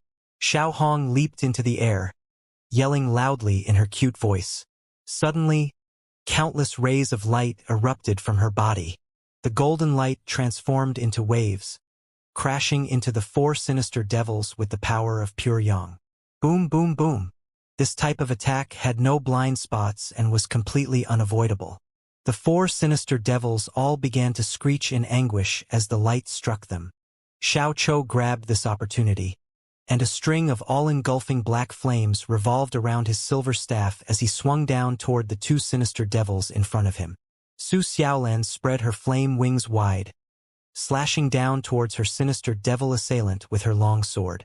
Dabai's method of attack was much simpler. It simply extended its claws to rip the sinister devil in half. All four of the sinister devils fell in the face of everyone's ferocious attacks, and their twisted bodies began to slowly dissipate. Xiao Hong's vanquish in the name of the sun technique was an absolute masterstroke, as it had instantly flipped the direction of the battle to their advantage. Awesome! Other plants can only photosynthesize to help them grow, but you can use photosynthesis to unleash light wave attacks. And Lin's eyes widened as words of praise flew unadulterated from his mouth. Xiao Hong rubbed her eyes tiredly and yawned. She then reverted back into a cute little red flower amidst a flash of light and jumped back into Lin's pocket. Master, Xiao Hong has used up all the power she stored from photosynthesis. Xiao Hong has to hibernate for a while now. Don't forget to place Xiao Hong under the sun every day. And Lin nodded solemnly. So, just give her sun exposure like what one would do with a normal flower? Easy. The battle was finally over. Xiao Chou, Dabai, and Su Xiaolin all had injuries of varying degrees of severity. And Lin also had a severe wound on his stomach, and as a result, his aura was becoming extremely feeble. He probably could not even use the most basic immortal spell, let alone sword kinesis flight. But the person that was hurt the deepest was Ji Yanling. She sat on the ground, shattered and soulless. Her previously bright and vivid eyes had lost all their former luster. Her smooth flowing hair pooled down in a messy bunch, and she still cradled the blue dream jewel in her hands. But the jewel had also lost all its luster and became an ordinary rock. Su Xiaolan and the others all stood rooted to the spot as they were unsure of how to console her. There was something very clearly wrong with Ji Yanling's mental condition. The woman who had previously earned everyone's respect through her strength and resilience now seemed to have lost all resolve. Only a deathly emptiness remained in her soulless eyes. And Lin made his way over to her. He had already seen the sequence of events leading up to this point. Ji Yanling, these are some of the memories Wang Lu entrusted me with. I'll now pass these memories on to you. Ji Yanling's body trembled as she raised her head. 2 rows of tears still lingered on her pale, colorless face. And Lin sighed lightly as a ray of white light appeared on his fingertip, which he then pointed toward the center of her forehead. A flash of images suddenly appeared in Ji Yanling's mind. Within the abyss of evil, Wang Lu's descent into a sinister devil. His protection of Ji Yanling in the shadows, and the soft whispers he spoke to himself from time to time. Finally, the memories concluded, and a familiar and gentle voice sounded in her mind. Little Yen, live on and be happy. It was a very simple sentence. But Ji Yanling burst into tears once again. She suddenly understood. During all those times when she was stumbling around in the darkness, she was not actually alone. Wang Lu was always by her side. Wang Lu, I'll live on and be happy. I won't let your efforts in protecting me go in vain. Ji Yanling wiped away the tears from the corners of her eyes as she held the dull jewel tightly in her hand. A thought suddenly seemed to occur to her and a sweet smile appeared on her face. It's already the 899,127th time. Ji Yanling's mental state seemed to have recovered somewhat, and everyone breathed a sigh of relief. And Lin's origin energy of the netherworld had already been successfully cultivated and Ji Yanling was also planning to return to the One Valley Immortal sect. It was time to leave this weird place, but they did not know whether the 2 dragons were still waiting near the crack in the ground. After much discussion, everyone decided to look for another passageway to get out of the abyss.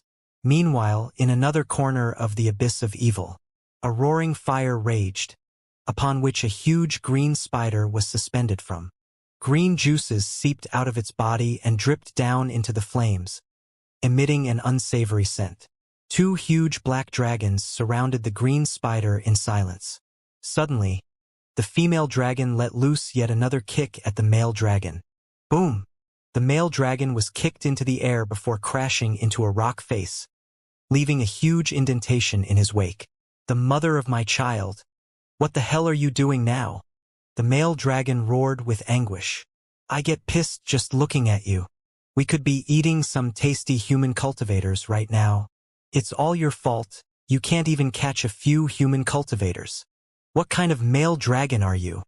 The female dragon glared at the male dragon in rage. She could not help but grit her teeth in anger when she considered that she had to resort to eating trash like spiders. The male dragon did not even dare to retaliate. After all, the female dragon was a creature at the soul formation stage. If it was not for the fact that the female dragon was too busy stabbing his ass to chase after the cultivators herself, she would be able to catch them easily. But for some reason, she insisted on getting him to chase them in her stead, so who was to blame here? The male dragon thought this in his heart, but he did not dare to say it. Her Highness was far too powerful. It was not that he had not resisted in the past, but the myriad of scars on his ass constantly reminded him that the strongest one in the family was always right, and that was not him. The male dragon trudged heavily to the fire before grabbing a spider leg and tossing into his mouth. The taste was sour and had a bit of a fishy odor. This fishy odor was unavoidable and could not be removed even in the fire. The only benefit to eating spiders was perhaps the high protein content.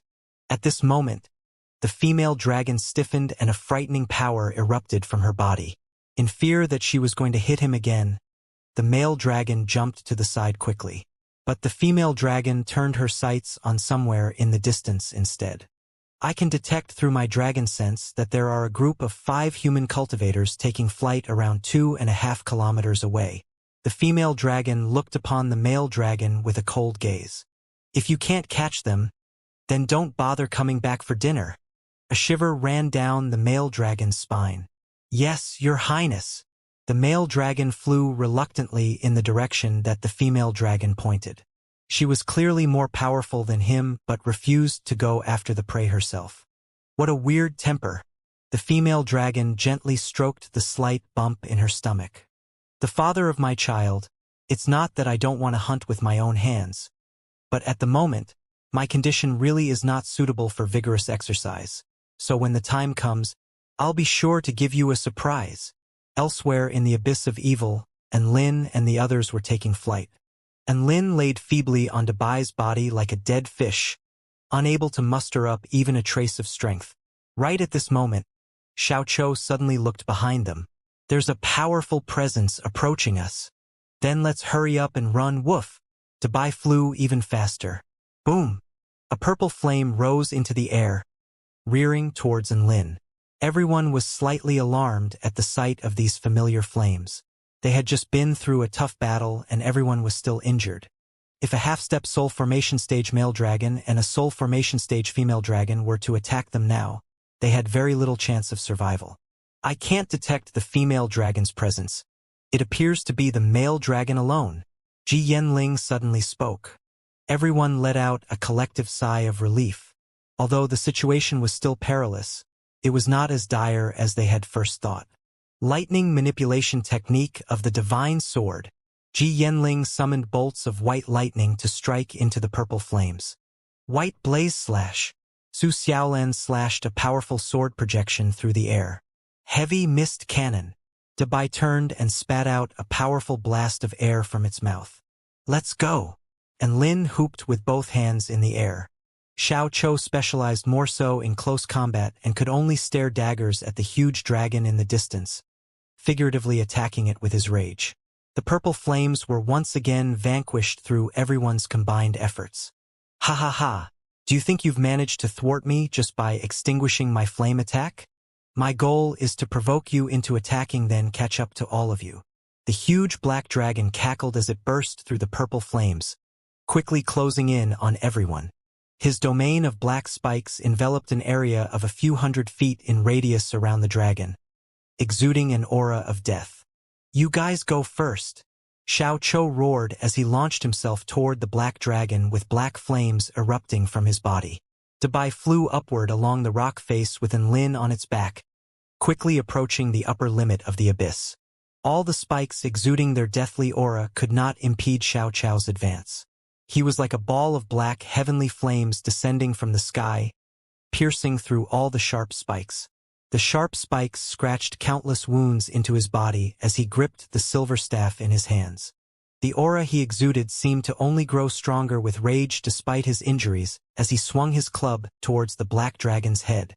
The male dragon was taken by surprise by Xiaochao's counterattack and received a heavy blow to the head. Boom!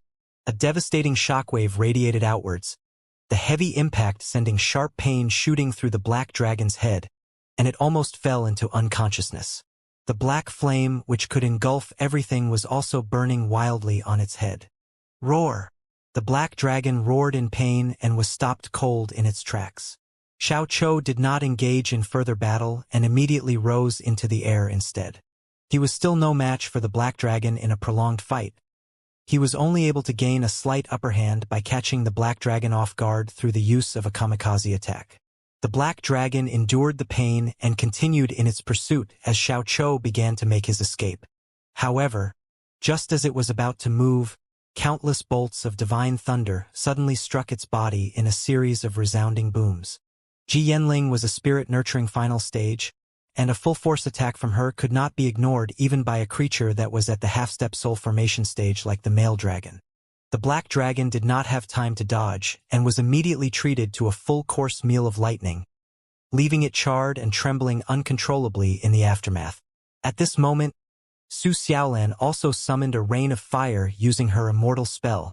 The male dragon was about to cry. Why are these spirit-nurturing stage cultivators so strong? Was it here to hunt for prey or cop abuse? He was unaware of the fact that if it was not for the female dragon's presence, and Lin's group would have initiated a battle with it the first time they met. The male dragon maintained its pursuit with its bruised and battered body, but its speed and power were already drastically handicapped.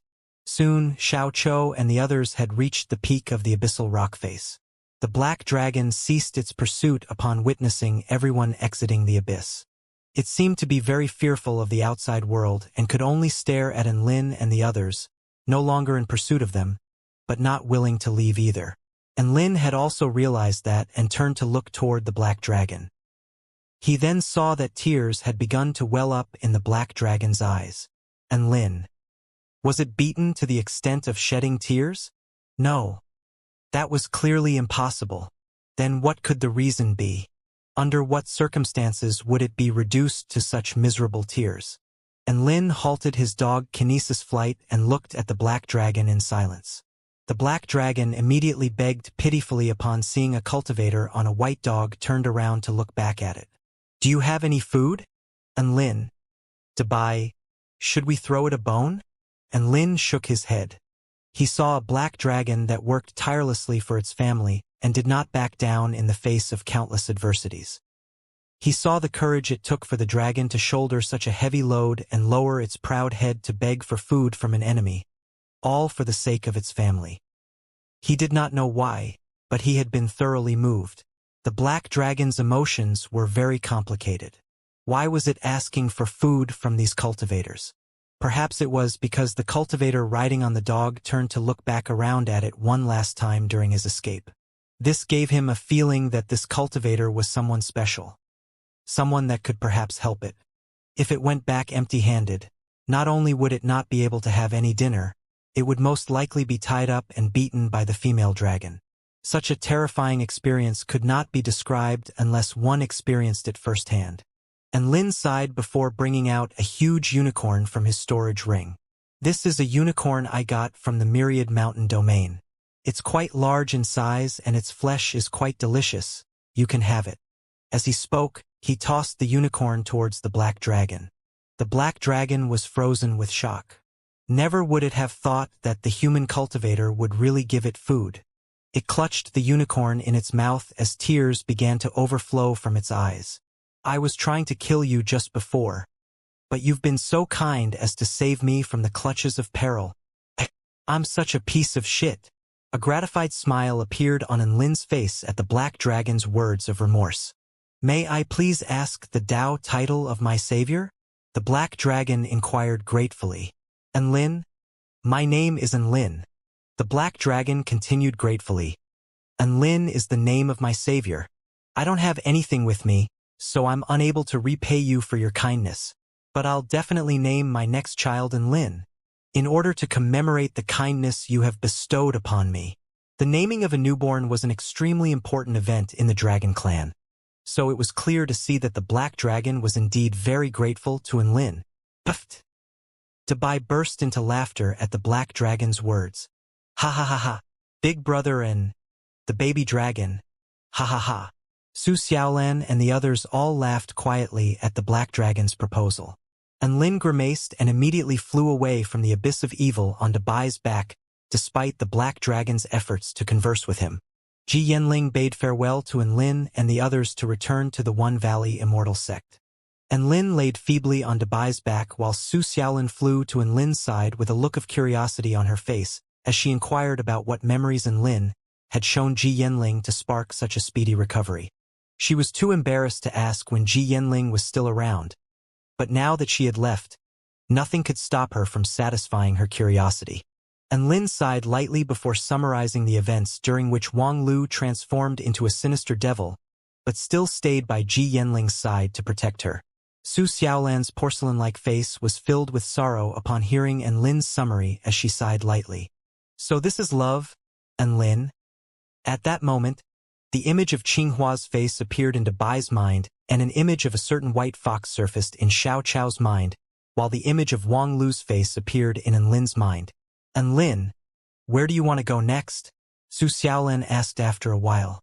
I'm gonna go to the 10,000 Spirits Immortal sect first and pay a visit to Big Brother Cheng. Lin replied after a moment of consideration. Su Xiaolan nodded. I'll pass on the 10,000 Spirits Immortal sect for now and head back to my Immortal sect as well. The 10,000 Spirits Immortal sect and the Vermilion Bird sect were both part of the 4 super immortal sects within the Kingdom of the 9 States. But aside from when they discussed Tao and held competitions against one another, there was not much association between the two sections. Hence, she was not very interested in the 10,000 Spirits Immortal sect. Although going there would grant her a chance to see the handsome idol, Shen Yuancheng, she would be able to see him once the new school term started anyway. Everyone arrived at the capital city of the Heavenly River State. Su Xiaolan used a teleportation spell formation to return to the Baihua state while Lin and the others teleported to the Wind Plain state. The Wind Plain state was situated at the northernmost tip of the Kingdom of the 9 States, neighboring the holy glacial lands of the Taichu continent. There were wars taking place there year-round, so soldiers of the Heavenly Court were stationed there to defend the borders. The other sects of the Kingdom of the 9 States would participate in the defense of the border as well. Amongst the immortal sects, the 10,000 Spirits Immortal sect were at the forefront of and made up the majority of the forces defending against the invasion of the Snow Maidens. Within the teleportation square of the Wind Plain State's prefectural city, Lin's figure began to appear. Phew! It's a little cold. A frosty gale blew toward him, causing him to involuntarily withdraw from the cold. Woof! The prefectural city is located in the north of the Wind Plain State. It's very close in location to the holy glacial lands, so it's very normal for this place to have low temperatures. Dabai explained while shaking its furry body. Lin had already recovered some mobility after a period of rest, but he still preferred to lay on Dabai's back. It was simply far too comfortable and warm there. He looked around him and found that although the environment was quite cold, the citizens of the Wind Plain State did not seem to be dressed for cold weather. Most of the people around them only wore very ordinary robes.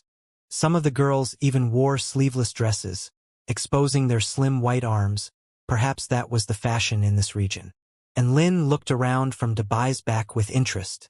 Traveling to different places and experiencing the culture in those places were actually one of the things he found most enjoyable during his holiday travels. Xiao Chou had already transformed into a small monkey and was now recuperating on Lin's shoulder. He had suffered some pretty severe injuries during his fight with the Black Dragon. Having now taken a vitality regeneration pill offered to him by Lin, he did not want to move an inch. The eye-catching huge dog mount and the adorably ugly monkey formed a combination that always attracted a lot of attention. Just as he was unhurriedly making his way forward, an elderly lady with a crown of white hair walked by slowly, before suddenly collapsing on the ground near Dabai. Ow! The old lady began to yell loudly. Oh, that hurts so much. Help! Her pained cries instantly attracted a lot of onlookers. And Lin? At this moment, a little girl ran toward them, crying loudly the whole time. Grandma, what happened to you? Please don't die. She turned an angry gaze on Lin. Why did you run over my grandma? She's already 165 years old. She might die from something like this. Sob, sob, sob. The girl began to cry loudly and the number of surrounding onlookers began to increase. All of them pointing at Lin disapprovingly. There were even people that had begun to discuss under their breath, saying things along the lines of, how could you run over others on your giant dog, just because you're rich? Dubai was completely dumbfounded. This was the first time it had encountered such a situation. It did not even touch the old lady. And Lin's expression also changed. The last thing he expected was to encounter extorting con artists like this even in the cultivating world. Was this supposed to be a popular trend? However, he very quickly discovered that the old lady did not seem to be completely acting. A pained expression could be feigned easily, but her body was trembling from pain, and she was breathing heavily as well as exhibiting some other symptoms that were not easy to imitate. Divine inspection technique. His eyes turned white and he assessed the condition of the old lady. The little girl continued to scream and shout, her eyes now red and swollen. You ran over my grandma. You have to pay for her treatment. You have to pay me 200 spirit stones. The onlookers were also swept up in the situation. The old lady on the ground moaning in pain. The little girl crying and yelling next to her. What a heart-wrenching scene. The offender had to pay. Pay up! Pay up! The crowd began to exert peer pressure through an enraged chorus of yells. And Lin blinked before asking in a soft voice, are 200 spirit stones enough? Do you want a bit more? The little girl seemed to have predicted Lin's answer. No, it has to be no less than exactly 200 spirit stones, non-negotiable. Air?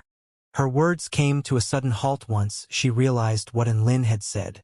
A blank expression appeared on her face and she rubbed her ears in confusion as if she was afraid she had heard wrong. Are you sure you don't want a bit more? Her condition could be quite serious. And Lin inquired with a compassionate expression. He leaped down from Dubai and made his way toward the old lady before helping her up from the ground. The old lady stared at the gentle, unflappable young man in front of her, and she was completely dumbfounded as well. And Lin knelt down and rubbed the little girl's head before retrieving a bag of spirit stones from his storage ring. There are 500 spirit stones here. Use if for your grandma's treatment. The warm and gentle smile on his face as he said this seemed like it was going to melt through the frosty winter. The little girl held the large bag of spirit stones with a blank expression, completely at a loss for what to say as guilt welled up in her heart. She only came to her senses after a long, and she opened her mouth to speak again. Thank you, big brother. I'll definitely repay you. What I said before was actually a lie. She did not have time to finish her sentence before her voice was cut off by Lin's. Dubai! Look where you're walking next time. Don't walk into other people. Dubai was still completely dumbfounded and it was beginning to feel a little upset too. All the surrounding onlookers were also all silenced. What more could they ask for from Lin? The victims asked for 200 spirit stones to seek treatment, but he gave 500. And he was so warm and gentle throughout the whole process too. Nice! Shouts of praise began to erupt from the crowd. There was even a girl who was completely won over by his dashing grace and had begun to scream in a high-pitched voice. And Lin leaped onto Dubai's back and waved his hand to the petite little girl. Look after your grandma, little girl. Tears spilled out of the little girl's eyes as she nodded earnestly. Amongst everyone here, only she knew of the painstaking efforts this kind-hearted big brother had made here. Just like that, the man and the dog stalked off into the distance, disappearing into the setting sun. The little girl stared at the receding figure in a trance. To her, that person had already become her hero and his face was deeply engraved into her heart. On the road, Dubai was still in a gloomy mood. I didn't bump into that old lady, he argued with an upset expression. I know, and Lin nodded. Dubai was taken aback upon hearing Lin's admission. Then why did you still give them the 500 spirit stones? And Lin smiled. Because they genuinely need the money. The old lady's condition is already quite dire. If she doesn't receive any treatment soon, she probably wouldn't even be able to last a year. Think about it. Why would such an elderly lady and such a young child go to the extent of extorting money like this? If it wasn't for the fact that they were desperate, they definitely wouldn't do something like this that throws their dignity out the window. I'm guessing that they no longer have anyone they can rely on at home. If I don't give them the 500 spirit stones for the old lady to seek treatment, what would happen to the little girl once her grandmother dies in a year's time? She's only a child. How would you expect her to survive in the world alone? Dabai nodded thoughtfully at Lin's explanation. So, Big Brother and decided to be their savior? And Lin nodded. My evaluation of the situation might be wrong, but if I'm correct, then I've really helped them out here.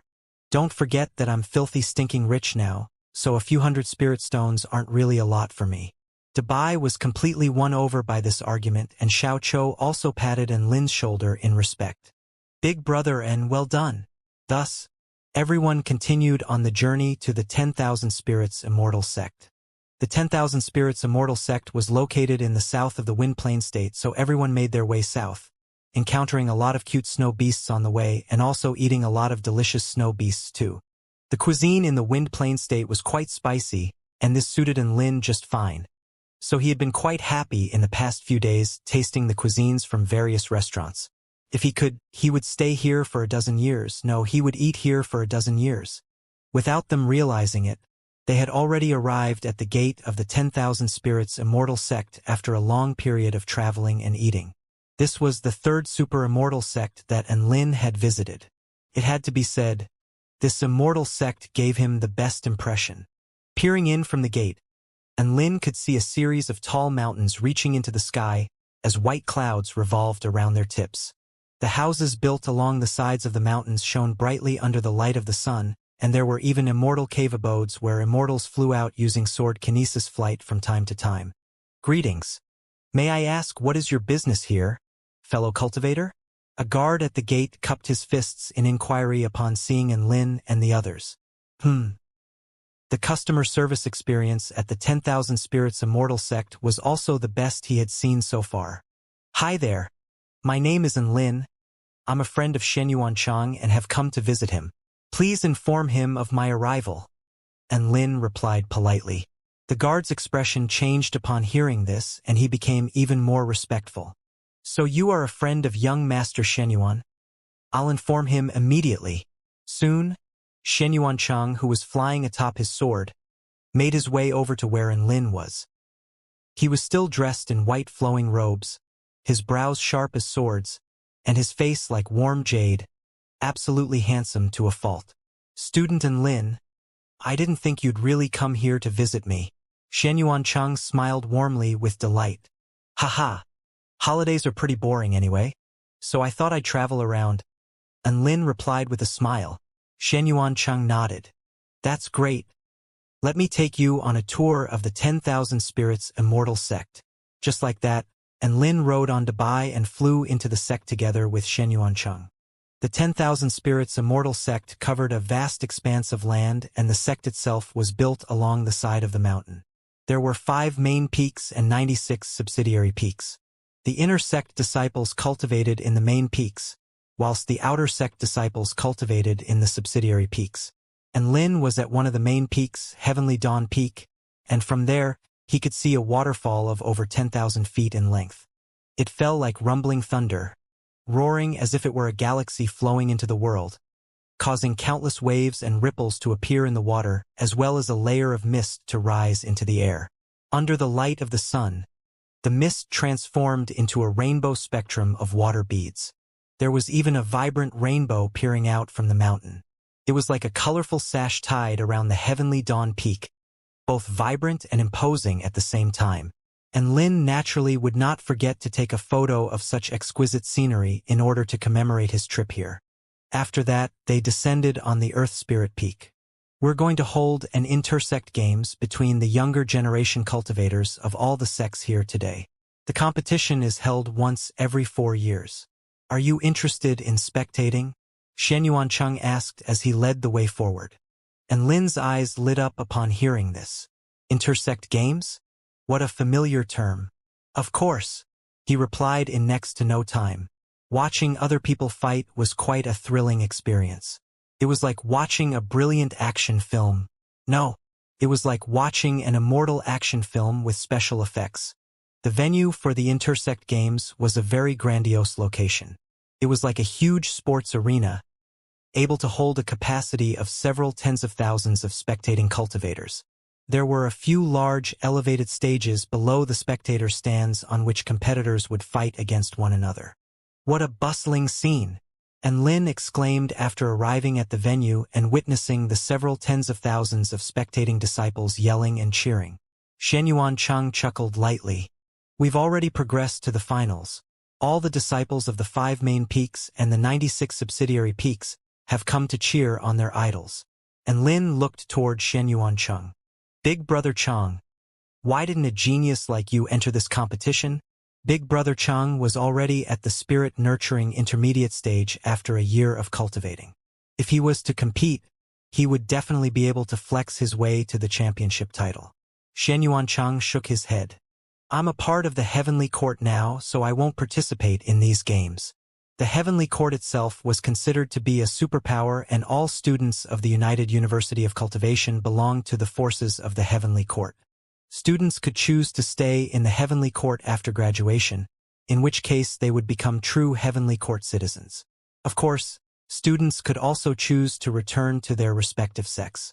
However, if they were to do that, then all that would remain from their time in the Heavenly Court would be a graduation certificate. For Shen Yuancheng, who was the young master of the 10,000 Spirits Immortal sect, and Lin felt like he would definitely return to the sect to become the sect leader after graduation. If that was the case, then Su Qianyun and Su Xiaolan would probably leave the Heavenly Court after graduation too, right? And Lin experienced a spell of sadness at the thought.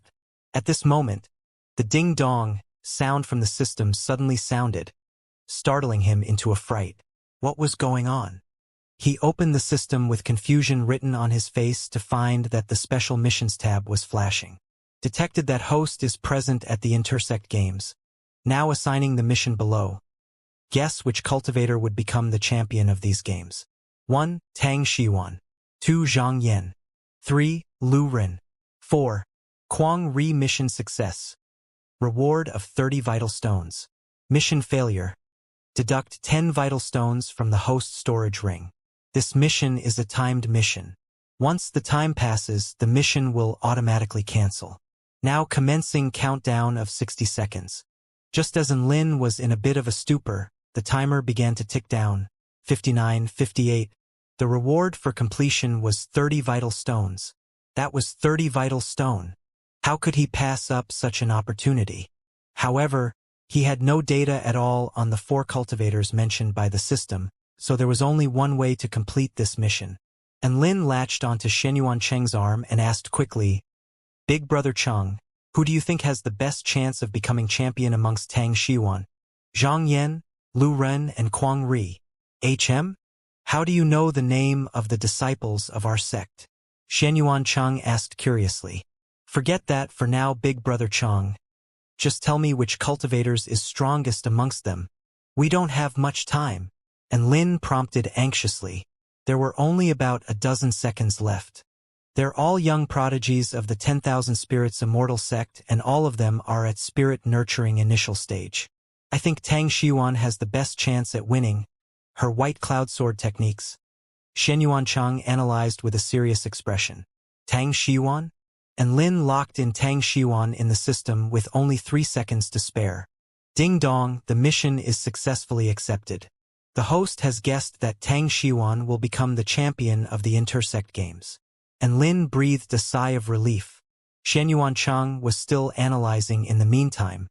Her offensive power could be said to be the strongest amongst the 4. Although there's a very good chance of her taking out the title, I think that Kuang Ri has the best chance out of all of them. Why is that? Well, that's because, Lin. From the above, I nominate Kuang Ri as my choice for today's champion, Shen Yuancheng concluded. The rims of Enlin's eyes had already turned red as he turned to the side in anguish. My 100,000 spirit stones. All down the drain. Could he blame Big Brother Chung? He really did do his best to analyze the situation, and Lin could not find it in himself to blame him. At this moment, the semifinals kicked off. First match, Zhang Yan versus Tang Xiuan. Second match, Lu Run versus Kuang Ri.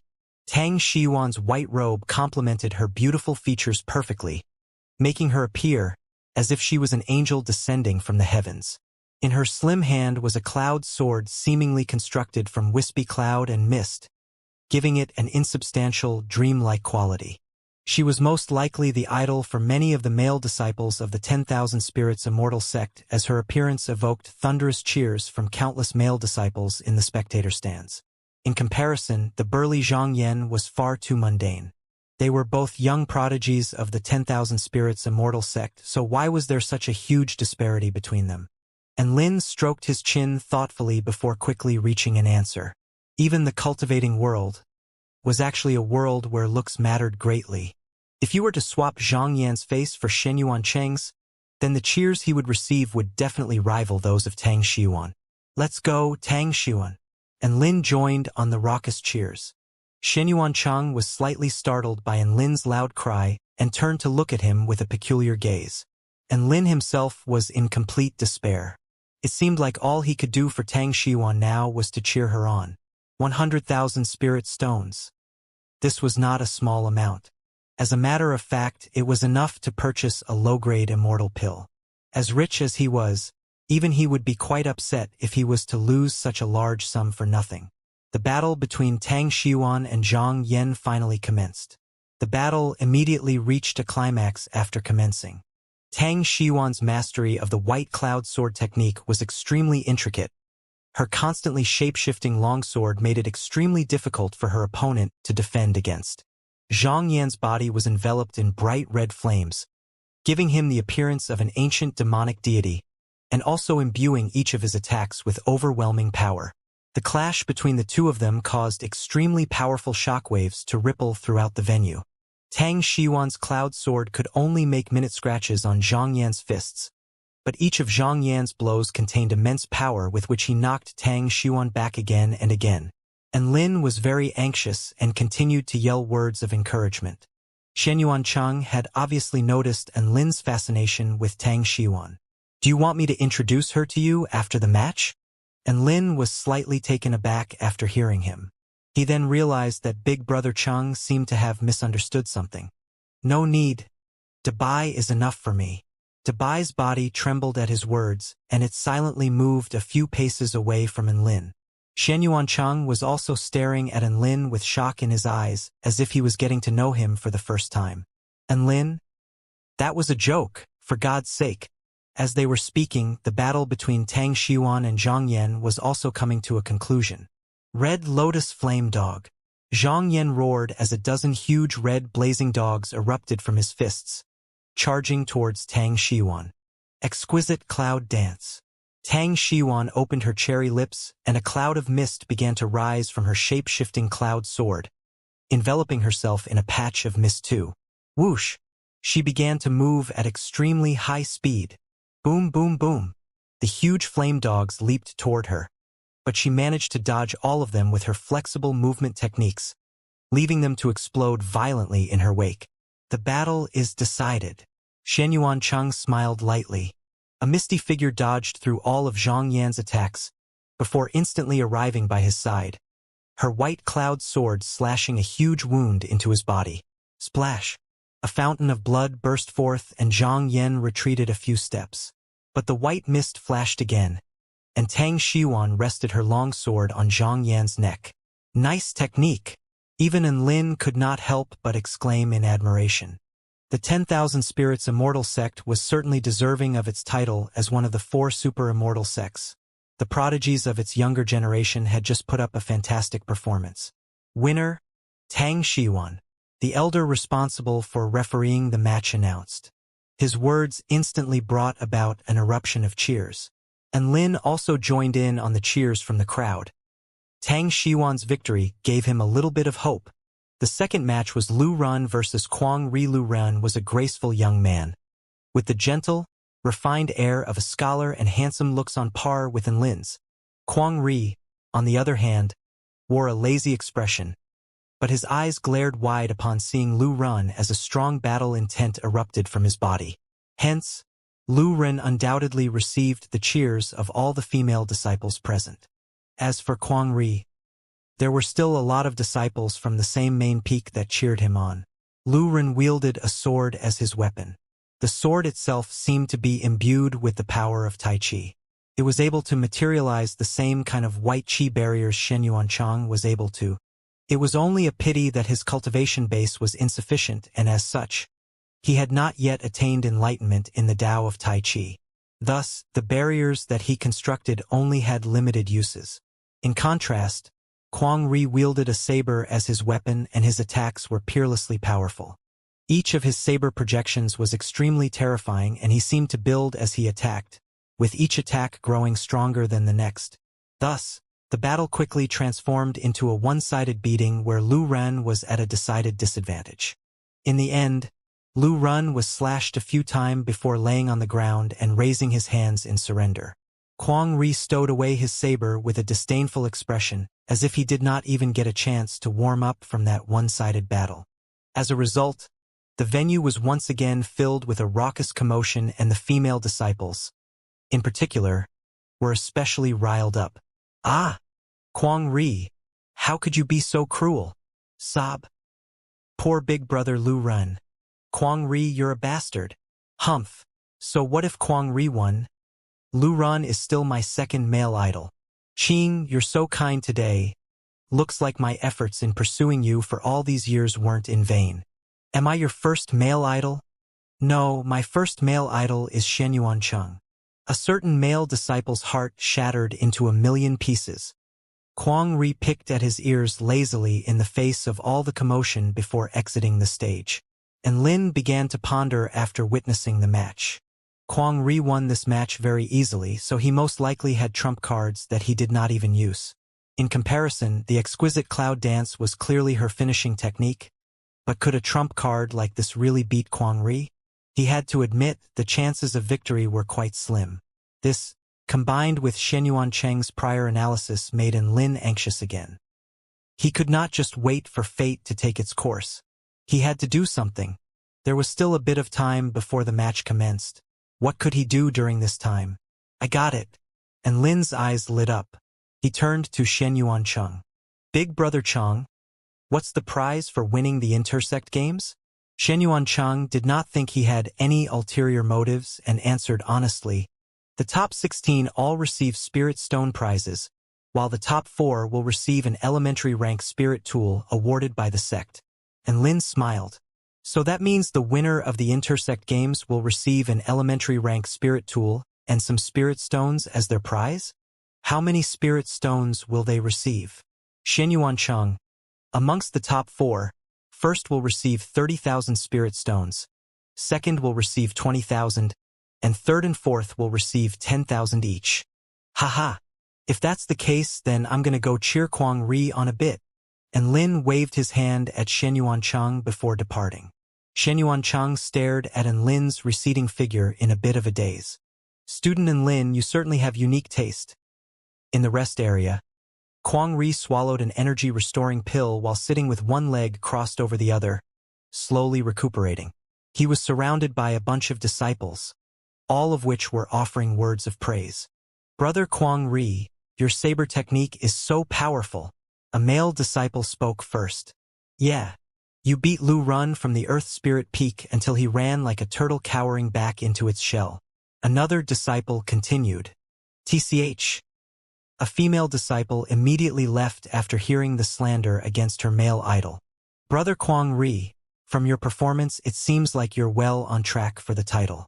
The Heavenly Dawn Peak can really have something to gloat about now." A disciple stared at Kuang Ri with scorching admiration. Kuang Ri sat on his chair with an indifferent expression as he craned his neck and picked at his earwax from time to time. At this moment, a handsome young man with delicate features walked over.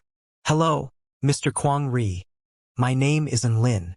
Kwang Ri cackled lightly with his bloodshot eyes wide open. I've already noticed you. You're young Master Xuanyuan's friend, the dog-riding warrior. And Lin grimaced at his words. What kind of fucking title was this? Forget it, this was not the time to argue over stuff like this, and he had business to attend to. He forced a smile onto his face. I have something that I want to speak to you about in private. Kwang Ri maintained his lazy expression but transmitted his voice to Lin alone. What's up? And Lin also used voice transmission to reply to him. Could you go easy on the next match and hand Tang Xiuan the victory? I'll give you 40,000 spirit stones. And Lin had already made some calculations. Even if Kwang Ri only came in second place, he would still be able to receive an elementary rank spirit tool, as well as 20,000 spirit stones as a reward. Add the 40,000 spirit stones he offered into the mix and that would make a total of 60,000 spirit stones. That would be twice the amount received by the champion. Kwang Ri's body shook and he opened his eyes even wider. What kind of bullshit is this? I'm not the kind of person that can be bought with money. Forget it. And Lin? 80,000 spirit stones. Kwang Ri's body began to quiver with rage. What I want is the glory of becoming champion in the Intersect Games. I'm fighting for glory, not for your filthy cash. And Lin? 100,000 spirit stones. That's my final offer. Kwang Ri's body stopped quivering and he resumed his lazy expression. Deal. Thus, and Lin and Kwang Ri came to a private location before carrying out a PY exchange in secret. Kwang Ri's expression changed upon seeing the 10 vital stones before nodding and giving Lin a knowing smile. Make it convincing. Don't let people figure it out. No worries. My acting skills are flawless. And Lin returned to where Xianyuan Chang was, breathing a sigh of relief in his heart as a smile surfaced on his face. That's right. There was no problem in the world that spirit stones could not resolve. If there was, then it's definitely because not enough spirit stones were offered.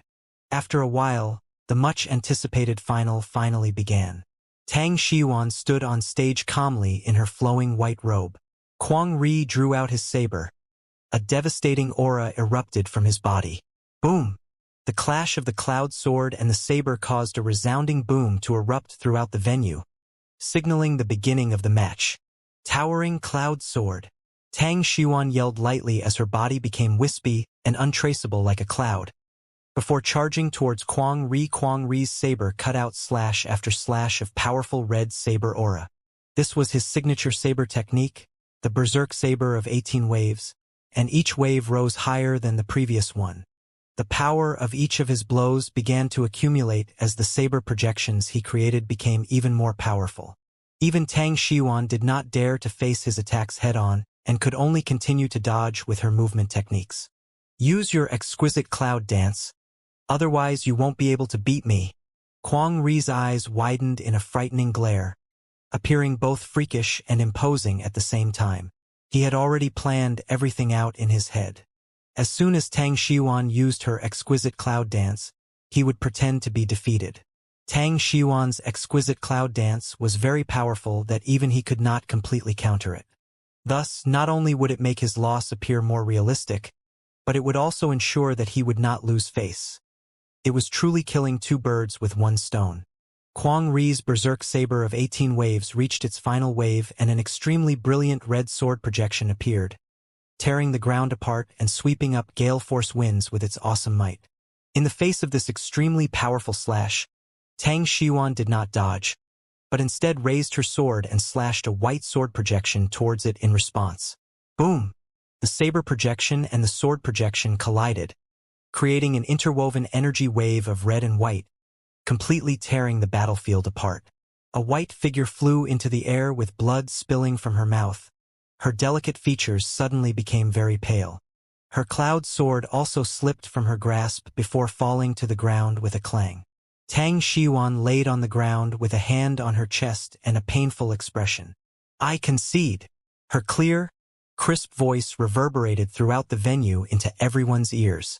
Kwang Ri was completely dumbfounded as his eyes looked even more bloodshot. Wait, what just happened? Did he just win?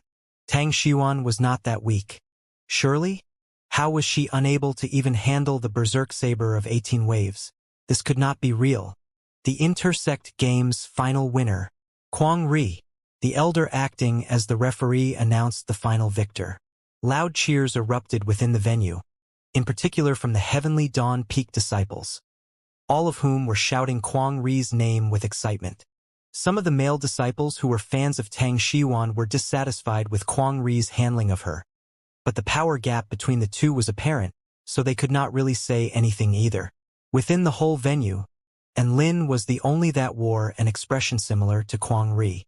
He stared blankly at Tang Xiuan, his mouth completely agape, unable to recover from his shock. Ding dong. The host has failed to complete the special mission, now deducting 10 vital stones. The system notification sounded. Within the storage ring were 90 vital stones, 10 of which instantly began to vanish. And Lin only managed to face reality now, and that was that he had failed. Tang Xiuan wiped away the blood from the corner of her mouth before rising from the ground and turning her gaze to meet with Elder Son of the Heavenly Dawn Peak. Both of them then averted their gazes at the same time. Elder Son from the Heavenly Dawn Peak had given her 20,000 spirit stones, so she would lay off a bit during the final. Everyone knew what that entailed. Tang Xiuan's chance of beating Kwang Ri was less than 20% anyway.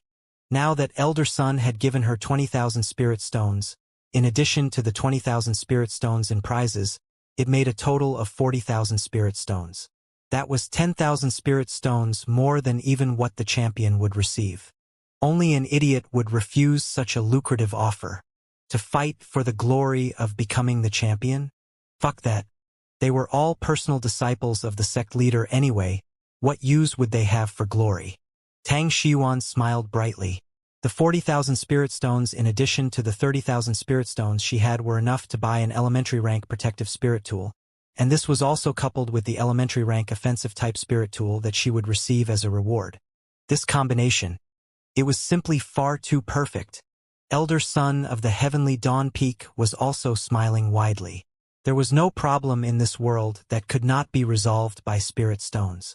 If there was, then it's definitely because not enough spirit stones were offered. If Enlin knew what Elder Son was thinking, he would probably vomit blood with rage. After all, he was the one that had offered the most spirit stones. Tang Xiuan lost, and the honor of coming first belonged to Kwang Ri. Enlin's crestfallen expression was captured by Xianyuan Chang, and he patted Enlin's shoulder in consolation. And you still deny that you're interested in Tang Xiuan? Look at your expression. Don't worry. I'll introduce her to you in a bit. Enlin winced at his words. I don't give a shit about her. I'm only lamenting my 100,000 spirit stones. Wait, I gave Kwang Ri 10 vital stones too. Holy fuck. What a massive loss. No, he had to get those 10 vital stones back at least. Thus, Enlin appeared before Kwang Ri again. Enlin, give the vital stones back. Kwang Ri, I refuse. Enlin was shocked. You failed the mission. What makes you think you still deserve the vital stones? Kwang Ri resumed his lazy expression. I've already been very diligent in my acting. Also, Tang Xiuan isn't weak enough to be defeated so easily. There's definitely something amiss here. Enlin, I don't give a shit if there's something amiss or not. The reality is that you won the match and the result can't be reversed. Kwang Ri, but I've tried my best, and you didn't say that I've to give the vital stones back if I failed the mission. On top of that, I was originally going to win 120,000 spirit stones in total. If I return the vital stones to you, it'd equate to a loss of 90,000 spirit stones. I'd be so distraught that I'd want to commit suicide. It would have been fine if he did not mention this. But Enlin immediately flared up with rage at his words. What kind of bullshit logic is this? Going by your line of thinking, do you know how many spirit stones I've lost? Kwang Ri glared at him menacingly. How many? Enlin's breathing began to accelerate. If you lost the match, I would have won 300,000 spirit stones. Even if I gave you the 10 vital stones, it'd still be a profit of 200,000 spirit stones. But now that you've won the match, I've lost 100,000 spirit stones, and now you're fucking refusing to return my other 100,000 spirit stones. Going by your logic, I've lost 400,000 fucking spirit stones. Kwang Ri could not help but cover his face in shock as his eyes became even more bloodshot. Even his body began to tremble as he said, "Holy shit, buddy. You're gambling way too hard there. If I were you, I'd have committed suicide already after making such big losses."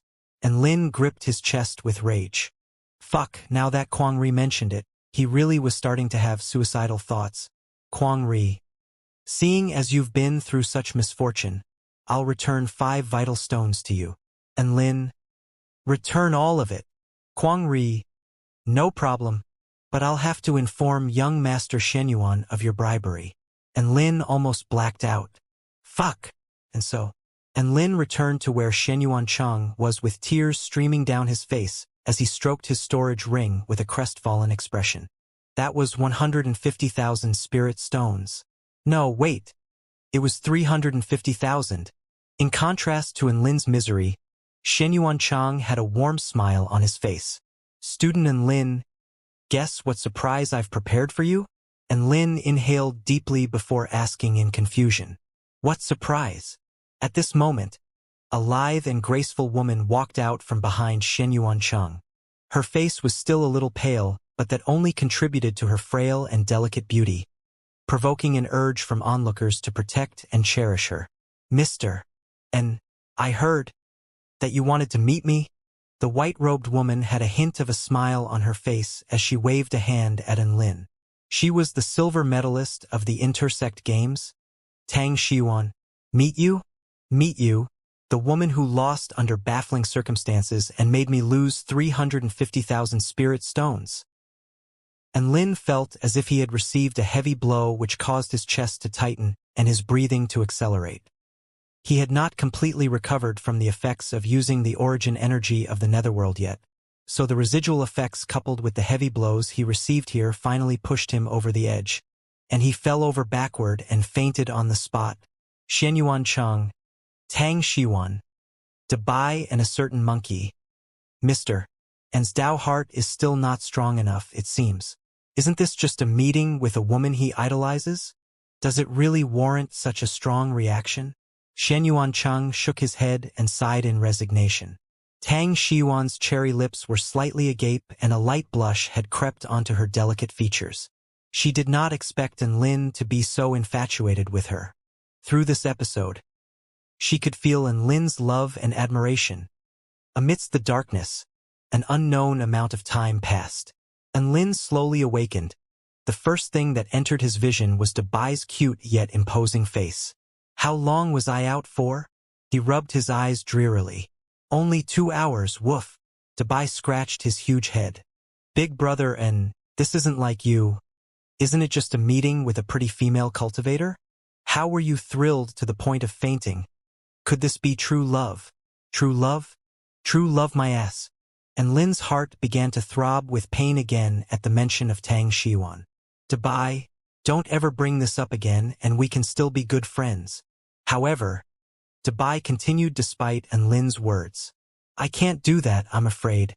Shenyuan Chang told me before he left to take you to meet her once you woke up. Enlin's eyes widened. Why would I want to meet her? Dabai responded with a sly smile. Aren't you interested in her? At least that's what Shenyuan Chang and Tang Xiuan both think.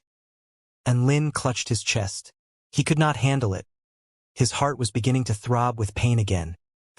On the iridescent cloud peak within a bamboo forest, Tang Xiuan was brewing some tea. Her slim hands were nimble and clever, her movements smooth and unhurried. The whole process was a calming spectacle to behold. And Lin sat opposite her in a chair, seemingly a little perturbed. Tang Xiuan smiled lightly at Enlin's discomfort. Who would have thought that Mr. N was such a shy and pure little boy? In reality, Enlin's distress arose from his inability to think of a good way to inform Tang Xiuan that he was not interested in her. He could not be too blunt as that would hurt her feelings. But then the question arose again. How could he put this delicately? Tang Xiuan, Mr. N, do you like tea? And Lin shook his head solemnly. No, he finally figured it out. He would use a lack of common interests as a way out. If they had no common interests, the whole situation would become awkward very soon. That way, Tang Xiuan would become disinterested in him and he could happily make his retreat. Genius. Just as Enlin was praising himself for his quick thinking, Tang Xiuan's eyes suddenly flashed upon hearing his words. Mr. N is such an honest person. He did not flatter her just because the tea was personally brewed by her. Instead, he stayed true to himself. Such honesty and straightforwardness. Tang Xiuan did not get mad at all. Instead, her interest was further piqued by Enlin's attitude. Then, Mr. N, what are your interests and hobbies? Enlin continued with a serious expression. Dog riding. Hee. She would definitely be startled by such a weird hobby and then lose all interest in me. Tang Xiuan was indeed taken aback by this. But she recovered very quickly. Are you referring to that cute white dog? Mr. N must really like animals. Apparently, men who love animals are all very gentle and kind. Mr. N must be no exception to this. And Lin winced as Tang Xiuan became more and more absorbed into the conversation. How had she not stormed off in rage yet? Where was the awkwardness? Could it be the execution of his plan was lacking? That's right. I love animals. I've even got a cute pet monkey. And Lin looked up towards the top of the bamboo shoots and shouted, Xiao Chou, come here. There was a burst of rustling amongst the bamboo, immediately after which a little monkey fell from the sky and perched onto Enlin's shoulder. Its bulbous eyes, flat nose, imbalanced mouth, and various freckles combined in an adorably ugly package. Xiao Chou displayed an ugly smile towards Tang Xiuan before picking its nose in a vulgar display. Well done, Xiao Chou. And Lin transmitted his voice to Xiao Chou in encouragement. My unique hobbies and weird beauty standards would surely scare her away. Looking at Tang Xiuan's widened eyes, and Lin felt like his plan was nearing success. For Mr. N to be able to coexist so happily with such an ugly monkey in this cultivating world, where looks are so important, this is truly a refreshing change. Tang Xiuan came to her senses as her eyes rippled with excitement.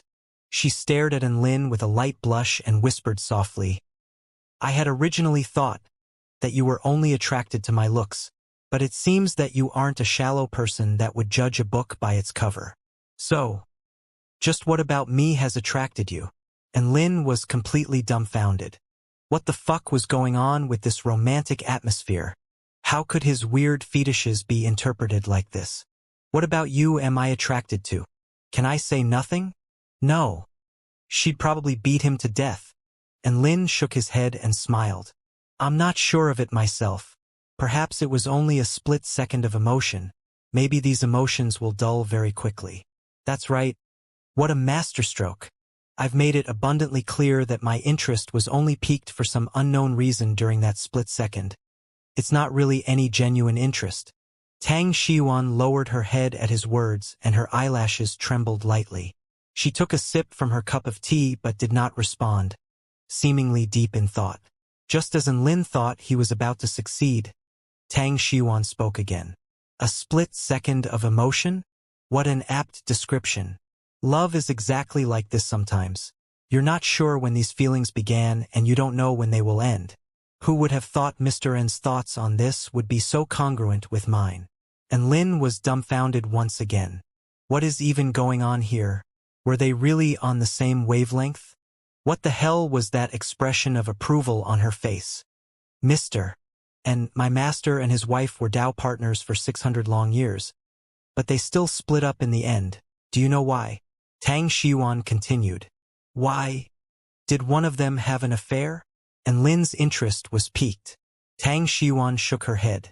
No, it was because my master's wife fell sick one day and used a voice transmission talisman to inform my master, who was quite far away at the time, of her condition.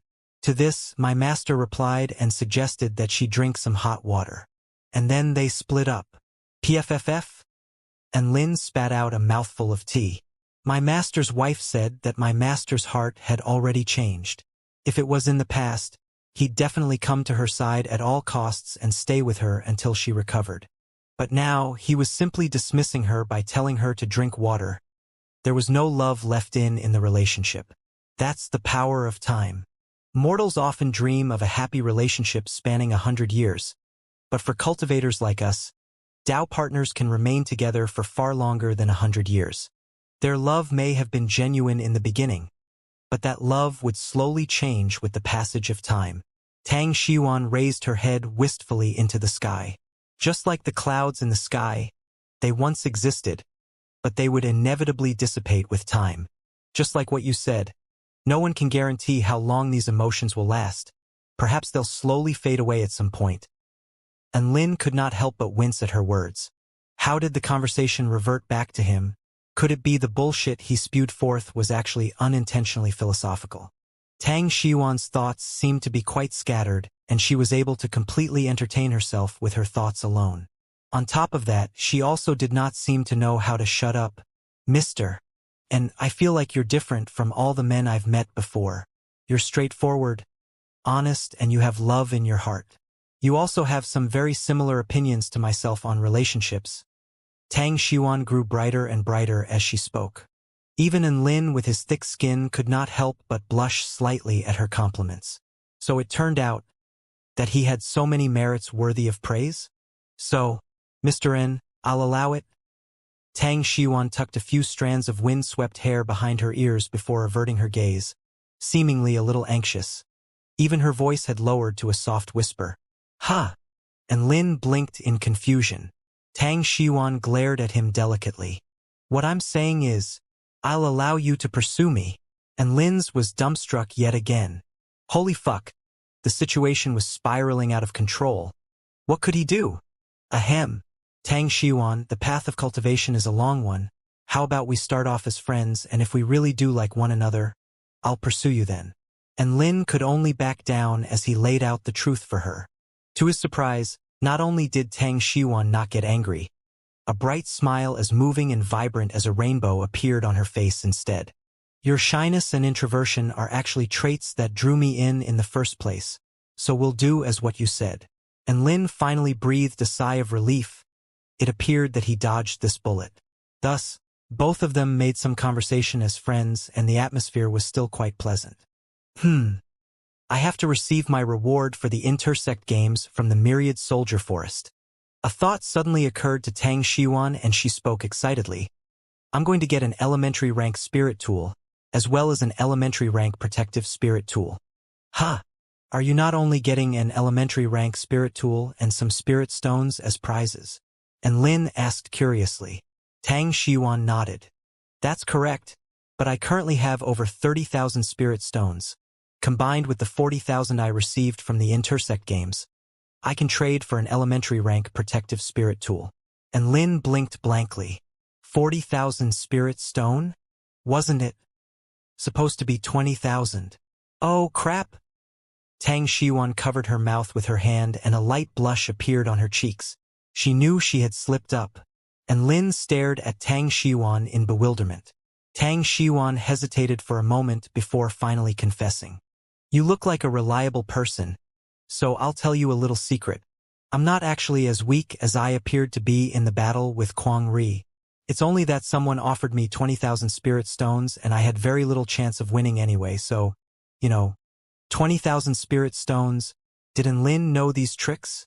Of course, he was far too familiar with them. He understood them so well that he wanted to cry. And Lin was instantly shocked silent as his lips trembled, unsure of what to say. Was he supposed to ask why she would be bought over by a mere 20,000 spirit stones? Or was he supposed to lament at how his 100,000 spirit stones was beaten by 20,000 spirit stones? He did not know why, but he suddenly recalled something Earth Immortal Ming Yuan had said to him once. This is all a part of fate. And Lin and Tang Xiuan bade farewell to one another. He returned to his living quarters and began to ponder about life. Tang Xiuan earned 20,000 spirit stones. Kuang Ri earned 50,000. He lost 350,000. He suddenly really wanted to cry. Just as Lin was pondering about life, Shenyuan Chang came to visit him again. Student Lin, I just met Tang Xiuan. From her expression, I could tell you guys had a really happy conversation. Tell me about how far you've progressed. Shen Yuanchang looked at Enlin with a gentle expression, but the curiosity on his face was plain to see. Enlin's chest tightened again at his words. A happy conversation? She sure was happy. I almost rage quit. It was okay. We're still just ordinary friends at the moment. Enlin forced a smile onto his face. Shen Yuanchang patted Enlin's shoulder with a look of encouragement on his face. I support you, student Enlin.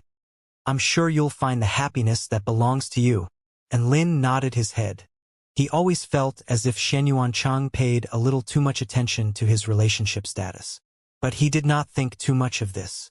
The events between himself and Tang Xiyuan had reached a conclusion anyway, so now it was time to find a place to have some fun and relax. Where to go? And Lin thought of the 10,000 feet waterfall on the Heavenly Dawn Peak. The scenery was exquisite there, so it should be a good place to visit. Thus, he flew towards the Heavenly Dawn Peak alone on his brick. Where were Dabai and Xiaoqiu, you ask? Dabai was sleeping. Xiaoqiu had most likely clambered onto some tree to meditate. After all, attaining a domain was no simple task. The Heavenly Dawn Peak had the best scenery out of all the peaks. Climbing up from the foot of the mountain, one could discover many examples of superlative workmanship on the way to the summit. That was exactly what Enlin did. He flew to the foot of the mountain on his brick, where he then began to do some hiking. On the way to the summit, the surroundings were filled with trees, chirping birds, and the scent of flowers as well as a light breeze as accompaniment. From the other side of the mountain, the sound of a waterfall could be heard, forming a unique rhythm and giving the whole place a sense of vastness and serenity. He hummed a light-hearted tune as he began to climb up the mountain. It was always good to do more outdoors exercise when in a bad mood. The activity would make it easier to release any negative emotions. And Lin's pointless wandering helped him slowly forget the trauma of the spirit stones, and his mood began to improve markedly. Just as Enlin was happily appreciating the scenery around him, he suddenly discovered an interesting young man atop a tree. The man wore a white robe and had an eye-catching head of silver hair. His skin was white as snow and puffs of frosty air drifted out of his mouth. He lied on a branch, splaying out both his hands, on the palms of which were balls of blue light which then transformed into a series of intriguing ice sculptures. The ice sculpture first took on the shape of an eagle before it assumed the shape of a cat and lastly into that of a dolphin. The ice sculptures transitioned seamlessly between shapes and forms. It was quite an interesting spectacle to behold. Lastly, a blue flower exuding frosty air appeared in his palm. Their eyes met and the blue ice flower slowly floated towards Enlin. Enlin was little taken aback but still cupped the little flower in his hand with an unsure expression. For me, the silver-haired man nodded. This was the first time Enlin had received a flower from another man, so his emotions were a little bit complicated, but he still thanked the man politely. Thank you. The silver-haired man smiled lightly. You're welcome. It's going to melt in a few seconds anyway. Ha! Enlin blinked in confusion. Splash! The blue flower suddenly melted and splashed Enlin with cold water, sending cold water cascading down to his pants. Enlin. A prank? This is definitely a prank. You want to fight me? The silver-haired man remained expressionless at Enlin's furious expression as he continued to conjure up different ice sculptures in his hands. Enlin grimaced upon seeing this but did not say anything. His objective was to have fun and relax, not get into a fight. So he shrugged his shoulders and continued upward along the mountain path. After a while, he came to a patch of open, flat ground. There were many sect disciples training there, creating a lively scene. Much to his surprise, he even saw Kuang Ri meditating quietly beside a small creek. He did not expect the violent and menacing Kuang Ri to be able to exhibit such a calm and quiet side to him. He was not sure why, but a phrase suddenly appeared in his mind. To be static and unmoving as a rock, but also to be as active as a pouncing rabbit when the situation required. He shook his head and continued onward to the summit of the Heavenly Dawn Peak. At the summit, there was a frosty demon ceiling tower. The tower itself was a translucent white, appearing especially dazzling and mystical under the light of the sun. There were also flashes of rainbow light fluttering occasionally across the tower, creating a very beautiful scene. And Lin had been in awe at the sight of the tower from afar. Now that he had reached the summit, he could appreciate the scenery from close up. After strolling for a while longer, the sun began to set below the horizon. The sky began to transition into twilight and a striking sunset appeared over the horizon. There were many clouds in the sky, all of which were stained red by the sunset and changing shape constantly. The color of the sunset was also constantly changing. One moment, it appeared like bunches of fluffy white cotton. The next moment it would transform into golden waves. A short while later, it took on the form of a beautiful celestial maiden, in a vibrant red dress dancing across the sky. How interesting! Who would have thought the sunset could be so gorgeous?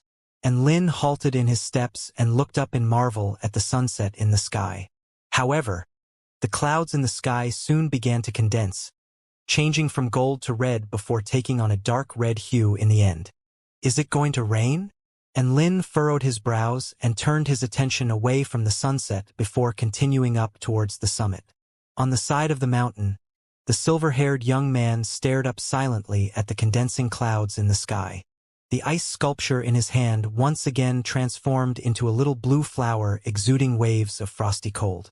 Is it about to begin? He spoke in a cold, emotionless voice.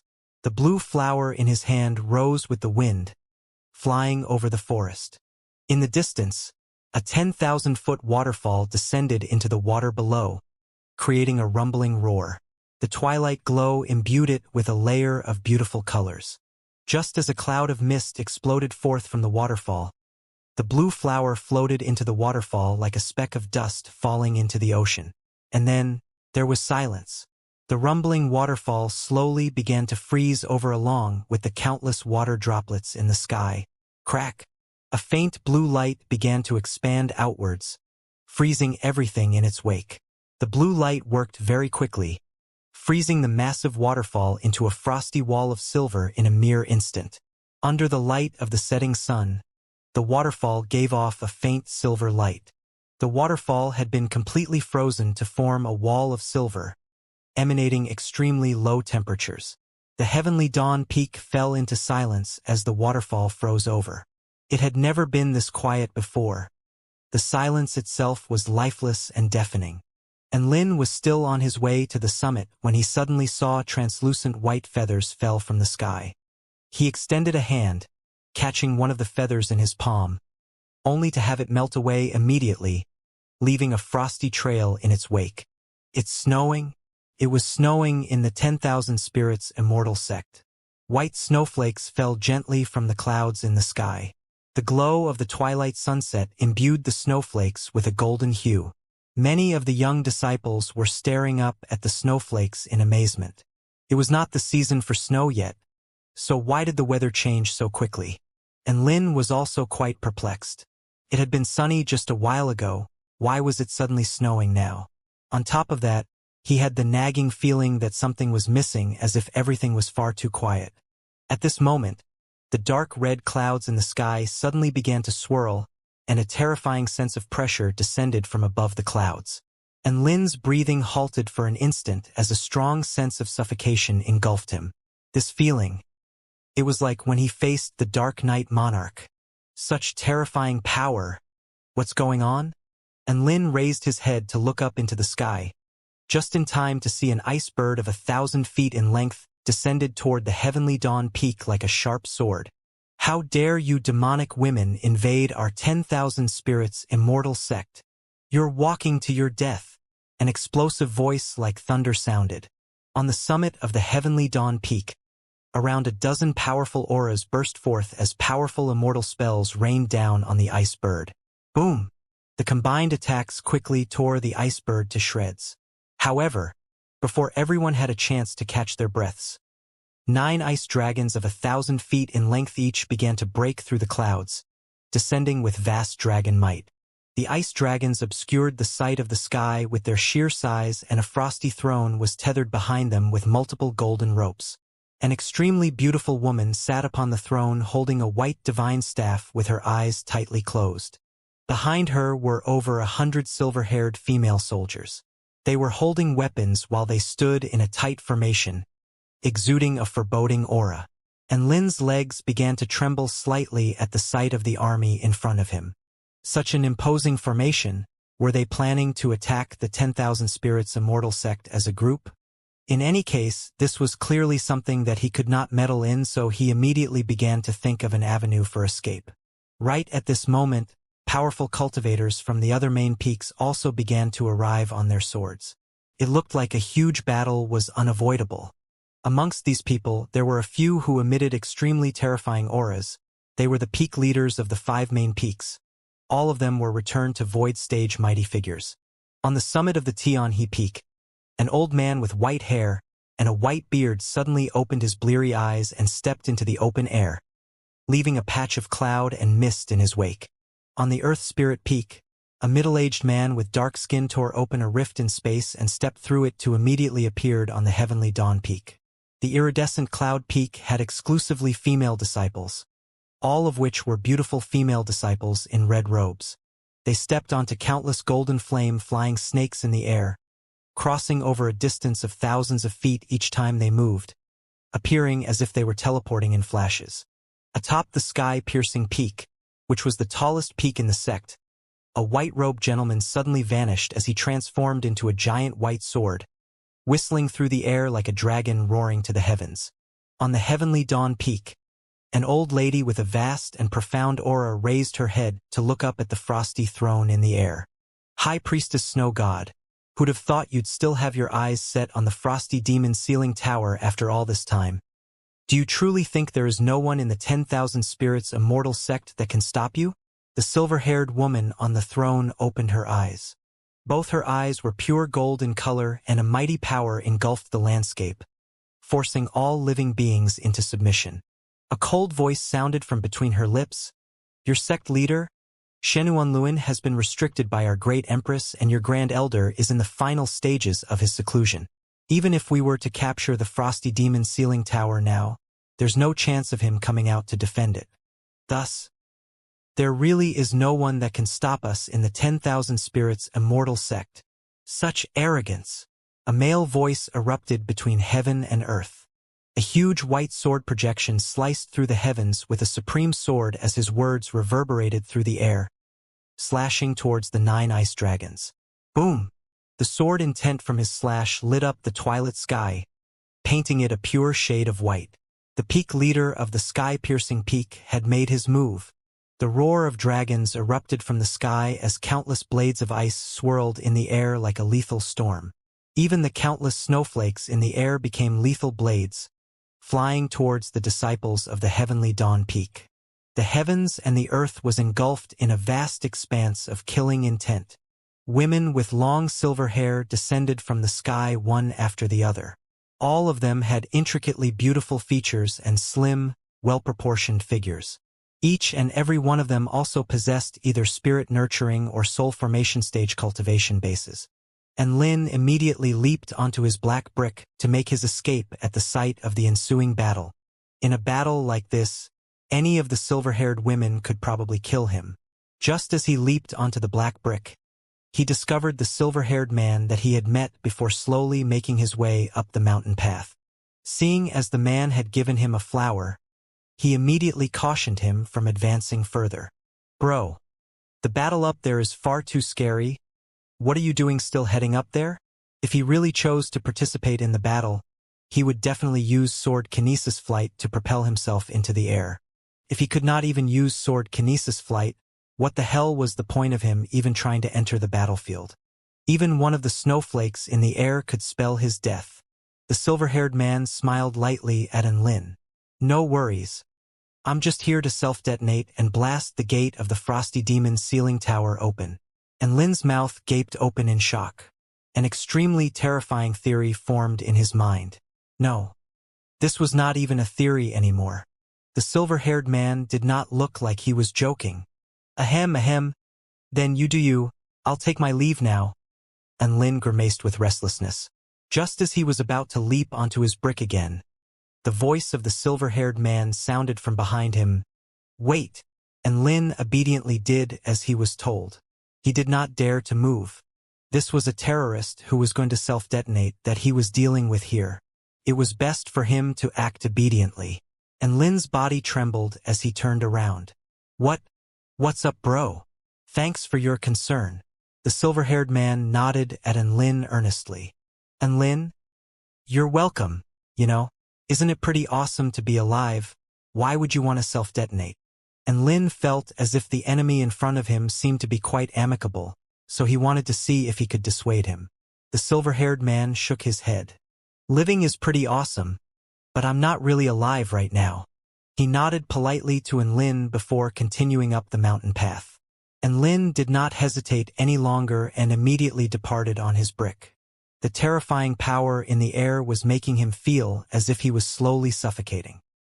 He looked up into the sky and could still make out the figure of the woman referred to by the title of High Priestess Snow God, albeit a little faintly. She was frighteningly powerful as she was able to hold her own against 3 peak leaders of Return to Void Stage Cultivation Base.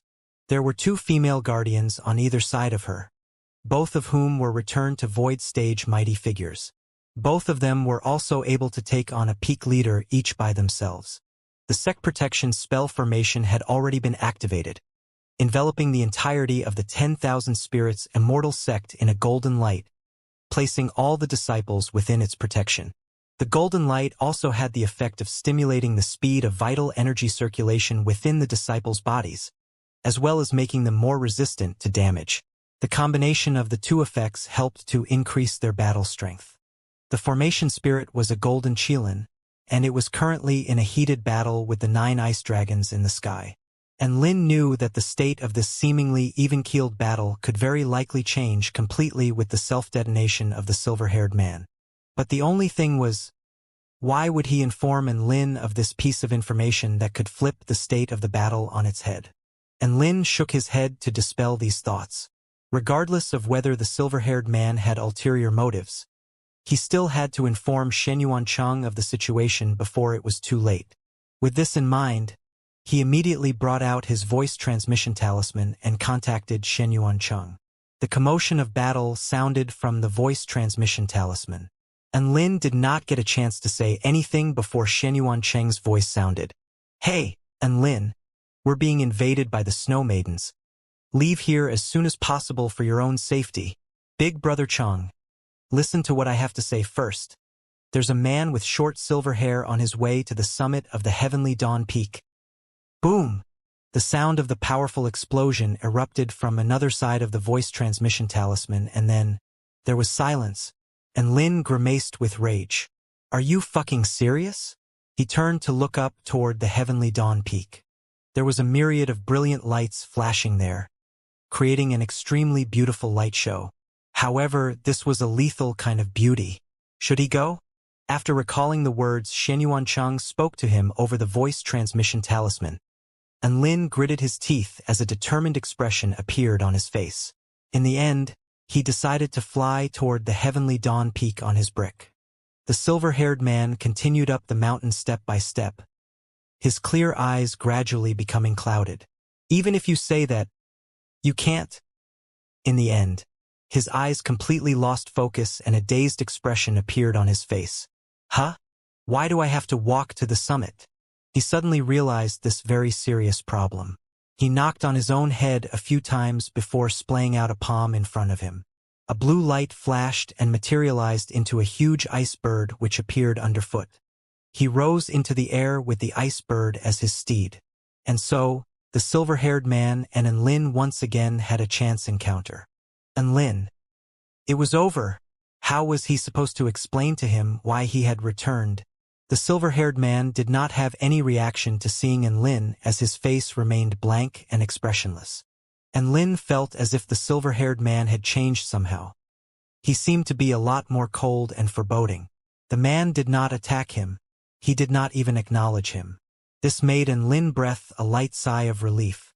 Upon close inspection, the man seemed to be a little dazed. Hence, another thought suddenly flashed into Lin's head. This man seems to be the root cause of this incident. Should I try to take him out now? Lightning sparked between his fingers as he clenched his hands into fists. Mountain quaking fist. Golden fist projections struck out heavily towards the defenseless silver-haired man. Boom! A powerful shockwave burst forth, shattering the silver-haired man's ice bird and sending him tumbling from the sky. Lightning manipulation technique. Blue bolts of lightning fell from the sky, striking the man head-on. Having struck with both his techniques, and Lin watched anxiously as the man continued to fall. However, in the next moment, the silver-haired man's hand flashed blue and an ice phoenix of 100 feet in size materialized itself before catching him in midair. He stared up at Lin and scratched his head in confusion, appearing completely unscathed. And Lin? Upon seeing this, Lin knew that he was no match for the man and immediately began to escape on his brick. He could only do one thing now, and that was to inform the elders of the sect as soon as possible of the situation at hand. The silver-haired man slowly began to realize something. Oh, so he's an enemy. I have to attack. He flew up on his ice phoenix as a blue light flashed in his hands. A black spear of ice exuding a frosty aura appeared in the air. The power contained in the black ice spear was too massive, causing the space around it to quiver and warp. The tip of the spear was an extremely inky black, appearing as if it was able to pierce through anything in its way. He looked up toward Lin before tossing the black spear toward him. The black spear left a black streak in its wake, cutting through the air like a bolt of lightning with boundless power, instantly closing the space between itself and Lin. Everything happened far too quickly for Lin to react. He could only stare at the black spear that was flying toward him from below before colliding with his chaotic alloy brick.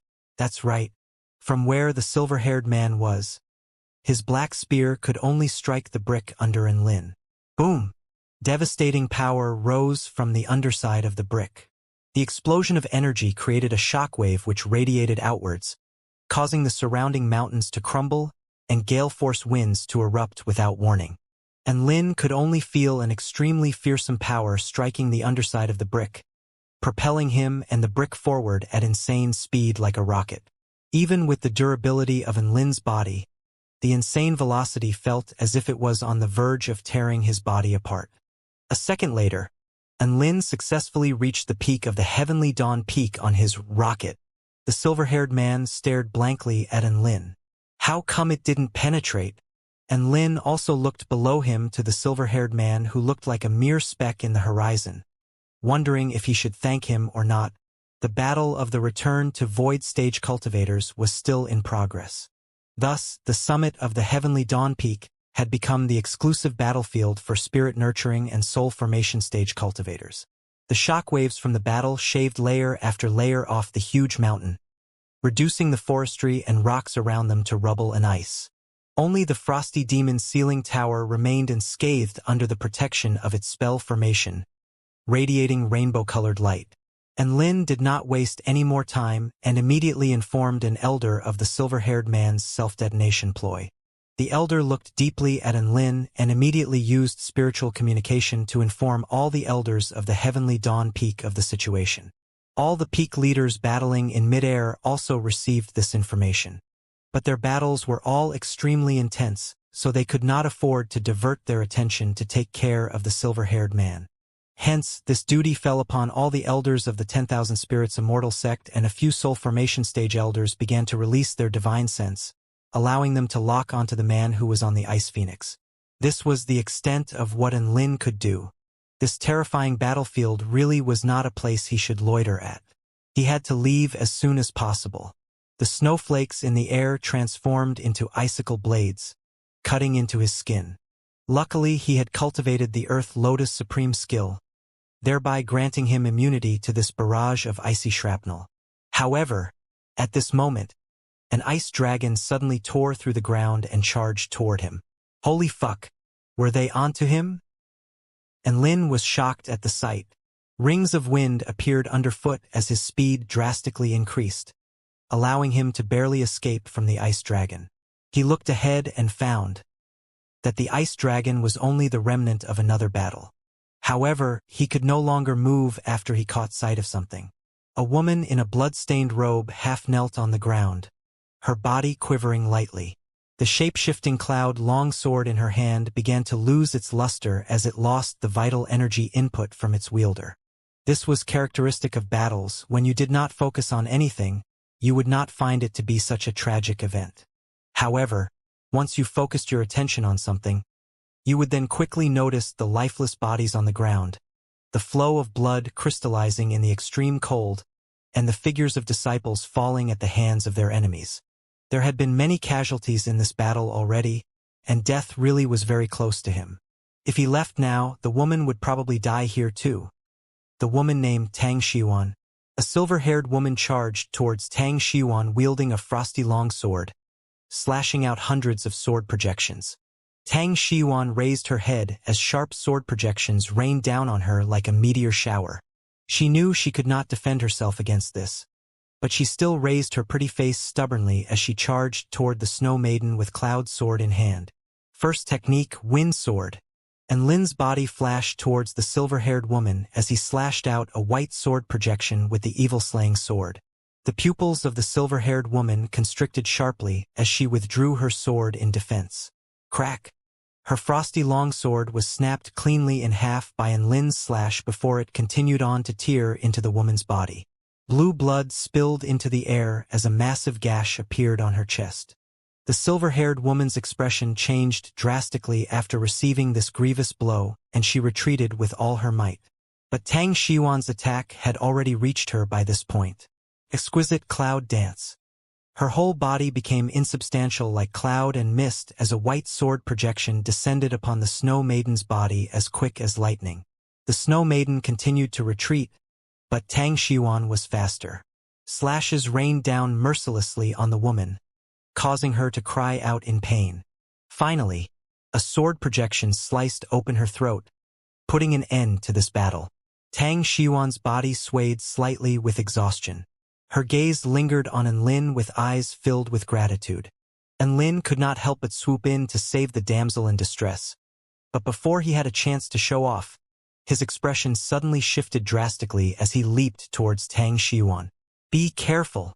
Enlin shouted as the chaotic alloy brick flew out of his storage ring towards Tang Xiwan. Boom! Blue flames exploded around her, sending waves of frighteningly high temperatures radiating in all directions, even melting away the ground to form a dark pit of 30 feet in radius. Tang Xiwan's eyes widened at the sudden increase in temperature. Two blasts of flames fanned out around her as she barely escaped the grasp of death. She turned around slowly to find a huge black brick was situated behind her, shielding her from the fearsome blaze. This was the second time Enlin had to swoop in and save her. She gritted her teeth and quickly made a retreat. No matter what happened, she refused to become a liability to Enlin. Enlin looked ahead with a grave expression at the beautiful silver-haired woman walking toward her. A sea of blue flames surrounded her, and she held a white spirit bead emitting a frosty aura in her hand. "She's a soul formation stage foe. I'll hold her off. You find a chance to escape." Enlin spoke urgently to Tang Xiwan.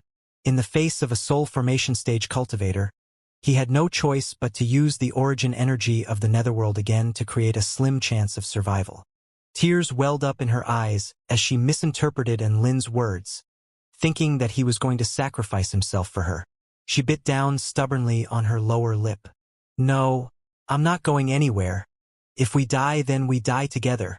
Enlin. What the hell was this about dying together? Just where had her train of thought taken her?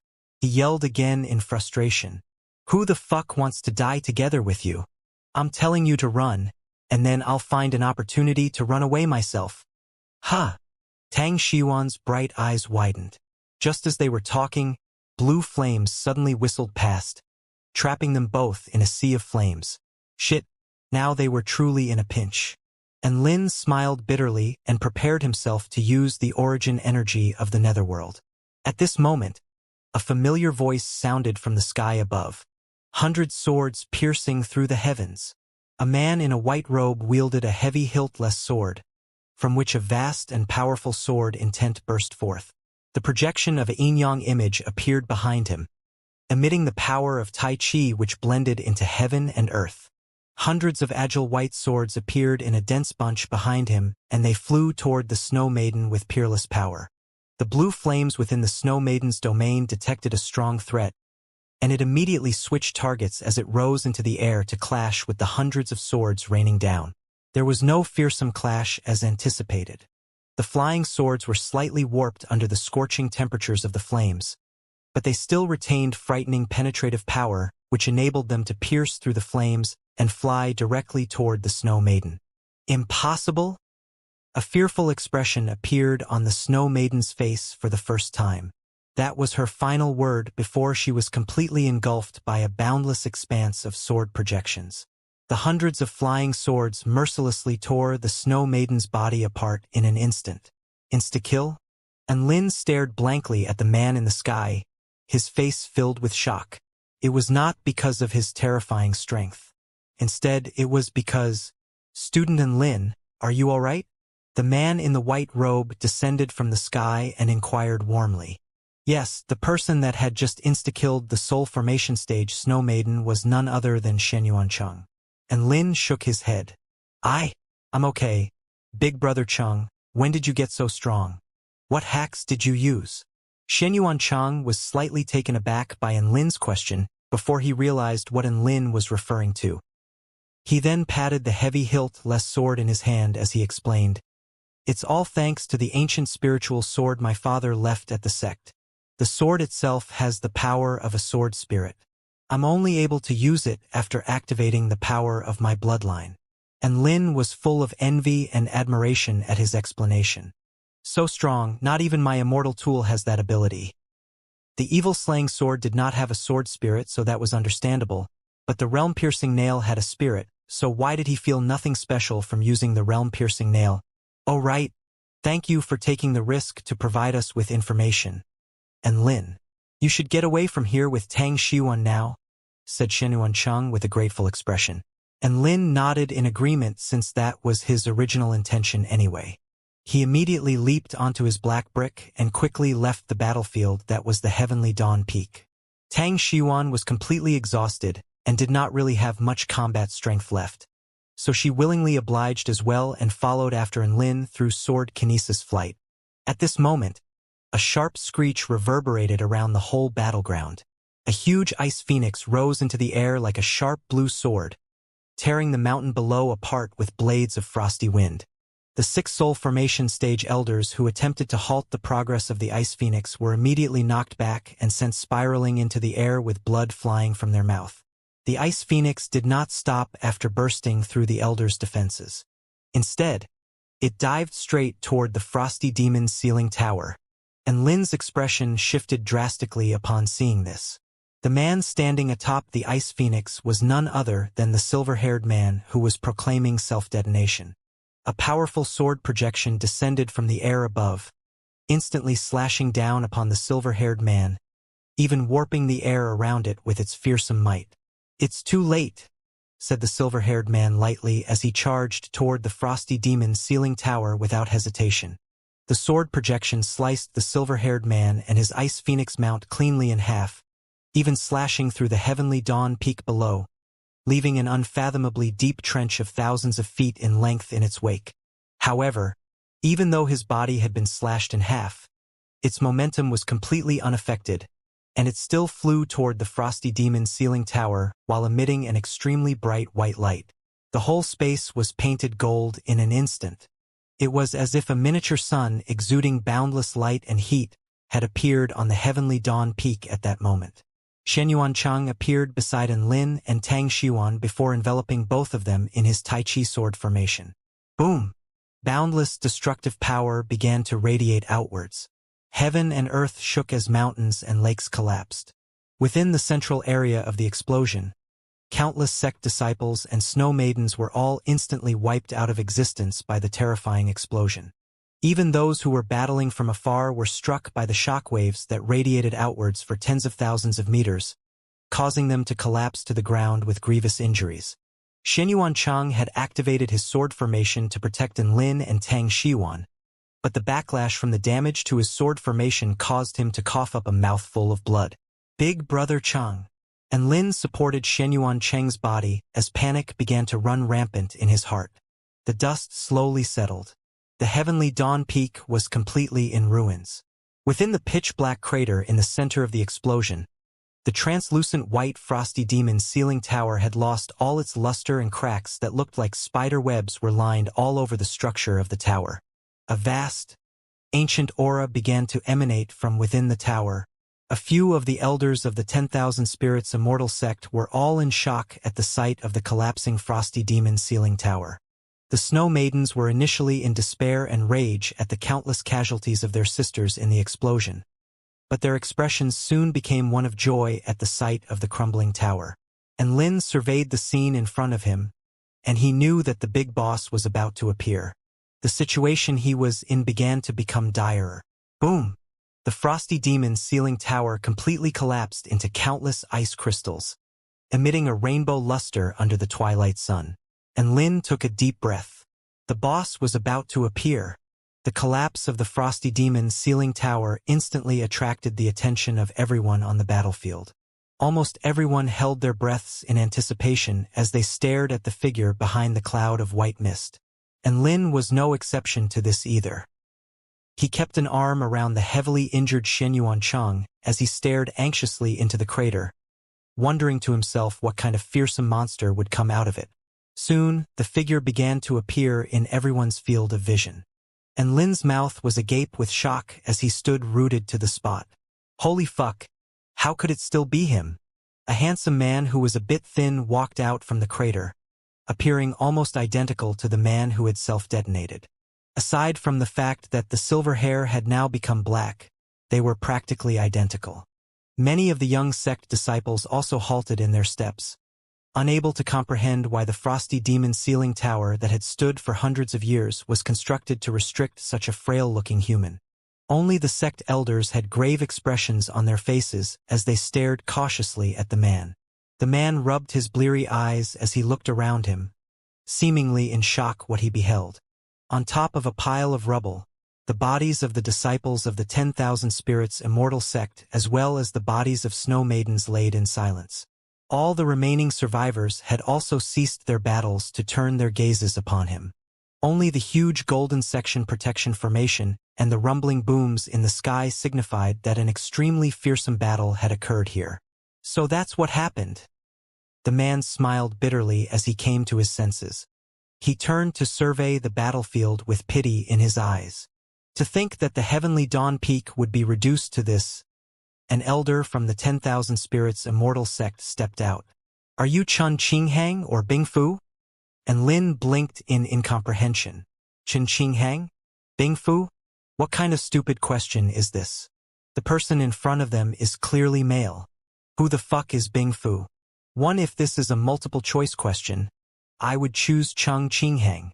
However, the man suddenly appeared quite confused and a conflicted expression appeared on his face. Memories that had been left to gather dust were slowly being uncovered as they began to appear in his mind. His name was Chun Qinghang, and he was a once-in-a-millennium prodigy in the 10,000 Spirits Immortal sect. He reached spirit nurturing stage at 17 years of age and soul formation stage at 21. He had reached the peak of soul formation stage before he was 100 years of age, and all that was left for him was to ascend to return to void stage, and he would be recognized as the most talented prodigy in the Kingdom of the Nine States. At that time, he was extremely proud of his unmatched potential. However, during a battle with the Snow Maiden army, he fell into a trap set by the palace leader of the three holy palaces and fell into a dire situation as a result. His physical body was torn apart and he was only able to escape with his consciousness intact through the use of a life-saving tool. Just as he was about to escape, his consciousness was also almost destroyed by a slash from the extreme frost sword. In the end, just when his consciousness was about to dissipate, it fell into the lotus pond. That was right.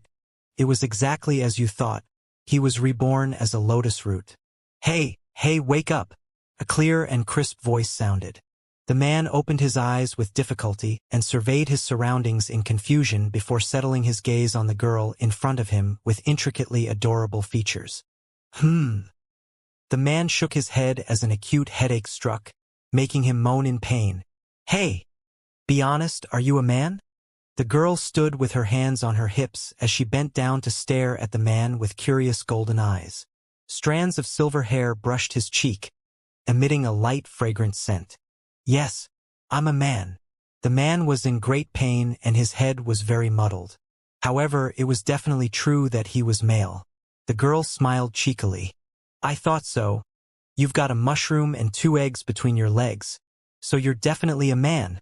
The man stared up at her with a blank expression before looking down at his lower body, only to find out that he did not seem to be wearing any clothes. He hurriedly covered his sensitive bits with his hands before exclaiming in horror. You saw everything? The girl nodded her head. Of course. I even did some research on it just then. Research? The man's body quivered at her words as he gritted his teeth in anger. How could you be so immoral? The girl's brows furrowed slightly. I'm the immoral one? You were the one who suddenly appeared beside the lotus pond in my backyard, completely naked. If I'm being immoral here, then aren't you clearly the one who was immoral in the first place? The man's lips trembled, but he did not know how to counter her argument. Hey, male, what's your name? The girl asked. Name? A blank expression crept onto his face. His mind was completely blank, and he could not remember anything aside from some instinctive functions and general knowledge. You don't even know your own name? The girl wrinkled her adorable little nose as her golden eyes flashed in deep thought. How about, we call you Bing Fu? The man's eyes widened as he glared at her. I'm a man. The girl's golden eyes also glared back as a vast might began to emanate from her. You're a woman starting from now. Your name is Bing Fu, and you're a toy that belongs to me. Mengji, understand? The man was enveloped by her divine might and felt as if he was facing an extremely powerful being rather than a little girl. Hence, he had no choice but to concede. Fine, whatever you say, Your Highness. Thus, the girl named Mengji received a toy by the name of Bing Fu on that day. Mengji was very happy. She owned a toy that could not be found anywhere else on the whole continent. This was a living man. Even the thought of it gave her a thrill. Bing Fu put on a blue robe given to her by Mengji. Although his features were quite delicate, he still appeared too manly with the blue robe on. In order to make him look the part, Mengji installed some fake breasts under his robe. Looking at Bing Fu's mountainous chest, Mengji rolled on the ground with raucous laughter, clearly extremely happy with her toy. Bing Fu did not really harbor many negative emotions toward this. He was in a completely blank slate. All he could do right now was continue to survive. In order to survive, he adopted a new identity as the personal servant of Mengji. He slowly came to understand that the continent he was situated in was named the Holy Glacial Lands. This was a continent filled exclusively with female residents, which was why Mengji forced him into becoming a woman. It was because all males could only become ice sculptures here. Mengji was a girl of high social status. There were 36 holy palaces in the Holy Glacial Lands, and she was the daughter of one of the palace leaders. She was extremely revered for her status and also possessed the royal bloodline of the holy monarch. In other words, the world was her oyster. Bing Fu lived a relatively happy life under the care of Mengji. He would normally cultivate in the Ice Heart Mantra with Mengji, or consume some extremely rare treasures and occasionally do some hunting when he was bored. The days passed by one after the other. One day, Bing Fu was lying down on a huge slab of rock, sunbathing in contentment. A thought surfaced in his heart. What an easy task it was to be Mengji's toy. Aside from some servant duties which he had to attend to daily, he was living the life of someone who bowed to only one person but ruled over everyone else. He could eat all the delicious food and learn all the powerful cultivation methods he wanted. It had to be said, he was starting to really like this place. This place was like heaven. At this moment, Mengji made her way over slowly in a white dress and spoke with a gentle voice that still retained an undeniable might. What are you thinking about there, my toy? Bing Fu narrowed his eyes in a smile. I'm wondering when my master will grow out of her childish phase and stop referring to me as a toy. Meng Yan was enraged by his words. A toy is a lifetime commitment. Even if you're broken by me, It still doesn't change the fact that you're my toy. Bing Fu winced at her words. Why is her description so terrifying? Meng Ji extended a slim arm and encircled it around Bing Fu's neck with a smile. I'm definitely going to become the high priestess of the holy glacial lands, and no one would be able to tell me what to do then. I'd be able to do whatever I want. Hey, toy, what do you want to do in the future? Bing Fu smiled in reply. I'm your toy already, what else can I do? Of course I'll stay by your side. Meng Ji lowered her head slightly at his words as a light blush appeared on her cheeks. The corners of her petite lips raised slightly in a smile. Good answer. Come with me to the treasure house. Your master will reward you with a spirit fruit. Bing Fu smiled lightly. He knew how to press all of Meng Ji's buttons, so everything was effortless for him now. See, he just received another spirit fruit through no effort at all. Time flew by in a flash. 100 years later, the name of Meng Ji and Bing Fu rang throughout the holy glacial lands. They reached return to void stage one after the other and became the youngest holy palace leaders, each ruling over a realm for themselves. Meng Ji also achieved her goal of becoming one of the candidates to become the high priestess. On that day, she gleefully came to the Azure Lotus Holy Palace to inform Bing Fu of the news. Toy, I'm now one of the candidates to become high priestess. I'm one step closer to my dream of being able to do whatever I want. Meng Ji was now a beautiful young woman. All the prestige and coldness left her face at the sight of the familiar figure in front of her, and she eagerly passed on the news to him. Bing Fu's features were still as delicate as before, but his aura had become a lot more powerful. He flicked the young woman's smooth forehead with a smile on his face. Don't get too excited. Aren't there 3 candidates in total?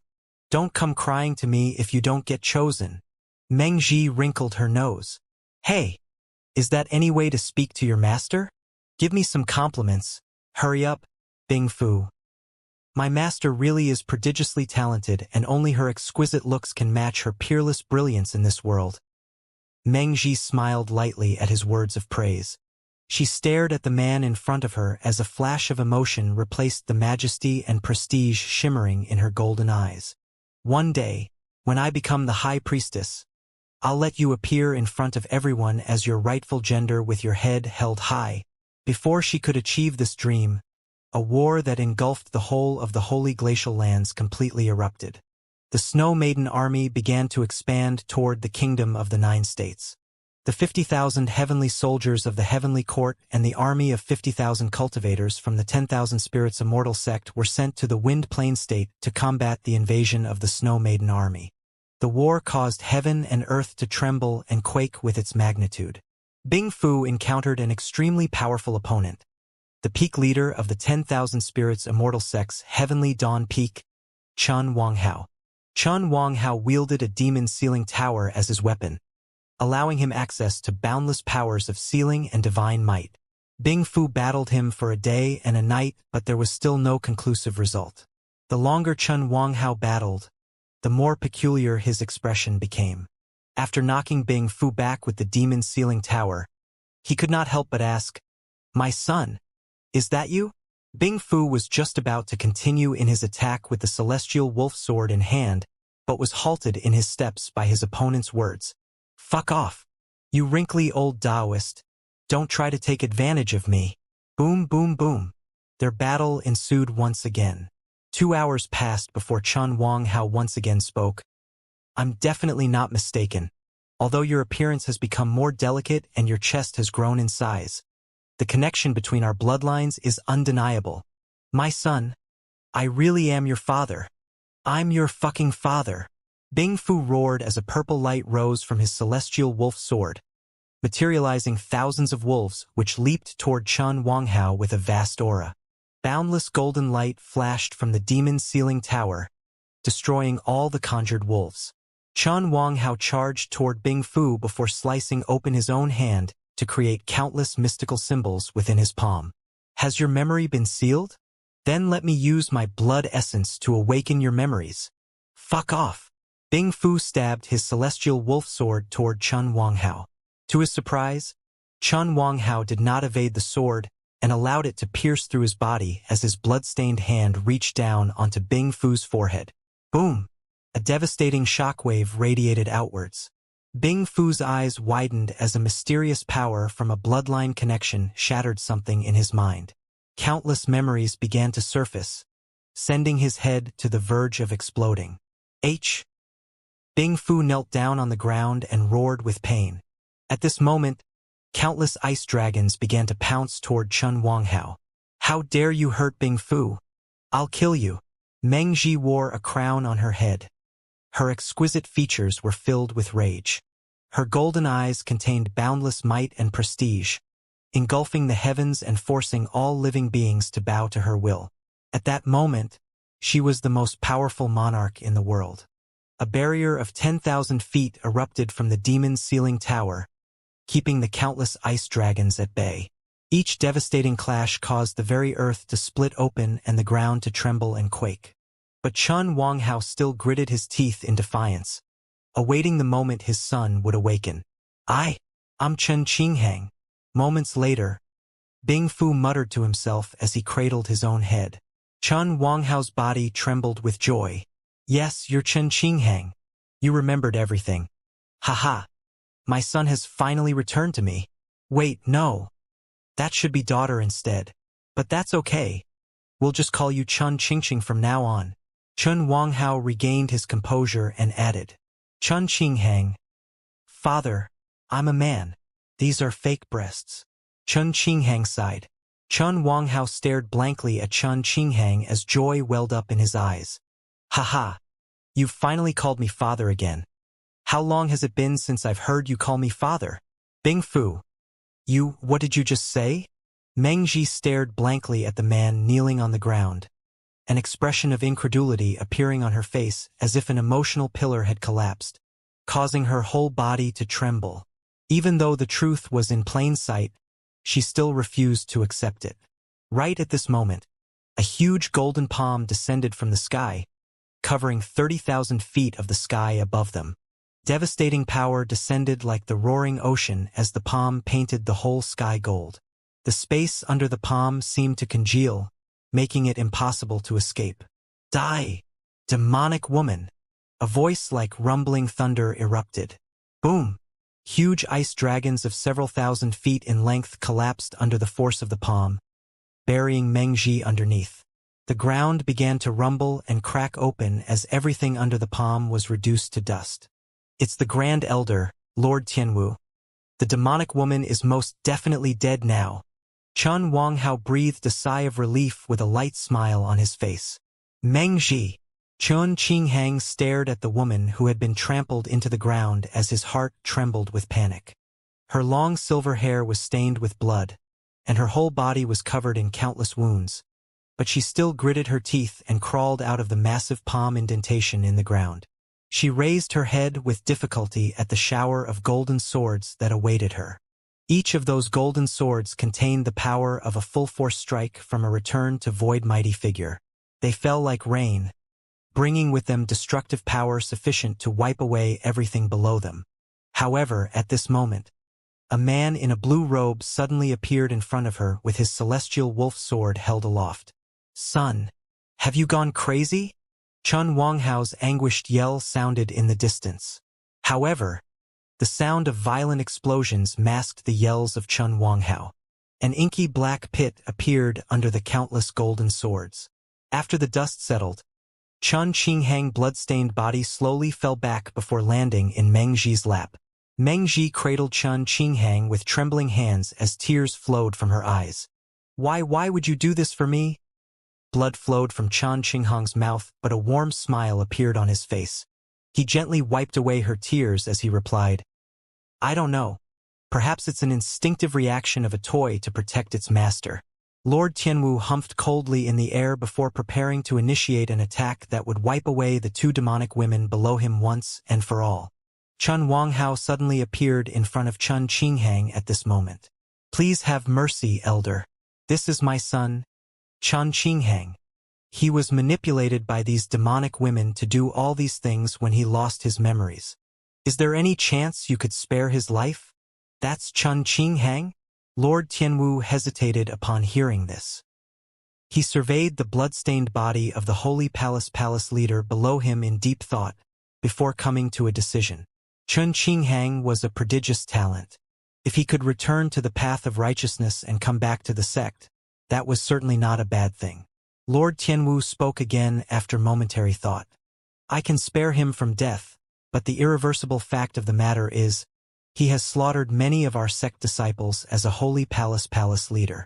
Chen Wanghao, I command you to take him back to our sect and seal him away in the frosty demon sealing tower for 1,000 years to repent for his sins and wipe away all his memories regarding the holy glacial lands using the frosty demon sealing tower.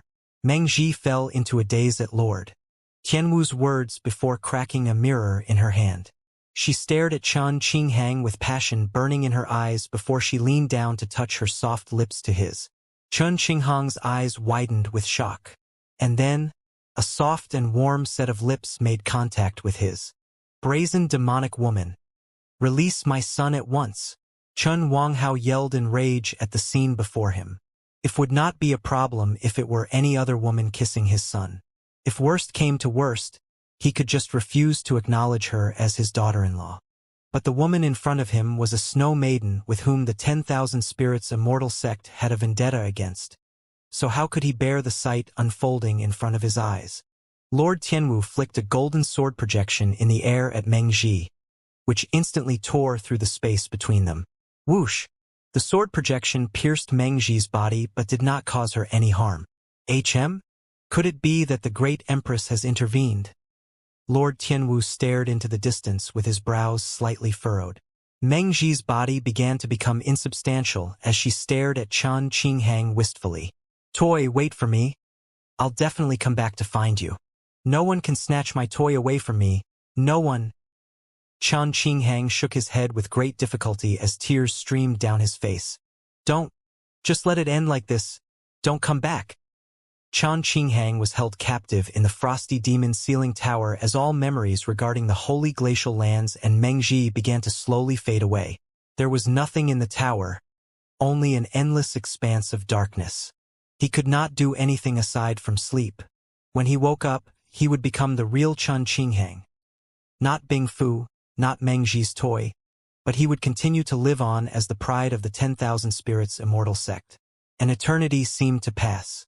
Suddenly, he heard a violent explosion and he began to recover his senses. Chen Qinghang awoke and stood up amidst a vast expanse of shattered white crystals. And then, he saw the storm-swept heavenly dawn peak and the countless bodies around him. He also saw many survivors, all of whom were staring at him.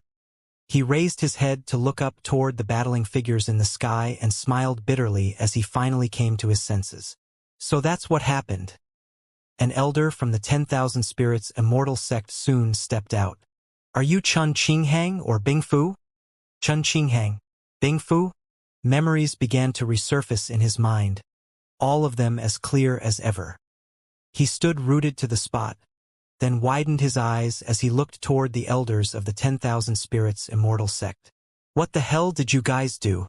You said you'd erase all the memories regarding the holy glacial lands from my mind. But why can I still recall all these memories clearly? All the elders from the 10,000 Spirits Immortal sect. At this moment, a vast glacier suddenly appeared in the sky, trapping the three peak leaders within. A silver-haired woman with exquisitely beautiful features flashed down from the sky and embraced Chen Qinghang in a tight hug. She was none other than the High Priestess of the Holy Glacial Lands, Meng Ji. Toy, I'm here to pick you up. Please come back with me. The powerful and proud High Priestess who was battling three Return to Void stage mighty figures by herself a moment ago suddenly appeared more like a needy little girl.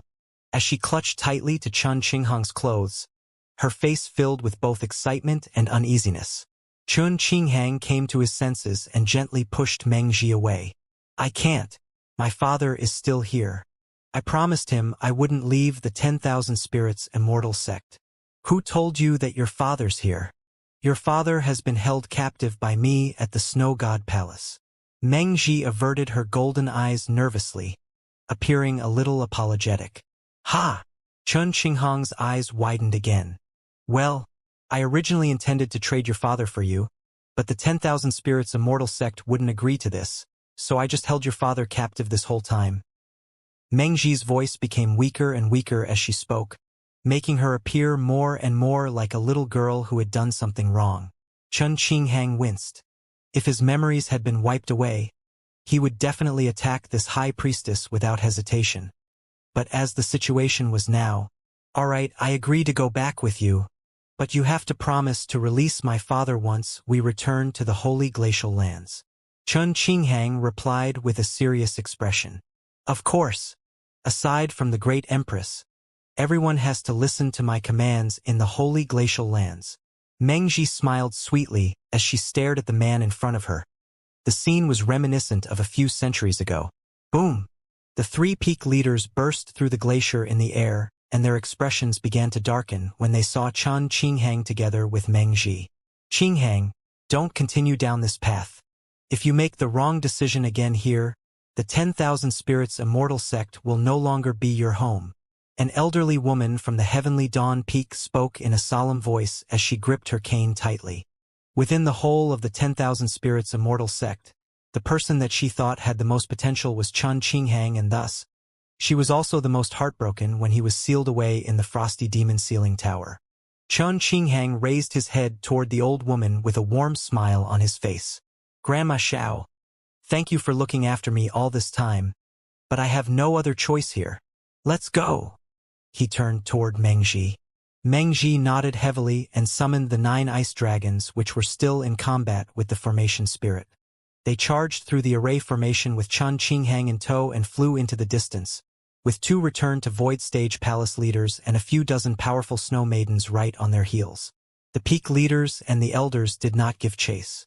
Without the protection of the spell formation, they were definitely no match for Mengji. They had lost this battle. The sun had already set over the horizon and stars began to appear in the sky. With craters and cracks everywhere, the Heavenly Dawn Peak had been severely ravaged by the huge battle that just ensued, making the whole mountain appear as if it could collapse at any moment. If it was not for the fact that the peak leaders intentionally made the sky their battlefield, the Heavenly Dawn Peak would have perhaps been razed to the ground already. And Lin was a bystander in this battle, but he still felt as if he could have died at any moment. Luckily, the High Priestess was only here to reclaim a hostage and not here to fight to the death. Otherwise, who would have known what could have happened? After the conclusion of the battle, some of the sect disciples remained at the Heavenly Dawn Peak to deal with the aftermath, and Lin delivered Shenyuanchang and Tang Xiyuan to the sect's treatment center. Both of them were heavily injured and required a specialized array formation to implement their treatment. After the 2 of them entered the treatment spell formation, and Lin breathed a light sigh of relief and left the treatment center. He then met up with Xiao Chou and Dabai, who were luckily both unscathed. Dabai had slept through everything and only learned of the battle after the fact, and Xiao Chou had received instructions from Lin to not intervene unless the situation required it. After making sure his beast pets were okay, and Lin began to explore again. Without him realizing it, he returned to the Heavenly Dawn Peak. He was here just this afternoon to appreciate the scenery and had praised the Heavenly Dawn Peak as worthy of its title as the most scenic of the 5 main peaks. But now, within a short span of less than half a day, the peak had become a vast expanse of rubble and scorched earth, transforming it into the most hideous of the 5 main peaks. He lay on a huge slab of rock and stared up in deep thought at the stars in the sky. Why did the silver-haired man inform him of his plan to self-detonate? Why had Chen Qinghang's memories not been erased? These were all questions he could not answer. The sudden onset of battle resulted in the deaths of many sect disciples. There were even a few elders amongst the casualties. The young prodigy Zhang Yan, who he had just gotten to know not too long ago, also self-detonated during the battle. It had to be said, this was the cruel nature of battles in the cultivating world. Maybe some mighty figure would suddenly pop up one day and kill you simply because he did not like the sight of you. Sigh. I'm already spirit nurturing stage, but why do I still feel so weak? And Lin sighed internally. He felt as if he was Detective Conan, since there was always something happening wherever he went, and a lot of them were huge earth-shattering events. He thought he was at a stage where he could just bully cultivators of Dao body cultivation base, but all the enemies he encountered were fucking soul formation and returned to void mighty figures. And Lin sighed lightly at the thought of this.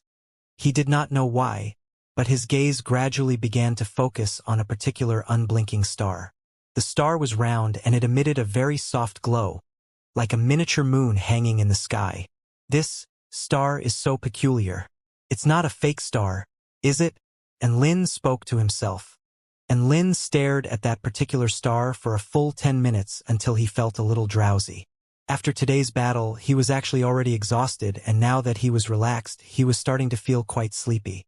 Hence, he leaped onto his brick to return to his resting quarters. The moon descended slowly and was replaced by the sun, signifying the beginning of a new day. And Lin opened his bleary eyes and was greeted by the sight of Xiaochao's face. The sight of Xiaochao's face was truly superior to any morning exercise. He did not even have to wash his face and was already wide awake. "What are you doing staring at me like that?" And Lin reared up in surprise. Xiaochao scratched his furry head. "Dabai told me that he was going to a brothel today and to inform you of this when you woke up." "A brothel?" And Lin's eyes widened in shock. "A dog brothel or a human brothel?" Xiaochao's face convulsed slightly at Lin's question. "Big brother, have you ever seen a dog brothel in your life?" And Lin was immediately stirred up by Xiaochao's words. Sure enough, there was a problem with Dabai's sexual orientation. Otherwise, why would it be interested in humans instead of a female of its own species? Taken Lin, for example. Even if he was to meet the most beautiful female dog in the world, he would not have any sexual interest in it. The most he would do would be to give the dog a compliment. However, Dabai had gone to a human brothel. What kind of situation was this? "No, I have to go see just what the hell Dabai is doing." And Lin stood up with a serious expression. As the owner, he felt like he was obligated to correct his beast pet's sexual orientation. Otherwise, if Dabai returned to the mythological beast sect with a female human cultivator and announced to Bai Xian that she was his girlfriend, and Lin would probably be eaten alive as Dabai's owner. "Do you know the location of the brothel Dabai is visiting?" And Lin asked in a grim tone. Xiaochao shook his head. "It's near the Shihua prefecture, but I don't know where exactly it is." "All right, wait for me here. I'll be back soon." And Lin leaped onto his black brick and flew into the sky. The Shihua prefecture was the closest prefectural city to the 10,000 Spirits Immortal sect. It was said that the women there had fair, beautiful skins and amazing figures. As a result, it was the prefectural city with the undisputed highest population density of beauties in the whole of the Stone Dragon state. With the abundance of beauties there was inevitably no lack of red light districts there either. Based on his experience, and Lin could make a conservative estimate that there should be no less than 30 of those locations in the Shihua prefecture. Luckily, he did not have to search through them one by one. As he had already signed the beast pet contract with Dabai, they would be able to sense each other's location within a 5-kilometer radius. Thus, and Lin arrived at the door of the Spring River House. A sneer surfaced on his face as he surveyed the building, which took up quite a bit of land area. "Heh, what good taste. This is probably the best brothel in the whole of the Shihua prefecture." "What are you saying, young sir? We're a proper place here. The girls here only sell their talents, not their bodies. This is a place where the girls put their talents on display to entertain customers." A procuress with thick makeup shuffled to Lin's side and said in a mellow voice, "How about for 10 spirit stones?" And Lin asked, "Young sir, I think you should come in to listen to the girls sing and play on their instruments." The procuress smiled. 100 spirit stones. And Lin continued. The procuress's expression shifted as she lowered her voice and asked, "Which girl do you want? Aside from top girl, anyone else is fine." Sure enough, this place was not the same as the flowery court he had gone to. This place really was a brothel. "I'll go in and have a look first."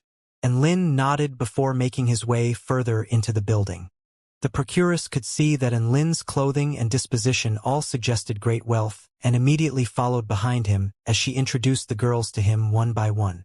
Meanwhile, A furry white dog sat in a booth with one leg crossed over another, drinking wine and singing with a group of beautiful women. A woman in green garments said shyly, "Big brother, bye. Why do I have to drink again?" "Ha ha ha ha. It's all a game. If you play the game, you have to follow the rules. You've only got two choices. Either drink the wine or take off an item of clothing." Woof. The white dog was none other than Dabai. Its big watery eyes stared intently at the woman in green garments as he wagged his tongue with excitement. "That's right, you either drink or strip. I've already stripped down to my undergarments, but you've still got two items of clothing left. So what's there to be shy about?" A woman with an explosive figure in revealing red undergarments prompted. The woman in green garments had no choice but to strip off an item of clothing, revealing a patch of smooth white skin. Dabai's legs began to tremble at the sight in front of him as he looked on in excitement. Meanwhile, his other two paws initiated a surprise attack on the butt cheeks of the woman in the red undergarments. "Ah, big brother Bai, you're so naughty." The woman in the red undergarments yelped delicately. Dabai became even more excited upon hearing this. "Woof, let's continue. Xiao Zi, don't stop the music." A woman in purple garments on the side nodded timidly and continued in her singing. Thus, Dabai continued joyously in his game. Then, the woman in the red undergarments lost. Dabai swallowed heavily and looked at her with excitement. "Are you going to drink or strip?" The woman in the red garments caressed her sizable, bouncy breasts lightly with a blush on her face. "What does Big Brother Bai want me to do? Strip, strip, strip." Woof. Both of Dabai's legs reared up off the ground as he yelled excitedly. Boom! The door to their booth was suddenly kicked open. "Strip what? Who dares to interrupt my fun?" Woof! Dabai was enraged at being disrupted just when the good bit was coming up. "Me!" A man walked in and glared at Dabai with a cold expression. Dabai's legs trembled once he got a good look at the intruder. Big brother, and why are you here?" The intruder was none other than Lin. Immediately upon his entry, he was greeted by the sight of the half-naked woman in green garments and the woman with the explosive figure that was down to just her undergarments. Even he could not help but fall into an involuntary daze at the sight in front of him. The procuress immediately signaled in secret for one of the girls to call for the top girl, and her demeanor toward Lin became even more respectful. Dabai was an extremely spendthrifty customer. For him to refer to the man in front of him as Big Brother, and it was obvious that the latter was clearly someone very important. "I'm just here to visit your playground. I haven't interrupted something, have I?" And Lin smiled lightly, but his tone of voice was extremely threatening. "Of course not. I'm overjoyed that Big Brother and would come to visit me. Come on. Let's play and have fun together." Dabai leaped down from his chair and rubbed against Lin's body with his soft white fur and a hopeful expression on his face. Have fun together? The veins on Lin's head began to pop. Had Dabai not realized what it had done wrong? "Tell me, why are you here?" And Lin scolded loudly. Dabai opened his big watery eyes wide. "To visit this brothel." And Lin's chest tightened at Dabai's reply. What was he supposed to say to such a fucking honest reply? He pondered to himself for a while before deciding to change the way through which he worded his question. "Tell me, why do you like women and not female dogs?" Dabai blushed and lowered its head at his question. "Women have such smooth, fine skin as well as big breasts and bums. What do female dogs have aside from fur? If you compare it that way, of course I would choose women." Dabai turned its gaze toward the woman in the undergarments as he said this, desire bursting forth from his eyes. And Lin almost blacked out at its reply. There was nothing wrong with the reasons provided, and he was in full agreement with Dabai's argument too. But this was a major problem when it came from Dabai's mouth. Was this something a dog should say? Could it be that Dabai was actually a reincarnated man whose soul latched onto a dog's body? Maybe Dabai had been possessed by some mighty figure. No, that's impossible. What kind of dumb mighty figure would possess a dog? Just as Lin was deep in his train of thought, a female voice sounded from outside. "Lan Yu is here." Immediately afterward, a woman with an exquisite figure walked through the door, bringing a light breeze into the room with her. Lan Yu is here, a voice reported. Creak. The door opened and a woman with an exquisite figure walked in. She wore a blue dress and exuded a graceful air. Her head of black hair rippled lightly in the breeze like a silky waterfall, and her eyes slowly glanced around the room before setting on Enlin. She bowed slightly and spoke with a light voice. Greetings, young sir. I'm Lan Yu. Enlin took a look at Lan Yu before turning to glare at Dabai. Did you call for her to come here? Dabai shook its head, but its eyes lit up immediately. I didn't call for her, but she's hot. Can we keep her? Enlin slapped his forehead in resignation. He felt like Dabai was already beyond saving. Dabai simply could not help itself when the sight of a beauty presented itself. What would happen to Qinghua now? The procuress behind Enlin spoke at this moment. Lan Yu is the top girl of our Spring River house, and her singing voice and instrumental skills are the best in the whole of the Shihua Prefecture. Would you like to have a listen? Best in the Shihua Prefecture, eh? Enlin nodded at the procuress introduction. He was quite partial to the songs of the Kingdom of the Nine States.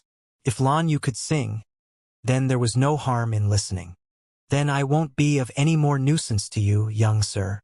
The procuress exited the room with a smile on her face. Lan Yu smiled daintily as she sat on a chair with an ancient wooden lute in her lap.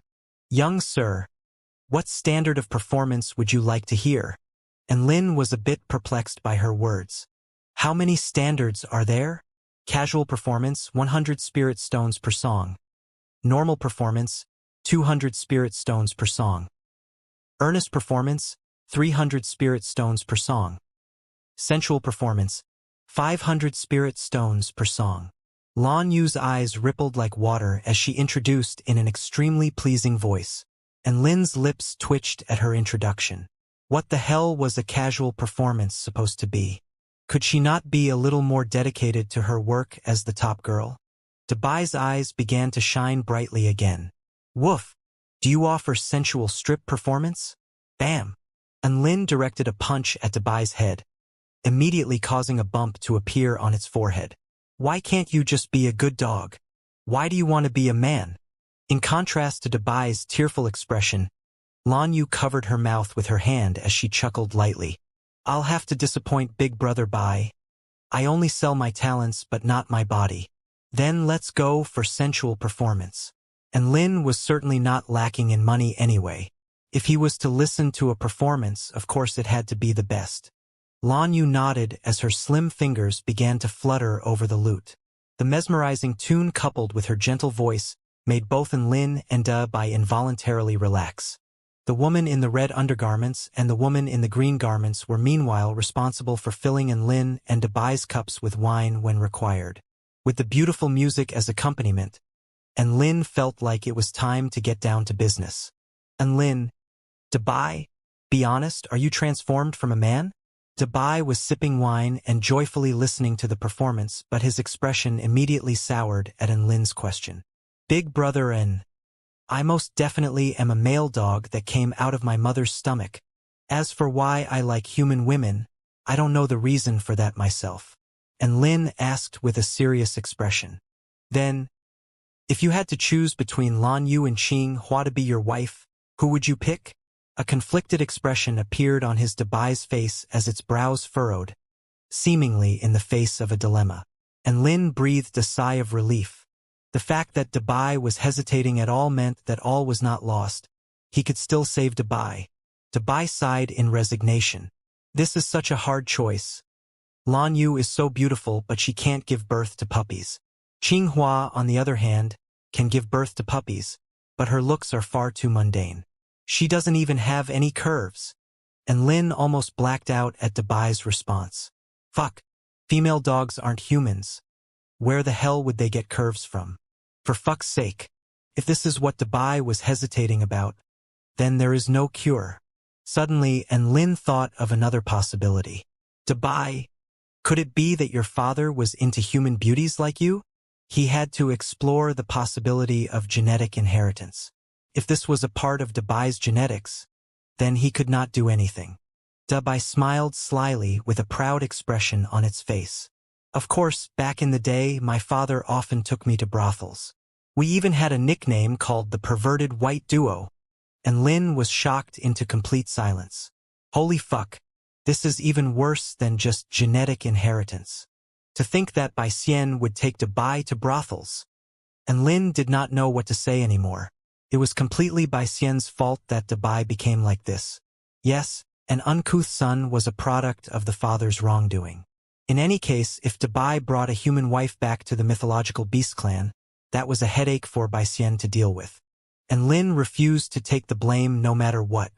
And Lin heaved a sigh of relief as he pondered the situation. So what if Dubai liked women? It was not his fault anyway. At any rate, women with curves were definitely more pleasing on the eye than female dogs. And Lin completely let himself go. He drank happily with Dubai as well, the two women in red undergarments and green garments respectively, while Lan Yu's performance acted as the perfect accompaniment in the background. Atop a mountain in the 10,000 Spirits Immortal sect, Xianxia sat at the entrance of a house, eagerly awaiting the return of Lin and Dubai. And Lin said he would be back in no time, and they would then go to the Greenwood Imperial Palace. So Xianxia had already prepared himself to set off. And just like that, noon struck, but there was still no sight of Lin. Xianxia was still waiting. Slowly, the afternoon came and went, but Lin still had not returned. Could it be that something happened when Big Brother went to retrieve Dubai? Xianxia beginning to feel a little uneasy, but he still waited by the entrance of the house. The sun gradually descended past the horizon, and the moon appeared in the night sky along with a myriad of stars. Boom! The ground suddenly tremored violently, instantly startling Xianxia awake. He looked toward the source of the commotion to find that Dubai's head was planted firmly into a hole in the ground. All four of Dubai's feet were in the air as it howled in pain. And Lin also rolled off its back and walked away unsteadily. Big Brother, my head hurts so much. How did you drive? You caused me to faceplant. Dubai stammered. And Lin threw a punch at Dubai's head and laughed. Dumb dog. I told you to descend here, but you went into a 360-degree corkscrew spiral descent, and you even went fucking headfirst. What do you think you are? A fucking jackhammer? Dubai pondered over Lin's words for a moment and felt that he truly was a bit dumb. So he began to roar with laughter as well. And Lin thought the whole situation was hilarious and chortled heartily. Both of them reeked of alcohol as they walked toward the house with their arms around each other's shoulders. And Lin then caught sight of Xianxia, who was standing by the door in a daze. He patted Xiao's shoulder with an apologetic expression. Oh, Xianxia, I'm really sorry. The girls of Spring River House are so talented. To think that I didn't get you to come with me, what a pity. Xianxia grimaced at his words. Big Brother, weren't you supposed to drag Dubai back from the brothel? How did you two end up going to the brothel together? And Lin's brows furrowed slightly. We didn't do anything over the line, so you can't even consider this to be a trip to the brothel. It's more like enjoying yourself in the company of beautiful women. Dubai's eyes lit up and a sly smile appeared on his face. As expected of Big Brother, you're so cultured. We should get Big Brother Cho to tag along next time, so we can all enjoy ourselves in the company of beautiful women. That's a fantastic idea. And Lin laughed heartily as he slung an arm across Xiao's shoulder and walked into the house with him in tow. And that was the end to a magnificent day. Morning came and Lin woke up as the warm sunlight shone through the window and onto his face. There was a flower pot on the windowsill in which a small red flower, Xiaohong, was planted. Although Lin had put her out under the sun daily to carry out photosynthesis, she still did not show any signs of awakening. He placed Xiaohong into his pocket and gathered Dubai and Xianxia together before he bade farewell to Shen Yuancheng. Before they left, Tang Xiyuan gifted Lin a white jade ornament with protective properties as repayment for saving her life during the battle on the Heavenly Dawn Peak. And Lin did not think too much and accepted it. Tang Xiyuan stood in silence on the tip of the mountain, almost blending into the cloud and mist around her as she watched Lin departed. The wind picked up a few strands of her hair as her slim white hand tightened around another jade ornament. The Purple Star State was located to the east of the Stone Dragon State and was the only state in the Kingdom of the Nine States that did repress the advancement of science. The Greenwood imperial family from the One Heaven for sex, and 9 imperials even went as far as to act as promoters of the concept of combining cultivations and technology. The Greenwood imperial family had some sort of agreement with the Heavenly Court, so the Heavenly Court did not interfere with their research. Instead, the Heavenly Court provided them with some resources to support them. The Purple Star State and Stone Dragon State were neighboring states, so Enlin did not use the teleportation spell formation and instead chose to fly there through dog kinesis flight. He felt an immediate change as he entered the territory of the Purple Star State. The buildings here were no longer simple brick and clay structures. There were already buildings constructed from concrete in the area. He even saw a few trains. Even though these were just primitive steam trains, it was still quite a surprise already. The roads were planned and constructed very well, and there were all types of strange mechanical contraptions traveling on them. Some of them had 4 wheels to resemble cars, whereas others floated in the sky like hovercrafts. He even witnessed a few huge warships flying the sky. They did not fly quickly, but their astounding capacity allowed them to house thousands of people at once. The level of technological progression the Purple Star State was situated at appeared to be a level akin to that on Earth right after the First Industrial Revolution. However, there were many inventions that had not even appeared on Earth before, and Lin could only marvel at the scene in front of him, which combined both futuristic as well as archaic elements. They traveled toward the Greenwood Imperial Palace, encountering countless marvelous spectacles on the way. And Lin was starting to worry that the palace of the imperial family would be a huge skyscraper. Finally, they reached their destination.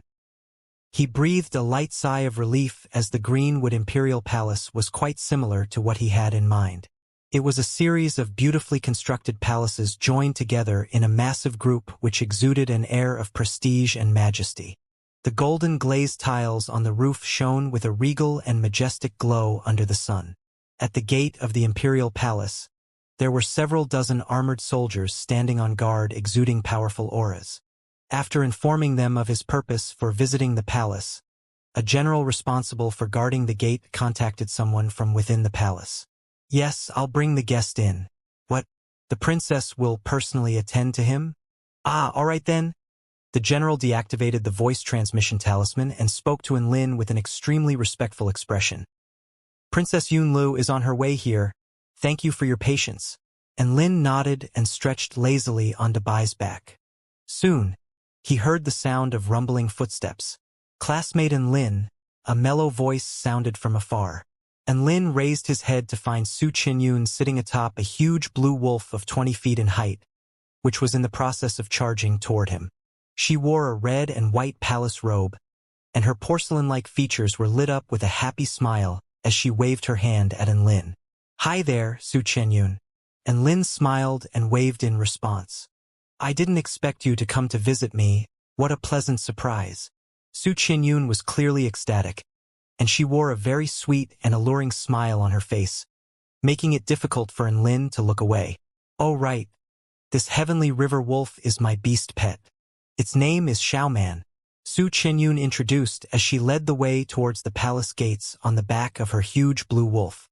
The heavenly river wolf was several times larger than Dabai and appeared very imposing and fearsome. The aura it emitted was also quite powerful, clearly signifying that it was already a beast of soul formation stage. And Lin also greeted the heavenly river wolf enthusiastically at Su Qinyun's introduction. Then, he looked at the heavenly river wolf before looking back at Dabai. He then fell into deep thought. Both of them were riding on their respective beast pets, but the atmosphere was somehow a little awkward.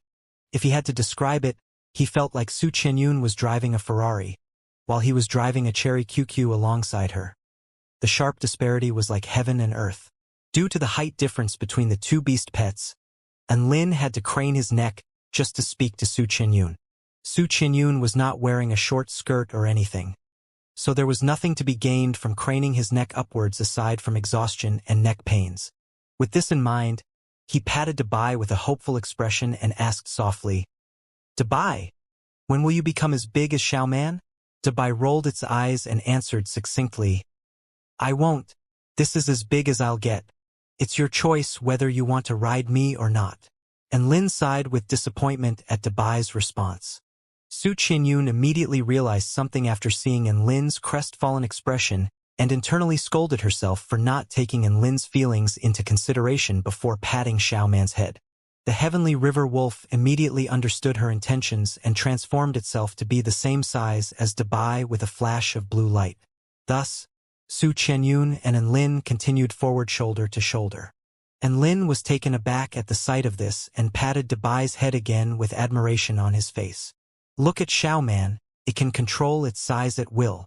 Dabai's fur bristled and it sneered scornfully. I can change my size at will too, wolf. I can demonstrate for you right now. Really?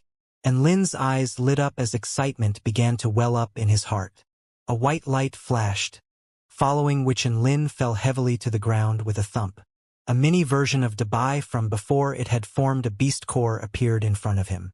See, I can change my size too. Do you like it? Woof! Dabai laughed scornfully, and Lin crawled up from the ground with an upset expression. Dabai, please stop playing around. I don't need you to be able to change your size. Just return to your former imposing self. You only know to try and flatter me now? Too late. Woof! Dabai turned and stalked away with its chest out and head held high while maintaining its miniature form. And Lin. Humans only realized they had taken something for granted once they lost it. Great, now he did not even have his cherry QQ and could only continue on foot. Su Qinyun pondered for a bit when she discovered Lin's pitiful state and patted Xiaoman's head again. Hence, Xiaoman transformed once again to match Dabai's size. From this direction, it looked like two little puppies walking side by side. Su Qinyun walked to Lin's side gracefully with a light smile on her face. And Lin was greatly touched by her gesture. Classmate Su is so kind and thoughtful. It looked like he did not teach her Mandarin and English for nothing. And Lin spoke in Mandarin to Su Qinyun. Classmate Su, you look really beautiful when you smile. Su Qinyun's dreamy blue eyes blinked in incomprehension. She stared at Lin adorably and asked in a mellow voice, What did you just say? And Lin? Scratch that. It looked like his efforts in teaching her were in vain after all.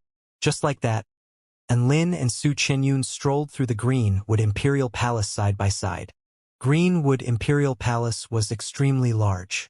Not only were there magnificent palaces, but there were also picturesque hills, beautiful lakes, and seas of flowers.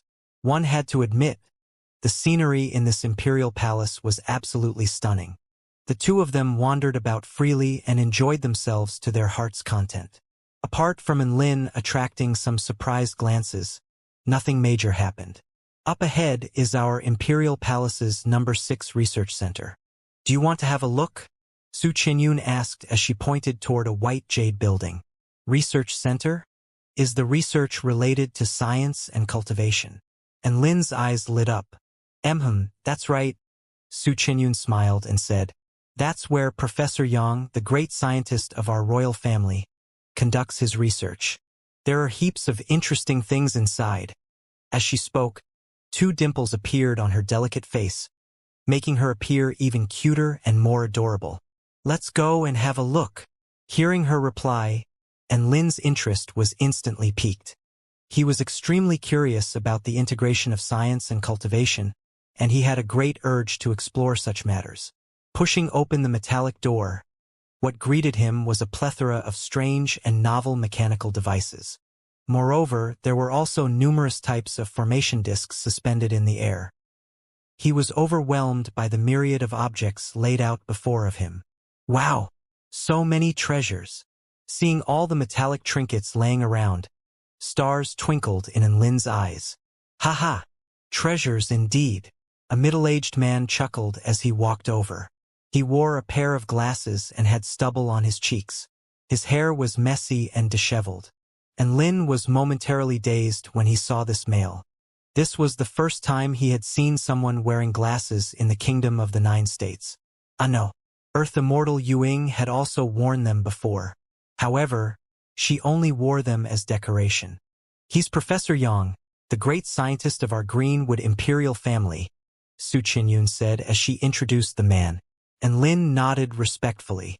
Hi, I'm Lin, Su Chenyun's classmate. As Professor Yang adjusted his glasses, rays of intelligence refracted from its lenses. A strange smile spread across his face. Princess Yunlu, this seems to be the first time that you've wandered around with a male. Your relation with him seems fairly good. And Lin is my classmate. I am just trying to be a good host. Su Chenyun was easily flustered by other people's comments. After being teased a little, her pretty face flushed bright red. Professor Yang waved his hands. I couldn't care less about such matters. In any case, it's fine as long as Celestial Maiden Chang'e doesn't get angry. That's right. Why did you guys come here? I brought student and Lin here to check out the high-tech cultivation technology. Su Chenyun composed herself after the change of topic and explained why they were there. Professor Yang stroked his chin. Is that so? Some of these things are dangerous if you move them around. I'll give you guys a tour and introduce some of the gadgets here. Su Chenyun was delighted. That's great. Thank you, Professor Yang. Professor Yang showed Lin and Su Chenyun all types of mechanical contraptions. There were machines for flight, such as steel wings and the more portable cloud shoes and hoverboards. Although these were not as versatile or agile as kinesis flight performed by spirit nurturing stage cultivators, they were still very useful. They could draw out the vital energy of Tao body stage cultivators and allow them to soar into the skies. To cultivators of the Tao body stages who craved flight, this was definitely a divine invention. However, these machines were very costly to produce. Thus, they were currently only used by some of the special task forces. Afterward, the professor showed them all types of everyday appliances. There were beads which could control temperature and humidity, and there were white cotton buds which could purify filth. Then, there were weapons which integrated technology and cultivation. Normal weapons such as handguns could compress and store the vital energy of cultivators. When desired, they could then fire a cannonball of extreme penetrative ability. There were also more advanced weapons, such as swords which could gather the power of thunder and lightning. Moreover, there were various types of magic tools. Some could gather the power of wind, while others could form spell formations from light and create a deadly web of light. One had to admit, if these inventions could be mass-produced, they would definitely increase the power of cultivators by quite a significant amount. When they reached the end of the research center and Lin saw a humongous figure, countless tubes snaked about and linked together, and blue symbols flashed upon its finely made components. A chilly aura slowly radiated from this figure, and its gigantic pitch-black cannon was pointed towards the sky. The way it stood was as if it wanted to destroy the heavens. What's this? And Lin was in awe as he pointed at the gigantic machine. Professor Yang smiled mysteriously. This is classified information, so excuse me if I can't explain. And Lin nodded and continued following behind Professor Yang. Next, allow me to introduce to you my newest invention, Super Steely Puppet. Professor Yang stopped before a black metal box.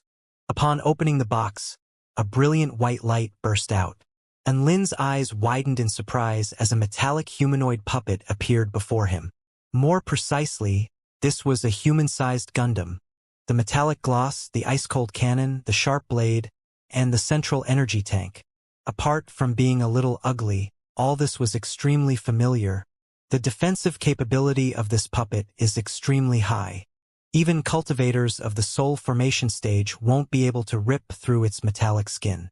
It also has all the weapons one could wish for: ion cannons, vital energy cannons, 5-element cannons. It even has a superalloy sword.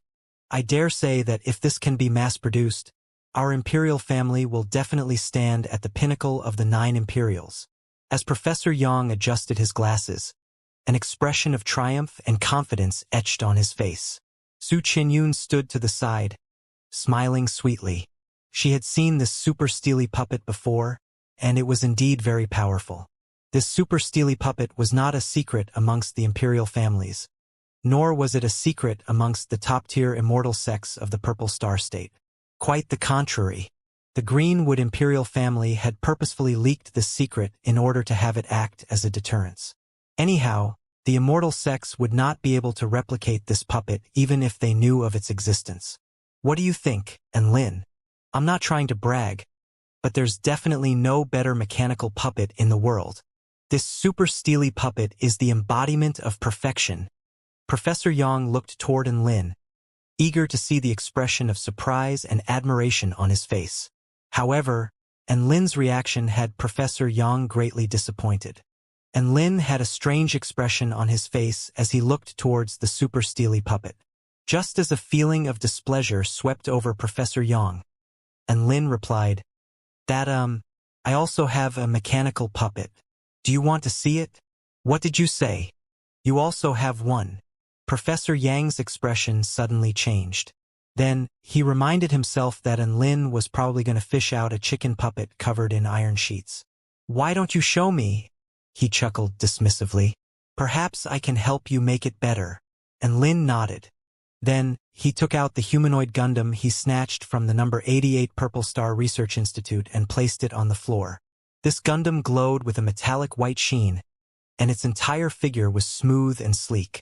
Moreover, it radiated a faint aura, as if it were a life of its own. The dismissive look in Professor Yang's eyes was gradually replaced by a dazed look. Even his breathing became quick and labored. Exuding a golden glow, his hands trembled as they caressed the white Gundam. Alloy metal construction, he said in a shaky voice. Perfect. Array formation harmony, perfect. Mechanical coordination, perfect. Weapons unknown. Just like that, Professor Yang admitted defeat. Compared to Lin's mechanical puppet, his super steely puppet appeared even more inferior than a chicken puppet. It was absolute trash. It's absolutely perfect, Professor Yang exclaimed. He hugged the mechanical puppet on the floor tightly. As if he was hugging some stunning beauty, his face was drunk with happiness. Lin and Su Qianyun were stunned. Where did the mature and composed Professor Yang go?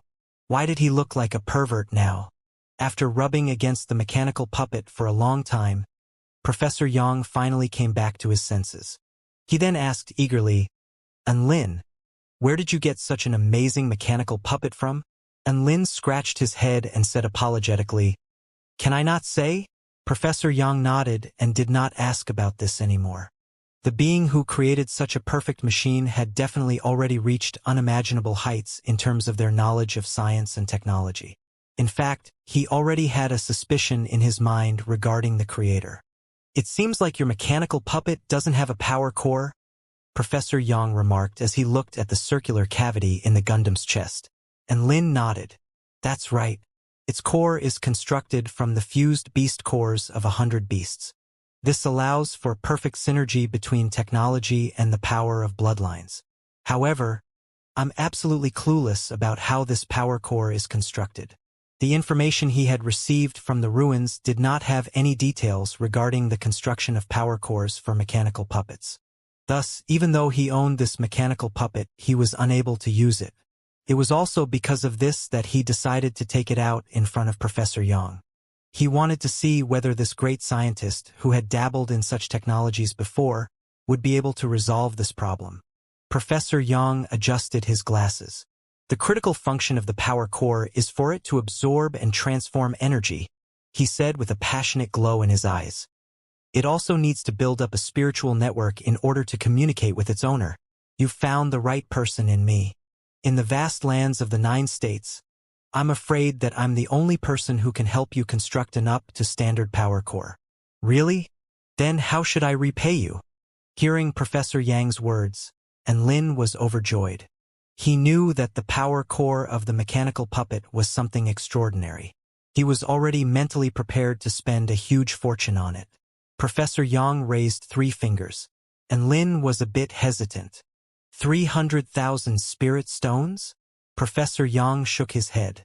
I don't want money, he smiled and said. All I need is for you to leave your mechanical puppet here. I want you to leave it here for 3 days so that I can investigate it thoroughly. After 3 days, I'll return the mechanical puppet to you along with a power core. Lin blinked. You want the technology? Quite a smart one. Huh? Professor Yang smiled warmly and continued. That's right. Although I've completed extensive research into mechanical puppets, this is the first time I've seen such a perfect sample. I hope that through these 3 days of investigation, I can learn some new things. No problem. But you need to help me build 2 power cores. And Lin nodded and made a demand of his own. In any case, Professor Yang's demand was nothing detrimental to him. In fact, it could save him a small fortune. This was actually quite a sweet deal for him. Professor Yang was slightly taken aback. Why? You want one as a backup? And Lin shook his head. No, it's because I have 2 of these mechanical puppets. Now that you mention it though, can I get 4 power cores instead? Better to be prepared, just in case. Hearing this, Professor Yang almost spat out a mouthful of blood. Do you think it costs nothing to build these power cores? You'll be shocked by their production costs. I can only make you 2, no more. Just like that, and Lin and Professor Yang struck a deal. Before he left, he deposited a drop of blood essence at the research center. This was needed to form the spiritual network in the power core. Then, he happily continued on his sightseeing journey with Su Qianyun. As expected of a great scientist, he's so capable. He can even build power cores. And Lin was in a fairly good mood, and he kept praising the professor as he strolled along. Student and Lin is also very impressive. Su Qianyun smiled and said, You were able to take out such a perfect mechanical puppet. That was the first time I've seen Professor Yang let his emotions get the better of himself. And Lin did not know if it was just his imagination or what. However, he felt that Su Qianyun was a better talker now, and was also more considerate and thoughtful in what she said. She was so smooth when praising Lin just now. The 2 of them continued strolling along. Apart from some restricted areas of the Imperial Palace, they pretty much visited all the other interesting places. During dinner time, Lin and Bai also feasted on many delicacies of the Greenwood Imperial Palace. Not only did the delicacies here smell, look, and taste great, they also contained numerous spiritual ingredients. In addition to their exquisite taste, they could also imperceptibly strengthen one's body and increase one's cultivation base. And Lin was full of praise for this meal, and his belly bulged from all the food he ate. Bai had been in his miniature form the entire day. After seeing the tableful of delicacies though, he transformed back into his gigantic form. It was for no other reason other than to eat more. Just like that, a happy and blissful day passed. The next day, Lin and Su Qianyun once again visited Professor Yang's research center. Upon seeing that his Gundam was dismantled into small pieces by Professor Yang, Lin was absolutely shocked. Professor Yang, what on earth are you doing? And Lin was horrified. It was as if his precious toy had been shattered by his playmates. Professor Yang adjusted his glasses and replied calmly, Isn't it obvious? I'm conducting in-depth research. Staring at the hundreds upon thousands of components laying scattered on the floor, Lin sucked in a deep breath. Are you sure that you can reassemble it? Professor Yang smiled warmly. Rest assured, he said sincerely. I'm a professional. And Lin could not bear to watch on. He grabbed Su Qianyun's hand and started making his way out, looking on helplessly as his precious Gundam was disassembled. His heart throbbed with pain and unease. All he could do now was pray that Professor Yang was diligent and responsible, unlike certain professors in the mortal world. After exiting the research center, he suddenly heard a soft and mellow voice sound next to his ears. Your hand? And Lin blinked. Looking at Su Qianyun's beautiful face flush red and feeling her warm soft hand in his grasp. And Lin immediately let go in fright.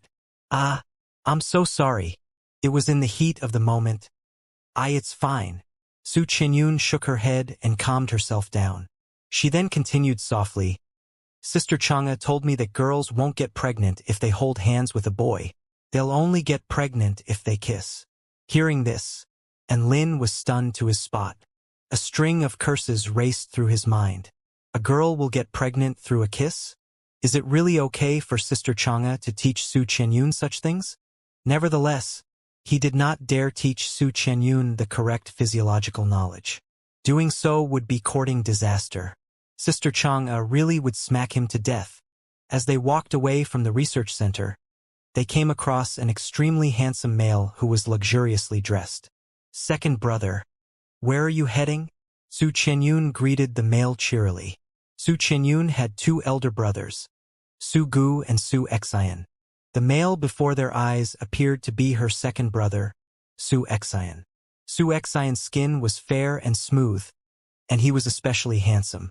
Upon seeing him, Enlin was stunned by his stunningly attractive appearance. Describing him as handsome was truly appropriate. As expected of these two siblings, their genes are so good. Su Xian turned around. Seeing who had called out to him, an adoring smile spread across his handsome face. Zhang Yanan, the Sword Grand Master, is coming to the palace to deliver a lecture today. I'm heading over to ask for a piece of advice right now. Are you interested in tagging along? Hearing this, Su Qianyun's eyes lit up. Sure. I'm actually really interested in swordsmanship as well. Su Xian nodded. Then he turned his gaze toward Enlin. This is? Su Qianyun slapped her forehead adorably. Oh, he's my classmate, she introduced apologetically. His name is Enlin. Enlin, this is my brother, Su Xian. After Su Qianyun's introduction, Enlin and Su Xian both greeted each other. Then the three of them started walking together. As they walked, Su Xian glanced at Enlin from time to time and appeared to be extremely interested in him. These glances made Enlin feel a little uneasy. Experienced and knowledgeable as he was, he could not help but develop a piece of frightening speculation. Could it be that Su Xian was interested in him? Sword Grand Master Zhang Yanan was reputed as Purple Star State's #1 prodigy in the way of the sword. He was born to be a sword immortal. According to legends, he wielded his fingers like a sword right after he was born, severing the umbilical cord which connected him to his mother. Before he had even learned to walk, he had already learned how to wield a wooden sword. When he was 3, Zhang Yanan broke through to the second stage Dao body, becoming a child prodigy who was known far and wide.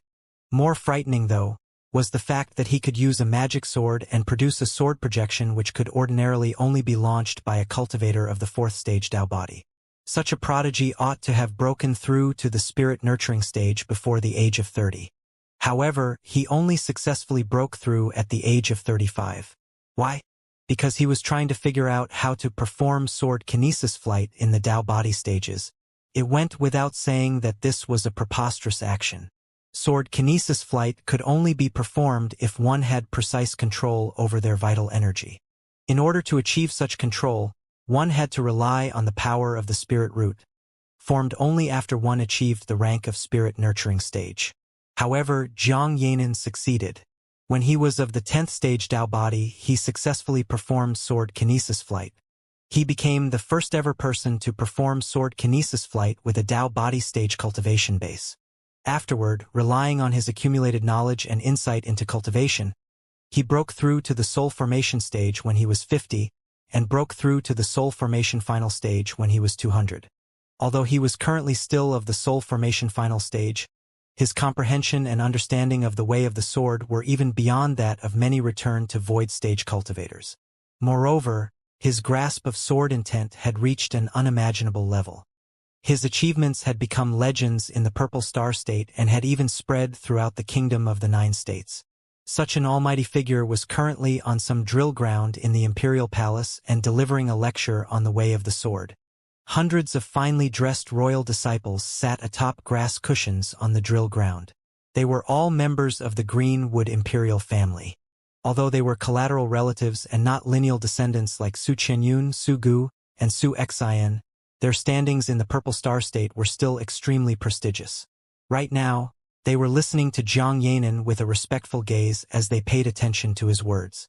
As if they had seen their idol, some of them even had flames of passion burning in their eyes, unwilling to avert their gazes for even a second. Zhang Yanan was dashing and spirited as he stood proudly on the drill ground, and his long white hair billowed and danced behind him. He had purposefully dyed his hair white as he felt that this could better accentuate his temperament. The passionate gazes of the hundreds of students below were clear proof that this was the case. Zhang Yanan smiled calmly and continued delivering his lecture. Now that we've finished talking about the way of the sword, let us discuss sword intent. What's the difference between the way of the sword and sword intent? The way of the sword is the path that a sword immortal traverses upon. Sword intent, on the other hand, is directly linked to the essence of the sword. Its intent realm can be tangibly reflected in reality, and it can even increase the power of the strikes of our sword immensely. Right at this moment, Enlin, Su Qianyun, and Su Xian arrived at the drill ground. The arrival of two lineal descendants attracted the gazes of many listeners. Jiang Yanin also noticed the arrival of these three people. He was just about to find someone to spar with in order to demonstrate the concepts he talked about, and he needed this person to act as a counterexample. Seeing the unfamiliar Enlin, an idea formed in his mind. "I have an intent realm crystal here," he said unhurriedly. "This crystal can host the intent of people and allow them to battle using only their intent. Through this, one's grasp of sword intent can be more accurately reflected. This cultivator over here looks handsome and mighty. How about you come up here and spar with me?" Jiang Yanin gestured towards Enlin and invited him to the stage. Enlin had only come here to see what it was all about. Seeing Jiang Yanin gesture toward him, he was momentarily dazed. He pointed at himself and asked in an uncertain tone, "Me? That's right, you?" Jiang Yanin confirmed with a refreshing smile.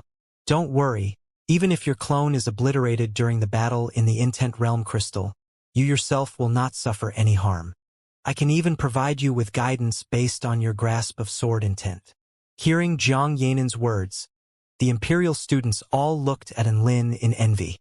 Personal guidance in sword intent from Jiang Yanin. This was a once-in-a-blue-moon opportunity. Under such circumstances, it was impossible for Enlin to refuse. He could only muster up his courage as he walked up to Jiang Yanin. There was a gentle look in Jiang Yanin's eyes as he gazed upon Enlin. This youth was the most suitable choice to spar with and provide guidance to. Walking so closely to Su Qianyun and Su Xian, their relations were undoubtedly good. Moreover, he definitely had a strong background. If he directly invited Su Qianyun or Su Xian up, his intentions would be too thinly veiled. By inviting Enlin up, however, he could attract strong attention yet still impart a favor upon the imperial family. This was an excellent idea indeed. A satisfied smile on his face, Jiang Yanin nodded and praised himself in his mind. "May I ask for your name?" Jiang Yanin asked. "My name is Enlin," Enlin replied apprehensively. On their way here, Su Qianyun had introduced to him the glorious achievements of this male before him. Simply the fact that he could perform sword kinesis flight while still ranked in the Dao body stages had Enlin awestruck and in wonder. How could he remain calm while intense sparring with such a kick-ass person? Jiang Yanin took out a white crystal the size of a television screen from his storage ring. "This is the intent realm crystal," he explained. "If you place both your hands on this crystal and cast your mind in, then your intent will be able to enter into the crystal. When the time comes, the sword intent battle inside the crystal can be displayed on the surface of the crystal." Hearing his explanation, the disciples of the Greenwood imperial family all exclaimed in awe. Moreover, many of them were eager to experience such intent battle personally. Jiang Yanin was extremely pleased with their reaction. One had to realize this intent realm crystal was a high-rank spirit tool and was also the spirit tool that he was proudest of. Without it, the quality and appeal of his lectures would fall drastically. "Then, let us begin." Jiang Yanin had a cordial expression as he spoke to Enlin. "So, I just touch the crystal like this and cast my thoughts into it?" Enlin asked uncertainly. "That's right. Battling inside the crystal is equivalent to a battle using your intent. There's no danger at all." Seeing Enlin's anxious expression, Jiang Yanin could not help but gently reassure him again. Jiang Yanin's hair fluttered in the wind, making him appear especially handsome and carefree. He looked like a kind-hearted and otherworldly sword immortal. Some of the surrounding students were completely stunned by this sight. How could there exist such a perfect male in the world? Enlin placed his hands on the crystal. After feeling a rush of dizziness, his mind slowly descended into darkness. Upon regaining his awareness, he realized that he had already appeared in a vast world of white. Opposite him stood the graceful and elegant Zhang Yanan. Zhang Yanan clasped his sword behind his back, looking refined and gracious. Here, the notion of ranks does not exist. All that exists is the difference in power of our intents. Here, I've defeated countless cultivators of the spirit nurturing stage, 28 sword immortals of the soul formation stage, and 3 supreme beings of the return to void stage. I've yet to be defeated. Zhang Yanan and Enlin's figures had already appeared on the surface of the intent realm crystal. Zhang Yanan's utterances further sent the students' minds into delirium, their eyes all burnt with fervent passion. As expected of the Purple Star State's #1 sword prodigy, his statement just then was so domineering. Even Su Qianyun and Su Xian were fully absorbed. They looked at the crystal screen in eager anticipation. They all focused their attention on Zhang Yanan, eager to see what his sword intent was like. As for Enlin, no one believed that he could win. He was merely a sparring partner for Zhang Yanan to demonstrate his sword intent on. Thus, he did not attract any attention at all. Then, let us begin. Zhang Yanan unsheathed his sword and spoke calmly. A gust of wind suddenly blew over, causing his elegant white hair to billow in the air. Like a spotlight, a holy light descended from the skies and enveloped his entire body, making him appear like an invincible god of war. Seeing these full-on special effects, Enlin became even more nervous and tense. He instantly felt great pressure. He slowly drew his sword and replied, "Yes, let us begin. Enlin, after you. In this world, your sword intent will materialize into a physical presence. When you attack, remember to integrate your realizations of the sword." With a sword in his hand, Zhang Yanan spoke gracefully and elegantly. If he struck first, then Enlin wouldn't have a chance to strike. Thus, he asked Enlin to attack first. This way, it would also be easier for him to provide guidance. Enlin nodded solemnly. After thinking for a moment, he decided to use the 6 strikes of the war god. This was one of his most powerful techniques, so he probably wouldn't embarrass himself too much. With this in mind, bursts of white wind started converging upon his sword. Instantly, the surrounding air started to get blustery. Behind him, the projection of a male suddenly appeared. This male looked at the sky, gathering the winds and clouds of heaven and earth. Eventually, a sword materialized in the air, its tip pointing toward Zhang Yanan. Initially, the disciples on the drill ground all took little notice of Enlin. Seeing his impressive display, though, they couldn't help but turn their attention toward him. Is this sword intent considered powerful or weak? I don't know. This is my first time spectating a battle of sword intents as well. Looking at its appearance, it looks really powerful though. Humph! It's flashy but with no substance. God Jiang will shatter it with 1 strike. Different from the spectators who were unaware of the truth, Zhang Yanan's eyes bulged, his face overwhelmed with shock. He faced Enlin's sword intent head-on, thus could clearly and directly sense his intent. That overbearing pressure brought about by condensing the winds and clouds of heaven and earth into a single sword, that unyielding presence exuded by the grand and majestic projection. These all caused his entire body to tremble uncontrollably. Zhang Yanan realized that the person standing opposite him was definitely a prodigy. No, this person was the strongest enemy that he had ever faced. Sword come! Zhang Yanan extended his hand, and the air around him trembled. Immediately afterward, a pitch-black opening appeared in the air, and a black mist converged onto his sword. This mist was chaotic, as if it were going to swallow all matter. A brilliant black glow burst from the sword. It seemed as if it were going to suck in and engulf all matter. The name of this sword is Terminator.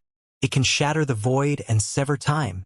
Zhang Yanan gripped the black sword in his hand and assumed an attacking stance. Seeing this, Enlin's eyes bulged. What the fuck? Didn't you gesture for me to attack first? Why are you getting ready to attack now? Zhang Yanan wore a solemn expression on his face. His white hair billowed behind him, and his posture was magnificent. However, he felt very different from how he looked. Bloody hell. If I let you attack first, then I'll be done for. Just like that, Jiang Yanan charged toward Enlin. Enlin manipulated his intent, wishing to charge toward Jiang Yanan. To his surprise, though, the projection behind him pounced first. Like a supreme light cutting through chaos, the glowing white of his sword became the only color left in his eyes. Boom! The battle of intents erupted within the crystal. The disciples on the drill ground could only see streaks of black and white dancing about the crystal screen. Other than this, they couldn't see anything else. These two streaks tore at each other like wild beasts. At this moment, even the most stupid of people began to realize that Enlin's sword intent was extraordinarily powerful. A glimmer sparkled in Su Xian's eyes. He had seen battles between sword intents before. However, this was the first time that he had witnessed such scenes. He couldn't help but exclaim, as expected, Enlin is supremely talented. Su Qinyun didn't speak. However, her pretty eyes stared intently at the scenes playing out on the crystal screen. The black and white streaks slowly disappeared, and the figures of Enlin and Jiang Yanan once again reappeared on the screen. Both of them were disheveled and covered in wounds. Heavens! God Jiang got wounded. That's beside the point. The critical point is that Enlin was actually able to push God Jiang to such extreme extents. Is this the emergence of a new sword prodigy? As if they had seen something inconceivable, many disciples were stunned as they looked at the figure on the crystal screen. They had initially thought that Jiang Yanan would be able to easily crush Enlin. By the looks of it now, that was evidently not the case. However, no one was more shocked than the currently battling Jiang Yanan. He never would have expected that his casual pick, one intended to act as a counterexample no less, would actually possess such terrifying sword intent. No, I can't let this battle continue. Jiang Yanan raised his proud head and a gust of wind once again swirled in the air, blowing up his smooth white hair. He gazed upon Enlin gently. You let me win one, he announced loudly. Ha! Enlin was momentarily dazed. What's he trying to say? We're finished? Seeing Enlin's reaction, Jiang Yanan's chest tightened in vexation. I believe that you realize this as well, he continued to say unhurriedly. Continuing to battle on like this is pointless. You've already lost. After all, that was your most powerful sword intent. No? I have to admit, though, you truly are strong. I acknowledge your strength. However, I still have more powerful moves up my sleeve. So, let's call it a day. Still have more powerful moves? Hearing this, Enlin was once again dazed. Then, he said excitedly, what a coincidence. I also have more powerful moves. Come, let's continue. Jiang Yanan's eyes bulged, and his breathing also became quick and labored. What? Does he still have more powerful moves? Coincidence? Fuck your coincidence. Enlin, losing is nothing to be ashamed of. Admit it readily. Only by having the courage to face such losses head-on can you continue to better yourself. You're the first person to push me to such extents. You lost with dignity and honor. As before, Jiang Yanan still appeared graceful and elegant. However, he roared with frustration in his mind. Bloody hell! I've already praised you so profusely. Do you understand the human tongue? Hurry up and admit defeat. Enlin nodded sincerely. Thank you for acknowledging me, Mr. Jiang Yanan. However, this is a rare opportunity and I still have one sword strike that I'd like to use. If I don't launch the strike, I'll be forever regretful. He had already realized something. That was, battling with one sword intent in this intent realm crystal could improve one's proficiency in sword techniques. Moreover, it didn't consume any vital energy. In the real world, he was limited by his vital energy capacity, thus could not launch the last few strikes of the 6 strikes of the war god. However, he could launch them in here. Not only could he use the wind sword, but he could also even use the last technique of the 6 strikes of the war god. That being the case, why not grab this opportunity to experience it? Jiang Yanan's veins bulged. Glowering at Enlin, he felt as if a knot had formed in his chest. 6 strikes of the war god, 6th technique, divine sword. A divine glow dazzled in Enlin's eyes. Instantly, A majestic power swept through heaven and earth and brought with it a divine might. A splendid golden light soon flooded through the surrounding space. Boom! A devastating force shattered the void and obliterated all matter. Before the sword had even struck out, both Enlin and Jiang Yanan's bodies had already been swept up by this might. The crystal screen was filled with a golden glow. Everyone on the drill ground stared at this in shock and amazement. Crack! A sharp sound came from the crystal. The intent realm crystal cracked open. Enlin and Jiang Yanan's minds returned to their bodies and they both collapsed to the floor, their bodies drenched in cold sweat. Staring dazedly at the cracked crystal and the two returned figures, the royal disciples descended into a stunned silence. Second brother, a battle of sword intents can cause the intent realm crystal to crack? Su Chenyun asked in surprise. She gazed at Enlin with her beautiful eyes. Su Xian grimaced. Don't ask me. I've never seen anything like this before. Seeing that Enlin had also regained his consciousness, Jiang Yanan's mind relaxed. Now he could say that their battle ended in a draw. He would still remain Jiang Yanan, the undefeated sword god. Then, he realized that the disciples were all staring dazedly toward the intent realm crystal. It was as if they had seen something unfathomable. Filled with curiosity, he also turned his gaze toward the intent realm crystal. Then, his vision blackened and he almost fainted. Am I crystal? His flexing tool had cracked. It had been destroyed. Jiang Yanan's eyes bulged, and his lips quivered. Glistening teardrops formed in his eyes. He started crying. And Lin also saw the cracked crystal, and he stood transfixed to the spot, dumbfounded. Did he do this? It appeared like he did this, but why did it crack? No one had told him that it would crack. Then, he saw the teary Jiang Yanan and was instantly overtaken with guilt. I'm so sorry, Mr. Jiang Yanan, he apologized. I really didn't do it on purpose. Who knew that this would happen if one's sword intent is too powerful? Jiang Yanan was already on the brink of breaking down. Hearing Enlin's apology, he almost spat out a mouthful of blood. The royal disciples started slowly recovering from their daze as a realization formed in their mind. So that was it. The intent realm crystal would crack if one's sword intent was too powerful. Su Xian also nodded thoughtfully. This appeared to be the only logical explanation. If this was the case, however, it would mean that Jiang Yanan's sword intent was unable to crack the crystal. And Lin's sword intent, on the other hand, was powerful enough to do so. Wouldn't this imply that the final victor was Enlin? Jiang Yanan also became aware of this problem. The situation gradually spun out of control and the disciples all started engaging in spirited conversations. As if they were watching a legend in the making, some of the royal disciples gazed upon Enlin with a fervent glow in their eyes. What more? Some disciples even glanced at Jiang Yanan with a look of skepticism in their eyes. Suspicious of whether he was a fake, the undefeated Jiang Yanan had never encountered such situation before. Was he really going to admit defeat to a passerby of the spirit-nurturing stage? If word of this spread, what would happen to his reputation? No. He couldn't let that happen. Sucking in a deep breath, a warm and refreshing smile once again spread across Jiang Yanan's face. There's no need to apologize, Enlin, Jiang Yanan said warmly. Come to speak of it, this is my fault anyway. This intent realm crystal has been worn down by years without repair. In truth, since long ago, it had already barely stand the burden of intent battles. It seems like it's finally time to retire it from service. And Lin blinked his eyes. Is that so? Of course. Jiang Yanan announced loudly. Want to know why I didn't use my full strength? Because I was scared of this happening. Saying this, he smashed his fist toward the intent realm crystal. Boom! The crystal shattered and exploded into countless shimmering white shards.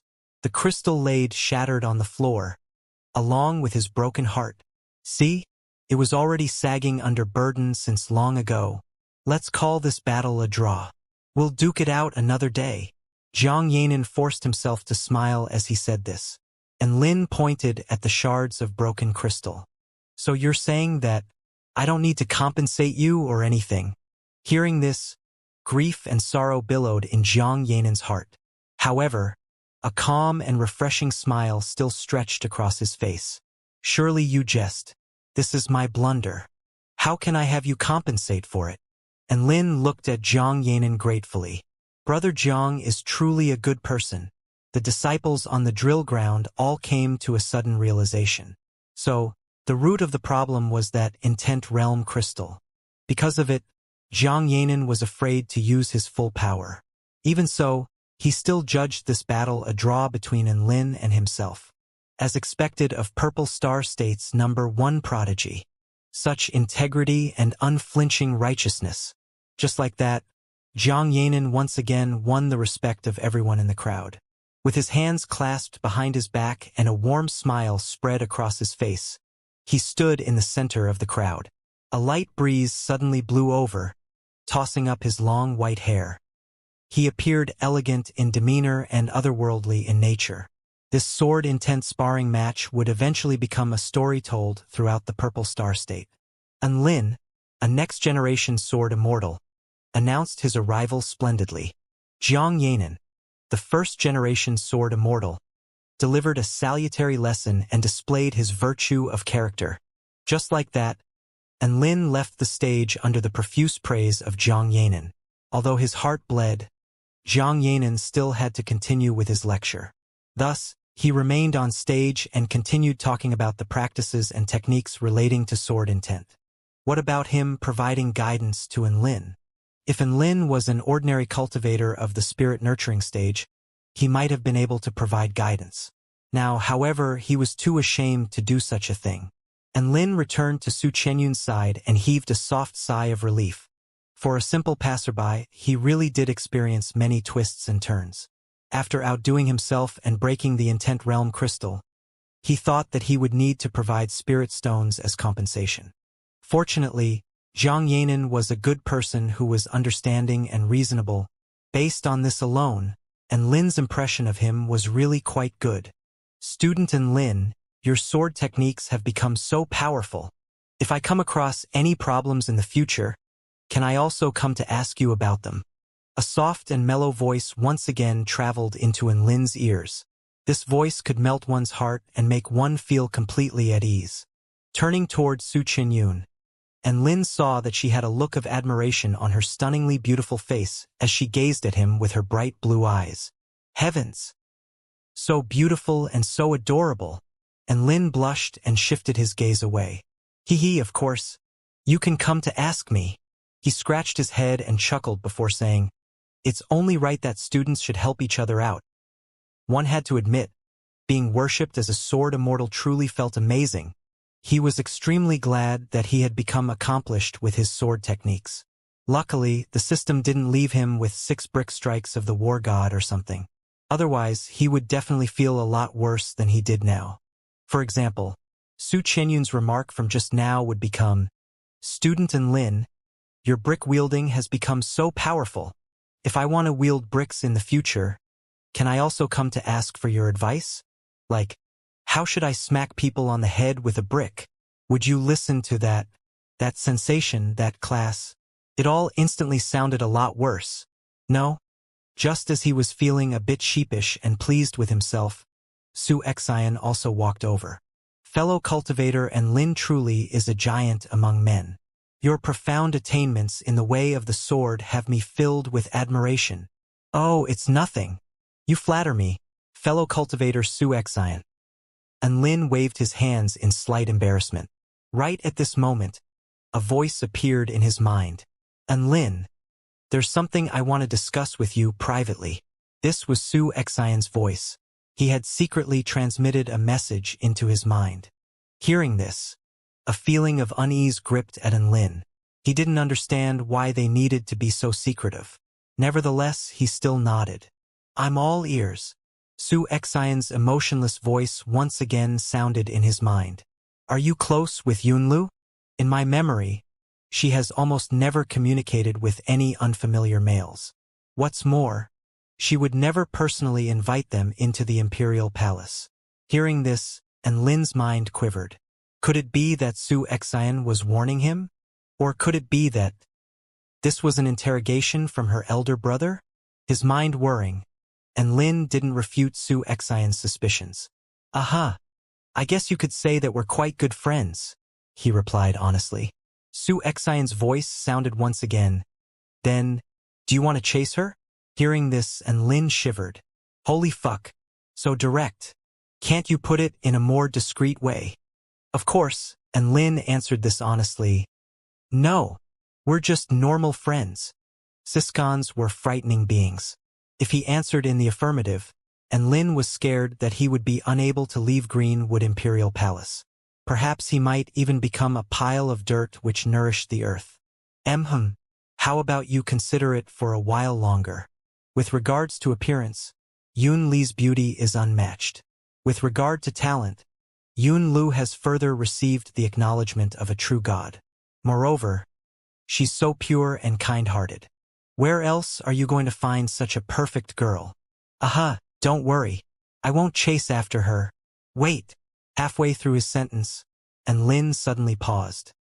His rubbed his ear and looked toward Su Xian with a dazed expression. Could it be that he misheard? He had a nagging feeling that something was off. Fellow cultivator Su Xian, what you're trying to say is, you wish for me to chase after your little sister. And Lin's breathing was rapid, and he spoke in a tone of uncertainty. Su Xian smiled faintly. That's right. So, do you want to court her or not?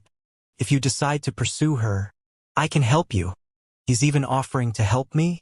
And Lin's body swayed. Good going, my brother. Bah. Good going, Su Chenyun's brother. And Lin was dazed for a full 10 seconds as Su Xian's shocking statements repeated themselves in his mind. Then he carefully looked Su Xian up and down. His appearance bears some resemblance to Su Chenyun's. He should be her blood brother. Then, another problem arose. Have you ever seen a girl's blood brother help others woo his own little sister?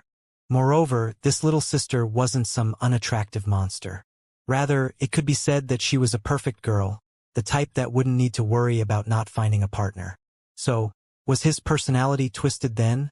Or was it the decaying of his morals? And Lin straightened out his thoughts and transmitted solemnly. Fellow cultivator Su Xian, you're joking, right? Su Xian. Ah, now that it's come to this, I won't hide the truth from you any longer, Su Xian said. He sighed and asked, you know of Xianxia, correct? And Lin nodded solemnly. I suspect that Yunli's sexual orientation has been led astray by Xianxia. Su Xian continued to speak slowly. So, I'm in desperate need of someone to help straighten out Yunli's outlook on life and outlook on romance. His eyes were full of hope and expectation as he looked toward Lin. And Lin was slightly dazed by Su Xian's explanation. Then he fell deep into thought. In fact, Lin had noticed this problem quite a long time ago. However, he didn't take it to heart. More accurately, he didn't dare take it to heart. Who was Xianxia? She was the #1 beauty of the heavenly court. Ignore this. Who was Xianxia? She was a supreme being of the return to void stage and master of the moon palace. Her standing in the heavenly court was only below that of the 6 emperors. She wasn't someone Lin could provoke. What could Lin do? He didn't dare involve himself in this matter. Lin didn't even dare to educate Su Chenyun on common-sense knowledge, such as the fact that kissing wouldn't lead to pregnancy. Now he wanted Lin to snatch Su Chenyun from Xianxia's adoring embrace? Life was bright and sunshiny.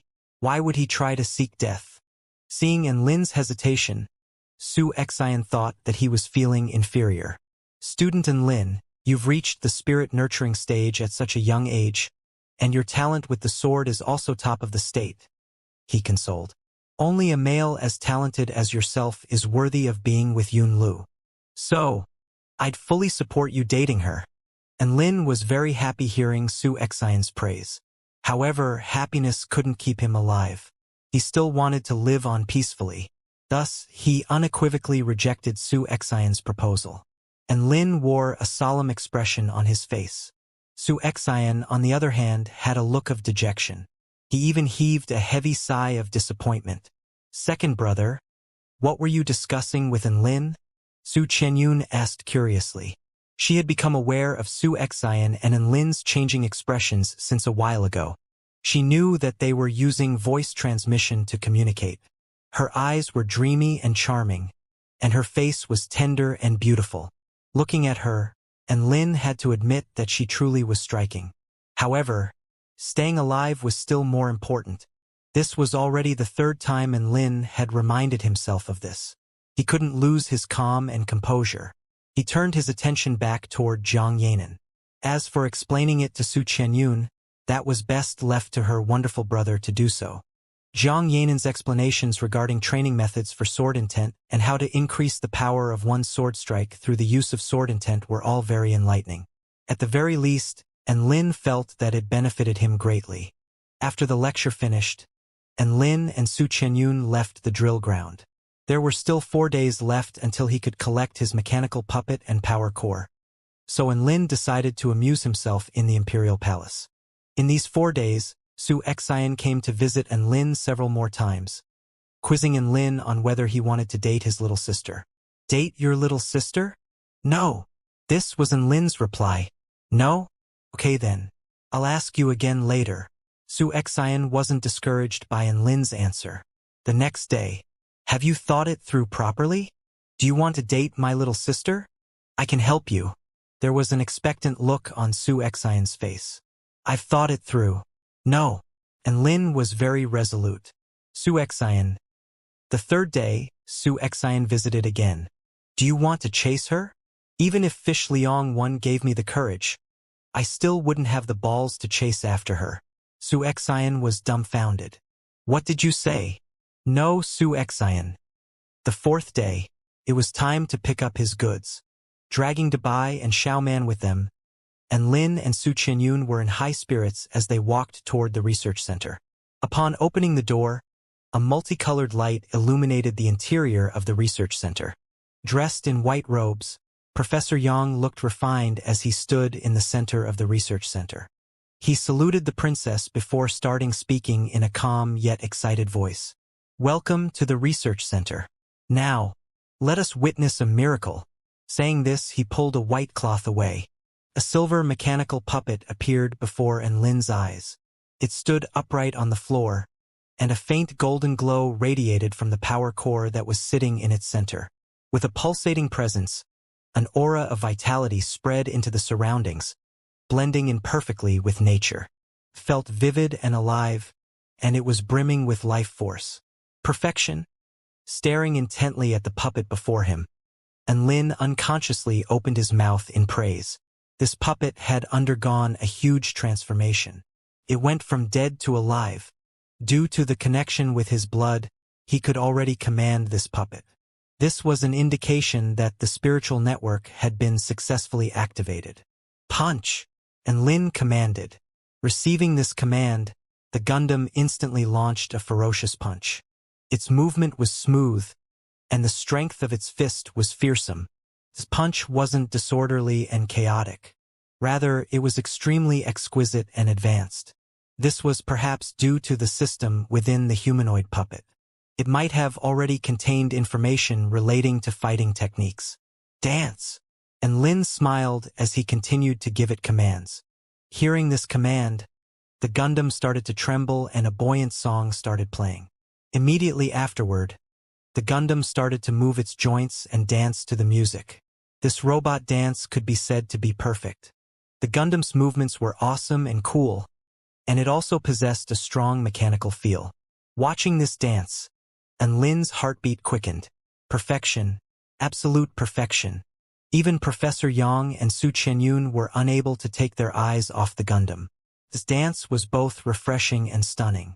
After it finished its dance, Enlin hugged the metallic Gundam tightly. From now on, your name is Gundam 1. The mechanical puppet nodded in half understanding. To the side, Professor Yang felt a knot forming in his chest. Giving such a perfect creation such a casual name, his heart throbbed in pain. Professor Yang handed Enlin the other power core. Enlin eagerly installed this power core into the other Gundam, activating it also. From now on, your name is Gundam 2. Hideous, absolutely hideous. Professor Yang lamented in grief. And Lin's way of naming the Gundams was equivalent to if Da Vinci named his Mona Lisa the Flower Girl. Such action was simply sullying great works of art. And Lin was oblivious to this fact, and he was extremely satisfied as he put Gundam 1 and Gundam 2 into his storage ring. He turned around and once again thanked Professor Yang. If these mechanical puppets are put into battle, they can only last 2 hours. Once the energy in the power cores is exhausted, you'll need 10,000 spirit stones to replenish them. And Lin nodded. He could afford this small expense. In the future, Gundam 1 and Gundam 2 would also become part of his life-saving reservoir. There's one more thing, Professor Yang continued. The power cores that I built can only activate around 20% of the mechanical puppet's power. In the future, I'll build more refined power cores for you. And Lin glanced at Professor Yang gratefully. As his technology and skill were limited in this field, and Lin never expected for him to build a perfect power core anyway. In fact, he was already extremely satisfied that 20% of the mechanical puppet's power was activated. Now that Professor Yang offered to improve it by himself, he was naturally thankful and over the moon with delight. Treat daybreak and dawn well. Professor Yang patted Lin's shoulder. What? And Lin was slightly dazed. Those are the names of your 2 mechanical puppets, Professor Yang said meaningfully. He decided to correct the young lad's concept of names in a subtle and gentle manner. Don't give them such random names, Lin said solemnly. I think Gundam 1 and Gundam 2 sound best. Professor Yang. After leaving the research center, Lin and Su Qinyun started strolling about leisurely. Lin was in quite a good mood now that Gundam number 1 and Gundam number 2 had received new leases on life. His steps were spry and he hummed a joyous tune as he walked. Even the sunshine seemed warmer and more comforting. Student Lin, are you going to leave soon? Su Qinyun remembered Lin telling her that he would return to the heavenly court as soon as he received the power cores. Hearing this, Lin nodded. Yeah, school's about to start in a few days. There are some things that I need to prepare before school starts. Actually, the main reason was that he couldn't bear with Su Xian's relentless advances. Otherwise, why would Lin be willing to depart the Imperial Palace so early? The food was amazing and the scenery was stunning. It was a perfect holiday destination. As they strolled about, they had a chance encounter with a handsome male. Ah, it's Lin. What a coincidence. Su Xian greeted him with a broad smile. And Lin grimaced. Why did he choose to greet him before Su Qinyun? He suddenly had a bad feeling about this. I've heard that you're returning to school soon. I didn't really prepare anything. So here's just a small gift for you. Saying this, Su Xian handed Lin a small wooden box. Oh my! Su Qinyun covered her mouth and exclaimed. Second brother actually prepared a gift for student Lin. She looked as if she had witnessed something extraordinary. And Lin felt uneasy about this. However, he couldn't just reject a gift from somebody else with no good reason. With this in mind, he could only muster his courage and accept this wooden box, expressing his heartfelt gratitude as he did so. Su Xian patted Lin's shoulders, his eyes full of encouragement. And Lin. He had a nagging feeling that this box definitely didn't hold anything good. If he could, he really didn't want to accept this gift. After bidding farewell to Su Qinyun and Su Xian, Lin climbed onto Debai's back and flew off into the skies, gazing at the disappearing Greenwood Imperial Palace as they soared higher and higher. And Lin took the wooden box out from his storage ring. Looking at this Pandora's box, he fell deep into thought. Should I throw it away? This thought suddenly flashed through his mind. No, what if it's something important?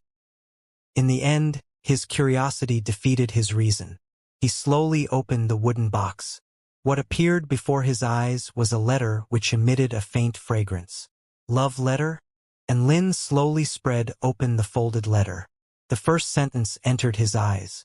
Brother-in-law, I trust that you'll be very surprised when you see this letter. His hands trembled upon reading this, and he almost threw the letter away. Su Xian was absolutely spot on. And Lin was indeed very surprised when he found this letter. After reading its contents, he even became horrified. Brother-in-law? To hell with that. As expected, I should throw this wooden box away. And Lin raised the wooden box. After a moment, he slowly put it back down. Let me see what he's got to say before I throw it away. His reason was once again crushed by his curiosity. He slowly spread open the letter and continued reading on. Please don't be surprised that I referred to you as brother-in-law. There was no surprise, just horror. After all, you're Yun Li's closest male friend. You're also the person best placed to defeat Xianxia. In the future, there really is a chance that you'll become my brother-in-law. Claiming that I'm best placed to defeat Xianxia is even more horrifying than the way you refer to me. I feel that even though you don't want to pursue Yunlu now, you'll definitely have a change of heart in the future. After all, Yunlu is such a perfect girl. Don't you think so? This has nothing to do with whether she's perfect or not. Next should be the main point, right? And Lin didn't guess wrong. The next paragraph was indeed the main subject. When you finally wish to pursue Yunlu, you'll be far away in the heavenly court. At that time, I, your brother-in-law, will be unable to help you. Thus, I specially penned this letter in the hope that I'll be able to provide you with some help. Yun Li's birthday is on. Her favorite animals are. Her favorite foods are. In the morning, she likes to. During midday, she likes to. At night, she likes to practice her sword techniques. Don't be fooled by the fact that she uses the moonlight disc. She's a girl who dreams of becoming a sword immortal. So, you really do have a great chance of success, my brother-in-law. There are also some things that she dislikes. For example, noisy and chaotic environments. Although she may be a bit inarticulate at times, she's a person who likes to chat and gossip. Your brother-in-law can only help you so much. If it still doesn't work out, then that only proves that you two are not destined to be together. If that's the case, then it's not good for me to meddle any further. Lastly, I wish you success. Reading through this letter silently, and Lin once again fell deep into thought.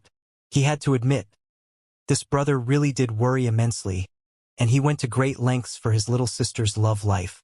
This letter left a deep impression on Lin, and he was a bit afraid. He was afraid that he already knew too much. With this in mind, a raging flame erupted from his palm and burnt the wooden box and letter to crisp. The evidence had been destroyed. However, the information was already imprinted in his mind. What could he do? And Lin shook his head in exasperation as a sullen look appeared on his face. Sometimes knowing too much was not a good thing. A white glow flashed across the teleportation spell formation sitting in the United University of Cultivation, and Lin's body slowly materialized. Appearing with him was the miniature versions of Xiaoqiu and Dabai. Looking at the familiar surroundings and feeling the rich vital energy, Lin couldn't help but suck in a deep breath. A refreshing sensation washed through his body. He had only left the university for less than a month, yet he felt like he had been away for much longer. Huh? And Lin. Dabai! A familiar voice suddenly called out at them. And Lin turned around and saw a dark-skinned male. This male was slightly plump and was currently looking at him cheerfully. Holy fuck! Lu Dabao? How did you become so dark? And Lin's eyes bulged in surprise as he looked at the male standing before him. In his memory, Lu Dabao was pale-skinned and relatively robust in build. How did he become so dark in such a short amount of time? It's all a painful memory. Lu Dabao pinched between his eyebrows and said with a pained expression, My dad insisted that I train in some divine sun technique or whatever. The introduction of this cultivation technique required me to sunbathe continuously for 1 entire month. All I did during the holiday was lie on the beach every day. I laid there like dried meat and flipped my body around every half a day. Hearing this, Lin couldn't help but laugh. He felt that Xiao Hong, the photosynthesis expert, would have lots to talk about with Lu Dabao once she awakened. Then, he saw Lu Dabao's mood suddenly become downcast, as if he was about to cry any second. I'm so sorry, he apologized immediately. I couldn't help myself. It would have been better if he didn't apologize. Upon hearing his apology, Lu Dabao's face darkened. But then, to begin with, his face was already extremely dark. Lu Dabao sighed with grief. He then asked Lin, What about you? What did you get up to during the holiday? And Lin thought for a moment before answering honestly. I got up to quite a lot. I first traveled to the mythological beast sect. Then, I went to the abyss of evil to slaughter sinister devils.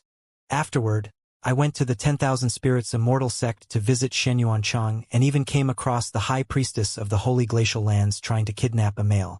Finally, I went on a trip to Greenwood Imperial Palace, Lu Debao. And Lin noticed that there was something off about Lu Debao's expression. He then asked in concern, what's wrong? Lu Debao clasped his heart and shook his head. I'm fine. I just feel a little unwell. Just let me have a moment of quiet. I'll be fine. He waved his hand, signaling for Lin not to worry, and Lin nodded. Then, a yearning look appeared on his face. A new year had begun. During this year, he would definitely cultivate earnestly and strive to improve every single day. The new semester arrived. And Lin was relocated to the White Wing School District, a school district dedicated to second-year students. The new cohort of students arrived at the university in an endless stream, their faces all brimming with a look of youth and vigor. A day before the new semester began, and Lin arrived back before the gates of the university. Taking in this familiar view, he sighed with emotion. Before he knew it, 1 year had passed. When he first arrived here, he was still a mere mortal who understood absolutely nothing. It was here, before these gates, that he met his first-ever cultivation friend, Su Xiaolan. Thinking back to the farcical scene at that time, where he spoke Mandarin and she spoke the strange Taichu language, he couldn't help but chuckle. He continued walking forward and arrived at a small plaza. This plaza wasn't large, yet there were thousands of students crowded in and around it. An enormous slab of black stone rested among the crowd, and it occasionally emitted rays of white light. This was the stone slab which measured one's cultivation base. Casting his mind back, this was where he received his renowned title of Most Connected Backdoor Entrant. And Lin smiled faintly. He was already a cultivator of the spirit nurturing stage now. Although his skill tree had gone a bit awry, what with him condensing a beast core instead of forming a spirit root, he had still turned his own fortunes around. It was a pity, though, at that time, no one leaped out to belittle or trample him. Otherwise, he would be able to seek sweet revenge and humiliate them now. A dazzling white glow radiated from the black stone slab, and gigantic words appeared upon it. Dao Body 10th Stage. There was a stir among the crowd, and all kinds of remarks were thrown about. They were none other than exclamations of surprise such as, "Wow! So impressive! Wow! What a prodigy!" and the likes. Yao Xiao Class 1. A deep voice boomed. "Oh yeah!" A female dressed in green started cheering excitedly. Even though she knew that she would definitely make it into Class 1, she still couldn't hold in her emotions as she cheered excitedly to express her joy. This girl was pretty and adorable, and her skin was fair as snow. She had twin ponytails and looked to be full of vigor and vitality. It was extremely rare for female cultivators to sport twin ponytails, so Lin couldn't help but glance at her a few more times. Right at this moment, another burst of dazzling white light radiated from the black stone slab. Immediately afterward, the surrounding crowd descended into a frenzy. This was because the words on the stone slab read, Spirit Nurturing Cultivation Base, Initial Stage, Yao Mingxi, Class 1. The deep voice once again boomed. So he's Yao Mingxi, Black and White Sword Sect's #1 prodigy. Yao Xiao and Yao Mingxi are siblings, right? Their talents are so freakish. It's genetics, isn't it? They're famous throughout the Spirit Sword State already. They're both prodigies who can communicate with the ancient sword monument. The aptitude test has already reached the tail end. I thought that our cohort was so miserable that we didn't even have a single cultivator of the spirit nurturing stage. Luckily, there's still Yao Mingxi. Kaya Yao Mingxi is so handsome. Some fangirls couldn't help but shriek in excitement. Yao Mingxi was handsome and he wore a cold expression. He was dressed in black robes and appeared difficult to approach. With an indifferent expression, he walked out of the large crowd. Yao Xiao ran over excitedly and cheerfully grabbed onto his arm. As expected of my brother. You're definitely going to be the strongest of our new cohort. Yao Mingshi smiled warmly, yet his eyes gazed into the distance. Yao Xiu, he said gently. We must look beyond just our own cohort. We need to cast our sights over the entire university. A glimmer appeared in Yao Xiu's bright and beautiful eyes. Brother is correct, she said enthusiastically. Wang Xuanzhan has reached the soul formation stage and he's still only in the 5th year. Supremely talented people like him are the targets that we must strive for. Yao Mingshi smiled faintly. Wang Xuanzhan is indeed very powerful, he said indifferently. But do you know, there's a legendary student at this university? You've just arrived so still haven't heard of him yet. He's the one that I admire and worship. Hearing this, Yao Xiu asked, Who is it? Apart from Wang Xuanzhan, there didn't appear to be any other students who were of the soul formation stage. Who was it that had her proud brother in admiration and worship? She was extremely curious. Let me tell you about his deeds. There was a passionate glow in Yao Mingshi's eyes, and a yearning look surfaced on his cold face. My idol. When he entered this university, he had a cultivation base of zeroth stage Dao body. Hearing this, Yao Xiu was momentarily dazed. She blinked her large watery eyes in surprise. In the short span of a year, guess what rank he's on now?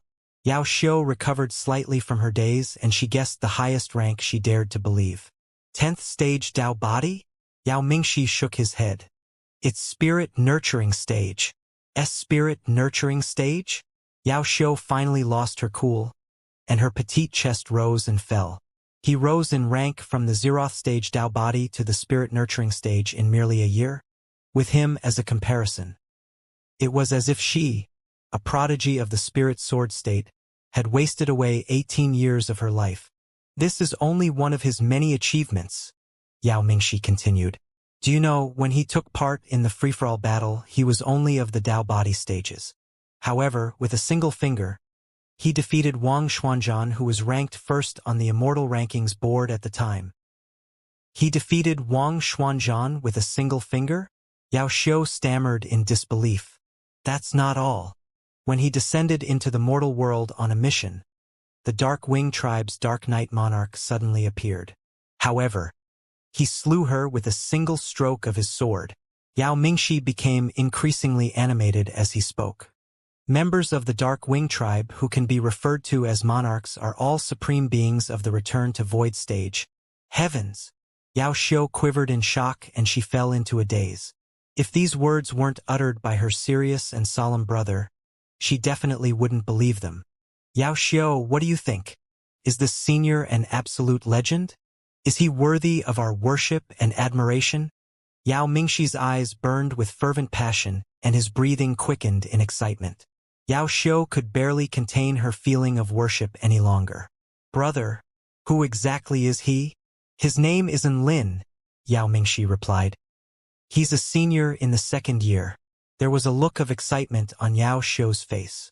Senior Lin, is it? Let's go look for him today.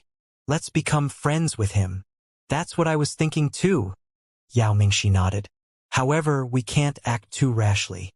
We must leave our senior a good first impression. Yao Xiu pondered for a moment and suggested, why don't we perform a sword dance for him? But does he enjoy watching sword dances? Yao Xiu, you're really good at singing. How about I perform the sword dance and you sing for him? That way, we'll have succeeded as long as he enjoys one of our performances. What if he doesn't like either one of them? Yao Xiu asked anxiously. Doesn't like either one? Then we'll use force. Yao Mingshi's eyes burned with raging passion. What kind of force? Yao Xiu's pretty face flushed red in excitement. Yao Mingshi gritted his teeth. Even if we can't become friends, we definitely still need to make him remember us. We can ask him what he likes first, then we can try to tailor to his taste. If he still rejects us, then we'll follow him around everywhere. We'll pester him until he accepts us. Yao Xiu's eyes lit up. We still need to ask for a signature, take a group photo, and exchange voice transmission talisman details. Yes, that's exactly right. Yao Mingshi nodded. Let's head off to the White Wing School District now. Yes, brother. Yao Xiu was unable to wait any longer. Just like that, the brother and sister duo were full of zest as they dashed toward the White Wing School district. Next to where they initially stood, and Lin grimaced as his expression darkened. He had caught every single word of their conversation just then. His mood went from initial triumphant to his current vexation. After a moment of silence, he decided to head off in the direction opposite to where the siblings were heading. Night slowly fell. After strolling about aimlessly for the entire day, and Lin decided to return to his residence. It's so late already and tomorrow is the first day of school. Those two siblings have probably left already. He sighed softly. Who would have thought that being famous was so troublesome? Opening the front door, he was greeted by the pitch-black view of his room. Click! The room suddenly became illuminated and two splendidly attired people appeared in his vision. The male was dressed in black robes, and he looked cold yet dashing.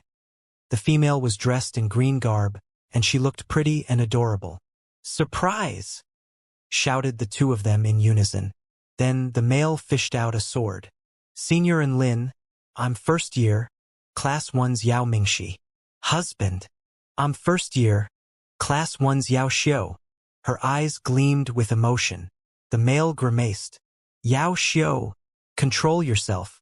The girl stuck her tongue out cutely, then turned her gaze back at Lin. And Lin was dumbstruck. What the fuck? They actually entered my room and squatted here the entire time? That's terrifying. The two siblings then said in unison. Next, please enjoy the performances we prepared for you. The waves of the mighty river are large and powerful. The aroma of the rice plants travel with the wind to the two shores. My home is at... Yao Xiu started singing in her crisp and sweet voice. Yao Mingxi also started his sword dance. The vital energy he exuded pulsated with the melody of the song. It was enjoyable and did not ruin the intent realm of the sword. Looking at these two nutjobs singing and dancing in his room, and Lin gaped in shock. After a few minutes, they finished their performance and looked expectantly at Lin. Senior Lin, did you enjoy the performance we prepared for you? Yao Mingxi was a bit nervous as he looked at Lin. Yao Xiu learned this mortal song, so that you could enjoy the warmth of home. Yao Xiu looked at Lin with her large and watery eyes. Her expression was as if she were waiting for him to praise her. And Lin's face twitched. You sung My Motherland, so that I could experience the warmth of home? Amazing. Aha. I really like the performance. It's getting late now. You two should also go back and get some rest. He forced out a smile. Ah, really? Did you really enjoy it?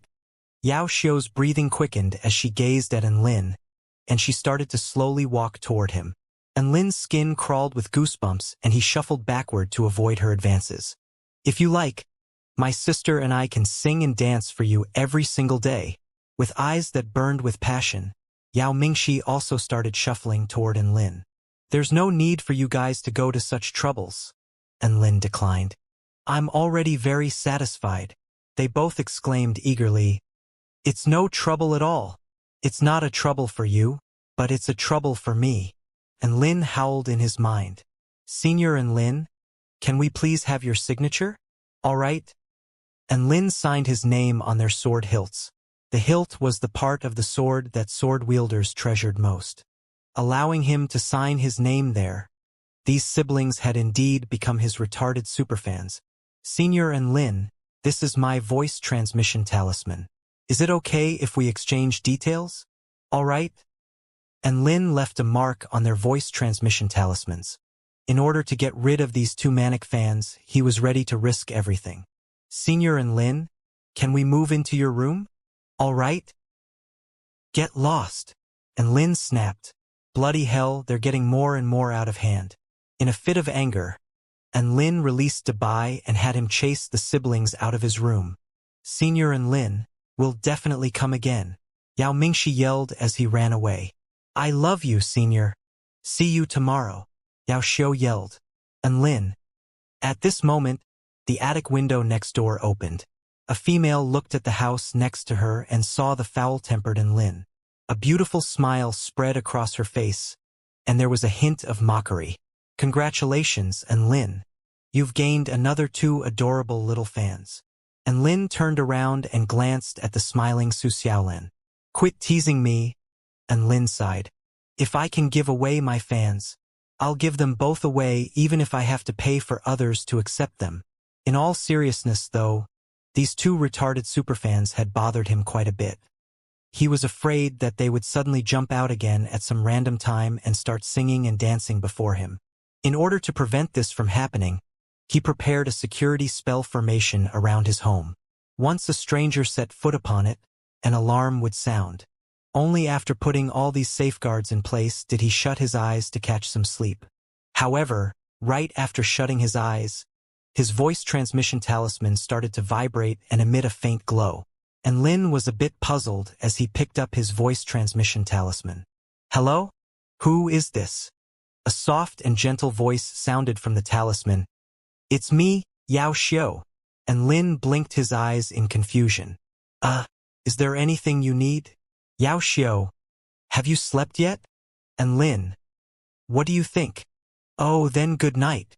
Yao Xiao giggled. And Lin grimaced and silently hung up the voice transmission talisman. He never would have thought that there would be a day when he was tricked like this.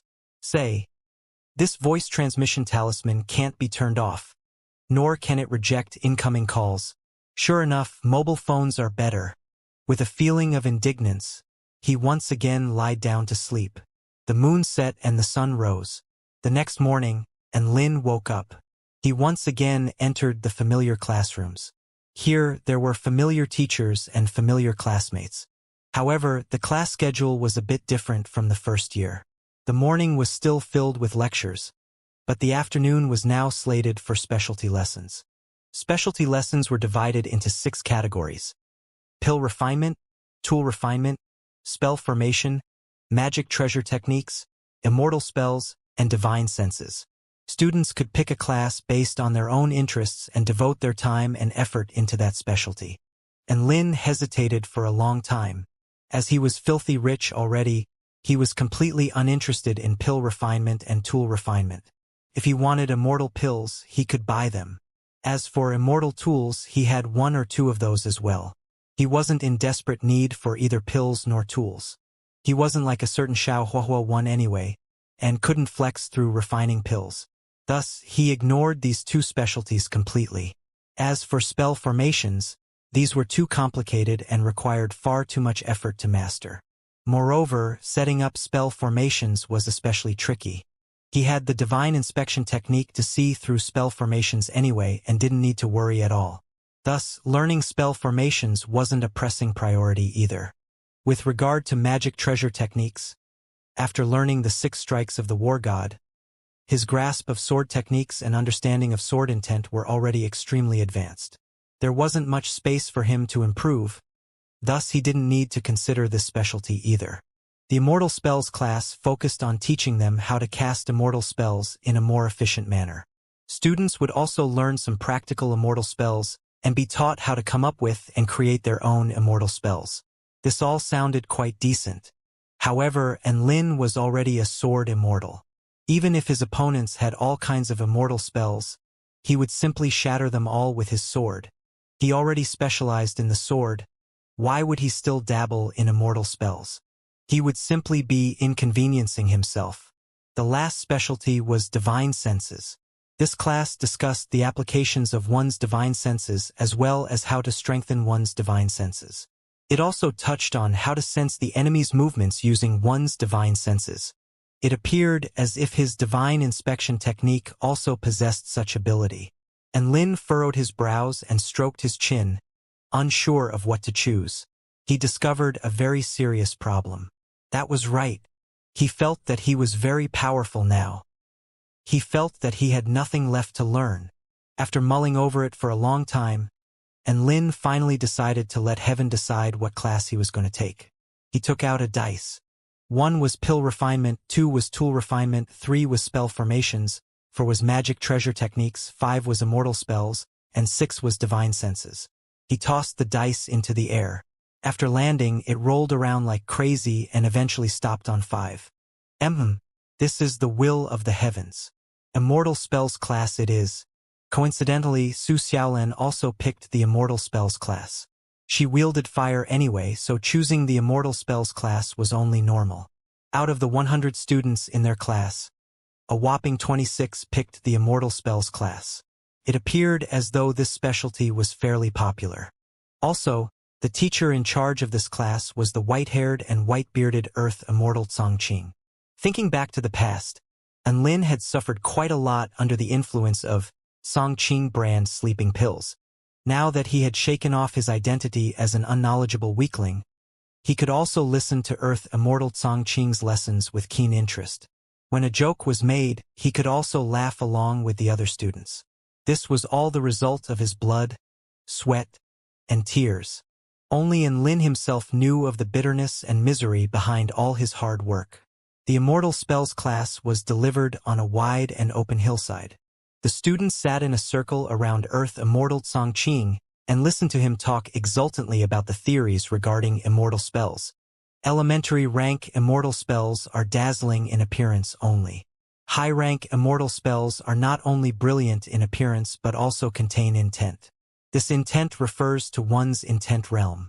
Integrating one's intent realm into immortal spells will allow the spells to become spiritual in nature, as well as give them the ability to grow. Listening to Earth Immortal Chongqing's explanations, Anlin started his own practical experiment. It was far too early for him to create his own immortal spells. However, modifying and improving an immortal spell was something that he could attempt. The immortal spells he was most familiar with right now were Mountain Quaking Fist and Lightning Manipulation Technique. As for the 6 strikes of the War God, it was close to perfection already, and it also contained true intent within it. Thus, he didn't even need to consider improving it. Why don't I heap lightning onto the Mountain Quaking Fist and make it into the Mountain Quaking Lightning Fist? And Lin's eyes lit up and he acted without delay. After Chongqing finished delivering his content, it was time for the students to get hands-on practice. And Lin found an empty stretch of space and started modifying his immortal spell using the techniques that Earth Immortal Chongqing discussed. Mountain Quaking Fist was an elementary rank god of war immortal spell. Because of the buffs provided by his Earth Lotus Supreme skill, its power greatly increased and it could also be cast instantaneously. As for the Lightning Manipulation Technique, this was an immortal spell born from the Thunder Essence Cultivation method. It drew upon the lightning of the void and needed around 10 seconds to fully charge up. Which was to say, he needed at least 10 seconds to charge up and cast the Mountain Quaking Lightning Fist.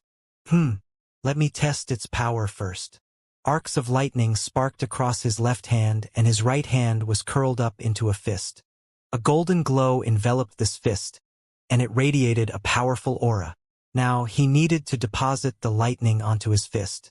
During this process, he needed to make sure that the energy of these 2 immortal spells remained in a harmonious proportion. Otherwise, the loss of balance between the 2 energies would cause an explosion to occur. Crackle. Blue arcs of lightning crackled in the air as they slowly attached to the fist. Feeling the collision and fusion between these 2 different energies, he was absolutely exhilarated. After mixing with the power of the earth contained within the Mountain Quaking Fist, the lighting became golden in color. So awesome!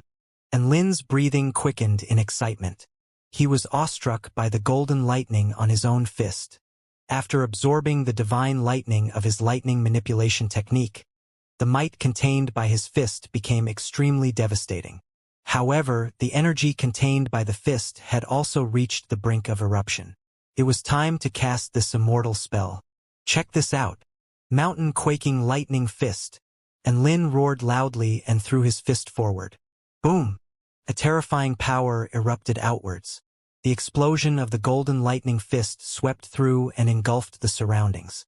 Like an expanding sphere, a bolt of devastating golden lightning obliterated everything within a 50-feet radius. And Lin, who was at the heart of the explosion, was blasted back by the tremendous power. He spat out blood as he flew backward, and his right arm was swollen and crimson red as if it were about to split open. Ow! It hurts! He collapsed to the floor and started rolling around in pain. His face was contorted in agony, and he wailed in anguish. And Lin, Your immortal spell is so powerful if an enemy of the spirit nurturing stage was blasted by it. They'd definitely be blown to bits. Su Xiaolan had come to check out the commotion. Seeing Enlin rolling about in pain, she smiled with squinted eyes.